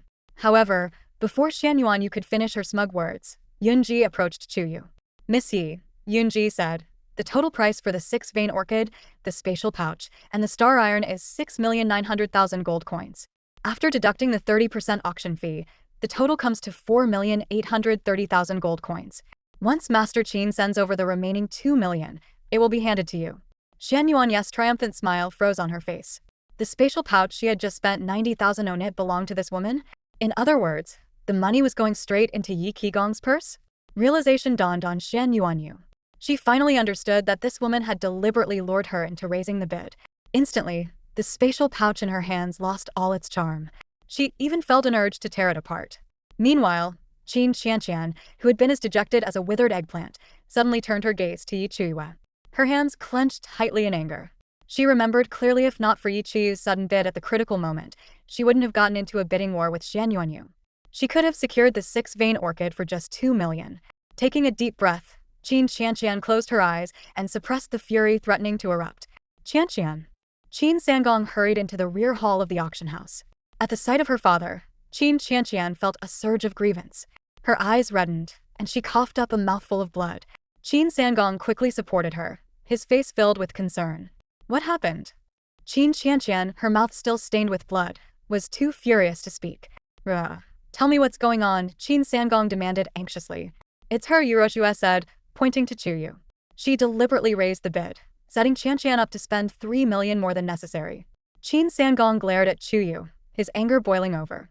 Seize her, he commanded. The Qin family guards who had accompanied him, each one imposing and highly skilled, drew their weapons at his order, pointing their swords at Chuyue.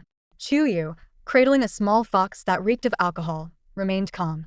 Her black eyes gleamed like polished obsidian, her red lips curled into a faint smile. Despite the looming danger, she appeared utterly unbothered, exuding an air of composure and unshakable confidence.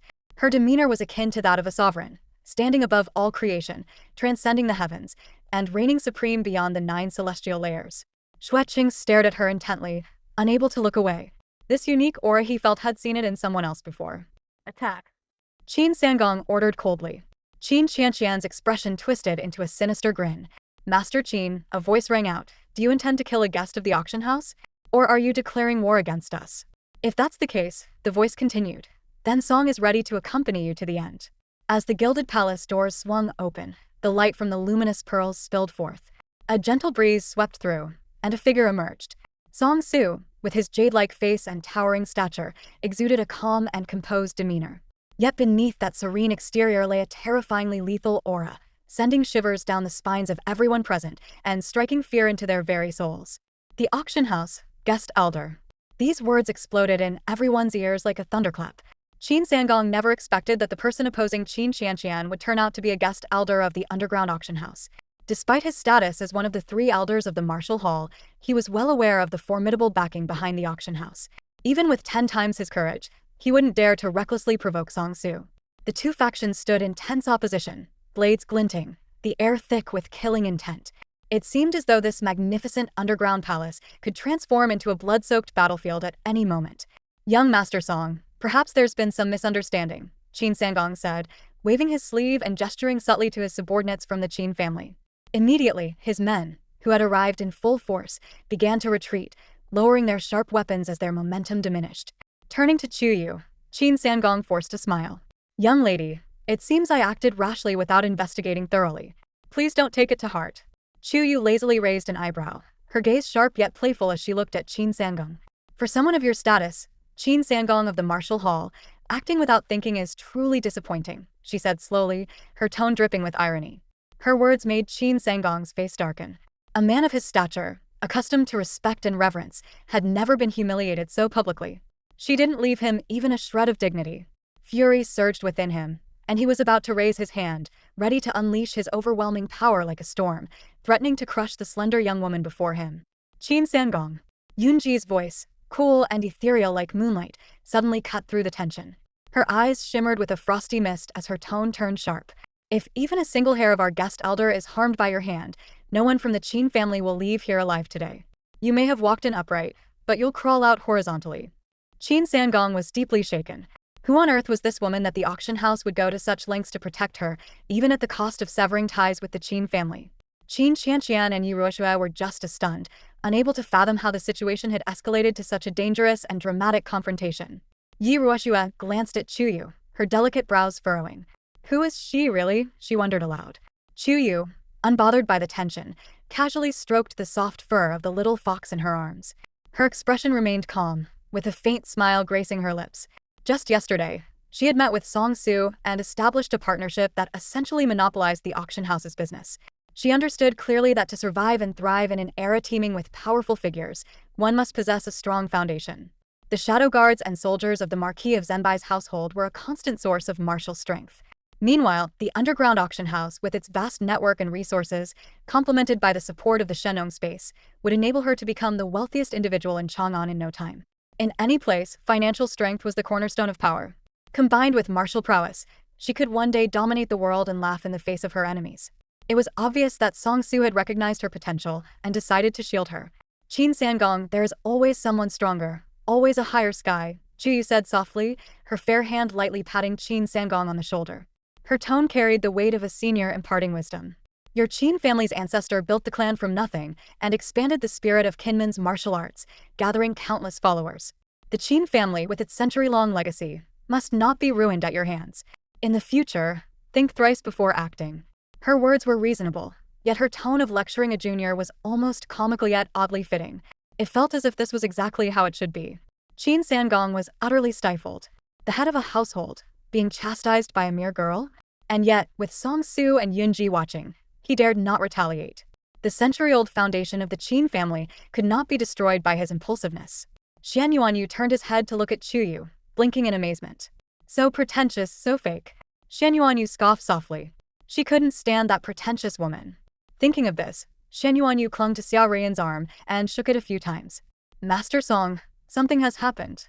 A guard dressed in the auction house's uniform rushed into the rear hall, clasping his hands and bowing his head. The people from Tan City have delivered their young master's corpse. It's lying right in front of our auction house. Chuyue lowered her gaze, her thick lashes concealing the cunning glint in her eyes. The main event is here. Whether she could make a name for herself in Chang'an City would depend on this half-dead young master of Tan City. Song Su furrowed his brows and let out a sigh. Let's go take a look.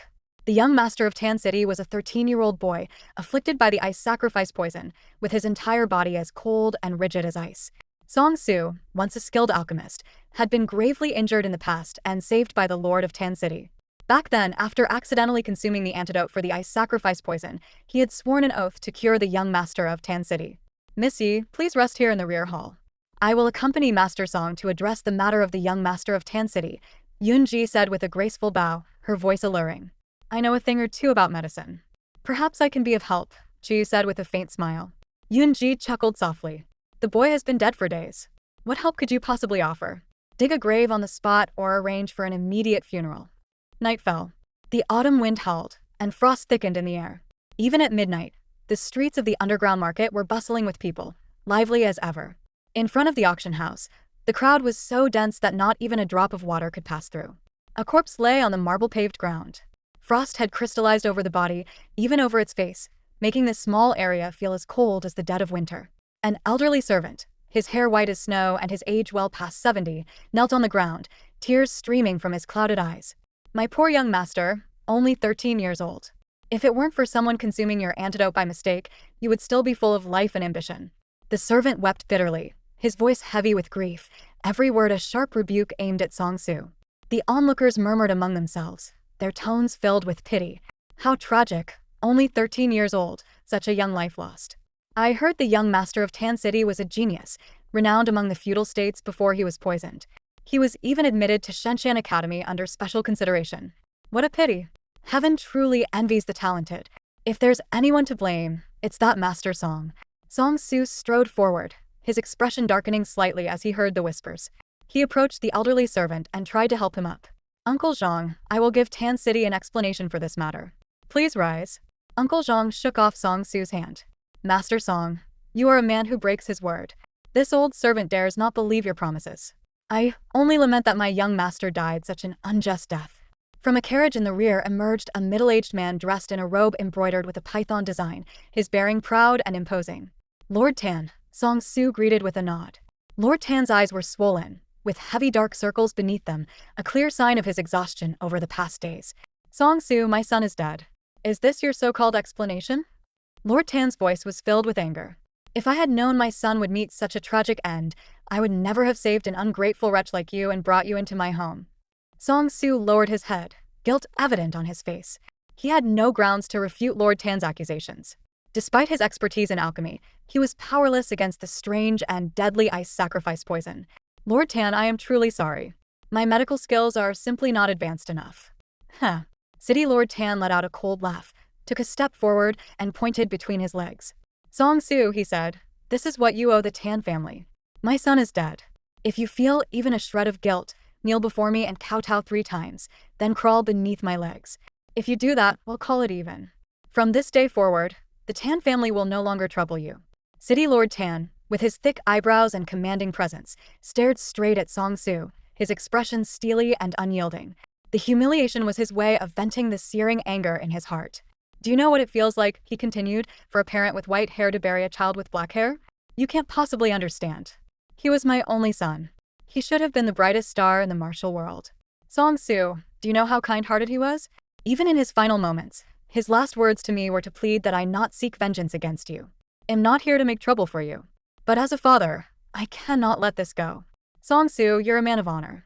You must know what you owe him. City Lord Tan's eyes grew increasingly bloodshot, his voice thick with emotion. Song Su, on the other hand, stood with his head hanging low, his spirit seemingly crushed. He trudged forward listlessly, his whole demeanor devoid of the brilliance he once carried. Yunji tugged at his sleeve, shaking her head. My lord, you mustn't. City Lord Tan's words struck a chord in Song Su's heart. He's right, Song Su murmured, pulling his sleeve free from Yunji's grasp. I, Song Su, owe the Tan family. He walked towards City Lord Tan, his steps heavy with resignation. Slowly, he bent his knees, prepared to kneel and kowtow in atonement. Just as his knees were about to touch the ground, a delicate, fair hand gently rested on his shoulder. The wrist was slender and graceful, the fingers smooth and pale like flawless white jade. Startled, Song Su turned his head and saw a young woman wearing a gilded mask. She stood there with a faint smile, her cat perched beside her, both gazing at him with an air of quiet amusement. Assuming she had come to dissuade him, Song Su spoke. Miss Yi, I appreciate your good intentions, but this is something I must do. Yunji, escort Miss Yi away. Yunji stepped forward, ready to act, but the masked girl, Chuyue, turned to face City Lord Tan. Her voice rang out, calm yet astonishingly bold. City Lord Tan, if I can bring your son back to life, will you let bygones be bygones? Her words sent shockwaves through the crowd. All eyes turned to her, filled with disbelief. This girl, did she even understand what she was saying? The young master of the Tan family had been dead for half a month. How could anyone bring him back? Not even a divine healer or a miracle worker could achieve such a feat. Leaning against Xiao Rian's shoulder, Shenwu sneered. Who does this woman think she is? A reincarnation of the medicine god. Shen Qingfeng narrowed his eyes, recalling how Chuyue had previously asked him about the Tan family's journey to Chang'an. Miss Yi, stop spouting nonsense, Song Su said, frowning deeply. This matter has nothing to do with you. Stay out of it. Brother Song, Chuyue replied, her gaze steady and unwavering. Let me try. Her eyes, clear and radiant like the moon, caught Song Su off guard. He found himself momentarily dazed. City Lord Tan's voice broke the moment. Every physician in Tan City examined my son half a month ago and declared him deceased. I will not allow you to desecrate his body. That's because they're all useless quacks, Chuyue countered, her lips curving into a confident, fiery smile. But I am a divine healer. Her red dress swayed as she spoke, and the little fox in her arms yawned lazily. Her defiant, almost arrogant demeanor drew every gaze in the room. City Lord Tan was momentarily stunned. How could a woman be so audacious? Even Qin Sangong, Chuyue, and others stepped out to watch the spectacle unfold. Suddenly, an idea flashed through Chuyue's mind. She pointed at Qin Sangong, who had been eagerly waiting to see Song Su humiliated. I'll stake Uncle Qin's head on this. I guarantee I can save the young master of the Tan family, Qin Sangong, Song Su and the others. Somehow, the situation had taken a very strange turn. Well then, give it a try. He assumed that Qin Shu might be some relative of Miss Yi. Qin Sangong's hawk-like eyes were filled with rage. Miss Yi was treating a patient, yet she used his life as collateral? What kind of reasoning was that? Qin Sangong, you'll just have to endure it for now, Yunji said flatly. Endure it? Qin Sangong thought, his anger boiling over. This isn't just about enduring, it's a matter of life and death. And the worst part is, these people act like it's perfectly normal. Shenwu and Chuyue couldn't hold back their laughter. Miss Ye's audacious methods were truly unheard of and unprecedented. But Song Su, on the other hand, was deeply worried. His gaze fell anxiously on Chuyue. Can Miss Yi really cure the young master of Tan City? He muttered to himself. Then, with a bitter smile, he sighed. What was he even hoping for? As an alchemist, he knew better than anyone that even Yao Lao couldn't bring someone back to life after 15 days of death. Chuyue crouched down, pulling out a medicine chest from her spatial bag. Opening it, she took out a dagger infused with the power of Shenwu. Without hesitation, she made an incision on the boy's forehead. Frost-covered blood oozed out, causing Tan City's lord and his elderly servant to erupt in fury. How dare you? The city lord roared, his anger palpable. You dare defile my son's body in such a way? I'll have you torn to pieces. Chuyue cast him a sideways glance and snapped coldly, Shut up. You're too loud. The city lord met her icy gaze, and for a moment, the faint bloodthirst and fury emanating from her eyes made even a seasoned figure like him feel a chill of fear. Was this intimidation? Whenever Chuyue treated someone, it was as if she transformed into another person entirely. The cold aura that radiated from her was bone-chilling. Yet, the focus and determination etched on her face carried an almost hypnotic allure. Chuyue continued her work. After releasing some blood from the boy's forehead, she retrieved 10 silver needles, precisely inserting them into acupuncture points in his abdomen. Then, she made another incision on his wrist, letting more blood flow out. Finally, she took out a crystal-clear vial from the medicine chest, pouring the liquid imbued with Shenwu's power into the boy's mouth. Her movements were fluid and seamless, like a flowing stream, swift and precise. Once finished, Chuyue wiped her blood-stained hands on the boy's clothes and stood up slowly. "Done," she said plainly. Everyone's eyes turned to the boy, but he remained a lifeless, ice-cold corpse. "You insolent girl! How dare you mock me?" The city lord, enraged, drew his sword and lunged for Chuyue's forehead. Facing the blade, Chuyue remained calm, her expression unchanging. She didn't even blink. This composure Shenwu froze, his voice low and urgent. "Be careful." Suddenly, a small fox leapt into Chuyue's arms, baring its teeth in fury. "You filthy dog! How dare you try to harm my Achu?" Just as the situation reached a boiling point. Cough, cough, cough. The faint yet familiar sound of coughing made the city lord halt his sword midair. His eyes widened in disbelief as he turned around. The boy on the ground was breathing. After coughing up a mouthful of blood, the boy's eyes fluttered open. His voice was weak, barely audible. "Father." The city lord stood frozen, stunned to his core. Was this real? Was he hallucinating? "My lord, the young master is alive.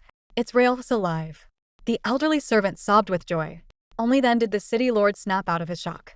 Overcome with emotion, he let his sword clatter to the ground, rushing to his son's side. Grabbing the boy's hand, he wiped away his tears.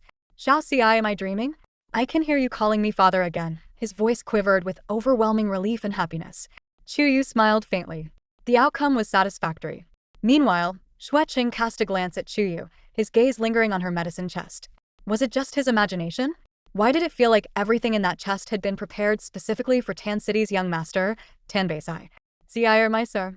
Lord Tan held the frail Tan Beisai in his arms, tears streaming uncontrollably down his face.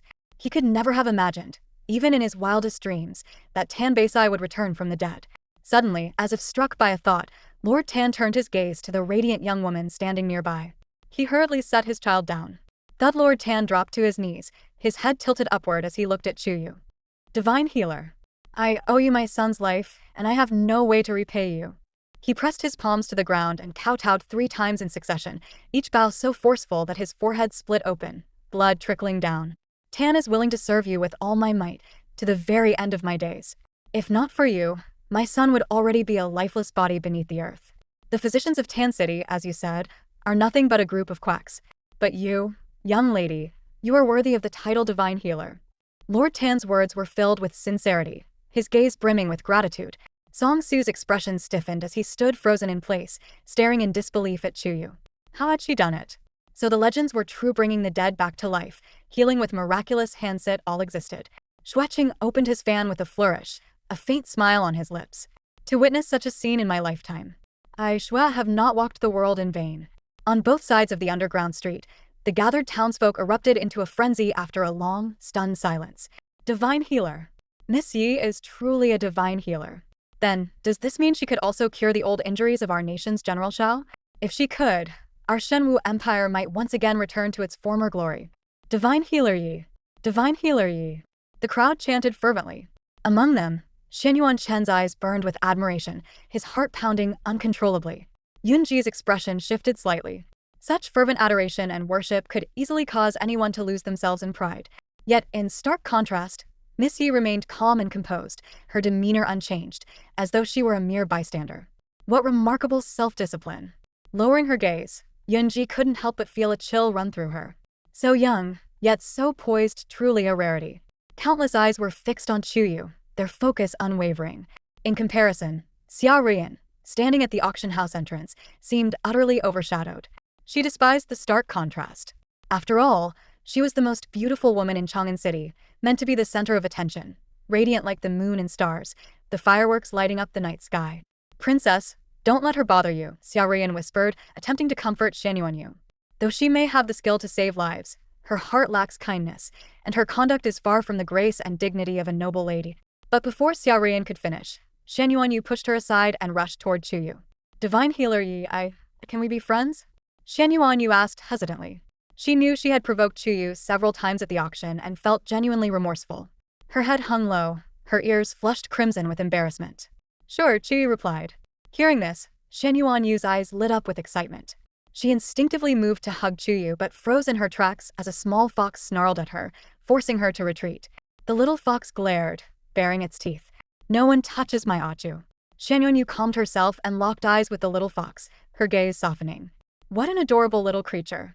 Glancing at Chuyue, she asked cautiously, Divine Healer, may I pet it? The little fox immediately looked at Chuyue, its heart skipping a beat. Not even facing a million enemies on the battlefield or battling divine-level beasts had ever made it this nervous. Chuyue lowered her gaze to the fox, her eyes softening. The fluffy little thing exuded a faint, cool fragrance, a scent she found comforting and pleasant. No, she finally replied, her voice calm. He's only for me to touch. Shenwu's hopeful expression froze. In an instant, it was as if the entire sky was ablaze with dazzling fireworks. The little fox was overjoyed, his heart bursting with delight. He knew if this woman couldn't bear to cast him aside. Burying his face in Chuyue's chest, the little fox nuzzled against her with all his might, his tiny paws covering his mouth as he giggled with glee. Yet, a faint trace of confusion lingered between Chuyue's brows. Meanwhile, Shen Qingfeng, the more he looked, the more he thought this pesky cat resembled a used fox.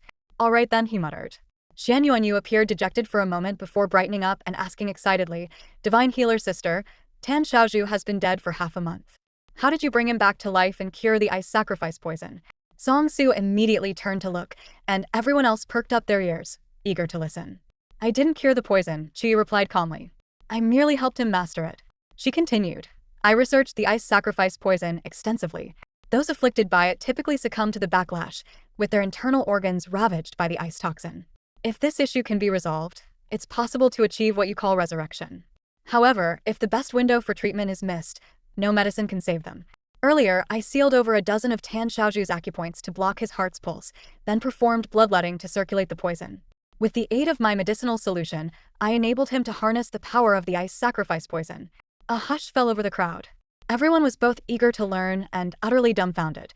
This method of treatment and detoxification was entirely unheard of, contrary to traditional medical principles. Chuyue turned her gaze to Tan Beisai and said, The ice sacrifice poison has already spread through your limbs, bones, organs, and blood. Try to control it and make it yours. Tan Beisai, cradled in the arms of his loyal servant Uncle Zhang, stared at Chuyue in a daze. Slowly, he nodded his small head and raised his right hand with great effort. Focusing his energy, he summoned the ice sacrifice's power from within. Frosty mist swirled in his palm, and with a brilliant flash of cold light, the 10-mile street of the underground market was instantly frozen solid. Arcane arts. Song Su gasped in shock, murmuring under his breath, to forego detoxification, master the ice sacrifice poison, and transform into an ice physique while unlocking the mysteries of arcane arts. This is unbelievable. Arcane arts, after all, were a branch of martial arts, albeit more flamboyant and mystical. And physique was one of the foundations of cultivation. Most people were born with ordinary physiques. To acquire a new, postnatal special physique would require the rare inheritance of an ancient, powerful being. Hearing Song Su's words, the city lord of Tan finally came to his senses. His son had turned misfortune into a blessing.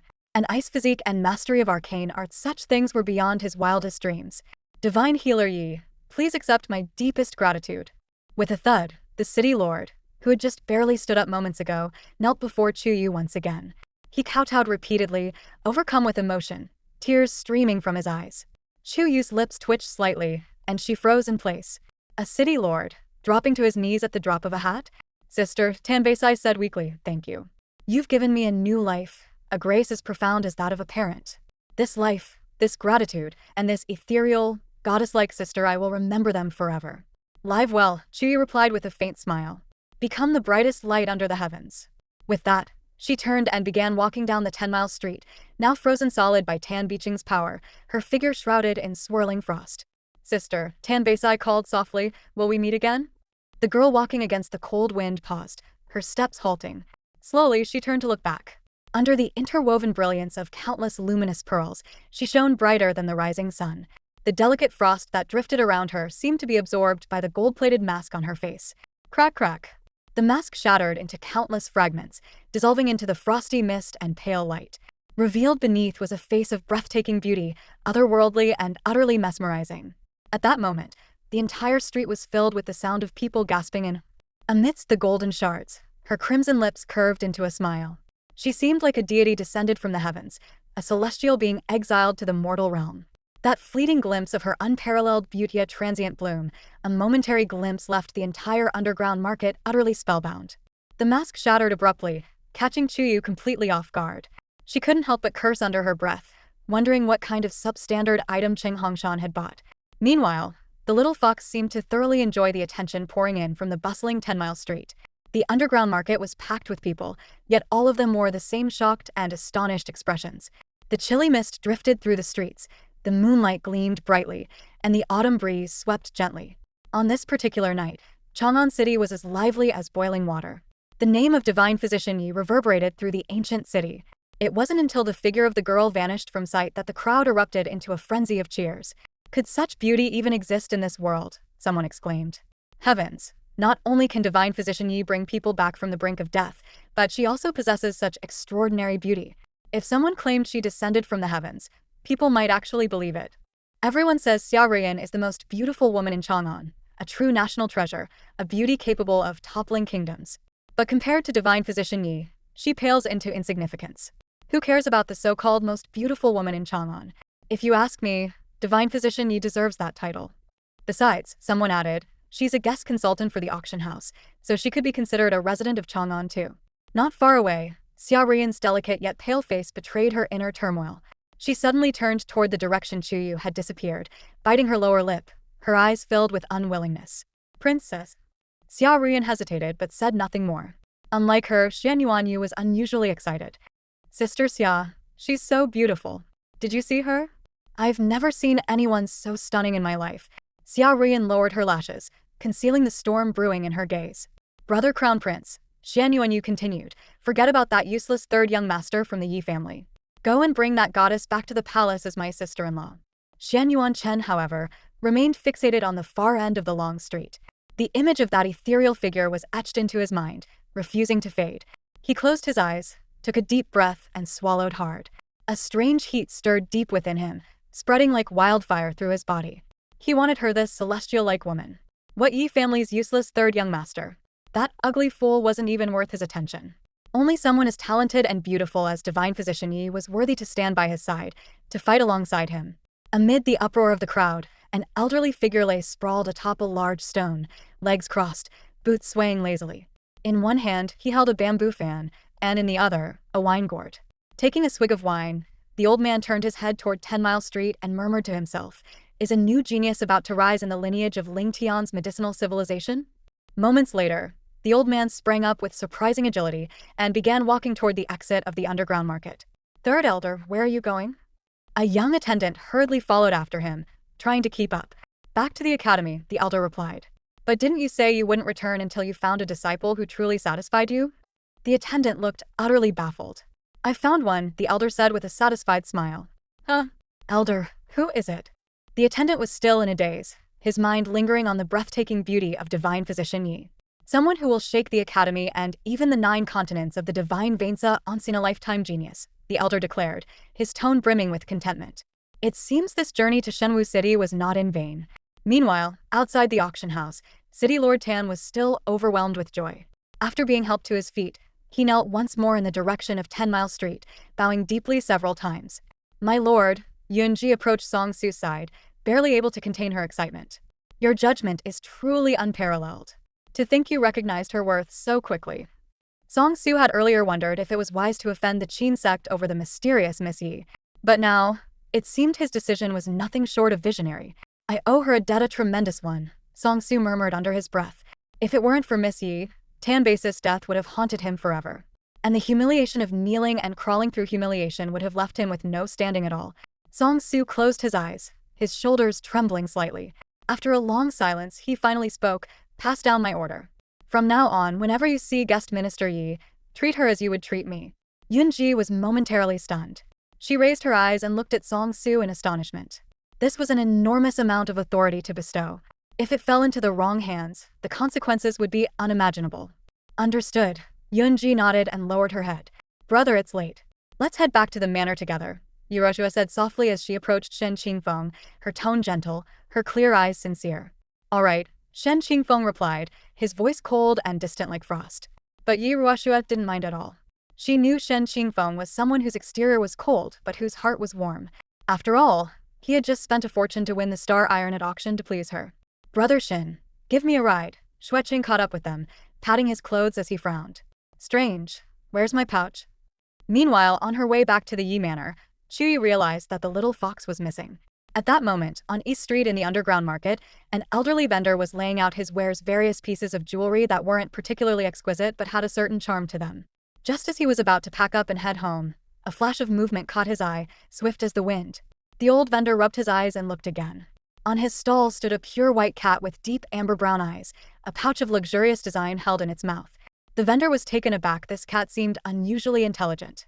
The little fox paced back and forth on the stall before its bright eyes settled on a bracelet adorned with over a dozen red gemstones. It reached out with its paw to pick it up, then dropped the pouch from its mouth. The pouch's opening revealed the glint of gold coins. The vendor froze, then cautiously asked, "Are you trying to buy this bracelet?" The little fox nodded. Years ago, he had heard the elders of the sacred domain say that if you met someone you loved, you should give her a token of your affection. This was his first time choosing a gift for a woman. That silly girl would surely be overjoyed, wouldn't she? Thinking of this, the little fox hugged the bracelet, its grin so wide it couldn't contain its delight. The old vendor stared at the ecstatic creature in disbelief. What in the world was this thing? It was enough to scare an old man like him into an early grave. High in the heavens, several figures floated beneath the pale moonlight. Lu Hongyi, the holy maiden of the sacred domain, gazed down at the little fox on the stall, her brows furrowing. "Your Highness, what are you doing?" The prince was destined for greatness, to become the ruler of Jiuzhou, the sovereign who would dominate the skies. Such trivial matters were entirely beneath him. Yet lately, the prince had been acting increasingly strange. The sacred domain had been in chaos recently, forcing her to venture to Shenwu Chang'an City to investigate. She hadn't expected to witness such a scene. Over the years, she had followed the prince closely, yet she had never known him to smile so much. All she remembered was his loathing for his fox form, cursed and sealed as it was. Every time, it drove him to a fury as fierce as a demon's. But now, why was he so happy? A hint of confusion flickered in Lu Hongyi's eyes as her gaze landed on the gemstone bracelet the little fox was clutching in its paws. "Holy Maiden Lu, His Highness has had an epiphany," an elderly man beside her exclaimed with excitement. "He must be picking out a gift for you.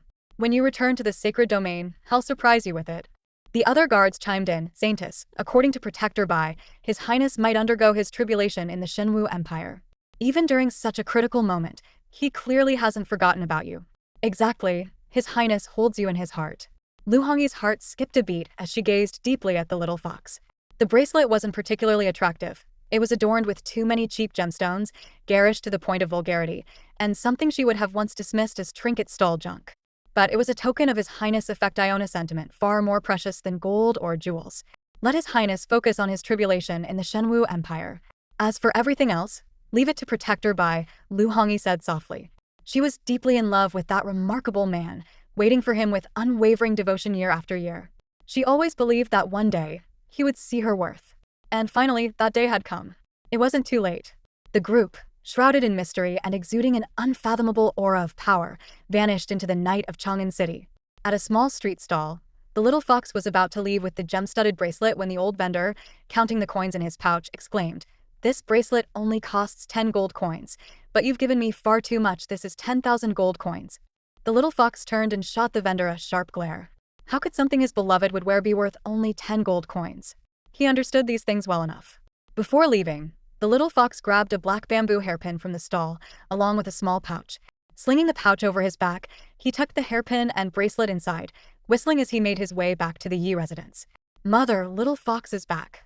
Xiao Bao, who had been gloomily waiting by the door, perked up at the sight of him. He ran over on his short legs, hugging the little fox tightly and nuzzling his cheek against its fur. "Little fox, you scared me to death. I thought some bad guys had taken you away," Xiao Bao said earnestly. "There are so many bad people in the city. You can't just wander around. One day, I'll take you to the holy domain to find father." Mentioning his father brought a bright, toothy grin to Xiao Bao's face. His eyes crinkled into happy slits. In the courtyard, Chuyue, who had been cultivating, lazily glanced at the little fox. "Where did you go?" she asked, a dangerous glint flashing in her eyes.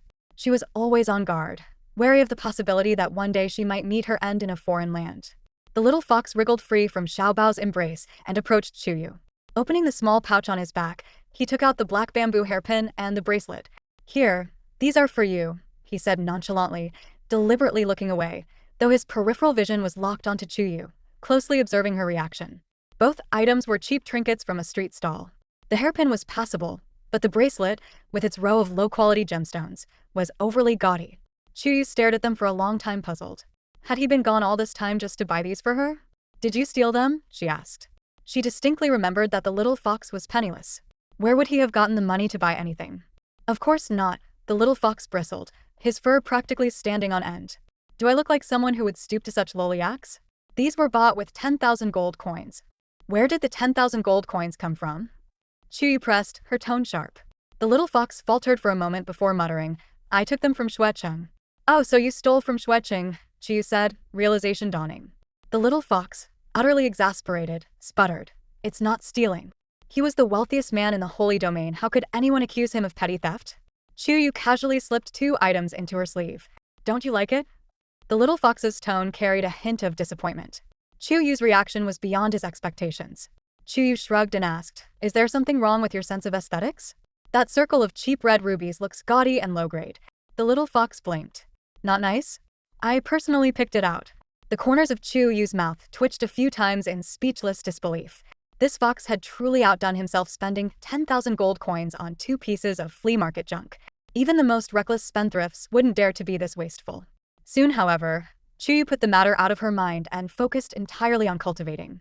Reviving Tanbaisai had consumed too much of the essence of her Shenwu power, and she needed to consolidate it as soon as possible. In this world, so-called alchemists required specific cauldrons to refine pills. Her Shenwu ring had the potential to evolve into a Shenwu cauldron for alchemy, but that would only be possible after she broke through her martial roots, and it would still take a long time. Therefore, for now, she needed to find a cauldron elsewhere. After all, as the self-proclaimed divine doctor, her reputation could spread across Chang'an City overnight like autumn leaves swept by the wind. As a divine doctor, how could she not have a proper setup? What Chuyue failed to notice was the deep disappointment in the little fox's eyes. It stopped being lively and playful, perching alone atop a high wall.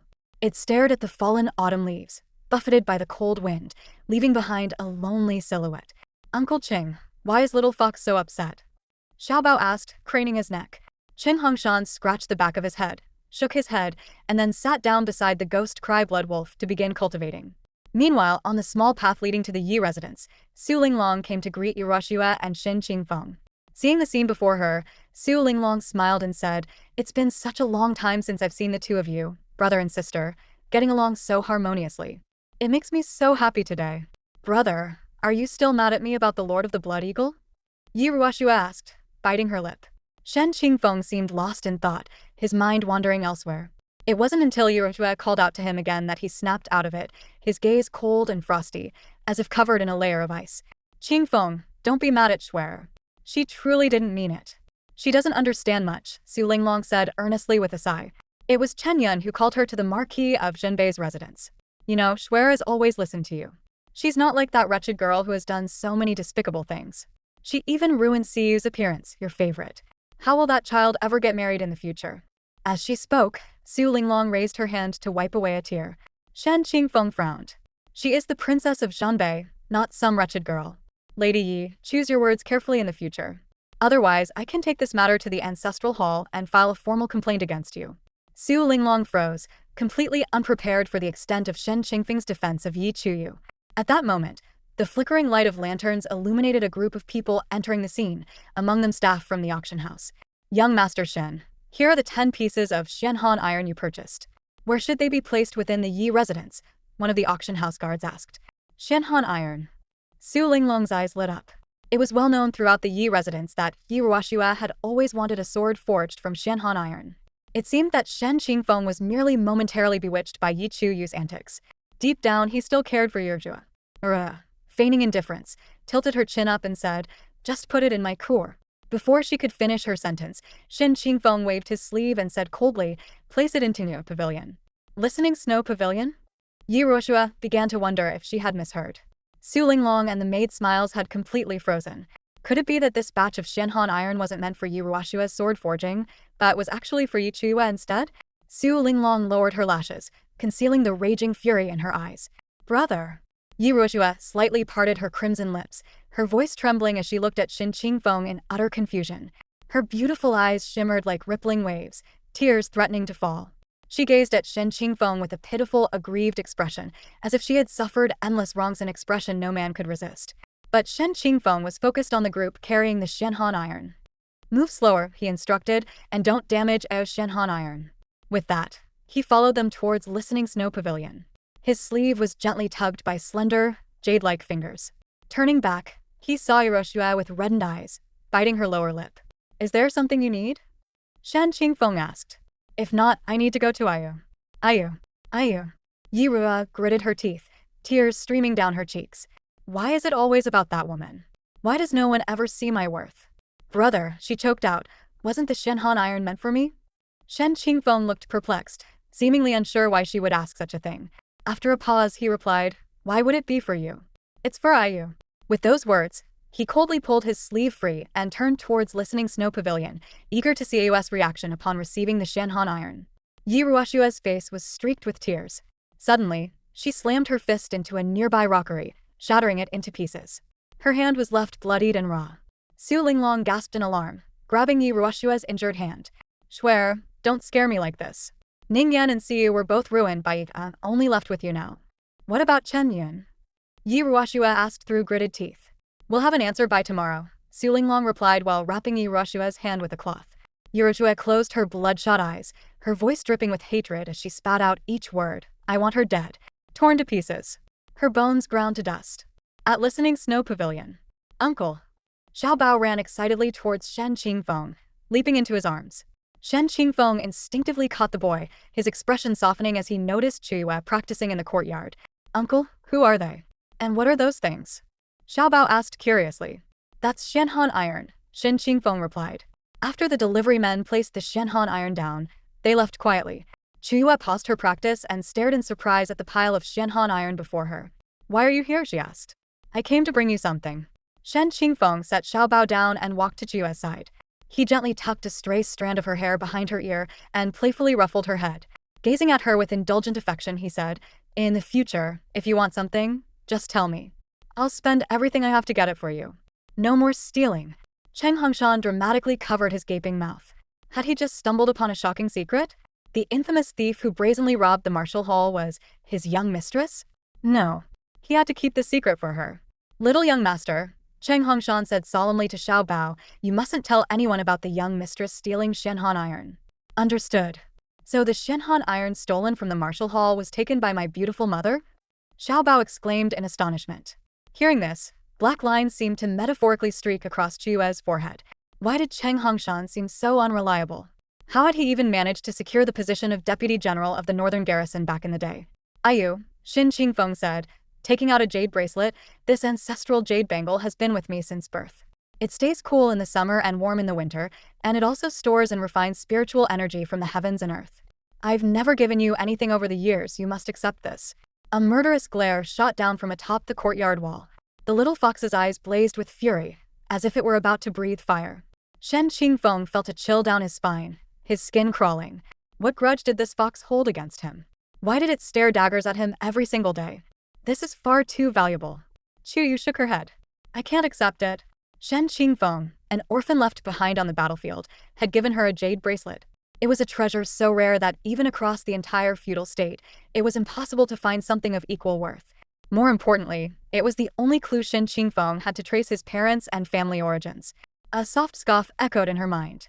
Chuyue turned to look and saw the little fox, disdainfully remarking, mine is far more precious. Chuyue was speechless. She couldn't figure out who the fox was even competing with. Take it, Shen Qingfeng insisted. Only then will I feel at ease.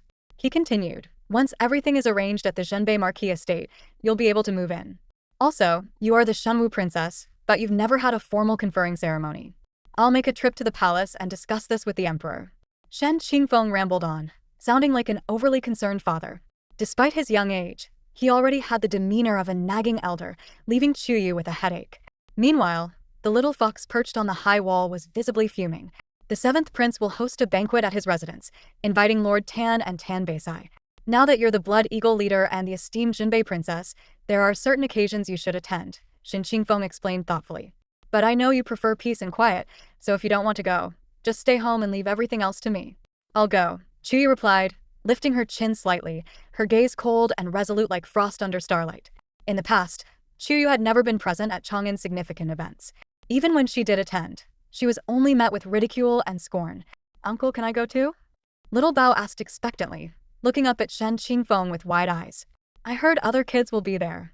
Of course, Shen Qingfeng replied gently, his eyes softening. Little Bao cheered, spinning around in excitement. As Shen Qingfeng left Tingxue Pavilion, he was nearly tripped by a stray pebble that came flying out of nowhere. He looked around for the culprit but saw no one, only the smug and lofty little fox glaring down at him from above. Late at night, after bathing, Chuyue went to bed with Little Bao as usual. Normally, the little fox would curl up in her arms, but tonight it was different. The fox had made a small bed on the floor by her bedside and lay there with its back to her. All Chuyue could see was the back of its head, exuding a sulky aura. What was it upset about? Chuyue couldn't figure it out. Without the little fox in her arms, Chuyue found herself tossing and turning, unable to sleep. A strange irritation lingered in her chest. Beside her, Little Bao slept soundly, his rosy little mouth parting slightly with each breath, and his long lashes casting a soft shadow over his cheeks. His small body bore numerous scars, evidence of the suffering he had endured over the past 5 years. Mom, I'll protect you. I won't let the bad people hurt you, he mumbled in his sleep. A wave of warmth washed over Chuyue, dispelling her earlier frustration. She gently tucked the blanket around him. She had never been fond of children, but now having this little one by her side didn't seem so bad. Lying on her side, Chuyue raised her hand. The cool moonlight spilled through the window, illuminating her fair, jade-like wrist. She wore the jade bracelet, its design bold and ostentatious. It was only at dawn that Chuyue finally drifted off to sleep. The little fox also spent the night tossing and turning, resisting the urge to jump into her arms countless times. He stubbornly held himself back. The next morning, the little fox awoke with a sullen expression and dark circles under his eyes. Crawling out of his makeshift bed, he immediately noticed Chuyue's pale, delicate arm draped over the edge of the bed. She was still wearing the bracelet he had given her. The little fox's eyes lit up, and his gloomy mood instantly vanished. He was overjoyed, his tail practically wagging in delight. Humph, he huffed smugly. Stubborn woman. The little fox leapt into Chuyue's arms, inhaling the unique, cool fragrance that lingered on the girl. A wave of comfort washed over him. Chuyue instinctively held him closer, sinking into an even deeper sleep. Early in the morning, Shen Qingfeng's voice rang out from outside. You, it's time to head to the prince's manor. The little fox's purple eyes snapped open, a flash of cold killing intent glinting within them. He had barely enjoyed a moment of warmth before Shen Qingfeng's interruption spoiled his mood. Chuyue lazily opened her clear eyes, threw on a simple red dress, and casually used the ink bamboo hairpin the fox had given her to sweep her long black hair into a bun. The little fox's heart swelled with joy when he saw the hairpin. He knew this woman would appreciate his taste. Chuyue stretched, her gaze falling on the fox, who was somersaulting around the room in excitement. Her mind was foggy with confusion. Why is he acting so hyper? Bringing the little fox along, Chuyue stepped outside. Shen Qingfeng stood tall in the morning light, dressed in luxurious robes, his jade crown glinting atop his head. With his refined features, chiseled like a sculpture, he exuded an air of elegance. The golden rays of the sun cascaded down, casting a shimmering glow. The autumn wind was brisk, and the morning frost lingered heavy. Shen Qingfeng draped a cloak, prepared in advance, over Chuyue's shoulders. His gaze swept lightly over her wrist but didn't spot the jade bracelet he had given her. Why are you wearing this one? Didn't I give you a jade bracelet? He asked. This is too cheap. It doesn't suit your status. The little fox clenched his teeth, silently vowing that one day he would rise above all and have Bai Hufa buy the most expensive bracelet in the world, one that would utterly outshine that worthless jade trinket. I like it, Chuyue replied, gently stroking the little fox before walking away. Shen Qingfeng watched her retreating figure, a trace of melancholy flickering in his eyes. On the way to the prince's manor, Xiaobao was brimming with excitement, constantly looking around and occasionally chatting with Shen Qingfeng. Chuyue, however, yawned repeatedly, barely able to keep her eyes open. You, Shen Qingfeng called out. Chuyue cracked her eyes open just a sliver and glanced at him. Do you want to go back to Shenshan Academy?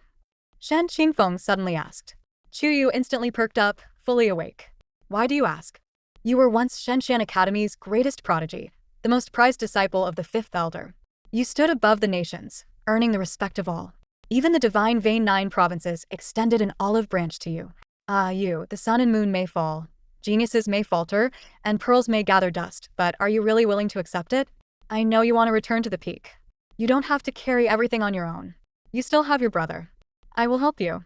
Don't fear the uncertainty of the road ahead or the treachery of human hearts.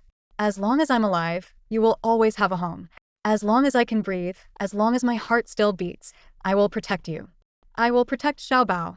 Shen Qingfeng's voice was like a soothing breeze, a gentle rain, or a tranquil mountain spring. Xiao Bao blinked his eyes, which grew slightly red, and sniffled. The little fox huffed softly, leaning awkwardly against Chuyue's chest. In light of Shen Qingfeng's sincerity, he'd let this one slide and erase him from his mental blacklist. However, lowering his head, the little fox thought of the scars on Chuyue's body, and a dull ache pierced his heart, as if it were being torn apart by unseen hands. Yes, this girl had once been the pride of Lingtian continent, so remarkable that even the divine Vein 9 provinces had taken notice.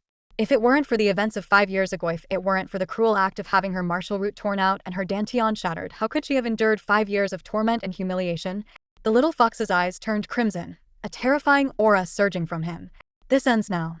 No one will ever hurt my girl again. He vowed to dedicate his life to shielding her from harm. Achoo, he thought silently. From now on, there will only be days of glory, never days of despair. The carriage moved steadily along the streets of Chang'an, with a gentle breeze swaying the trees on both sides, carrying a faint fragrance of flowers. Inside the carriage, there was a long, suffocating silence. Chuyue leaned lazily against the soft cushions, her brows faintly showing exhaustion. You know very well that my martial roots were severed at Shenshan Academy. When I fell, a new prodigy emerged there. Chuyue smiled faintly, her voice slow and light. At that time, I had formed a contract with the sacred 9th grade Qingwan spirit beast. After my downfall, the Qingwan vanished without a trace. Yet, in that woman's possession, there appeared a sword made from a spirit beast's bones, and even a bone hairpin. Shen Qingfeng, am I wrong? Her tone was calm, as if she were recounting someone else's story. But buried deep in her memory was a storm, ready to surge forth and disrupt the mortal world. The original owner of this body lacked the cunning and strength to protect the dazzling brilliance of her genius. So, when the tiger fell from grace, it became prey to dogs. But she was different. She would take lives or spare them as she pleased, calculating every ounce of vengeance. That person in Shenshan Academy who had stolen everything from the original owner, she would make them repay it all, with interest. Shen Qingfeng's expression was pained. The girl's words pierced like a needle. As intelligent as he was, he understood it all, yet he had never done anything for her. I will go to Shenshan Academy.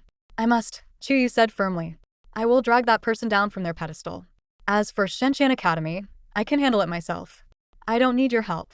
She's powerful, Shen Qingfeng said. Even those of the divine vein have taken notice of her.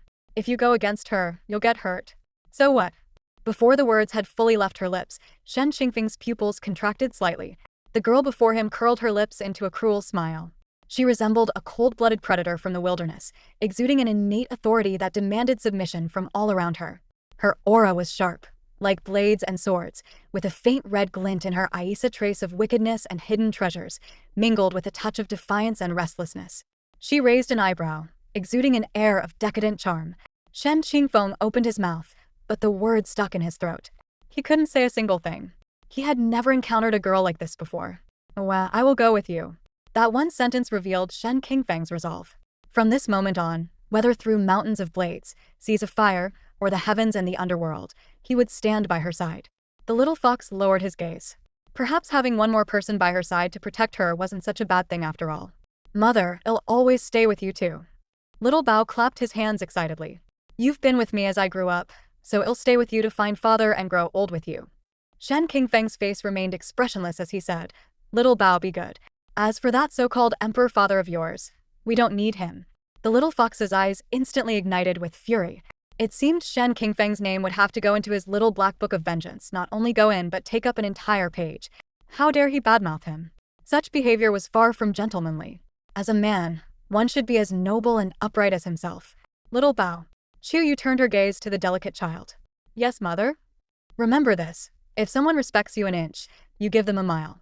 But if someone destroys even a grain of yours, you take 3 bushels in return. Stand tall in this world, with no shame to yourself or others. In this life, you can lose anything, but never your integrity, your dignity, or your soul. If someone bullies you, you bully them back. That's called giving them a taste of their own medicine. If you can't beat them, just call for me. I'll teach those insolent fools a lesson for you. The carriage came to a halt in front of the 7th Prince's manor, but no one stepped out. Shen Qingfeng, Little Bao, and even the little fox stared at her in stunned silence. This girl, did she really have to be this audacious? Shen Qingfeng's breath hitched, and after a long pause, a faint smile appeared on his handsome face.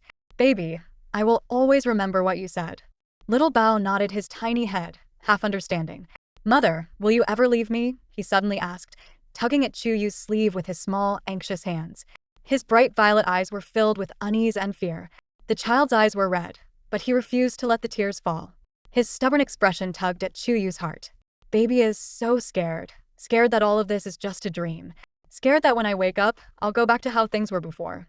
Scared that mother will leave me again. Little Bao lowered his head, his thick lashes glistening with unshed tears. His little nose was red, and his throat ached with the effort of holding back his sobs. The small fox leapt into Little Bao's arms, patting him gently as if to comfort him. I won't, Chuyue replied without hesitation, her eyes full of determination. She slowly took Little Bao's chubby hand in hers and said firmly, I will never leave you. Little Bao's eyes brightened, and a wide, innocent smile spread across his face, showing his pearly white teeth. The tear stains at the corners of his eyes made him all the more endearing, a child so understanding and well-behaved that it was heart-wrenching. The little fox narrowed its eyes slightly, its resolve strengthening. No matter how difficult the road ahead, no matter how much resistance came from those old folks in the sacred domain, it would do everything in its power to ensure that this mother and child would have a place to call home, a branch to rest upon, no longer wandering and adrift. By midday, soft rays of sunlight filtered through the majestic estate. This ancient royal residence was the most mysterious place on Chang'an Street. Its master, the seventh prince, was a man so influential that even the civil and military officials, and the reigning emperor himself, showed him immense respect. The royal banquet was scheduled for the evening, yet the news of the young lord of Tanqing achieving enlightenment in the profound arts, coupled with his rare innate ice physique, had spread across all of Chang'an overnight. Tanqing, a city rich in resources, was governed by a courageous and skilled lord. Now, with Tanbasis' miraculous survival and newfound fortune, it seemed likely that he would one day journey to the divine nine continents. At dawn, the God Martial Emperor personally visited the post station to extend his regards to the father and son of Tanqing, a clear indication of their importance. As a result, the nobles of Chang'an arrived earlier than expected, each hoping to make a good impression on the seventh prince while also seeking to forge connections with the Tanqing family. Particularly, the eligible young women of the city dressed in their finest, hoping to catch Tanbasis' eye. Securing a marriage alliance with him would be the ultimate prize. In short, this royal banquet was a gathering of ulterior motives, a mix of opportunists and schemers. Within the estate, the young ladies, radiant and graceful, gathered in groups of 3 or 5, sipping tea and admiring the blossoms. Meanwhile, the young men demonstrated their skills in the courtyard, sharing their lofty ambitions. Yet, there was one figure who stood apart from the crowd. A woman sat in a pavilion with a delicate child by her side, holding an elegant fox in her arms. In her hands was a scroll of military strategy. Her face was veiled with a thin, snow-white fabric, revealing only a pair of clear, enchanting eyes and crescent-shaped brows. From a distance, she looked like a figure from a painting, an ethereal being descended from the heavens. Who is she? She's so beautiful.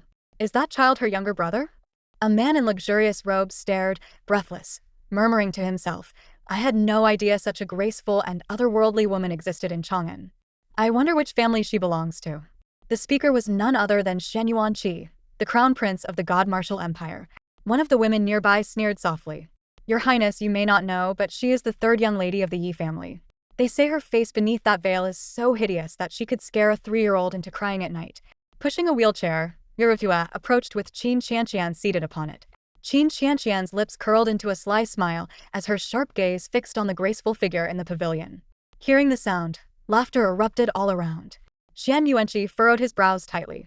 Was the face beneath the veil truly that unsightly? The eldest prince, that child is Yuer's biological son, Yuruashue said casually. Xian Yuanqi was taken aback. The third young lady is still so young. Has she already been married? He was a complete martial arts enthusiast, obsessed with cultivation and dedicated to the martial path. He had even declared that in this life, he would neither marry nor have children, living solely for martial arts. He had little interest in the scandals of Chang'an and rarely associated with the capital's aristocracy. My younger sister is not married, Yuruashue replied. Xian Yuanqi was puzzled. Then this child. She was too naive and was deceived by someone, losing her innocence, Yuruashue said, her tone revealing concern for Chuyue. If you know she was deceived, you shouldn't bring it up in public. After all, you're from the same household. You can't be so malicious. At least, in front of outsiders, you should protect your sister's reputation. Xian Yuanqi's voice suddenly rose, firm and resonant like a bell. Yuruashue's beautiful eyes widened slightly, staring at Xian Yuanqi in disbelief. In the pavilion, Chuyue lowered her head and smiled mockingly. Xian Yuanqi was far too straightforward, lacking any hidden schemes. Yi Ruoxu's cleverness had backfired on her. Suddenly, Shen Yuanqi strode into the pavilion. Xiao Bao tilted his head to look at him and bowed politely. Xiao Bao greets the eldest prince. His obedient demeanor touched Shen Yuanqi, who couldn't help but take a few more glances. Please don't blame Aunt Shui, Your Highness. It's because Xiao Bao is usually naughty that she misunderstood my mother. It's all my fault, Xiao Bao said, tears welling up in his eyes. Chuyue remained silent. She won't hold a grudge against a child like you, Shen Yuanqi said, wiping Xiao Bao's tears. Xiao Bao raised his hand, and as his sleeve fell back, it revealed a small arm covered in crisscrossing scars. What is this? Who did this? Shen Yuanqi couldn't bear to imagine why such a sweet child would have these injuries. Xiao Bao, flustered, pulled his sleeve down to hide the scars, shaking his head. Your Highness, it wasn't Aunt Shui. I got these from being careless myself. As he spoke, everyone who had been watching the pavilion turned their gaze toward Yuevua, becoming even more convinced that she was responsible. Though Xiao Bao's background was a sensitive topic, Yuruoshua's treatment of a young child in this manner was unbefitting of a proper lady. Moreover, Xiao Bao was extraordinarily beautiful, resembling a delicate crystal dumpling. Now, with tears in his eyes and an innocent expression, he tugged at the heartstrings of all who watched. Miss Yi, I once thought you were a kind-hearted woman. I never imagined you to be such a vicious person, someone who would even harm a child. Shen Yuanqi's eyes burned with rage, his voice thundering as he glared at Urta. Xiao Bao's plight reminded him of his own childhood when a certain woman had treated him with cruelty. This made him empathize even more deeply. Yi Ruoshua's face turned deathly pale, her body trembling like a fragile willow in the wind. She realized that the looks from those around her were now filled with disdain and contempt. How had a single comment made her into a villain in their eyes? You little brat. If you dare to spread lies again, I'll cut out your tongue. Qin Qianqian, seeing Yi Ruoshua being accused, immediately lashed out in anger. Xiao Bao trembled in fear and hid behind Shen Yuanqi. Shen Yuanqi picked Xiao Bao up, soothing him gently before turning to Qin Qianqian with a cold stare. Miss Qin, how dare you call the child of the Zhenbei princess a brat? Aren't you afraid the old forces of Zhenbei will tear your Qin family apart? Qin Qianqian was left speechless. Shen Yuanqi gently patted Xiao Bao on the back to comfort him and said softly, if anyone dares to bully you in the future, just come and tell this prince. I will stand up for you. Xiao Bao blinked and asked hesitantly, can I really? Of course, Shen Yuanqi replied firmly. On the side, Chuyue placed 5 military strategy books on the table and rubbed her temples. Xiao Bao was not entirely innocent and naive. On the contrary, he was a very clever child.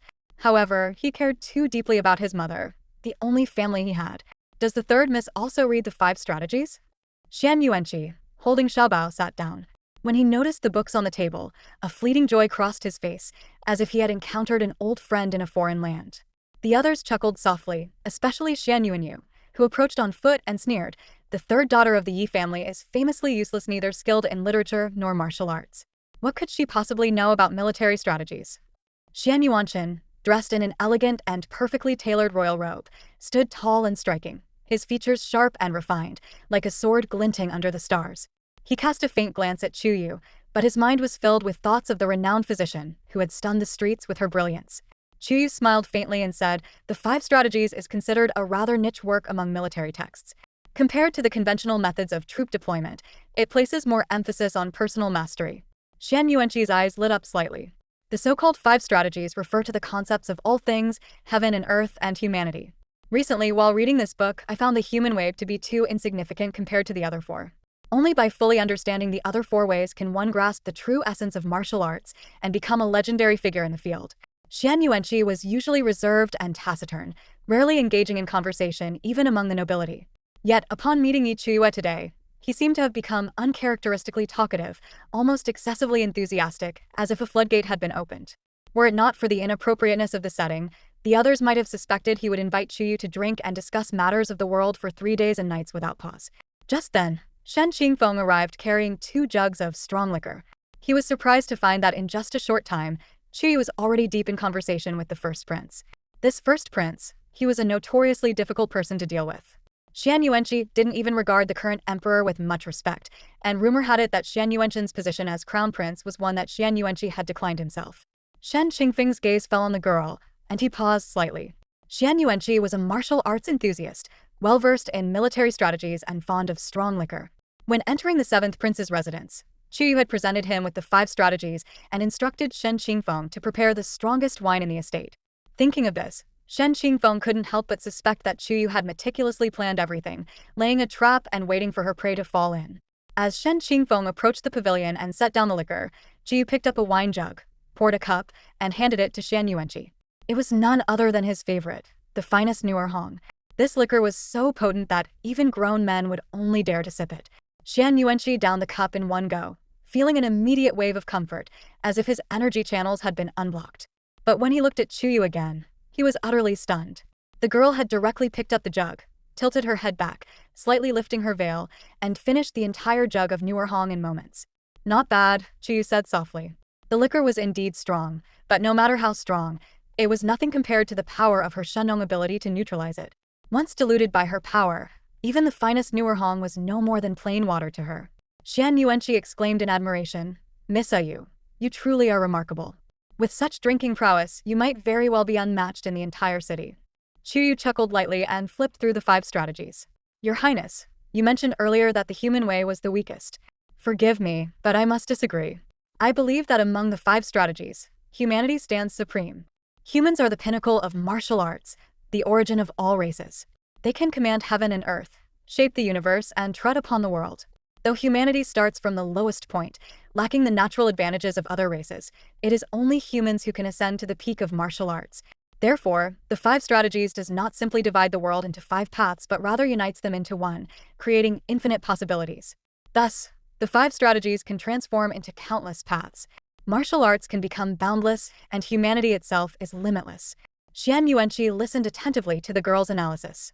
For a moment, he was confused, but soon after, his expression turned to one of utter shock. It felt as though his very soul was trembling. Despite his extensive knowledge of ancient martial arts texts, he had never encountered such perspectives before. "This is just my humble opinion. The Crown Prince can take it or leave it," Chuyue said with a smile. However, inwardly, she sighed. This Crown Prince, a true martial arts fanatic, was so easy to deceive. A few random, nonsensical remarks were enough to leave him in awe. "Miss Yi, what lies at the end of infinity?" Shan Yuanqi asked. Chuyue froze for a moment, as if recalling memories from her past. She had spent her entire life pursuing the ultimate path of ancient martial arts, rising to become a supreme figure, only to find herself inexplicably transported to the city. "Can't answer, can you?" Shan Yuanyu crossed his arms and snorted. Chuyue lifted her gaze, her tone calm and deliberate as she replied, "The end of infinity is rebirth. A new life, a new beginning. This time, she would break through the heavens, vanquish her foes, and stand proudly above all." Shan Yuanqi felt his heart pound violently, his blood surging with excitement as Chuyue's words echoed in his mind. Meanwhile, Chuyue cast a fleeting glance toward Shan Yuanqi in the distance. Her eyes brimmed with cold, unbridled fury. Now that she had calmed down and thought things through, she realized that the disgraceful incident from 5 years ago was likely orchestrated by Shan Yuanqi. The original owner of this body, though flawed, had been deeply in love with Shan Yuanqi. She had taken an arrow for him, found him life-saving medicine, and was ultimately devoured by wild beasts in the mountains. Even if Shan Yuanqi despised her for her downfall, he should never have resorted to such cruel methods to drive a devoted girl insane. On the other side of the estate, behind the garden, Lord Tan and the 7th Prince stood side by side, gazing at the pavilion in the courtyard. Lord Tan sighed. This Chang'an city truly hides dragons and crouching tigers. Even a young girl can offer such profound insights into the art of war. "She is the daughter of the Marquis of Zhanbei," the 7th Prince replied. Lord Tan was taken aback. No wonder. The Marquis of Zhanbei, with his 10-foot-long blade, strikes fear into the hearts of vassal states. His daughter is truly a worthy successor. "Sister, we meet again." A pale-faced boy with strikingly delicate features and eyes like frosty stars gazed at the spirited girl in the pavilion through the chill of the autumn wind. "What are you talking about, Sierra?" Lord Tan asked in confusion. Tan Baisai shook his head. He had already mastered the Frostbane body and the profound mysteries of arcane arts. Now, cold energy emanated from him, and a faint layer of frost settled on the flower petals around him. "Don't be too disheartened, Sierra. Although Divine Doctor, you didn't come today. She is a guest of the underground auction house, so you'll have other chances to meet her," Lord Tan consoled. Tan Baisai pressed his lips together tightly, his gaze fixed on the girl. "She's already here." With that, he turned and walked away. Lord Tan was baffled. "She's here? Where? Why can't I see her?" He made a mental note to bow deeply in gratitude when he finally met Divine Dr. Yi. In the pavilion, more and more people gathered. Xueqing and Xiao Li, who had arrived later, also joined the group. The well-mannered and endearing Xiao Bao drew affection from everyone, Even the usually sharp-tongued Shenwu, who muttered, "That useless woman somehow managed to give birth to such an adorable child. Summer sister, you're here too." Shenwu spotted a woman in a red dress entering the royal estate. She beamed and went over to link arms with Xiaorian. Xiaorian lifted her chin slightly, her beautiful eyes scanning the surroundings. That was when she noticed Chuyue in the pavilion. The girl was confidently discussing the 5 books of war, with Shan Yuanqi drinking alongside her, Xueqing leaning on one side with his treasured fan, and Shin Qingfeng adjusting her cloak for her. From the moment she entered the estate until now, no one had paid her any attention. This stark contrast left Xiaorian with a subtle sense of displeasure. It was bad enough that the brilliant divine Dr. Yi overshadowed her, but how could that shameless, plain-looking good-for-nothing from the Yi family even think to compare herself to her? She, who had maintained her chastity and impeccable demeanor, had even been praised by the emperor himself. Xiaorian pondered for a moment before stepping into the pavilion. Shan Yuanyu pursed her lips, puzzled as to why Xiaorian would walk over. To her knowledge, Xiaorian had always despised women who were considered fallen flowers, especially Yi Chuyue. Inside the pavilion, the lively chatter came to an abrupt halt as Xiaorian arrived. "Miss Yi, I've long admired your reputation." "Forgive my presumption," Xiaorian said softly, her tone gentle and delicate. Every movement she made exuded grace, embodying the epitome of feminine charm. Chuyue gazed at Xiaorian with indifference. "Admired my reputation? What reputation could I possibly have? Likely just a mess of bad rumors," she thought to herself. "Miss Xia, the most beautiful woman in Chang'an, truly lives up to her name," Chuyue remarked with poise, her voice ethereal. "The Crown Prince, I've also read these 5 military strategy books," Xiaorian said, but before she could continue, Shan Yuanqi flipped to a page, pointed to a section, and urgently looked at Chuyue. "Miss Ayu, what does this mean? This has puzzled me for years," he asked. Chuyue glanced at it and replied, "The term opportunity refers to those with martial constitutions. If they wish to approach the great path, besides relying on innate talent and hard work, they must also depend on fate and fortune." Shan Yuanqi's expression lit up with understanding. "Miss Ayu, I recall how you debated fiercely in the Golden Throne Hall and emerged victorious. While others claim it was luck, I believe you possess extraordinary talent. One day, your name will surely be among the greats of the martial path." The martial path's peak was a paradise for countless cultivators in Lingtian continent. "Your Highness flatters me," Chuyue replied softly. Xiaorian stood awkwardly in the pavilion, as not a single person approached her for conversation. Shan Yuanyu sneered, "Brother, the martial hall isn't a place for just anyone. A worthless person without martial roots dreaming of stepping into the martial hall? Absurd. Apologize to Miss Ayu at once." Shan Yuanqi said, sternly displeased. In Shan Yuanqi's eyes, a woman capable of such insight was no ordinary person. He felt as though he had been enlightened, as if he had encountered a benefactor guiding him. Shan Yuanyu stomped her foot. "Brother, are you seriously siding with an outsider?" "Apologize," Shan Yuanqi demanded. Shan Yuanchen, unable to bear it any longer, interjected. "Brother, Yuer is still young and speaks without thinking. Besides, it's true that she has no martial roots. Yuer hasn't wronged her. Chenner, wasn't Miss Ayu once your fiancé?" Shan Yuanqi asked. He vaguely remembered a banquet years ago where a girl had risked her life to protect Shan Yuanchen when danger arose. Shan Yuanchen was reluctant to bring up past humiliations, but he dared not disrespect Shan Yuanqi. After all, his position as crown prince was only his because Shan Yuanqi had relinquished it. If Shan Yuanqi had any ambition, Shan Yuanchen would be irrelevant. "Apologize to Miss Ayu. Do you realize what an extraordinary woman you've lost?" Shan Yuanqi barked.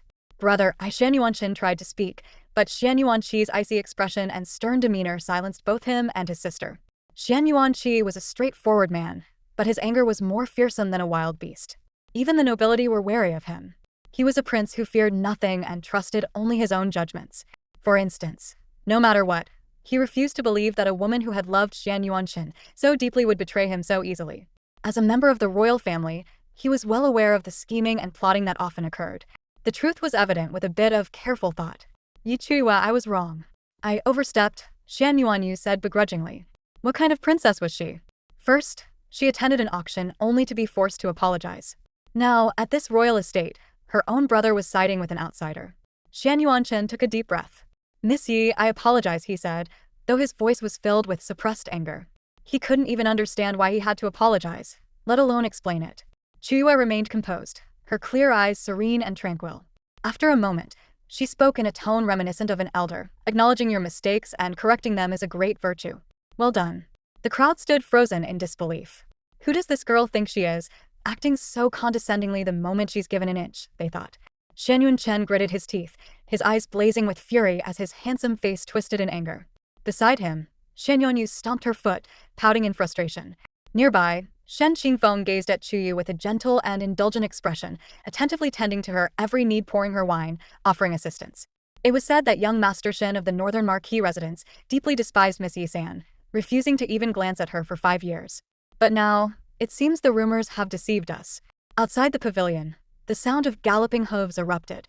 A magnificent crimson horse with a gleaming mane charged in from beyond the estate, racing all the way to the garden.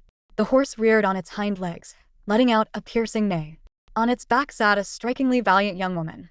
With a light tug of the reins and a gentle pat on its neck, she leaped off effortlessly, as graceful as a swallow. In the blink of an eye, she stood tall and proud on the pavilion of the royal residence. Dressed in a flowing black outfit as dark as ink, her waist-length ponytail was tied with several loops of red silk ribbon, its ends curling slightly. "I apologize for being late to today's grand banquet. I hope no one minds," she said with a bold and cheerful demeanor as she strode into the pavilion. With each step, the ribbons in her ponytail swayed like venomous snakes flicking their tongues. Chuyue, holding an ancient book in her hands, lazily lifted her gaze to glance at the newcomer. "Chang'an's Wadao family," she murmured to herself. "The Xia family has 2 daughters. One is the renowned beauty of Chang'an, while the other is a 9th-rank beast tamer. The latter, of course, was none other than the sudden arrival, Xia Xiqiong." Xia Xiqiong turned her head and immediately spotted Qin Qianqian in her wheelchair. A mocking smile curled on her lips. "I was looking forward to sparring with you on the martial stage," she sneered. "Who would have thought you'd end up crippled so soon?" Qin Qianqian's face darkened with cold fury. In all her years in Chang'an, only a handful of martial prodigies had emerged, and she was among them. Yet, time and again, Xia Xiqiong seemed to overshadow her.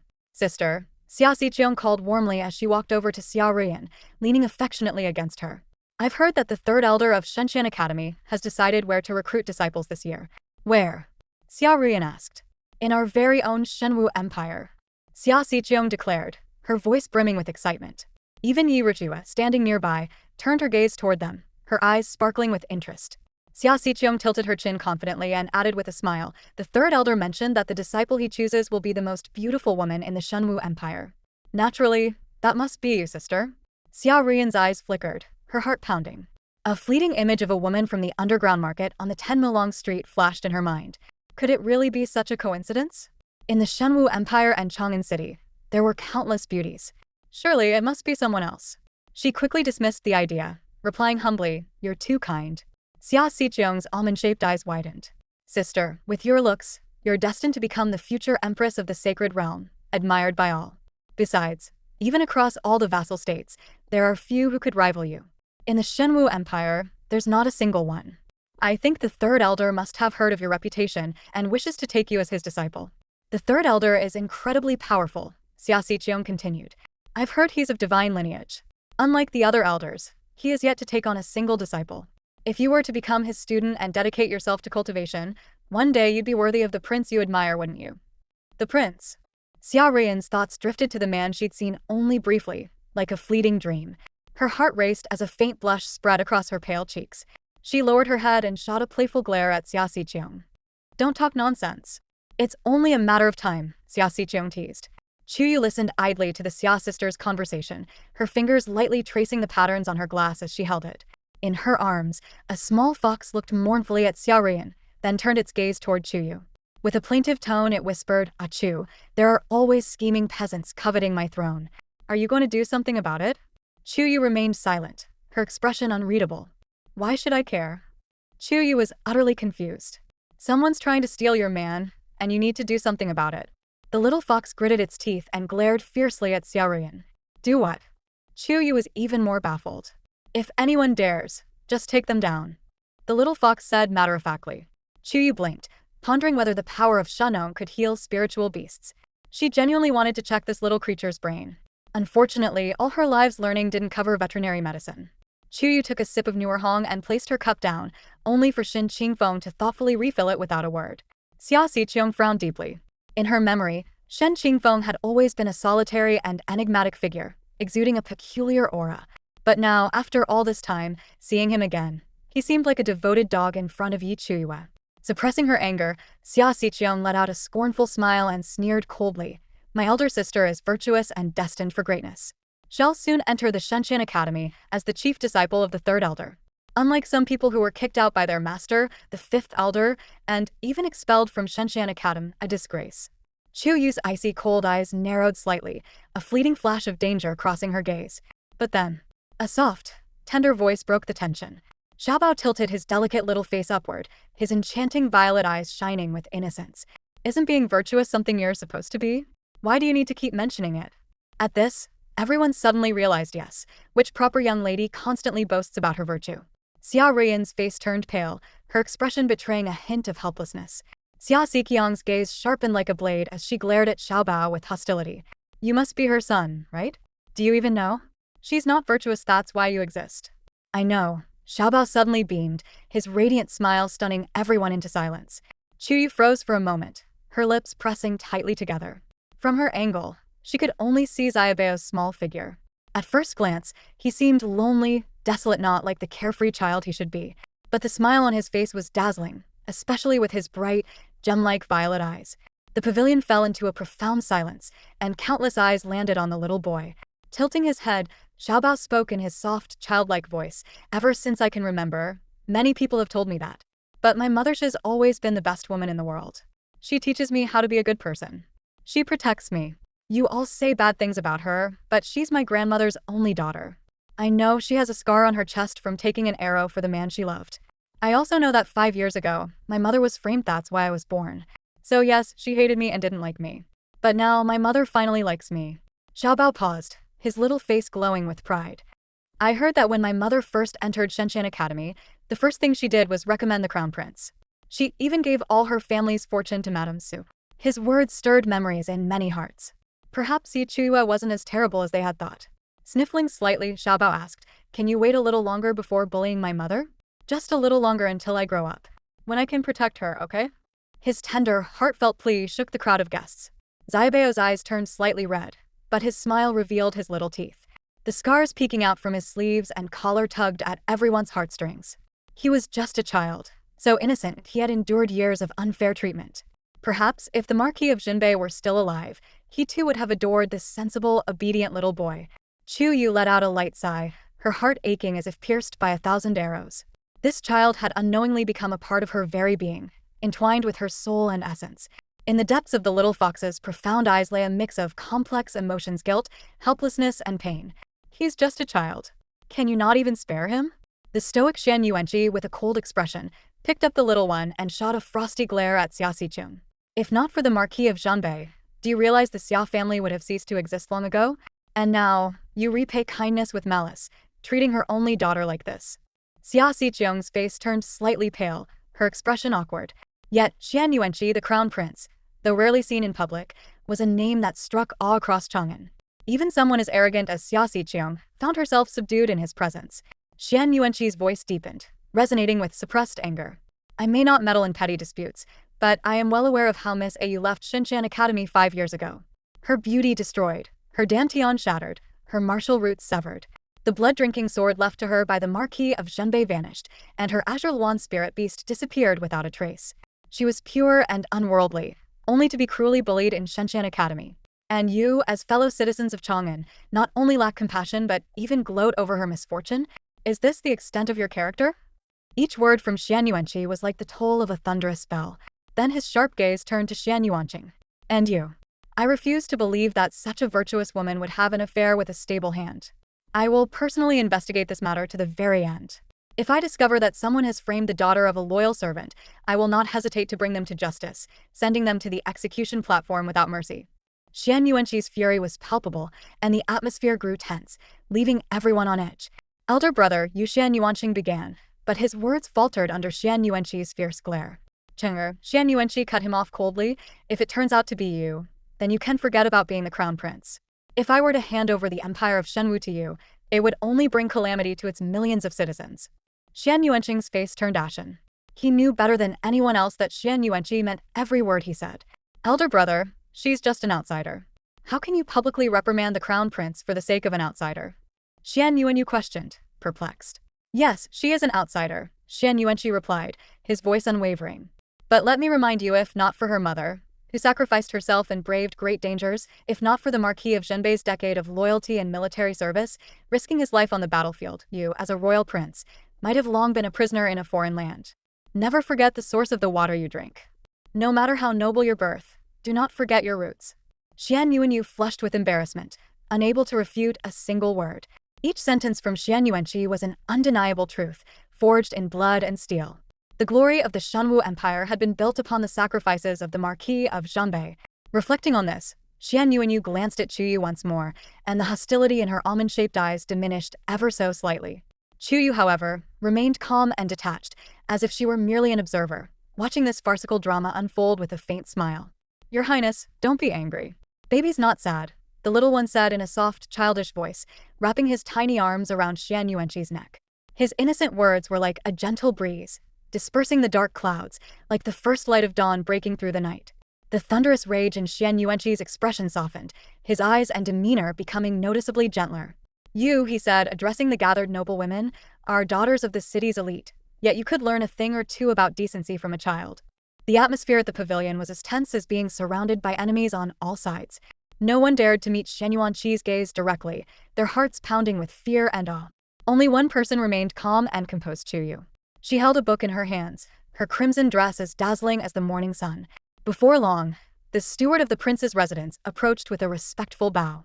Ladies and gentlemen, the music, fine wine, and delicacies are all prepared. Please proceed to Zuexian Pavilion. Zuexian Pavilion, located in the open courtyard east of the prince's residence, was adorned with jade that sparkled like stars in the night sky. Its floors were crafted from coral, cool to the touch, beneath which lay hundreds of jars of aged wine. The pavilion was like spring all year round, and day or night, the rich aroma of fine liquor filled the air with every step taken into its grounds. Hence, it earned the name Zuexian, drunken immortal. Miss Ayu, this way, the steward gestured politely. Among the gathered guests, Xian Yuanqi's attention was solely on Chuyue. With impeccable manners, he addressed her with respect. Chuyue, composed and graceful, carefully put away the 5 military strategy books she had been reading, then stood up slowly. Together, they left the pavilion and made their way towards Zuexian Pavilion. Meanwhile, Xia Rian turned her head, her gaze falling on a small fox nearby. It was a languid yet regal little creature, brimming with an ethereal charm. Perhaps tired, it covered its mouth with a paw and let out a delicate yawn. Its gem-like violet eyes, in particular, reminded Xia Rian of a certain prince, prompting her to marvel at its beauty. Do you like it, sister? Xia Xiqiong asked. If you do, I can snatch it for you. Xia Rian shook her head. That wouldn't be right. Even if I like it, it belongs to Miss Yi. Xiong'er, don't cause trouble. If you like it, then it's yours, Xia Xiqiong replied with a sly smile, her eyes filled with determination. Xiong'er, I'm worried about you, Xia Rian said, her tone laced with concern. You're often reckless, but today you saw it too. The crown prince is very protective of her. So what? Xia Xiqiong scoffed dismissively. Xia Rian opened her mouth to speak but stopped, gazing helplessly at her younger sister. Since childhood, Xia Xiqiong had always spoiled her. Xiong'er, how can you be so good to me? Xia Rian's eyes reddened, and she held Xia Xiqiong's hand, moved to tears. Sister, no one in this world will ever love you or treat you better than I do, not even that prince. Xia Xiqiong said, gripping Xia Rian's hand tightly as they walked together into Zuexian Pavilion. As evening fell, the setting sun bathed half of Chang'an City in a blood-red glow. At Zuexian Pavilion, the melodies of string instruments filled the air, and glasses clinked in celebration. A musician played the zither, while graceful dancers swayed their supple waists, twirling elegantly on the coral floor. Seated at the head of the gathering, the 7th Prince and Lord Tan raised their cups to toast the guests. Compared to the underground market, Lord Tan was now in high spirits, his face radiant with joy and satisfaction. Chuyue sat at the same glass table as Shen Qingfeng.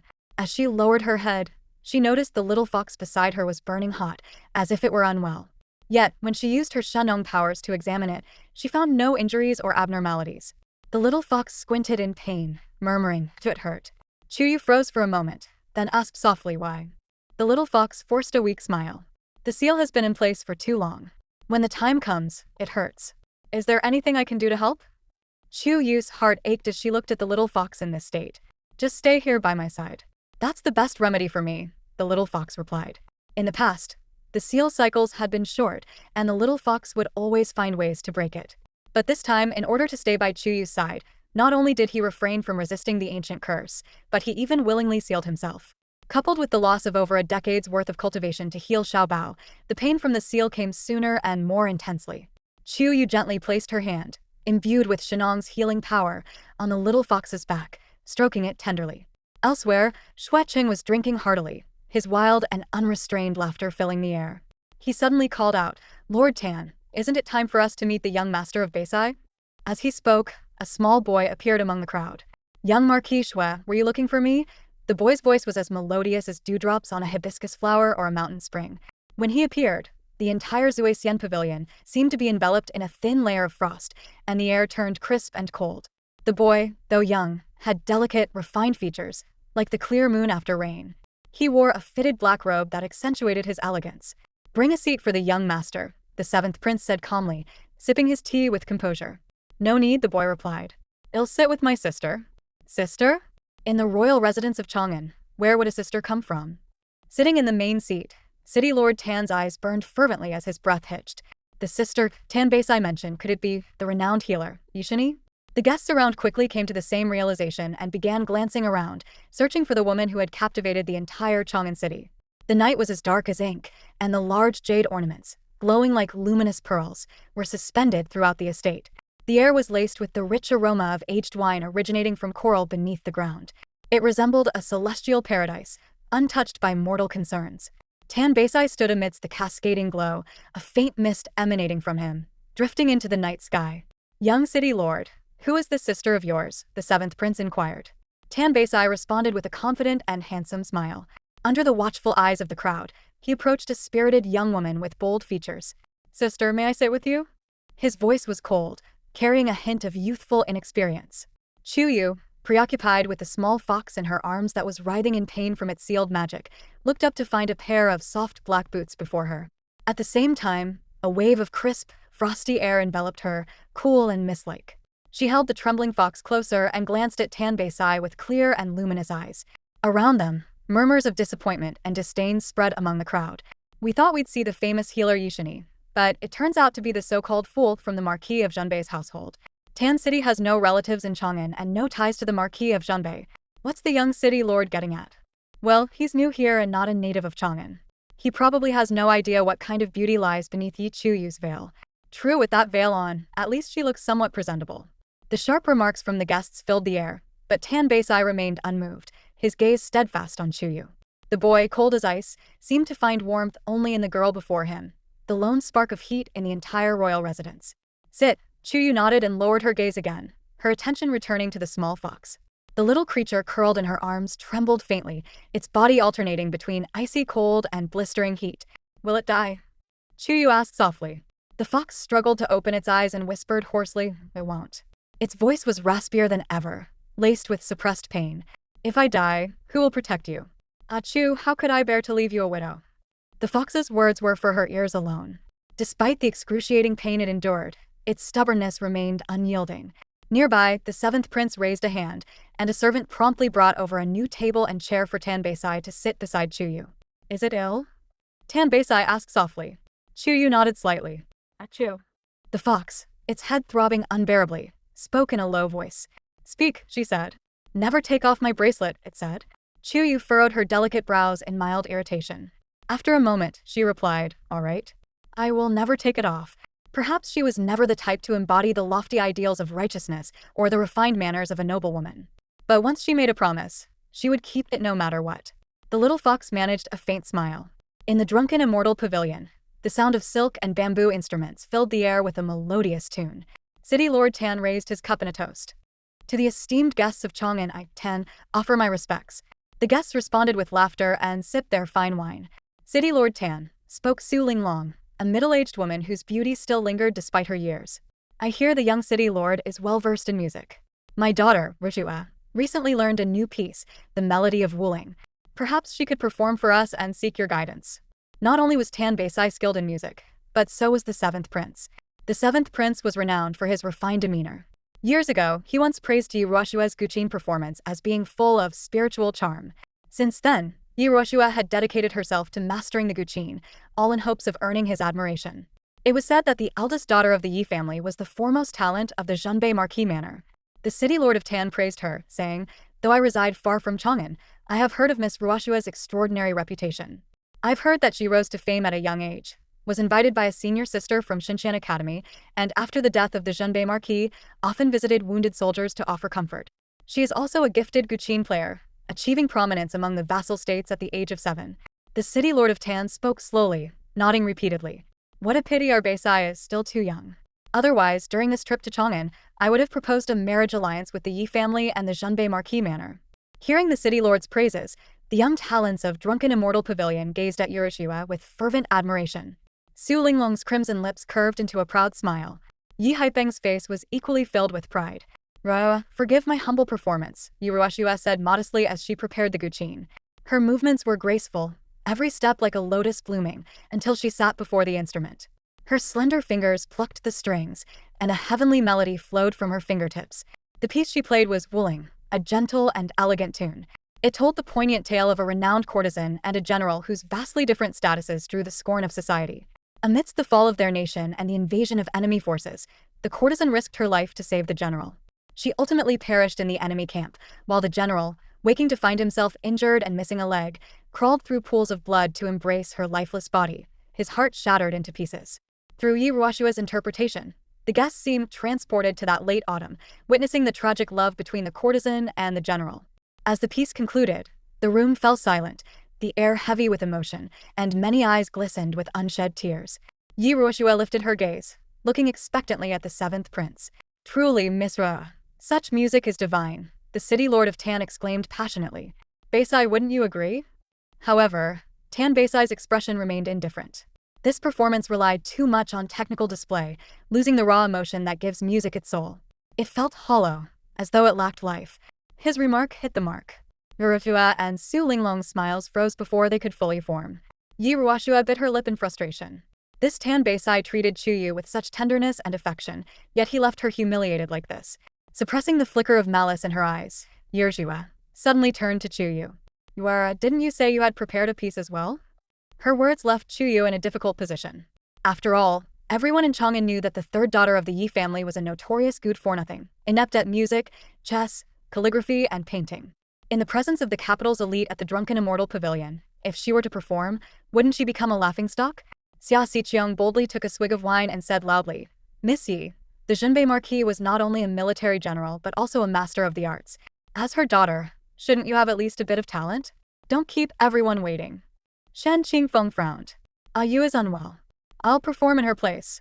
That won't do, Qin Qianqian, seated in her wheelchair, said coldly. Young Master Shen with the city lord of Tan and the 7th prince here, how can you step in for her? Su Linglong chimed in, don't keep everyone waiting. Shen Qingfeng's veins bulged in anger, his eyes filled with cold fury as he stood abruptly. However, a small hand pressed down on his shoulder, gently yet firmly forcing him back into his seat. Apologies, Chuyue said calmly. The earlier Wuling was vulgar and unrefined, tarnishing everyone's ears. It's only fitting that I now demonstrate the true musical talent of the daughters of the Yi family. Her voice, cool and composed, sent ripples of shock through the room.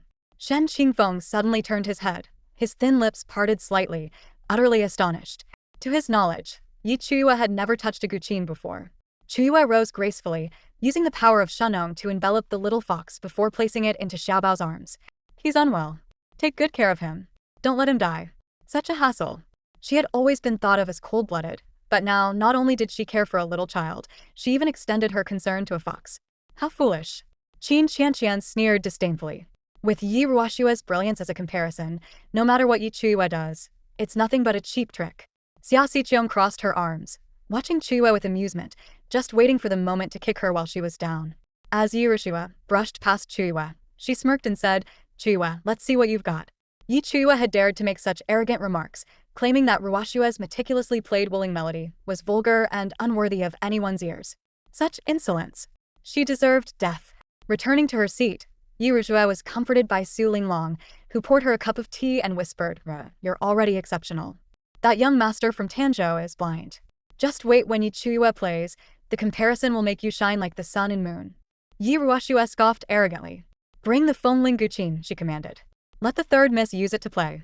The Fengling guqin was an ancestral heirloom of the Shenwu royal family, passed down through generations and guarded as a priceless treasure by the 7th prince. It was so cherished that it hadn't been touched for decades. Chuyue clenched her sleeves tightly, her eyes reddening as she gazed incredulously at the refined and noble man. He hadn't even spared her a glance when she played Willing Melody, but now he was allowing that useless girl to use the Fengling. It was unthinkable. Biting her lip, her eyes burned with resentment. Gasps rippled through the crowd. Xia Xiqiong leaned against Xia Ruiyan's shoulder and whispered, "Has the seventh prince been bewitched by Chuyue?" Xia Ruiyan pressed her lips together, remaining silent. Moments later, a royal guard brought out the Fengling, its blood-red surface gleaming like a flawless gemstone. Chuyue approached the instrument, brushing her sleeves lightly before sitting down. The little fox, curled up in Xiaobao's arms, suddenly shattered a wine cup, cutting its own arm. The sharp pain jolted it awake. It wanted to listen. To listen clearly. To hear its Ayu play. It had lost 5 years already. From now on, it would cherish every moment. Shen Qingfeng, sitting nearby, grew increasingly restless. Finally, he sighed in resignation. Fine. Even if Ayu doesn't play well, I'll clean up the mess for her. What is the third miss doing? The Tanzhou city lord asked in surprise. Shen Qingfeng glanced over, his pupils contracting slightly. The young girl before the Fengling was tying a snow-white silk ribbon over her eyes. Was she planning to play blindfolded? Was she insane? Only a true master of the Guqin would dare attempt such a feat, and this wasn't just any Guqin, it was the legendary Fengling from the founding era of the Shenwu dynasty, far more challenging than ordinary Guqins. The little fox, blood dripping from its wound, laughed wildly. As expected of my girl. Always dazzling. Little fox, you're bleeding. I'll help you wrap it up, Xiaobao said softly. Ridiculous. Qin Qianqian sneered coldly. Ding. A single note rang out, filled with the energy of battle, as if carrying the weight of mountains and rivers, resounding like a divine bell through the drunken immortal pavilion of the royal residence. Tan Beisai's eyes gleamed with clarity and admiration, his gaze snapping toward Chuyue, utterly captivated. Ding ding ding, the sound of the zither filled the air. Each note resonated deeply, stirring emotions like the ancient lament. The wind is bleak, the waters of river cold, the brave warrior departs, never to return. Or perhaps it was more like the grandeur of a city clad in golden armor, blossoms bloom only to overshadow all others. The young girl's hands moved with breathtaking speed, plucking the strings to weave an intense and secretive melody ambush from 10 sides. The Guqin had been Chuyue's sole passion in her previous life, and she hadn't expected it to come in handy now. If Yueruoxua's Willing Melody was tender and full of longing, then the piece played by Chuyue was a declaration of unyielding strength, a lone warrior, holding the pass against 10,000 foes. It spoke of blood-soaked battlefields, lives laid down for the greater good, and the solemn duty of every man to his nation. The young listeners, enraptured by the melody, felt as if they were clad in armor, swords in hand, defending their homeland amidst the clamor of war cries. The 3,000 murderous notes shattered the stillness of the night. With her eyes covered by a silk blindfold, Chuyue played faster and faster, her entire being exuding an aura of chilling ferocity. The music was like a storm crashing against the mountains, like a blood moon illuminating fields strewn with corpses. It was as if the heavens and earth shifted, and a lone warrior wielding a 10-foot blade descended, his movements commanding the winds and rain, splitting the sun and moon, and cleaving mountains and seas, leaving the enemy forces in utter disarray. Finally, dawn broke. The first rays of sunlight bathed the blood-stained banner. The city, once on the brink of collapse, had triumphed. Ding! The piece ended. A gentle breeze swept through, displacing the blindfold over Chuyue's eyes. Slowly, she opened them, tilting her chin slightly upward, her cold gaze sweeping over the stunned and speechless guests. Clatter! Tan Basis' teacup slipped from his hand, shattering on the ground. He shot to his feet, exclaiming excitedly, "This composition is extraordinary, full of twists and turns, stirring the soul. In my entire life, I've never heard anything so breathtaking. It is both fierce and alive, reaching the heavens." Xueqing, sipping from his wine cup, laughed heartily. "It feels as if I've glimpsed the past, when the Marquis of the North rode into battle, his blade cutting through enemy lines. Ah, you. Who would have thought you had such a hidden talent? Magnificent. Truly magnificent." The Crown Prince, Shenwu spoke with fervor. "The melody is grand, the zither sound overwhelming, as if an army of a million stormed into my dreams. Lady Ayu, you are nothing short of divine." City Lord Tan added, "Third Miss Yi, you are worthy of the Marquis of the North's name." Nearby, the leader of the Golden Armor Guards, Zhang Zhongran, gazed at Chuyue with tears brimming in his eyes. He felt his blood surge as if he had returned to the days when he fought side by side with the Marquis of the North, risking life and limb. Over the years, Chuyue had been scorned, slandered, and treated worse than a stray dog. As a former subordinate of the Marquis, he had turned a blind eye. But now, A strange impulse stirred within him. He couldn't help but wonder if he followed this girl, what future might unfold. Mother's music is so beautiful. Little Bao, having just finished bandaging the injured fox, spoke in his childlike voice. So beautiful. The little fox, unable to hold on any longer, fainted in little Bao's arms. How is this possible? Yi Ruoxue shook her head frantically. When did she secretly learn to play the zither? 4 years. Yi Chuyue had lived under their watchful eyes. How could she have mastered such extraordinary skill? Even Su Linglong was momentarily paralyzed with shock. Suddenly, Su Linglong turned to Yi Haiping. His expression was dazed, as though he were seeing a woman from his past, the one who had captivated him but whom he could never truly have. His heart felt as if it had been struck by a heavy hammer. Su Linglong's fingers trembled slightly, an unfamiliar sense of panic rising within her.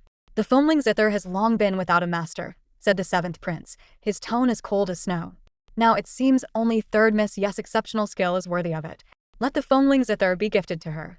His words, though spoken indifferently, sent a wave of excitement through the entire drunken immortal pavilion. No need for cliffhangers. Let's keep the comments coming.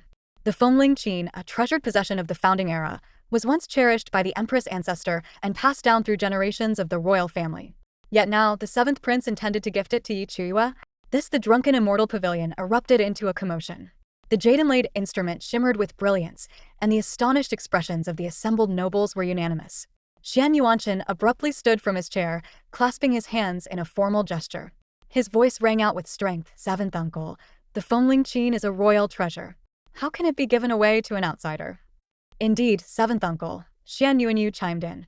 The foamling qin should only remain within the royal lineage. If father learns of this, he will surely be displeased. The crown prince, Xian Yuanqi, clasped his fists, the collision of his palms echoing like a thunderclap, shaking the heavens and earth. His upright demeanor and handsome face bore a grave and resolute expression. 7th uncle, the empress ancestor once said that the foamling qin holds a profound cosmos and opportunities of the Tao within it. However, only a true master of the qin who understands its essence can obtain these fortunes, Xian Yuanqi declared. I believe that the 3rd Miss Yi has the potential to be the destined one. Furthermore, the Marquis of the North sacrificed his life for the nation, and his former troops are now scattered. Perhaps the 3rd Miss Yi could rise as the new general of the North. 7th uncle, Xian Yuanshan began to speak again, but the 7th prince, seated at the head of the table, raised his hand slightly to silence him.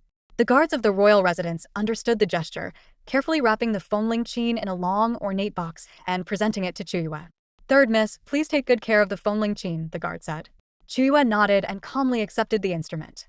However, in her mind, she was already calculating how much the foamling qin might fetch if sold. If others knew what she was thinking, they would undoubtedly be enraged, their faces turning livid with fury. Chuyue carried the ornate box to the glass table. Beside her, Tan Beisai's eyes burned with fervor. As Chuyue took her seat, "Mother, what's wrong with little fox?" Xiao Bao asked, his long lashes wet with tears, his voice choked with emotion. Chuyue's heart sank sharply, as though falling into an abyss. She saw that one of the little fox's paws was wrapped in a snow-white cloth, stained with bright red blood. While you were playing the qin, little fox cut his paw on a wine cup, Xiao Bao sniffled. For reasons she couldn't explain, looking at the small, fragile fox in her arms, teetering on the edge of life and death, filled her with deep sorrow. Chuyue cradled the little fox, carefully unwrapping the white cloth from its paw. Silently, she channeled a trace of the divine energy of Shenwu into the fox's body. The Shenwu ring had only a small reserve of this sacred energy left, which Chuyue normally used sparingly and with great care. But in this moment, she didn't hesitate to expend all of it on the little fox. The fox seemed gravely injured, showing no sign of waking. Yet, Chuyue faintly heard its weak, almost inaudible voice, "Beautiful, so beautiful." Her eyes flickered, and her fingertips trembled slightly, a subtle feeling stirring in her heart. "Mother, will little fox die?" Xiao Bao's chubby little hand gently tugged at Chuyue's sleeve, his violet eyes brimming with tears. Chuyue reached out to touzle Xiao Bao's soft hair. "No, mother won't let him die." Xiao Bao held one of the little fox's paws, his voice trembling as he said, "Little fox, you have to get better soon, so you can help me find daddy." "Let me take him," Shin Qingfeng interjected. "In Chang'an, there's a renowned spiritual beast healer, Apothecary Liu, who happens to be a friend of mine. I've already sent someone to fetch him, and he should be arriving at the prince's residence any moment now." "I'll go with you." Chuyue seemed uneasy. Shen Qingfeng's eyes narrowed slightly, a flicker of doubt crossing his gaze. Was Ayu's concern for this fox unusual? Just as Chuyue was about to leave, Yi Haiping approached, holding a wine cup, his face full of sorrow. Yue, it's my failure as a father. I owe you an apology. Over the years, you've suffered so much because of me, Yi Haipeng said, tears streaming down his face, his voice choked with regret. His hand holding the jade wine cup trembled. I won't ask for your forgiveness. I just want to tell you that, from now on, I will treat you better, he said sincerely. Chuyue's expression turned cold, clearly impatient. Her eyes remained fixed on the injured, bleeding little fox. I have something to attend to. I'll leave now, Chuyue said. Miss Yi. The seventh prince's voice was gentle and refined as he spoke slowly. The Lingyun mountain range has gifted me a ferocious beast. It will be executed here at Zuishan Pavilion. Would you like to stay and witness it before you go? A ferocious beast, one that had gone mad, feeding on humans for pleasure. Such creatures were bloodthirsty and terrifying, having lost all reason. However, every part of their bodies was valuable. Their bones could be forged into superior weapons, their fur provided excellent warmth, and their eyes and teeth, once refined, became extraordinary medicinal ingredients. Most notably, their inner core, filled with violent spiritual energy, could strengthen the body and accelerate breakthroughs in cultivation. The act of slaying a ferocious beast was a popular entertainment among the feudal states. At royal banquets, such events symbolized the host's noble status and profound heritage. Miss Yi, are you truly leaving now? Xia Xiqiong asked. Qin Qianqian sneered. Lord Tan, the esteemed mayor, is still here, and the prince just gifted you the Fengling zither. Yet you act so inconsiderately. Yue, don't be reckless, Yi Haipeng urged. Even if you despise your father, don't behave like this. You, do you trust me? Shen Qingfeng's gaze locked onto Chuyue's. Chuyue hesitated for a long moment before slowly loosening her grip and placing the little fox into Shen Qingfeng's arms. Don't let anyone harm him. If you fail, I won't show mercy, she warned. Shen Qingfeng seemed as though he wanted to say more but ultimately nodded silently and left Zuishan Pavilion with the fox in his arms. Meanwhile, a carriage arrived at the ancient royal palace. Its occupant was none other than Lu Yasher, an alchemist from Chang'an's Suodao faction. Inside the carriage, a pale-faced child clung tightly to his mother. Mother, I'm so scared. What if something happens to the little fox? He whispered nervously. Don't be afraid. Nothing will happen, she reassured him. Yet, as she spoke, Chuyue's palms were clammy with cold sweat. She dared not imagine what she would do if anything happened to the little fox. Indeed, when a person has a weakness, their armor shatters, and they become unbearably fragile. This wasn't like her. She was supposed to be cold, ruthless, and decisive. Chuyue took a sip of wine, her hands steady as she held the cup. At that moment, the music in Zuishan Pavilion abruptly ceased.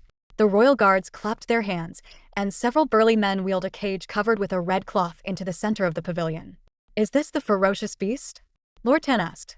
It is, the seventh prince replied, raising his hand slightly. The guard stepped forward and pulled away the red cloth covering the iron cage. Inside was a jet-black lion with a glossy mane.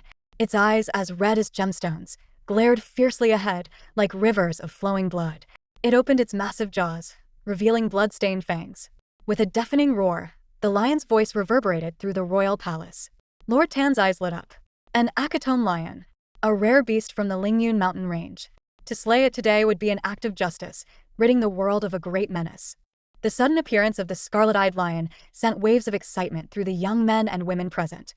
The act of slaying a fierce beast was not just about the thrill of bloodshed or the spectacle it offered. It was an opportunity to grasp profound truths and uncover hidden insights. For this reason, every grand banquet hosted by the royal mansion inevitably included the ritual of slaying ferocious beasts. In the past, Chuyue might have eagerly watched the event unfold, but tonight, her thoughts were elsewhere, preoccupied with that wretched fox. Beside her, Xiao Bao sat with his head drooping, his thick lashes wet with large tears. Yi Haipeng, perhaps having had too much to drink, had taken a seat at Chuyue's table. Leaning close to her ear, he murmured repeatedly, You're becoming more and more like your mother. The first time I saw her, she was wearing a red dress and playing a Chuyue melody. Mentioning that goddess-like woman, Yi Haipeng turned his head away, wiping his tears discreetly. Not far off, Su Linglong observed the scene, pouring herself drink after drink. Rotue, all these years, I've devoted myself to this family, working tirelessly. Yet your father's heart only belongs to the Marquis of Zhanbei, Su Linglong said bitterly, her eyes filled with anguish. Yi Ruoxue comforted her, saying, Mother, just wait a little longer. She won't survive the night. At this, Rotue exchanged a knowing glance with Qin Qianqian, and the two shared a sinister smile. As long as Yi Chuyue lived, they would never find peace. The process of slaying the beasts was gruesome and violent. Arrows were thrust through the narrow gaps of the iron cage, piercing the beast's body repeatedly. The goal was to lodge 900 arrows into the creature. The technique for shooting the arrows was intricate, as it required avoiding the beast's skeletal spines, which were highly valuable materials for forging weapons. Damaging them would significantly reduce their worth. Bring the instruments of execution, the steward of the royal mansion commanded. At his order, the guards specifically trained for slaying beasts came forward, holding sharp, gleaming arrows. Guests seated at the glass tables on either side of the drunken immortal pavilion watched intently, their eyes glued to the scene. Among them was Xiao Li from the protectorate Xiao Mansion, a skilled beast tamer. Observing the process of slaying fierce beasts was an opportunity for her to refine her beast-taming abilities. However, Xiao Li's keen senses detected something amiss. She furrowed her brows. This beast, this cage, something's not right. What's wrong? Xuecheng asked, fanning himself nonchalantly. Xiao Li slammed her hand on the table and stood up abruptly. Stop. Stop immediately. The guards surrounding the cage looked at her in confusion, uncertain of her meaning. Xiao Li's voice was urgent. This beast has been fed a rage-inducing devourer pill, and this Shenhan iron cage has been tampered with using a dissolving agent. If the beast escapes now, it will cause unimaginable chaos. Her warning finally caught the attention of the seventh prince. Detain it and kill it later, he commanded. But it was too late. Roar.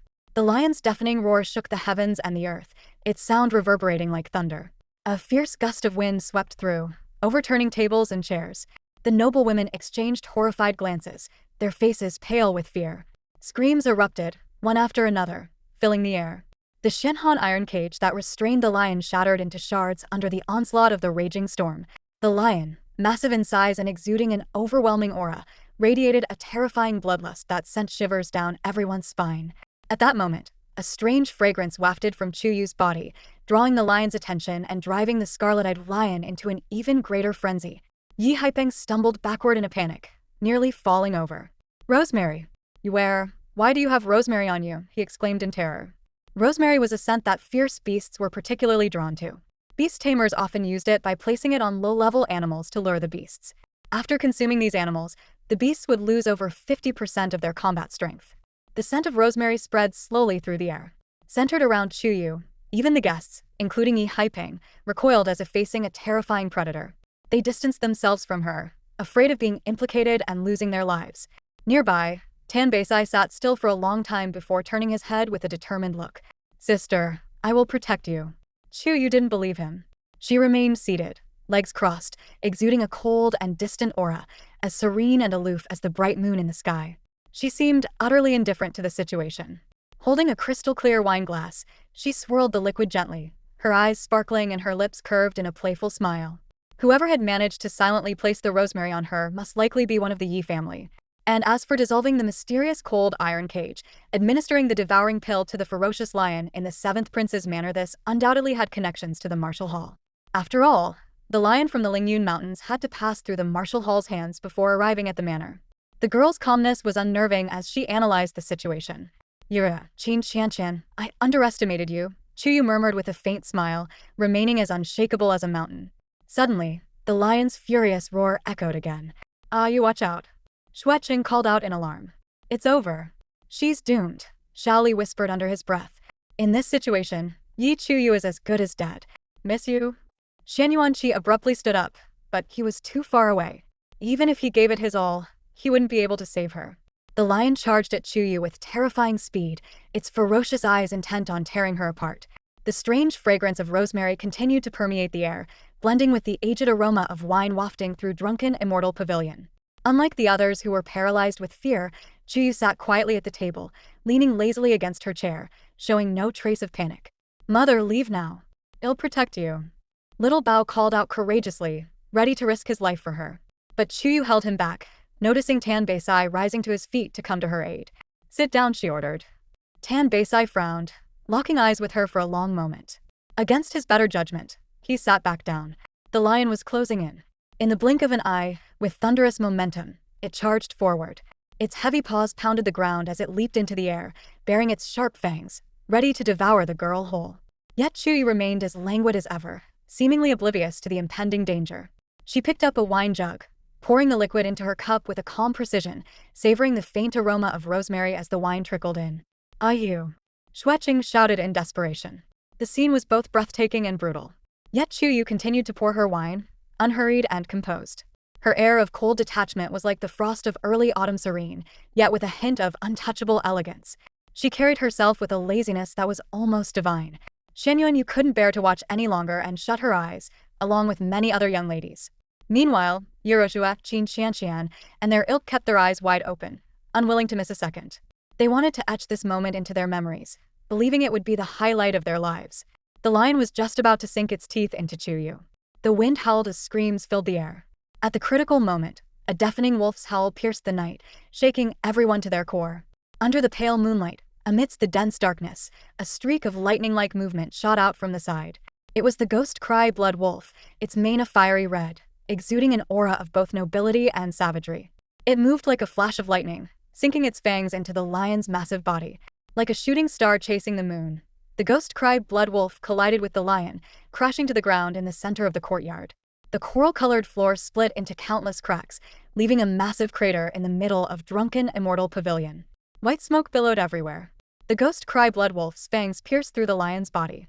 Despite its desperate struggles, the lion couldn't break free.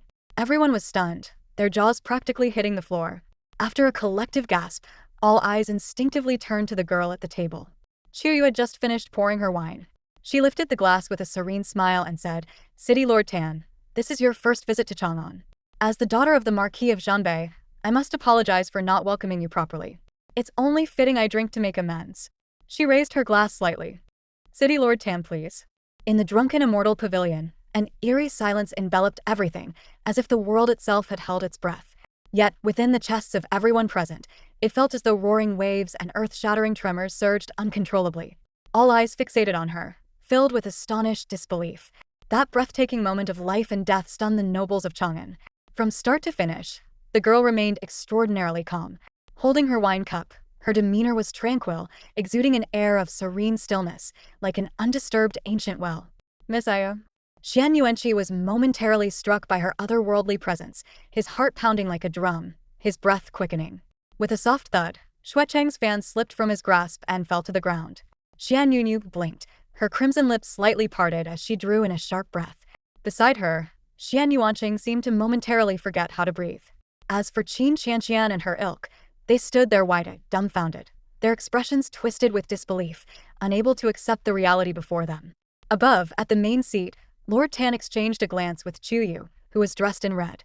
A cold sweat broke out on their backs as they trembled slightly, raising their wine cups in a distant toast. Chuyue downed her wine in one gulp. Lord Tan wiped the sweat from his forehead and murmured to himself under his breath, "The daughter of the Marquis of Zhanbei truly has the bearing of a great leader." Chuyue then gracefully took her seat, crossing her legs. She held the now empty wine cup, and suddenly pressed it firmly onto the table with a loud bang. The sound drew everyone's attention. To their astonishment, the glass table in front of Chuyue cracked, countless irregular fractures spreading out like a spiderweb, covering the entire surface. Then, with a resounding crash, the jade table shattered into pieces, a fierce gust of wind sweeping through the room, lifting the hem of her skirt. Shenwu's pupils contracted. "Such incredible strength," he muttered. In this world, where martial prowess reigned supreme, physical strength was typically reliant on the foundation of spiritual energy. Yet, upon closer inspection, there was no trace of spiritual fluctuation emanating from Chuyue. She had shattered the table purely with her physical strength alone.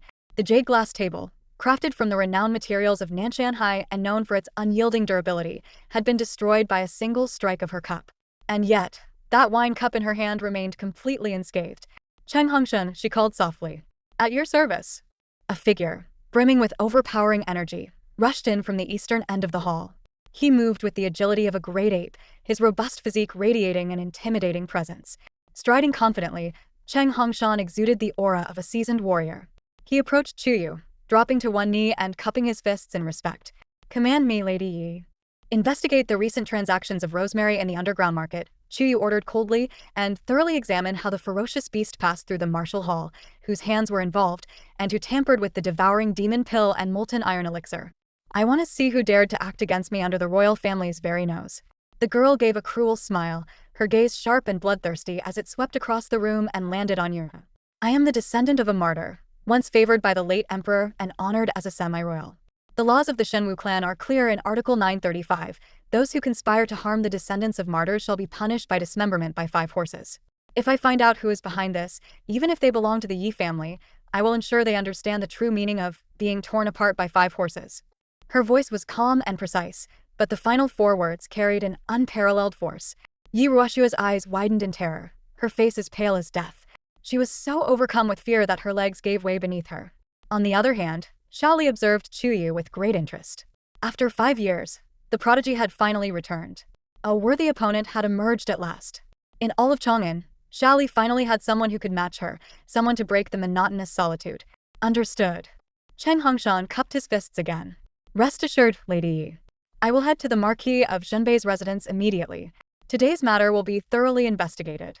Su Linglong's body trembled, and she collapsed to the ground, limp and boneless. The unexpected submission of Cheng Hongshan left everyone stunned. The nobles of Chang'an were well aware that on that day in the Wu Hall, the third Miss Yi had managed to persuade the deputy general of Zhenbei outside the southern outskirts of the city. However, no one could have predicted that Cheng Hongshan, strong as steel, as fierce as a raging beast, would display not even a hint of arrogance in front of Chuyue. Instead, he was utterly subdued, bowing in complete submission. His demeanor was one of absolute respect and devotion. As Cheng Hongshan's foot struck the ground, the entire estate seemed to tremble. In an instant, he launched himself forward, heading directly to the Marquis of Zhenbei's residence to join forces with the Shadow Guard's new master, Yi Guqing. A thunderous roar pierced the Era Lion's anguished cry. Its mighty body had been pierced by the fangs of the ghost Howl Blood Wolf. The lion let out roar after roar, each one filled with despair, before its cries faded into silence. Its massive frame convulsed a few times, then collapsed lifeless, blood spilling from its mouth. The ghost Howl Blood Wolf's sapphire eyes, as deep as the ocean, burned with murderous intent. How dare anyone harm its master? Such audacity deserved nothing less than death.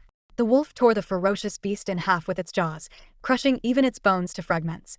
Little wolf, come back, Chuyue's voice rang out, cool and ethereal. Yet to the guests present, her words sounded like the chilling call of death itself, as if the messengers of the underworld had arrived to claim their lives. The ghost Howl Blood Wolf rose from the crater it had created, its fangs dripping with blood, drops falling wildly from its mouth. Under the horrified gazes of the crowd, it stepped forward, one deliberate step at a time, until it reached Chuyue. Obediently, it lay down at her side. Chuyue extended a hand, gently stroking its fur. Her gaze, cold and unyielding, swept over the palace guards. Lord Tan has been frightened today. Why are you still standing there? Quickly, slay the beast and present it as entertainment for Lord Tan, she said languidly, a cruel smirk playing at her lips. The trembling palace guards exchanged panicked glances. The beast? Slay it? The ferocious creature had already been torn to shreds by the ghost Howl Blood Wolf. What was left for them to kill? Mother, is someone trying to hurt you again? A soft, childlike voice broke through the tension, so pure and innocent that it stood in stark contrast to the blood-soaked chaos of the drunken immortal pavilion. Little Bao's clear eyes shimmered with unshed tears as he sniffled, clutching Chuyue's sleeve with one hand while using the other to wipe away the tears streaming down his face. His small, pallid face looked as though all life had been drained from it, as if his very soul had been shattered. Lowering his head, he choked out, "Why does everyone want to hurt you, Mother? You've never harmed anyone." "Why? Is it because of me? You once said that it's because of me that everyone, even the man you loved, despises you." He paused, his voice trembling. "Mother, do you think, if I were gone, they'd all love you again? You said before that if I died, everything would go back to the way it was, and they'd like you again. But I was too scared to die. Back then, you couldn't even eat without me. But now you're strong, and you don't need me to cook for you anymore. If my death will make everyone like you again, then let me die." The drunken immortal pavilion fell into a suffocating silence. The only sound was Little Bao's soft sobbing, accompanied by the lingering scent of blood in the air. Perhaps in the past, his words had been laced with a manipulative charm, but this time, he was utterly broken. He bore a weight far too heavy for someone his age. Tears streamed down his face like a string of pearls breaking loose, his eyes filled with desolation and emptiness devoid of hope, like barren land where nothing could grow. The pain in his gaze was profound, an agony no child should ever experience. Chuyue's brows furrowed deeply as a wave of panic surged within her. Her thoughts drifted back to a distant memory. Little Bao, stealing ingredients to prepare a meal. He had gone days without eating, yet he couldn't bring himself to take a bite. Instead, he presented all the food to his mother, the original owner of this body. She had shoved the meal aside and, in a fit of rage, stabbed him repeatedly with an embroidery needle. Little Bao hadn't resisted. He had only cried out, "Mother, it hurts so much." She had spat venomously, "Why don't you just die? If you were dead, everything would be better." But he couldn't die, not when everyone bullied his mother. If he died, Who would make sure she had enough to eat? Yes, the embroidery needles Chuyue used to seal acupoints were all originally found by Yiningyan for the original owner to use against Xiao Bao. The ground was soaked with blood, and the autumn wind carried a cold chill. That night was painfully frigid. Xiao Bao completely broke down, losing all sense of reason, sobbing so hard he could barely catch his breath. Chuyue froze slightly, her eyes unexpectedly moist. She crouched down, shedding her usual cold, warrior-like demeanor, and carefully reached out to wipe Xiao Bao's tears. Xiao Bao, you are your mother's lifeline. Without you, this world would hold no meaning for me, no joy at all, Chuyue whispered softly as she gently embraced Xiao Bao, lightly patting his back. Mother, do you love me? Xiao Bao asked in a trembling voice. Of course, she replied. Does my presence make things hard for you? Last night, I had a dream. I dreamt you were covered in blood. I was so scared you'd leave me, Xiao Bao confessed, his voice quivering. Chuyue let out a deep breath, placed her hands firmly on Xiao Bao's small shoulders, and turned him to face her directly. Staring into his eyes for a long moment, she spoke each word with deliberate clarity. Xiao Bao, listen to me. No matter how many bad people there are, they can't hurt me. Your mother's life is so resilient that even the king of hell wouldn't dare take it. But as for them, they will all fall under my blade. Mother. Xiao Bao gazed at her in stunned silence. The noble guests around them were equally taken aback. Her words claiming even the king of hell wouldn't dare take her life were audacious, almost absurd. Who could say such a thing with a straight face? It was preposterous. Tan Beisai, after observing her for a long moment, stepped forward and knelt beside Xiao Bao. I will help you protect your sister, he said solemnly. Chuyue shot a faint glance at Tan Beisai. Perhaps this boy had already recognized her as the legendary healer from the 10-mile-long street, Yishini, but it didn't matter. Xiao Bao, his face tear-streaked and his eyelashes still wet, stared at Tan Beisai for a while before breaking into a radiant smile. How wonderful! More and more people love my mother now and want to protect her. I'm so happy, he exclaimed. Chuyue's eyes softened further, a gentle smile tugging at the corners of her lips.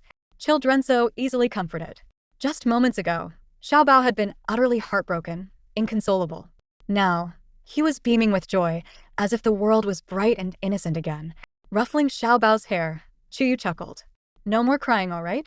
Xiao Bao nodded earnestly. I promise, mother. I'll listen to you. A real man doesn't cry so easily. Good boy, she praised, her voice tender. It seemed that only in front of Xiao Bao could she show such warmth and gentleness. Xian Yuanqi stood frozen, staring at her. From beginning to end, her calmness was almost painful to witness. How many times had she endured unimaginable suffering, teetering on the edge of death, to become this composed? She commanded the chaos of the battlefield with ease, her delicate hands capable of shaking the heavens.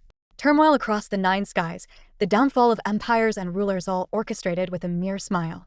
As Xiao Bao had said, she bore countless scars, clawing her way out of hopeless despair like a vengeful spirit, to become the formidable woman she was now. Like an uncrowned queen, she dictated the fate of all living things. Suddenly, Xian Yuanqi felt a pang of anger at himself for being so detached from the suffering around him. As a prince burdened with great responsibilities, he had failed to truly understand the pain endured by the daughters of the Empire's soldiers. If someone as extraordinary as Yi Chuyue had to endure such torment, what about the rest of the people? His eyes flickered with sorrow for a brief moment, but clarity and determination soon replaced it. What an obedient child, Xian Yuanyu muttered. Her eyes reddened. She turned to Chuyue and scolded. But you. How could you say such things to such a young boy? He's so sweet and lovable. If he were mine, I'd cherish him endlessly. And yet you. Xian Yuanqin, watching from the side, suddenly had a dangerous thought. Surely, no other woman in this world could possibly love him as deeply as Yi Chuyue did. The 7th prince sat at the head seat, his enigmatic gaze fixed on Chuyue. After a long silence, he finally spoke. Someone, bring Miss Yi-san another table. Shortly after, the palace guards brought in a new table. The ferocious beast need not be killed. Remove its corpse, the 7th prince said, raising his hand lightly. The guards swiftly cleared away the carcass of the lion-like beast and cleaned up the bloodstains. The sound of music resumed, and graceful beauties began dancing elegantly at the Zuexian pavilion. Mother, I want some sugar cake, little Bao said in his soft, childish voice. Chuyue smiled warmly, picked up a piece of sugar cake, and fed it to him. Mother is the best. Little Bao will never take a wife. I want to stay with mother forever, he declared with innocent sincerity, eliciting laughter from the other guests. Chuyue's expression softened even further, her eyes filled with warmth. Unknowingly, this little one had already become a part of her very being. Your child is adorable, sister, Tan Beisai said from the left. Chuyue nodded slightly in acknowledgement. At that moment, Shenwu Empire raised his cup and offered a toast. Miss Ayu, this emperor toasts to you. I believe that one day, your achievements and martial prowess will rival those of the Marquis of Zhanbei. Ayu, I toast to you as well, Xueqing added. As His Highness said, I too believe that you, our Ayu, will achieve great things and earn renown across the vassal states. Chuyue responded gracefully, raising her cup in reply, embodying the poise and spirit of a general's daughter to perfection. Her demeanor earned approving nods from City Lord Tan. City Lord Tan smiled and said, Miss Ayu, my son Baisai seems to share a bond with you. Why not take him as your younger brother? His words caused a stir among the guests. After all, Chuyue was someone without even a trace of martial talent, while Tan Baisai was a rising star with endless potential. City Lord Tan, our Yuer has no martial roots. I'm afraid she might hold your son back, Su Linglong interjected anxiously. Chuyue cast a calm glance at Su Linglong before her gaze settled on an empty seat. She wondered when Xia Xiqiong had left. To my elder sister, I offer this toast, Tan Baisai said, standing up, holding his cup with both hands and bowing deeply. Chuyue raised an eyebrow, lifted her own cup, and lightly clinked it against his. I don't know how much pain you've endured in the past, sister, but from now on I, Baisai, am willing to risk my life to protect you, he said with determination. Chuyue's eyes flickered. She had saved Tan Baisai for this memento. Hear these words. Whether it was Yi Guqing or Shenwu Empire, they were all tools for her to use. Now, in this city of Chang'an, she had finally established herself. She was no longer alone. Chuyue smiled faintly and replied, all right. Uncle Hug. Little Bao, ever the clever child, reached out his chubby little arms and demanded a hug, his eyes sparkling. Tan Baisai hesitated, murmuring, my body is of the icy constitution. I'm afraid I might harm you. Don't worry, just give it a try. Hug him, Chuyue said with a smile. Tan Baisai froze for a moment before cautiously opening his arms and lifting little Bao. The little one giggled joyfully in his embrace. Ayu. A panicked voice suddenly rang out in the Zuexian pavilion. Chuyue's heart sank to the depths. Turning her head, she saw Shen Qingfeng standing under the jade light, his face pale. Chuyue narrowed her eyes slightly, a cold aura spreading through her entire body. The little fox is gone, Shen Qingfeng said. Gone. Chuyue lowered her head, her expression under the veil cracking, cold-blooded and sinister. Shen Qingfeng's eyes were filled with guilt and urgency. How could the little fox be gone? Little Bao cried out in alarm. Shen Qingfeng's face turned pale as he glanced at Chuyue with guilt and said, earlier, Apothecary Lu came to the prince's residence, so I handed the little fox over to him. He mentioned he was missing one crucial herb, which happened to be hidden in a secret compartment at the Marquis of Zhanbei's residence. I hurried there to retrieve it and returned as quickly as I could. But when I got back, Apothecary Lu had already fainted, and the little fox was nowhere to be found. As he spoke, Shen Qingfeng's breathing grew uneven, and his eyes were filled with anxiety. At the time, he thought his quick departure and return wouldn't cause any issues, especially within the prince's residence. Yet, that brief moment of negligence had led to a terrible mistake. He knew just how important that little fox was to Chuyue. Xiaobao's eyes welled up with tears as he looked up at Chuyue. Mother, what should we do? Was the little fox stolen? The commotion at their table quickly drew the attention of the nobles around them. Miss Yi, is there anything we can assist you with? Asked City Lord Tan. Chuyue pressed her lips together in silence, deep in thought. Suddenly, without a word, she darted away like an arrow released from a bowstring, the sound of wind splitting in her wake. In the next moment, her figure appeared before Xia Ruyan. With one foot stepping onto the glass table, her outstretched hand gripped Xia Ruyan's neck tightly. Her fingers clenched with force, and in an instant, she lifted Xia Ruyan off the ground. Speak. Where is Xia Xiqiong? Chuyue's eyes burned crimson, her murderous intent more ferocious than a wolf's. The wind howled, and the jade glass lanterns in the courtyard shattered as if struck by lightning. The guards of the Xia family drew their swords, aiming them at Chuyue. Without hesitation, Shen Qingfeng leaped forward, brandishing a silver spear that gleamed with cold light. The once peaceful drunken immortal pavilion had now become a chaotic battlefield. Ugh, cough, cough, Xia Ruyan coughed violently, her hands clawing at Chuyue's wrist. Yet, no matter how hard she struggled, Chuyue's grip remained unyielding. Yi Chuyue, have you gone mad? Qin Qianqian slammed her hand on the table and shouted, This is the prince's residence. How dare you act so recklessly here? Do you truly have the audacity to harm the eldest daughter of the Xia family? Chuyue raised her chin, her gaze filled with cruelty and cold indifference, a ruthless aura disrupting the serenity of Chang'an's late autumn. Xia Xiqiong went back to the Xia residence. Xiaoli suddenly spoke up. One of my maids, who had just returned from the Huguo residence, mentioned encountering Xia Xiqiong on the way. She seemed to be carrying something in her arms, and there was a strong scent of blood on her. Chuyue smirked. Bang! She flung Xia Rian toward the glass table with brutal force. Xia Rian's head collided with the table, leaving several cracks in the pristine surface. The sudden and violent act stunned everyone present. Yi Chuyue, how dare you? Qin Qianqian roared. Chuyue lifted her leg and kicked Xia Rian, sending her flying across the room. The Xia family's guards rushed forward, scrambling to help their fallen young mistress. The renowned beauty of Chang'an, her head bloodied and disheveled, now looked both pitiful and humiliated. Clutching her injured head, Xia Rian stared at Chuyue in disbelief, tears streaming down her eyes. Miss Yi, when have I ever wronged you to deserve such treatment? Are you not afraid of the Xia family's retaliation? The Xia family's guards shouted angrily, Yi Chuyue. Do you think you can escape the Xia family's wrath after attacking our young mistress in public? To openly assault the eldest daughter of the Xia family, Chang'an's most celebrated beauty Yi Chuyue was the first to dare such a thing. The crowd was bewildered, their gazes fixed on her, seeking answers. Chuyue swept her cold gaze across the room, her voice as icy as a winter gale. If anything happens to my fox, not a single person in the Xia family will live to see another day. The crowd around her was utterly stunned, their eyes wide with disbelief, frozen as if turned to stone. In that moment, everyone was overwhelmed by her commanding presence. Yi Chuyue. Shenwu Yu bellowed. Have you lost your mind? If that fox really is something special, are you seriously planning to wipe out the Xia family for it? And why not? Chuyue's gaze turned bloodthirsty as she stared at Shenwu Yu, her eyes radiating a murderous aura. She looked like a demon from the depths of hell, a reaper wielding a scythe that ruled over all creation.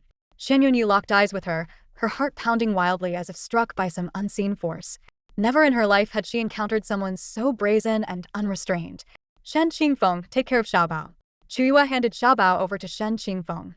This time don't disappoint me. Shen Qingfeng held Xiaobao in his arms, replying, Ayu, let your brother handle this, alright? I'll give you a satisfactory answer. No need, Chuyue said coldly. What's mine, I'll take back myself. With those words, Ghost Cry Bloodwolf crouched down beside her as if perfectly understanding her intentions. Chuyue leapt lightly onto its back, standing firm and steady. Like a flash of lightning, the beast surged forward, leaving behind an almost imperceptible trail of afterimages in the shimmering night. Shen Qingfeng seemed to realize something, lifting his head and shouting sharply, you know, not the Xia family on the left path. Where is Yi Chuyue going? Is she going to kill someone? Who is she after? Someone among the startled guests murmured in fear and confusion. She's heading to the Xia family, to find Xia Xiqiang, Shali said gravely, glancing up at the sky. The bright moon had quietly slipped behind a veil of dark clouds, plunging the city of Chang'an into an eerie gloom, as if shrouded in the atmosphere of an underworld. Tonight in Chang'an, Shali muttered to himself, peace will be hard to come by. It hurts so much. Xia Rian clutched her wound, tears streaming down her face. Quickly, go to the clan's estate. Though her expression was one of pain, her lowered head and drooping lashes concealed a storm of venomous malice brewing in her heart. At Zuexian Pavilion, chaos broke out as no one knew what to do. Big brother, where are you going? Shenwu Yu's sharp eyes caught Shenwu Qi preparing to leave, and she hastily called out to him. Shenwu Qi turned back to glance at her. To the Xia family on the left path. Realization dawned slowly on the guests in the royal residence, and one by one, they began making their way toward the left path in Chang'an.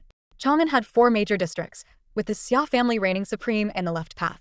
Over the past few years, the Xia family's estate had risen to prominence, all thanks to a single statement. The emperor had once praised the eldest daughter of the Xia family. That alone was enough to guarantee the family's prosperity for a century. The master of the Xia family held the position of Minister of Rights in court and was himself a mid-tier martial artist. In Chang'an, he was riding high on the waves of success, basking in glory and prestige due to having 2 exceptional daughters. That night, a faint chill lingered in the autumn air, carrying a biting cold. Inside Xia Xiqiang's boudoir, the metallic tang of blood permeated the room. On the icy floor lay a small fox, its body drenched in blood. The sheer amount of blood had long stained its fur completely red, making its original color unrecognizable. Xia Xiqiang's left hand bore a bite mark at the base of her thumb, still oozing blood. Her eyes blazed with fury as she glared at the barely breathing fox. You little beast. How dare you bite me, she snarled. She had knocked out Apothecary Lu and stolen this fox, intending to gift it to Xia Rian. But the fox had woken up midway and struggled desperately, even managing to bite her in the process. Gritting her teeth in rage, Xia Xiqiang brought the fox back to the Xia estate and tightly bound it with fine silver threads. The threads dug deeply into its flesh, cutting into its body without mercy. Xia Xiqiang, as if for amusement, kicked the little fox around the room, over and over again. The life force of the small creature gradually faded with each blow. Losing interest, Xia Xiqiong stopped, her hands now stained with crimson blood. In one hand, she held a dagger, and with the other, she lifted the lifeless fox off the ground. "Little beast," she sneered, her voice cold and menacing, "the price of disobedience is severe. Your inner core must hold immense energy. If I give it to my sister, she will surely be pleased. I'll skin you to make garments and fashion your bones into hairpins. Everything will be for her." A crazed, twisted expression spread across her face as she spoke. The little fox, its eyes glued shut with blood, lay battered and broken, its body barely recognizable. In its fading consciousness, it thought of a different woman, Chuyue. This monstrous woman before it was nothing like the gentle, loving Chuyue. If I had known this would happen, the fox thought bitterly, I should have slaughtered the entire Xia family before sealing myself. Chuyue, I wanted to protect your future, but I have failed you. Xia Xiqiong's laughter was maniacal, her eyes gleaming with a blood-red light. She raised the sharp dagger, preparing to cut open the fox and extract its spiritual core. Suddenly, a deafening wolf's howl shattered the silence, shaking the earth itself. It was so powerful that it startled the entire city of Chang'an, waking countless citizens from their dreams. The tightly shut gates of the Xia Manor exploded into splinters with a thunderous crash. Xia Xiqiong froze, turning her head sharply toward the shattered window, her brows furrowed in confusion. Elsewhere in the manor, the commotion woke Lord Xia and his wife. Lady Xia clutched her husband's arm in fear. "My lord, what is happening? Why do I hear a wolf?" A guard's frantic voice called from outside. "Lord Xia, there's trouble. A wolf has broken in. And there's a girl riding the wolf." "What?" Lady Xia's face twisted in disbelief. "Let's go see what's going on," Lord Xia said, hastily getting dressed with his wife. The Xia Manor descended into chaos.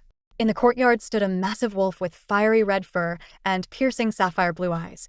Its presence was both terrifying and majestic, exuding an aura of bloodlust and nobility. Riding atop the wolf was a young woman clad in a flowing red dress, her figure striking against the night. The wind whipped around her as she sat tall and unyielding. A veil concealed her face, revealing only a pair of icy, unyielding eyes. Her heart was a storm of emotions. She didn't know what she felt: grief, rage, or something else. But one thing was clear, the thought of never holding the little fox again tore at her. From as far back as she could remember, she had always been alone. Even when she opened her heart to others, her friends either met tragic ends in dark alleys or betrayed her, pushing her off the 30th floor of a skyscraper. To her, the little fox was different. It was like Xiao Bao's presence that stirred something deep within her. "Who are you to dare trespass in the Xia family manor?" Lord Xia demanded, his voice stern and authoritative. "Yi Chuyue of the Zhenbei Marquis Manor," she declared, her blood-red eyes gleaming under the moonlight, radiating a chilling, killing intent. "I've not come to trespass. I've come to slaughter the Xia family." A faint, wicked smile curved beneath her veil as her words hung in the air like a death sentence. Lord Xia's face turned pale, as if he had seen a ghost. "Yi Chuyue," Lady Xia murmured, her voice trembling. "Isn't she the useless girl from the Zhenbei Marquis family? I remember now. The blood wolf that cried in the martial hall that day, it was her doing." "Yi Chuyue," Lord Xia bellowed, his voice filled with rage and disbelief. "This is Chang'an, the city of law and order, a place of civility. I am the Minister of Rights, a court official, the head of the Xia family, and the leader of the left Dao. Have you lost your mind to dare break into my manor and spout such insolence? Archers of the left Dao, where are you?" At his furious command, over 100 archers appeared, lining the high walls that surrounded the courtyard. They took aim, their bows drawn taut, ready to strike. Zhuo Dao, renowned for his mastery of archery and horsemanship, was a prominent figure in the martial halls of Chang'an.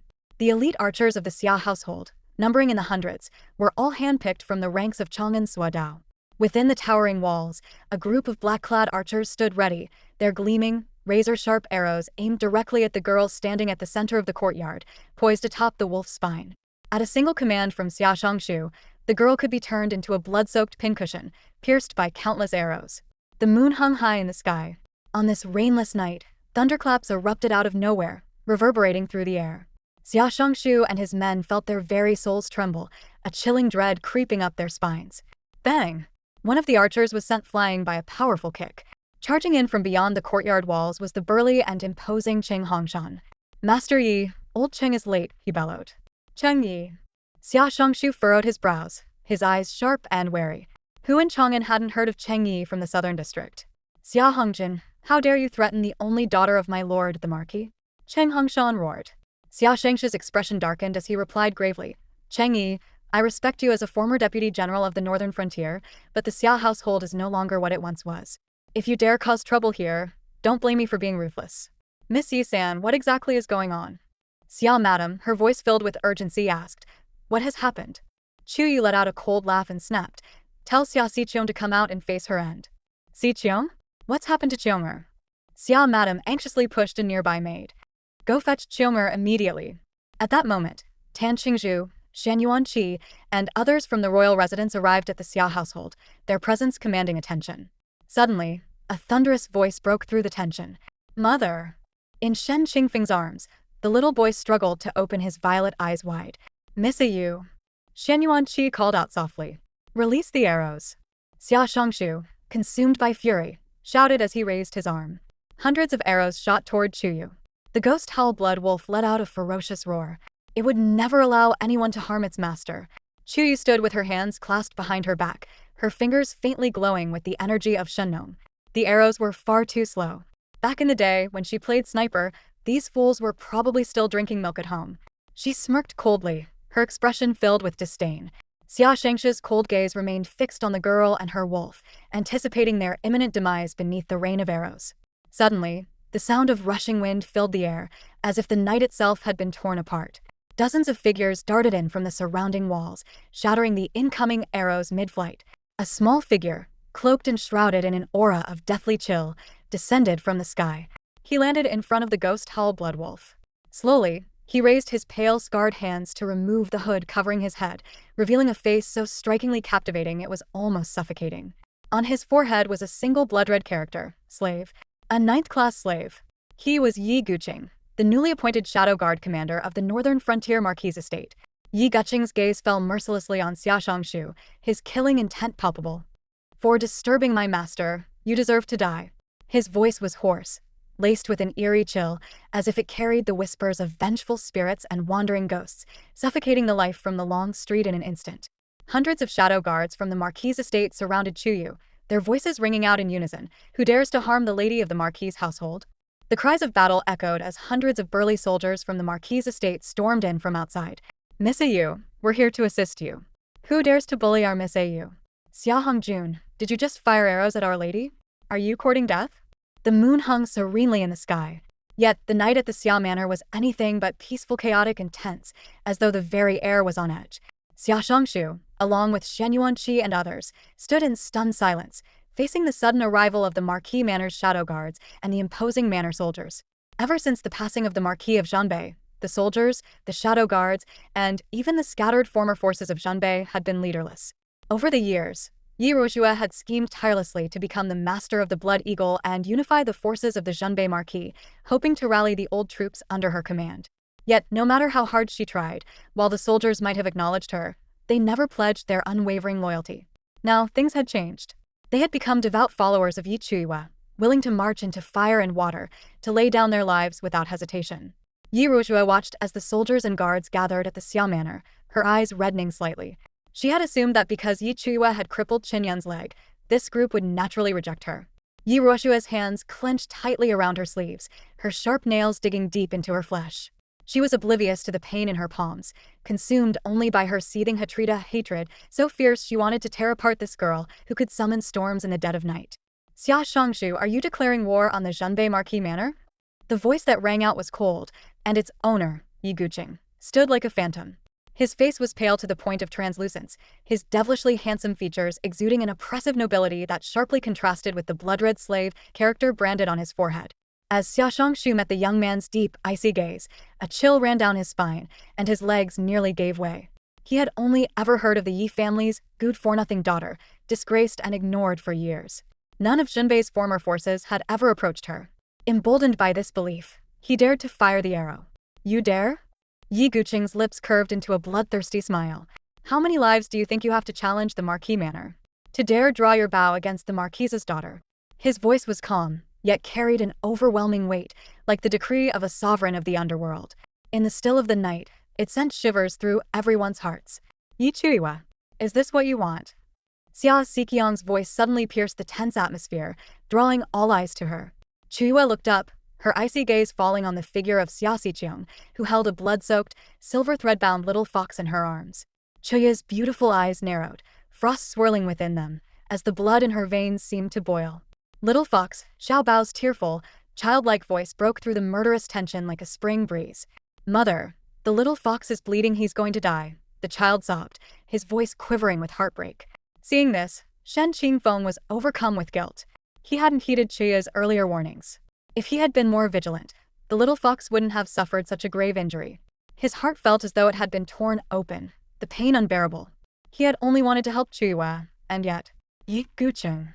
The girl's voice was low but commanding as she stood atop the wolf's spine. At your service, Yi Gucheng answered, bowing with a fist to his chest. Slaughter the Xia Manor.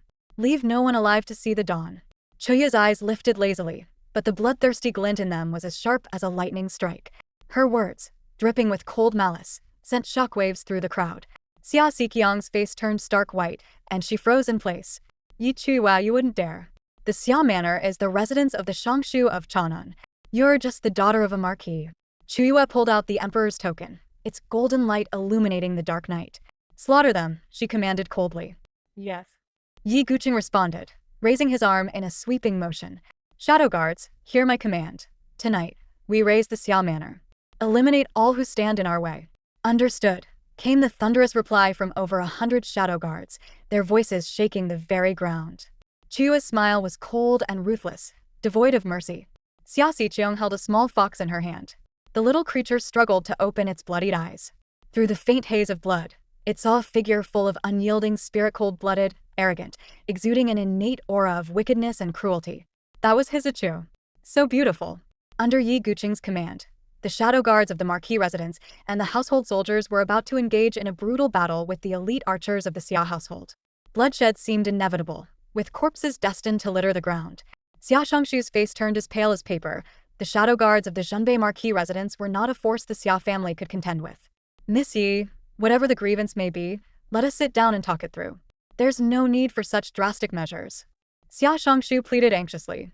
If Xia Xiqiang has done anything wrong, it is my duty as her father to discipline her. We are all people of Chang'an. Resorting to violence is against the rules of the ancestral clan.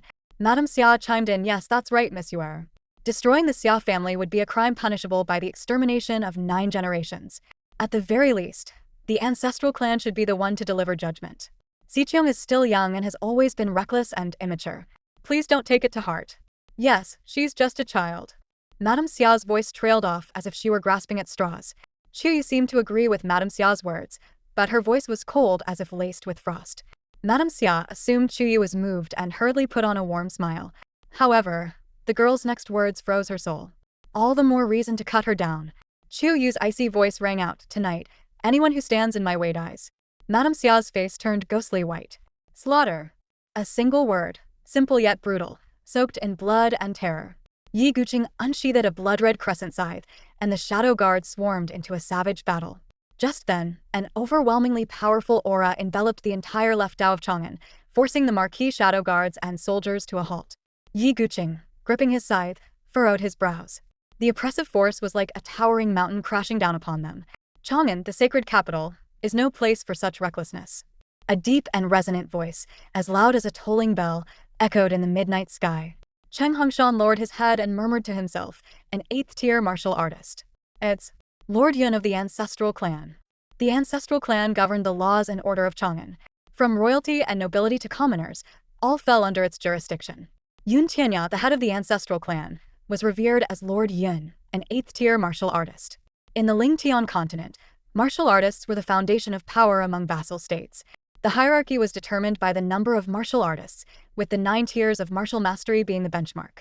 Reaching the 6th tier marked the boundary of high-level martial artists, but 8th and 9th tier martial artists were the pinnacle of martial prowess, masters of their craft, wielding immense influence in every vassal state, for they held the potential to ascend to warriors. Under the clear and radiant moonlight, a gentle autumn breeze carried a chill through the air. Chuyue stood atop the Wolf's Ridge, her presence sharp and imposing. As she lifted her gaze, she saw a golden carriage under the black clouds and pale moon, drawn forward by snow-white horses. The driver was a beautiful woman dressed in a purple gown, her face cold as frost, exuding an icy aura. A ghostly wind lifted the veil of the carriage. Chuyue caught sight of the figure seated on its padded interior, middle-aged man in a blue serpent-patterned robe, his temples streaked with gray. His mere presence radiated authority without anger. This man was none other than Yun Tianya, the 8th-tier martial artist.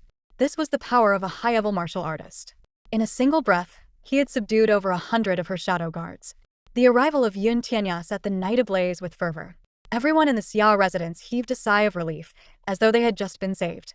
Xia Xiqiang, whose face had been pale as paper, finally revealed a smile, though it was quickly replaced by a crazed and triumphant expression as she looked at Yi Chuyue. So what if Yi Chuyue had the shadow guards of the Marquis estate on her side? This was the law-governed Chang'an city. What could she possibly do? Nothing. Under Yun Tianya's watchful eyes, how could Yi Chuyue dare to act recklessly? A gilded carriage came to a stop at the Xia residence, and at the same time, the forces of the Zhong household surrounded the estate. Hundreds of armored soldiers, armed to the teeth, encircled the shadow guards so tightly that not even water could seep through. A chilling murderous aura spread silently. Xia Rian, supported by her maid, appeared from outside. She looked as frail as a willow swaying in the wind, on the verge of collapse. Her stunningly beautiful face was tear-streaked, portraying a pitiful, sorrowful expression that seemed to elicit sympathy. She looked as though she had suffered immense injustice. Tears streamed down her cheeks as she bit her red lips and choked out, "Lord Yun, I have never had any grievances with Miss Yi. Yet today, at the drunken immortal pavilion of the prince's estate, she pushed me to the point of bleeding and even threatened to destroy my Xia family. I beg you, Lord Yun, to deliver justice for the hundreds of lives in the Xia household." "Indeed, Lord Yun." Xia Shongshu hurriedly chimed in. "My wife and I were woken up in the middle of the night by her, Yi Chuyue." Qin Qianqian added, "Lord Yun, Yi Chuyue has been killing indiscriminately and abusing her power. Strip her of her position as the Blood Eagle Master. Only Yi Ruoxue is truly worthy of that title." From within the carriage, Yun Tianya stepped out, supported by a maid dressed in purple. He glanced at Yi Chuyue, noting the murderous intent and brazen smile in her eyes, which startled him. "What has happened?" Yun Tianya asked. Shali stepped forward and replied, "Lord Yun, it all started when Xia Xiqiang stole Miss Ye's spiritual beast fox. The fox is still in her hands, gravely injured and on the brink of death." Yun Tianya's gaze shifted to Xia Xiqiang. Xia Shongshu, trying to downplay the matter, said awkwardly, "Lord Yun, it's just an animal. At worst, our Xia family can compensate her with another spiritual beast." Yun Tianya frowned. "Xia Xiqiang, you were in the wrong first. Return the fox to Miss Yi immediately." Xia Xiqiang bit her lip, clearly unwilling, but with the situation spiraling out of control, she had no choice. Reluctantly, she picked up the small fox and walked toward Chuyue. A sly glint flashed in her eyes, and when she was 10 steps away from Chuyue, she suddenly hurled the fox toward her. The wolf at Chuyue's feet sprang into action, leaping forward. Chuyue caught the fox midair with steady hands. The scent of blood assaulted her senses, nearly driving her to lose control. Perhaps she had come to see this little creature as family. The fox's voice was faint. I was late," Chuyue replied softly. "I'm filthy. I've been touched by another woman." "You must bathe me and cleanse me," it said weakly. Chuyue froze for a moment. Then beneath her veil, a smile tugged at her lips. She finally understood why she cared for this little creature. Perhaps it was because he brought her joy. In 2 lifetimes, she had never known what happiness was. But she had failed to protect him. The ghost cry blood wolf landed back on the ground as Chuyue held the fox close, using her Shenwu powers to heal him. Slowly, she lifted her gaze, and the bloodthirsty glint in her eyes seemed ready to upend the night in Chang'an City and obliterate everything in its path. "Miss Yi, don't be angry. I'll compensate you. How about I give you 2 foxes instead?" Xia Xiqiang said with a sweet smile, though her eyes and tone were filled with provocation. For a long time, Chuyue remained silent.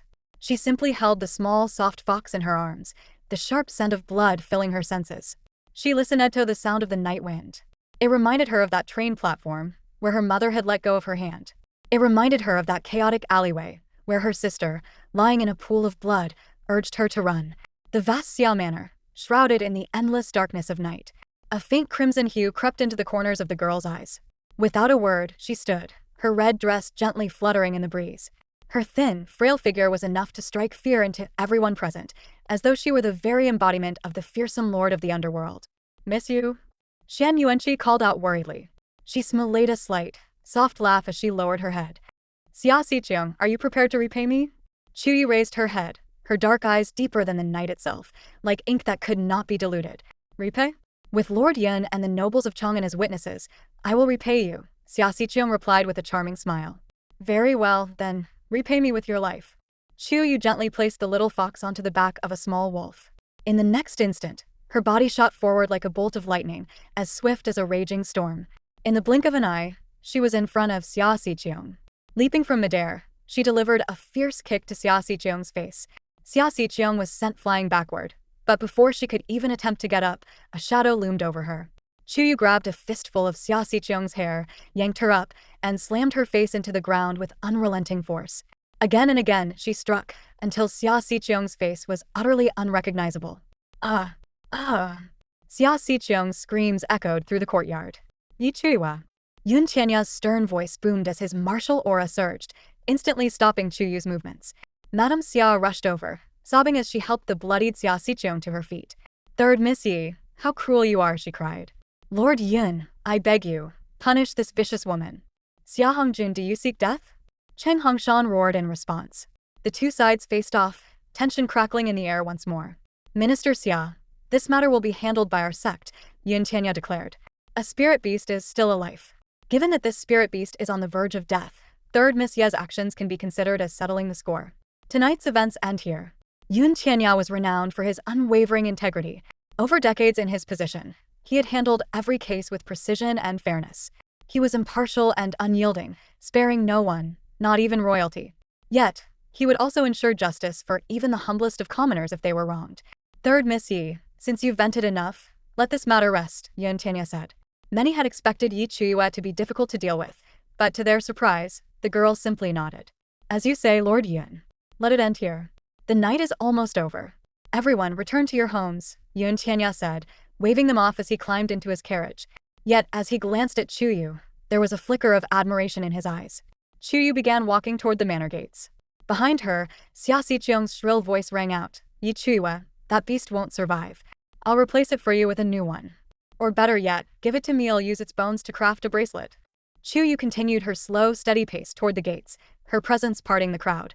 Even Shan Yuanqi and the others instinctively stepped aside to clear a path for her.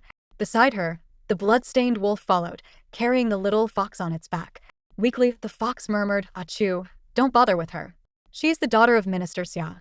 If you go too far, it'll only bring trouble upon yourself. He didn't care about his own injuries. All he cared about was whether his Achoo was safe. Yi Chuyue, you were expelled from Shenshan Academy. Do you really think the world doesn't know? That Azure Luan spirit beast of yours died long ago. Its bones were made into hairpins. 5 years ago, you couldn't protect your Azure Luan. And today, you won't be able to protect that fox either. Xia Xiqiong's bloodied face was a horrifying sight, her voice dripping with venom. By this time, Chuyue had reached the base of the high wall. A flash of divine energy from the Shenwu lineage streaked past, and the archers stationed on the wall collapsed, their bows and arrows tumbling to the ground. Yi Chuyue, you have no martial roots. You are nothing. It's just a beast, and you think you can kill me for it? Do you even have what it takes? The laughter behind her was sharp and mocking. Chuyue caught the falling black longbow, swiftly notching an arrow.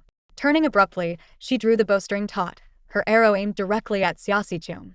The arrow, imbued with the power of the Shenwu lineage, shot forth, tearing through the air with a piercing whistle. 100 paces, and it struck true. She smiled wickedly. At that moment, as dawn broke, the first rays of morning light fell upon her. Bathed in golden radiance, she appeared both brilliant and bloodthirsty. With a sickening sound, the arrow pierced through Xia Xiqiong's forehead. All the venomous, mocking words ceased instantly. The gleaming, razor-sharp arrow shot through Xia Xiqiong's forehead, piercing her entire skull. The force of the arrow, drenched in fresh blood, burst out from the back of her head and embedded itself deeply into the wooden wall behind her. Her forehead was now a horrifying, gaping wound, blood streaming down her face in jagged trails. Xia Xiqiong looked like a vengeful demon from the depths, her face twisted in a grotesque snarl. Her wide, disbelieving eyes stared at the girl holding a longbow beneath the courtyard wall. With a loud thud, Xia Xiqiong collapsed heavily to the ground, blood spilling from her mouth. Lady Xia screamed in anguish, cradling Xia Xiqiong in her arms as she wailed, Xiqiong, what's wrong? Don't scare your mother like this, oh heavens no. The gentle morning breeze carried the tension in the air. Shan Yuanqi, Shin Qingfeng, and the others stared at the scene in stunned silence. The girl in the crimson dress stood there, her appearance as striking as if she were draped in blood, her presence as still and deep as an ancient well. Her slender hand gripped the heavy longbow, her expression calm and unshaken, as if the chaos around her meant nothing. A glimmer of admiration flickered in Shen Qingfeng's eyes. That shot, it was unparalleled. Yi Chuyue, roared Xia Shongshu, his eyes bloodshot with fury. Chuyue merely glanced indifferently at Xia Xiqiang, her crimson lips trembling slightly as she spoke in a cold, deliberate tone. You dared to touch what's mine. If not you, then who else should die? Kill her. Kill that little wretch. Xia Shongshu bellowed. The elite archers of the Left Path faction knocked their arrows once more, aiming directly at Yi Chuyue. Suddenly, a shadow flitted through the night like a phantom. Guqing, wielding a blood-red scythe, leapt into the air, his movements as swift and fierce as a thunderclap. The battle was about to erupt. Chuyue stood with her bow at her side, leaning against the courtyard wall. Her clear, tranquil gaze rested on Xia Xiqiang, who lay lifeless in Lady Xia's trembling arms. At that moment, another group of people arrived from outside. They were clad in the uniform attire of the Qin sect of the martial hall. Leading the group was a middle-aged man whose imposing presence seemed to shake the very air around him. Dressed in a dark blue python-embroidered robe, he was none other than the Qin sect's Master Qin Sangong. Father! Qin Qianqian's eyes lit up as she pointed directly at Chuyue. She killed Xia Shongshu's daughter, Xia Xiqiang, who was also a beast tamer of the martial hall. In the feudal states, the martial hall existed to register and oversee warriors and rare professions alike. Once someone was registered with the martial hall, they fell under its jurisdiction. Xia Xiqiang's identity was not merely that of Xia Shongshu's daughter, she was also a beast tamer of the martial hall. It was only natural for Qin Sangong to intervene in such a matter. Hearing this, Qin Sangong frowned slightly, his gaze sweeping over Chuyue. Xia Xiqiang was a 9th-grade beast tamer and a high-level practitioner of the body refining realm. How could she have been killed by Yi Chuyue? It was almost unbelievable. Yet, a smug expression spread across Qin Qianqian's face, as if she were the victor hoisting a banner after a hard-fought battle. Both Xia Xiqiang and Yi Chuyue were thorns in her side. Tonight's events were a perfect opportunity to kill two birds with one stone. If she could eliminate them both, she and Yi Ruoxue would emerge as the ultimate winners. Qin Qianqian was confident, assured of her victory. After all, the laws of the feudal states were clear. Even royalty was not exempt from punishment for their crimes. Not even the protection of Zhenbei Marquis could absolve Yi Chuyue of her actions. Lord Yun. Qin Sangong withdrew his gaze and cupped his fists in greeting to Yun Tianya, nodding slightly. In Chang'an City, even the most influential officials and family heads would suppress their arrogance in the presence of Yun Tianya. Standing at the front of a carriage, Yun Tianya surveyed the scene. His eyes moved from Xia Xiqiang's lifeless body to Lady Xia's grief-stricken form before finally settling on the girl who had killed without hesitation. She leaned lazily against the courtyard wall, the morning frost, breeze, and the fragrance of flowers slipping through her fingers. She seemed oblivious to the looming chaos, unaware of the murderous tension in Chang'an, and ignorant of the sins she had committed. She was lazier than a cat. Yun Tianya stood with his hands clasped behind his back, silent. To dare kill someone under the watchful eye of Yun Zun of the Zong residence Yi Chuyue was the first. Xiqiang, wake up. Don't make your mother bear the heartache of burying her child. Madame Xia clutched Xia Xiqiang's lifeless body, her anguished cries piercing the air. In an instant, her face was drenched in tears, moving all who witnessed her grief. Truly, the sorrow of parents is unmatched. Minister Xia's veins bulged with rage. With a loud thud, he fell to his knees before Yun Tianya, his aged face streaked with tears. Lord Yun, Xiqiang was a child you watched grow up. She was such a kind-hearted girl with a bright future ahead of her. Just today, she told me she wanted to pursue the pinnacle of martial arts. Please, Lord Yun, I beg you to seek justice for her. Minister Xia choked on his words. Another thud echoed as Xia Ruiyan knelt as well, her face streaming with tears. Lord Yun, please avenge my sister.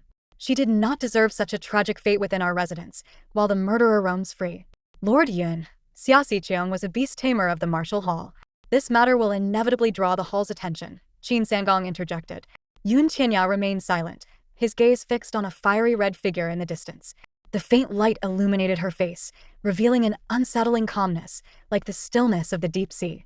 Yet Yun Tianya knew all too well that beneath that calm lay a storm capable of turning the world into chaos. Lord Yun, my sister's actions had their reasons. Xia Xiqiang harmed the fox first and showed no remorse, continuing to provoke. Shen Qingfeng argued. Through her tears, Xia Ruiyan retorted, Young Master Shen, it was just an animal. Dead is dead. Xiqiang was destined to become a great martial artist, a pillar of the nation. No matter her mistakes, Miss Yi had no right to take her life. Miss Xia, that fox may be an animal to you, but to Miss Ayu, it was family, Shan Yuanqi said coldly. Tell me, if someone harmed your family so cruelly, would you forgive them so easily? Repaying evil with kindness is the Yi family's ancestral teaching, Qin Qianqian added. If one repays evil with kindness, how should kindness be repaid? Sneered Chuyue, his usual roguish charm replaced by a chilling seriousness. Tears glimmered in Xia Ruiyan's eyes as she turned to Yin Tianya. Lord Yun. At that moment, Yi Guqing and Cheng Hongshan stepped forward, flanking Chuyue protectively. I will guard the Yi master with my life, Yi Guqing said in a low voice. Even if it means 100 deaths, even if I face eternal damnation, I will not regret it. Same goes for me, Cheng Hongshan added. Chuyue lowered her gaze, saying nothing for a long time. If she unleashed her fury like thunder, even 1,000,000 corpses would not quell her hatred. She wanted to annihilate the Xia family. But she was no longer alone, her actions now implicated too many others. She forced herself to regain a shred of reason. She did not want Yi Guqing and the others to suffer because of her. After a long silence, she lifted her face and smiled faintly. Lord Yin, let's go. The crowd was puzzled. Yun Tianya hesitated for a moment before asking instinctively, go where? The Zong resident Sido faced judgment, Chuyue replied lazily. Since I've killed the minister's daughter, by the laws of Chang'an, I must pay the Zong residents a visit. With that, she discarded her longbow, took a step forward, and strode out of the minister's residence with her long legs, leaving everyone behind in stunned silence. The residence was bathed in the faint glow of morning light, broken only by the indifferent voice of a young girl. Yun Tianya froze in place. In all his years, he had never encountered someone so audacious. Prisoners captured by the Zongfu were usually trembling with fear or hysterical in despair. Yet here she was, acting as though she were merely a guest. Master Yun, a maid in purple asked cautiously, shall we apprehend her? No need, Yun Tianya replied with a shake of his head. Nearby, Qin Qianqian clenched her teeth, her almond-shaped eyes bloodshot with fury. What she could not comprehend was this.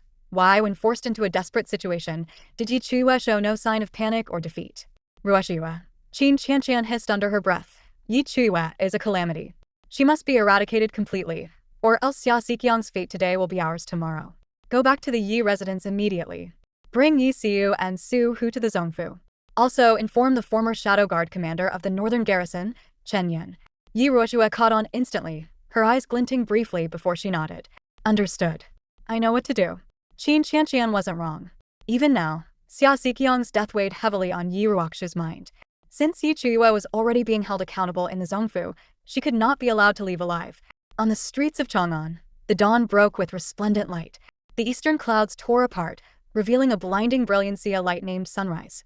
The news of Xia Xiqiang's death spread like wildfire through the streets and alleys. On either side of the bustling roads, people whispered in hushed tones.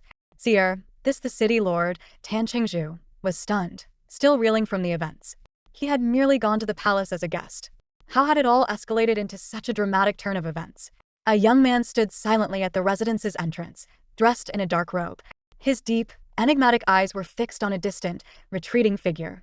Father, Tan Beisai said quietly, what I did today has nothing to do with Tan City. No one knew their child better than a father. A sense of foreboding gnawed at Tan Chengzu's heart. Seer, are you protecting her? Do you realize that once someone enters the Zongfu, they never come out? Whether it works or not, the boy said with a faint, serene smile. We'll only know if we try. On the other side of the city, Yi Haipeng stood as though in a trance.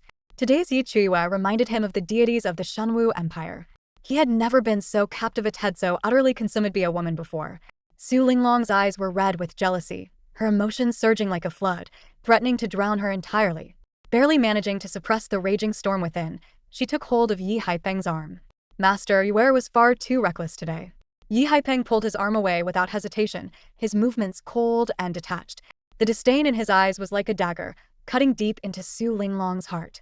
The Zongfu was located at the deepest end of Chang'an Street, near the towering and majestic royal palace. The grand hall of the Zongfu exuded an eerie chill, filled with an air of death that was unnerving to the core. Ordinary folk would be paralyzed with fear, unable to take a single step forward. At this moment, a lone figure stood tall in the Zongfu's main hall, her posture as straight as a pine tree, as sharp as a blade. Beside her lay a wolf, crouched low but exuding a quiet menace. Yi Chuyue. The maid in purple commanded sternly. Chuyue raised an eyebrow, unmoved. Sitting atop a throne crafted from beast bones, Yun Tianya raised his hand slightly. The daughter of a marquis need not kneel in the Zongfu. Nearby, Lady Xia clutched Xia Xiqiang's lifeless body, sobbing uncontrollably. Xia Shongshu gritted his teeth, his hatred for Chuyue burning so fiercely he seemed ready to devour her whole. Beyond them, the hall was filled with various figures, including Shan Yuanqi and Xue Cheng, all of whom had come to the Zonfu. Some were elated. Others despaired. Lord Yun, you must give the minister's residence a satisfactory response. Xia Rian was sobbing uncontrollably, tears streaming down her face. Yun Tianya sat on the bone-carved throne, locking eyes with Chuyue for a long moment. Just as he was about to question her, the sound of drumming echoed from outside. A young man, supported by others, was led in. His face was twisted in pain, and upon seeing Chuyue, he became even more agitated, flailing his arms wildly. Shen Qingfeng squinted as he recognized the newcomer. It was Chen Yun, the former leader of the Shadow Guards. Was it you who beat the drum to seek justice? Yun Tianya asked. Chen Yun struggled to kneel, pointing to his severed leg. Lord Yun, I was once the leader of the Shadow Guards in the Northern Marquis residence, but for the sake of power and status, Yi Chuyue broke my leg. Over the years, I've served the Northern Marquis residence tirelessly. Yet not only did she cripple me, but she also stole my position as leader of the Shadow Guards. Lord Yun, you must deliver justice for me. Chen Yun's face was filled with anguish. The crowd exchanged uneasy glances. Wasn't Chen Yun supposed to be a skilled warrior? Yet even he had been ruined by Yi Chuyue. Before Yun Tianya could respond, a maid wheeled in Qin Qianqian. Pointing to her own injured leg, Qin Qianqian said, Lord Yun, Yi Chuyue is full of malice. My leg was also ruined by her. Suddenly, the sound of drumming echoed again from outside the hall. Yun Tianya spoke in a low voice, let them in. The next person to step in was a middle-aged man with a large black mole on his left cheek. Kneeling on the ground, he untied the soft cloth wrapped around his right hand, revealing a deep wound that exposed the bone. The man wiped away his tears and cried out, Lord Yun, I am the steward of the Yi family's treasury. That day, when Yi Chen stole medicinal herbs, I, as the steward, merely asked about it. Who could have expected the third Miss Yi to pierce my hand with her hairpin? Though I am but a servant, I have always been diligent and loyal. Her actions chill my very heart. Suhu sobbed bitterly. Lord Yun. A delicate voice rang out. The crowd turned to see Siu, wrapped in bandages and wearing a veil, hobbling in on crutches. She removed her veil, revealing a face covered in whip marks. Lowering her head, tears streamed down her cheeks. Lord Yun, the scars on my face and body are all Yi Chuyue's doing. Though we share the same father, she has the heart of a scorpion, cruel and venomous. Please, Lord Yun, uphold justice, rid the world of this scourge, and put this wicked woman to death. The hall fell into stunned silence. Judging by these accusations, Yi Chuyue's deeds truly seemed unforgivable. Shan Yuanyu took a sharp breath. Truly ruthless. Mother. A soft, worried voice called out. Little Bao's tender voice broke through the tension. Bang! Yun Tianya slammed the table furious. He had shown leniency towards Yi Chuyue, because she was the daughter of a marquis. But to think such a heinous woman was wreaking havoc in Chang'an was intolerable. Yi Chuyue, your crimes are too numerous to record. Do you have anything to say for yourself? Yun Tianya roared. The emperor may consider your mother's contributions and the late emperor's decree, but here in my court, if you dare commit such atrocities in Chang'an, you'll not escape death. Guards, take Yi Chuyue away and execute her immediately. With that, the weight in Qin Qianqian and the others' hearts finally lifted. Yi Siyu's eyes gleamed with malice as she stared at Chuyue, clenching her teeth. Su Linglong was already calculating how to divide the Northern Marquis residence's wealth, while Yi Ruoxue plotted to claim the title of leader of the Blood Eagles. Shen Qingfeng, holding little Bao, had reddened eyes. Just as he was about to speak, a voice rang out from outside the hall. Lord Yun, I am willing to stake my own life to vouch for Miss Yi. Everyone turned to see Tan Beisai walking in. His demeanor was calm and cold, like the biting winds of winter. Despite his youth, he carried an air of natural elegance and composure. The young master of Tan City. Qin Qianqian narrowed her eyes, her expression thoughtful and puzzled. Yi Ruoxue was even more baffled. Why would the promising young master of Tan City vouch for Yi Chuyue? Tan Beisai, this is the divine martial capital, Chang'an, not your Tan City. You don't call the shots here. Yun Tianya bellowed in rage. Guards, take Yi Chuyue away. Investigate the truth thoroughly. If the accusations are confirmed, her execution will take place at the guillotine outside the city gates at noon. Once more, Qin Qianqian and her ilk sighed in relief. Yun Tianya had made his decision, leaving Yi Chuyue with no chance of survival. But suddenly, Qin Qianqian glanced at Chuyue and felt her heart skip a beat. Even in the face of such dire circumstances, Yi Chuyue remained composed, without the slightest hint of panic. The guards approached to seize Chuyue. She lifted her lips into a faint smile. At that moment, two voices rang out simultaneously from outside the hall. Yun Tianya, if the young master of Tan City cannot speak here, can I, a general of this land, have a say in Chang'an? Lord Yin, Miss Yi has yet to visit my residence for a cup of Yunyan tea, and you're already sentencing her to death? Isn't that a bit harsh? The hall erupted in shock. It was General Shao of the Protectorate and Prime Minister Luo of the Divine Martial Court. Chuyue stood beside the Blood Wolf, glancing back toward the entrance of the Zone residence hall. Beneath her veil, her lips curved into a calm and knowing smile. The arrival of Shao Tianyu and Prime Minister Luo seemed to be well within her expectations. The sound of brisk footsteps echoed, and soon, two figures appeared, walking shoulder to shoulder. The crowd within the Zone residence was left utterly stunned, their faces filled with shock and disbelief. No one could have imagined that dealing with the supposedly guilty Chuyue would attract the attention of two of the Empire's most revered officials. Shao Tianyu, in particular, was notorious for fiercely protecting his own. His fiery temper, known since childhood, made even the nobility of Chang'an wary of crossing him.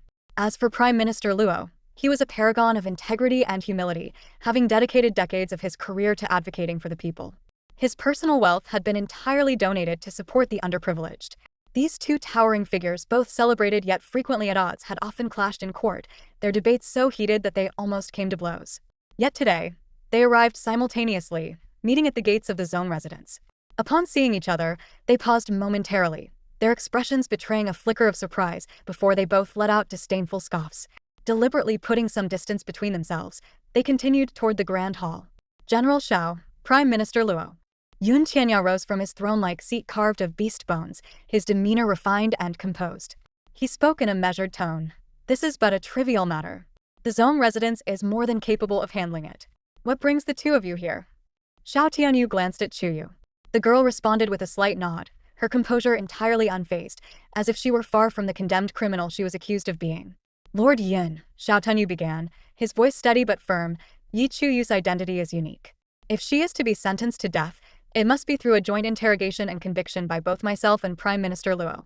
Prime Minister Luo, despite his usual disagreements with Shao Tianyu, nodded in agreement. Lord Yin, this girl, Yuer, has the potential to become the next Marquis of Zhanbei. Such a grave matter as sentencing her to death must not be taken lightly. At this, the Zone residence guards brought forth two additional beast-bone thrones, placing them at the front of the hall. Shen Yuanyu and the others stood in stunned silence. They had lived in Chang'an for many years, yet never had they witnessed anyone capable of summoning the presence of General Shao, Prime Minister Luo, and Lord Yin all at once. Nearby, a maid dressed in purple began to recite Yi Chuyue's alleged crimes. Third Miss Yi is accused of publicly killing the daughter of Minister Xia with an arrow, stabbing the steward of the Yi household in the hand with a hairpin, crippling the legs of former Shadow Guard Master Chen Yun and Wu Hall's Qin Qianqian, disfiguring Yi Xiu, and leaving her gravely injured and bedridden. Each accusation was steeped in blood and brutality, painting a picture of merciless violence. It was almost unimaginable that such ruthless acts could have been committed by a mere girl. Yet Chuyue remained an enigma, detached and seemingly indifferent, as though she were an observer rather than a participant. Prime Minister Luo was momentarily taken aback upon hearing the charges.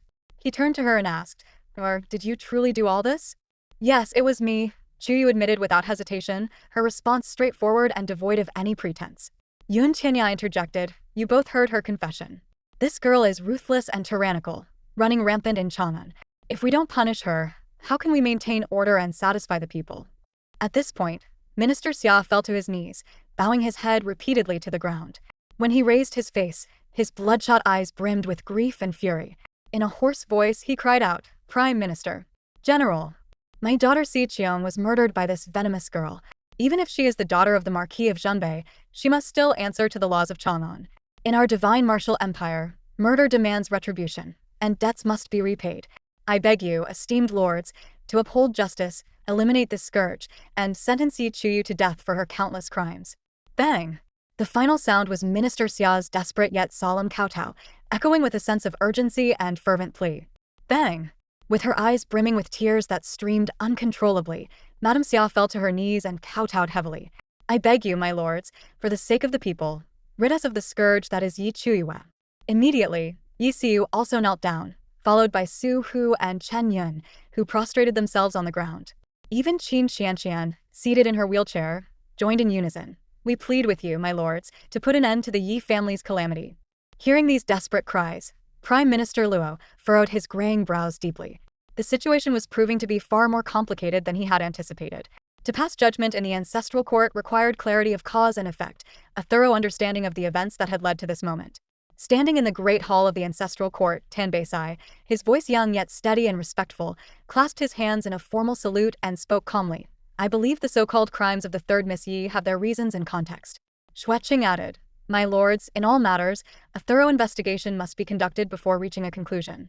At this moment, Xian Yuanqi stepped out from the crowd, clasping his hands in a gesture of respect. Upon seeing him, the three prominent figures Xiao Tianyu and his companions returned the courtesy, bowing slightly as a sign of reverence for this man, known for his unwavering dedication to martial arts.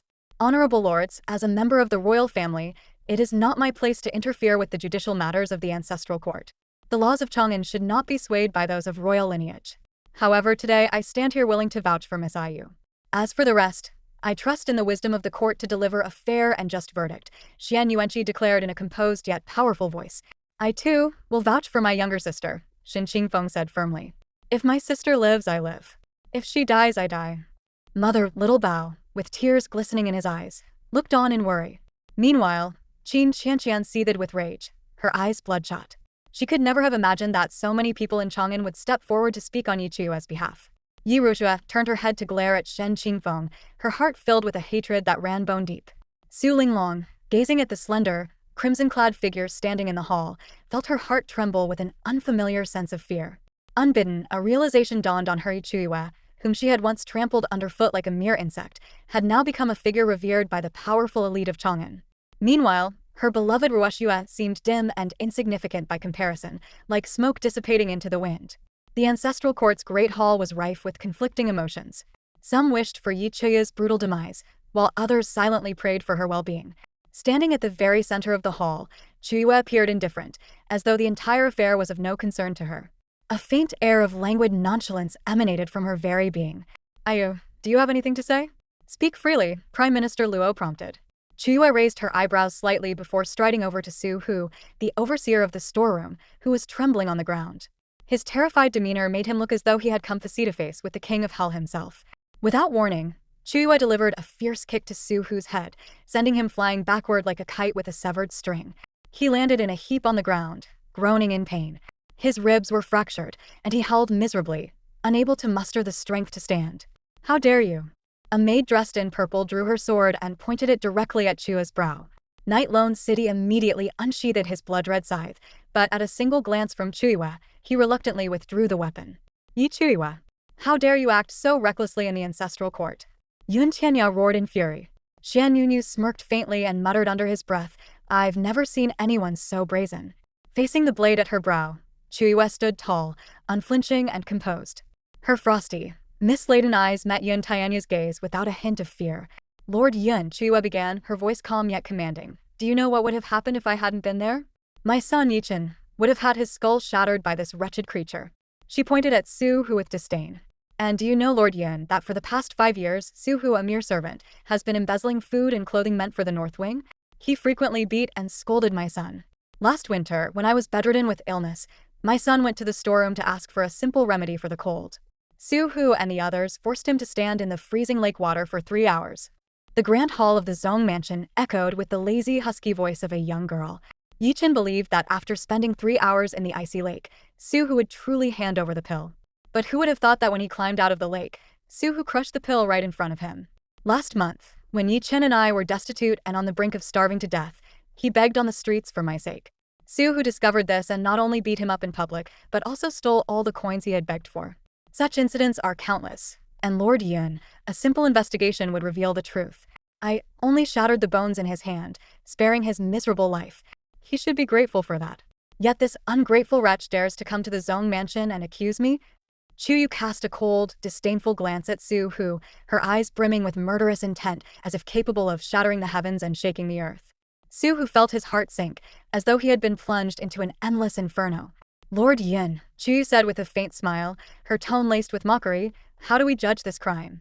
She looked at Yun Tianya, her calm gaze sending shockwaves throughout the hall, leaving everyone in utter astonishment. Yun Tianya frowned slightly and gestured for the purple-clad maidservant to withdraw her sword. Investigate this matter, he ordered.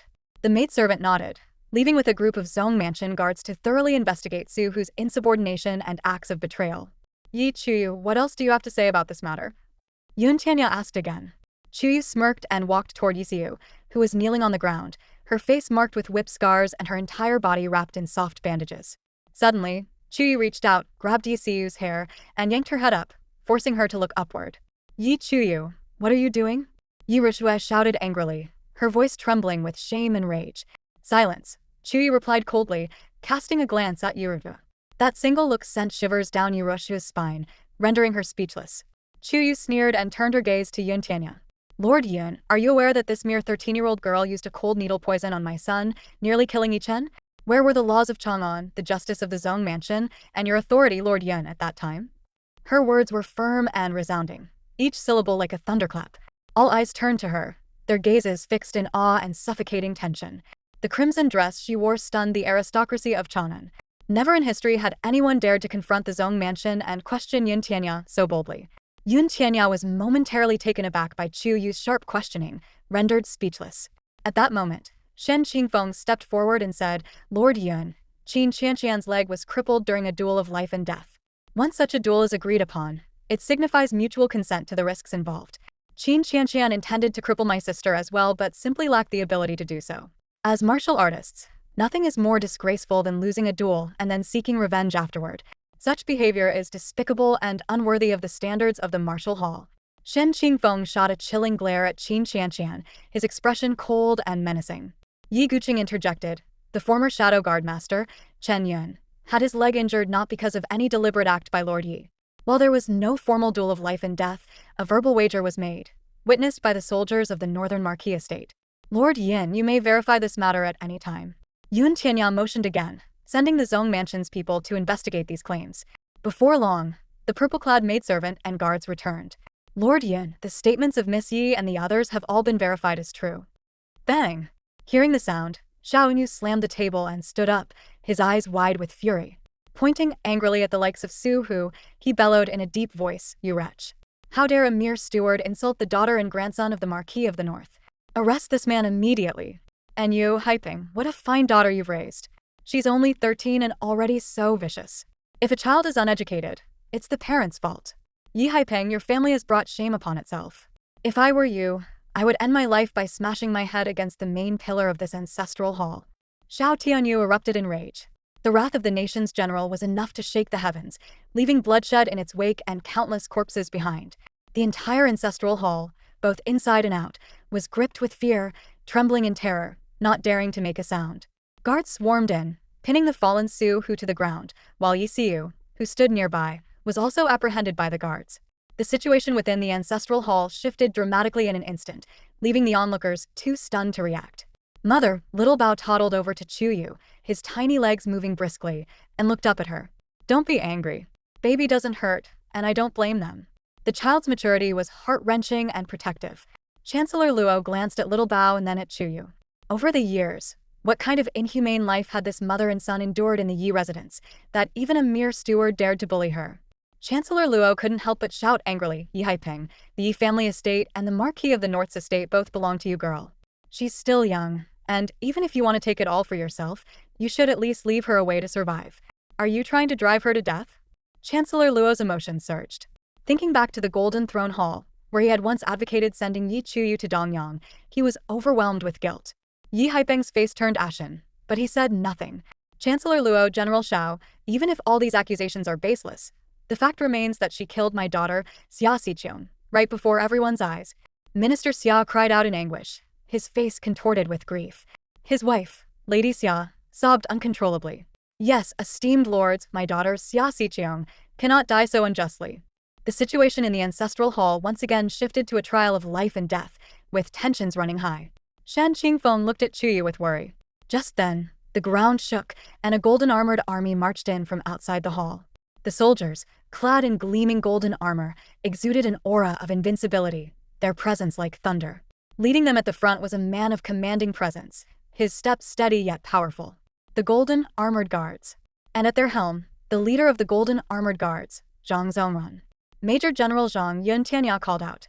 Zhang Zhongran stepped forward with an imposing air, casting a cold glance at Minister Xia. Minister Xia, you are deliberately playing dumb. Over the years, Xia Xiqiong has taken the lives of no fewer than 10 maids and servants. A woman so soaked in blood deserves her fate. Little Bao, clutching the injured and bloodied little fox in his arms, took a few steps forward.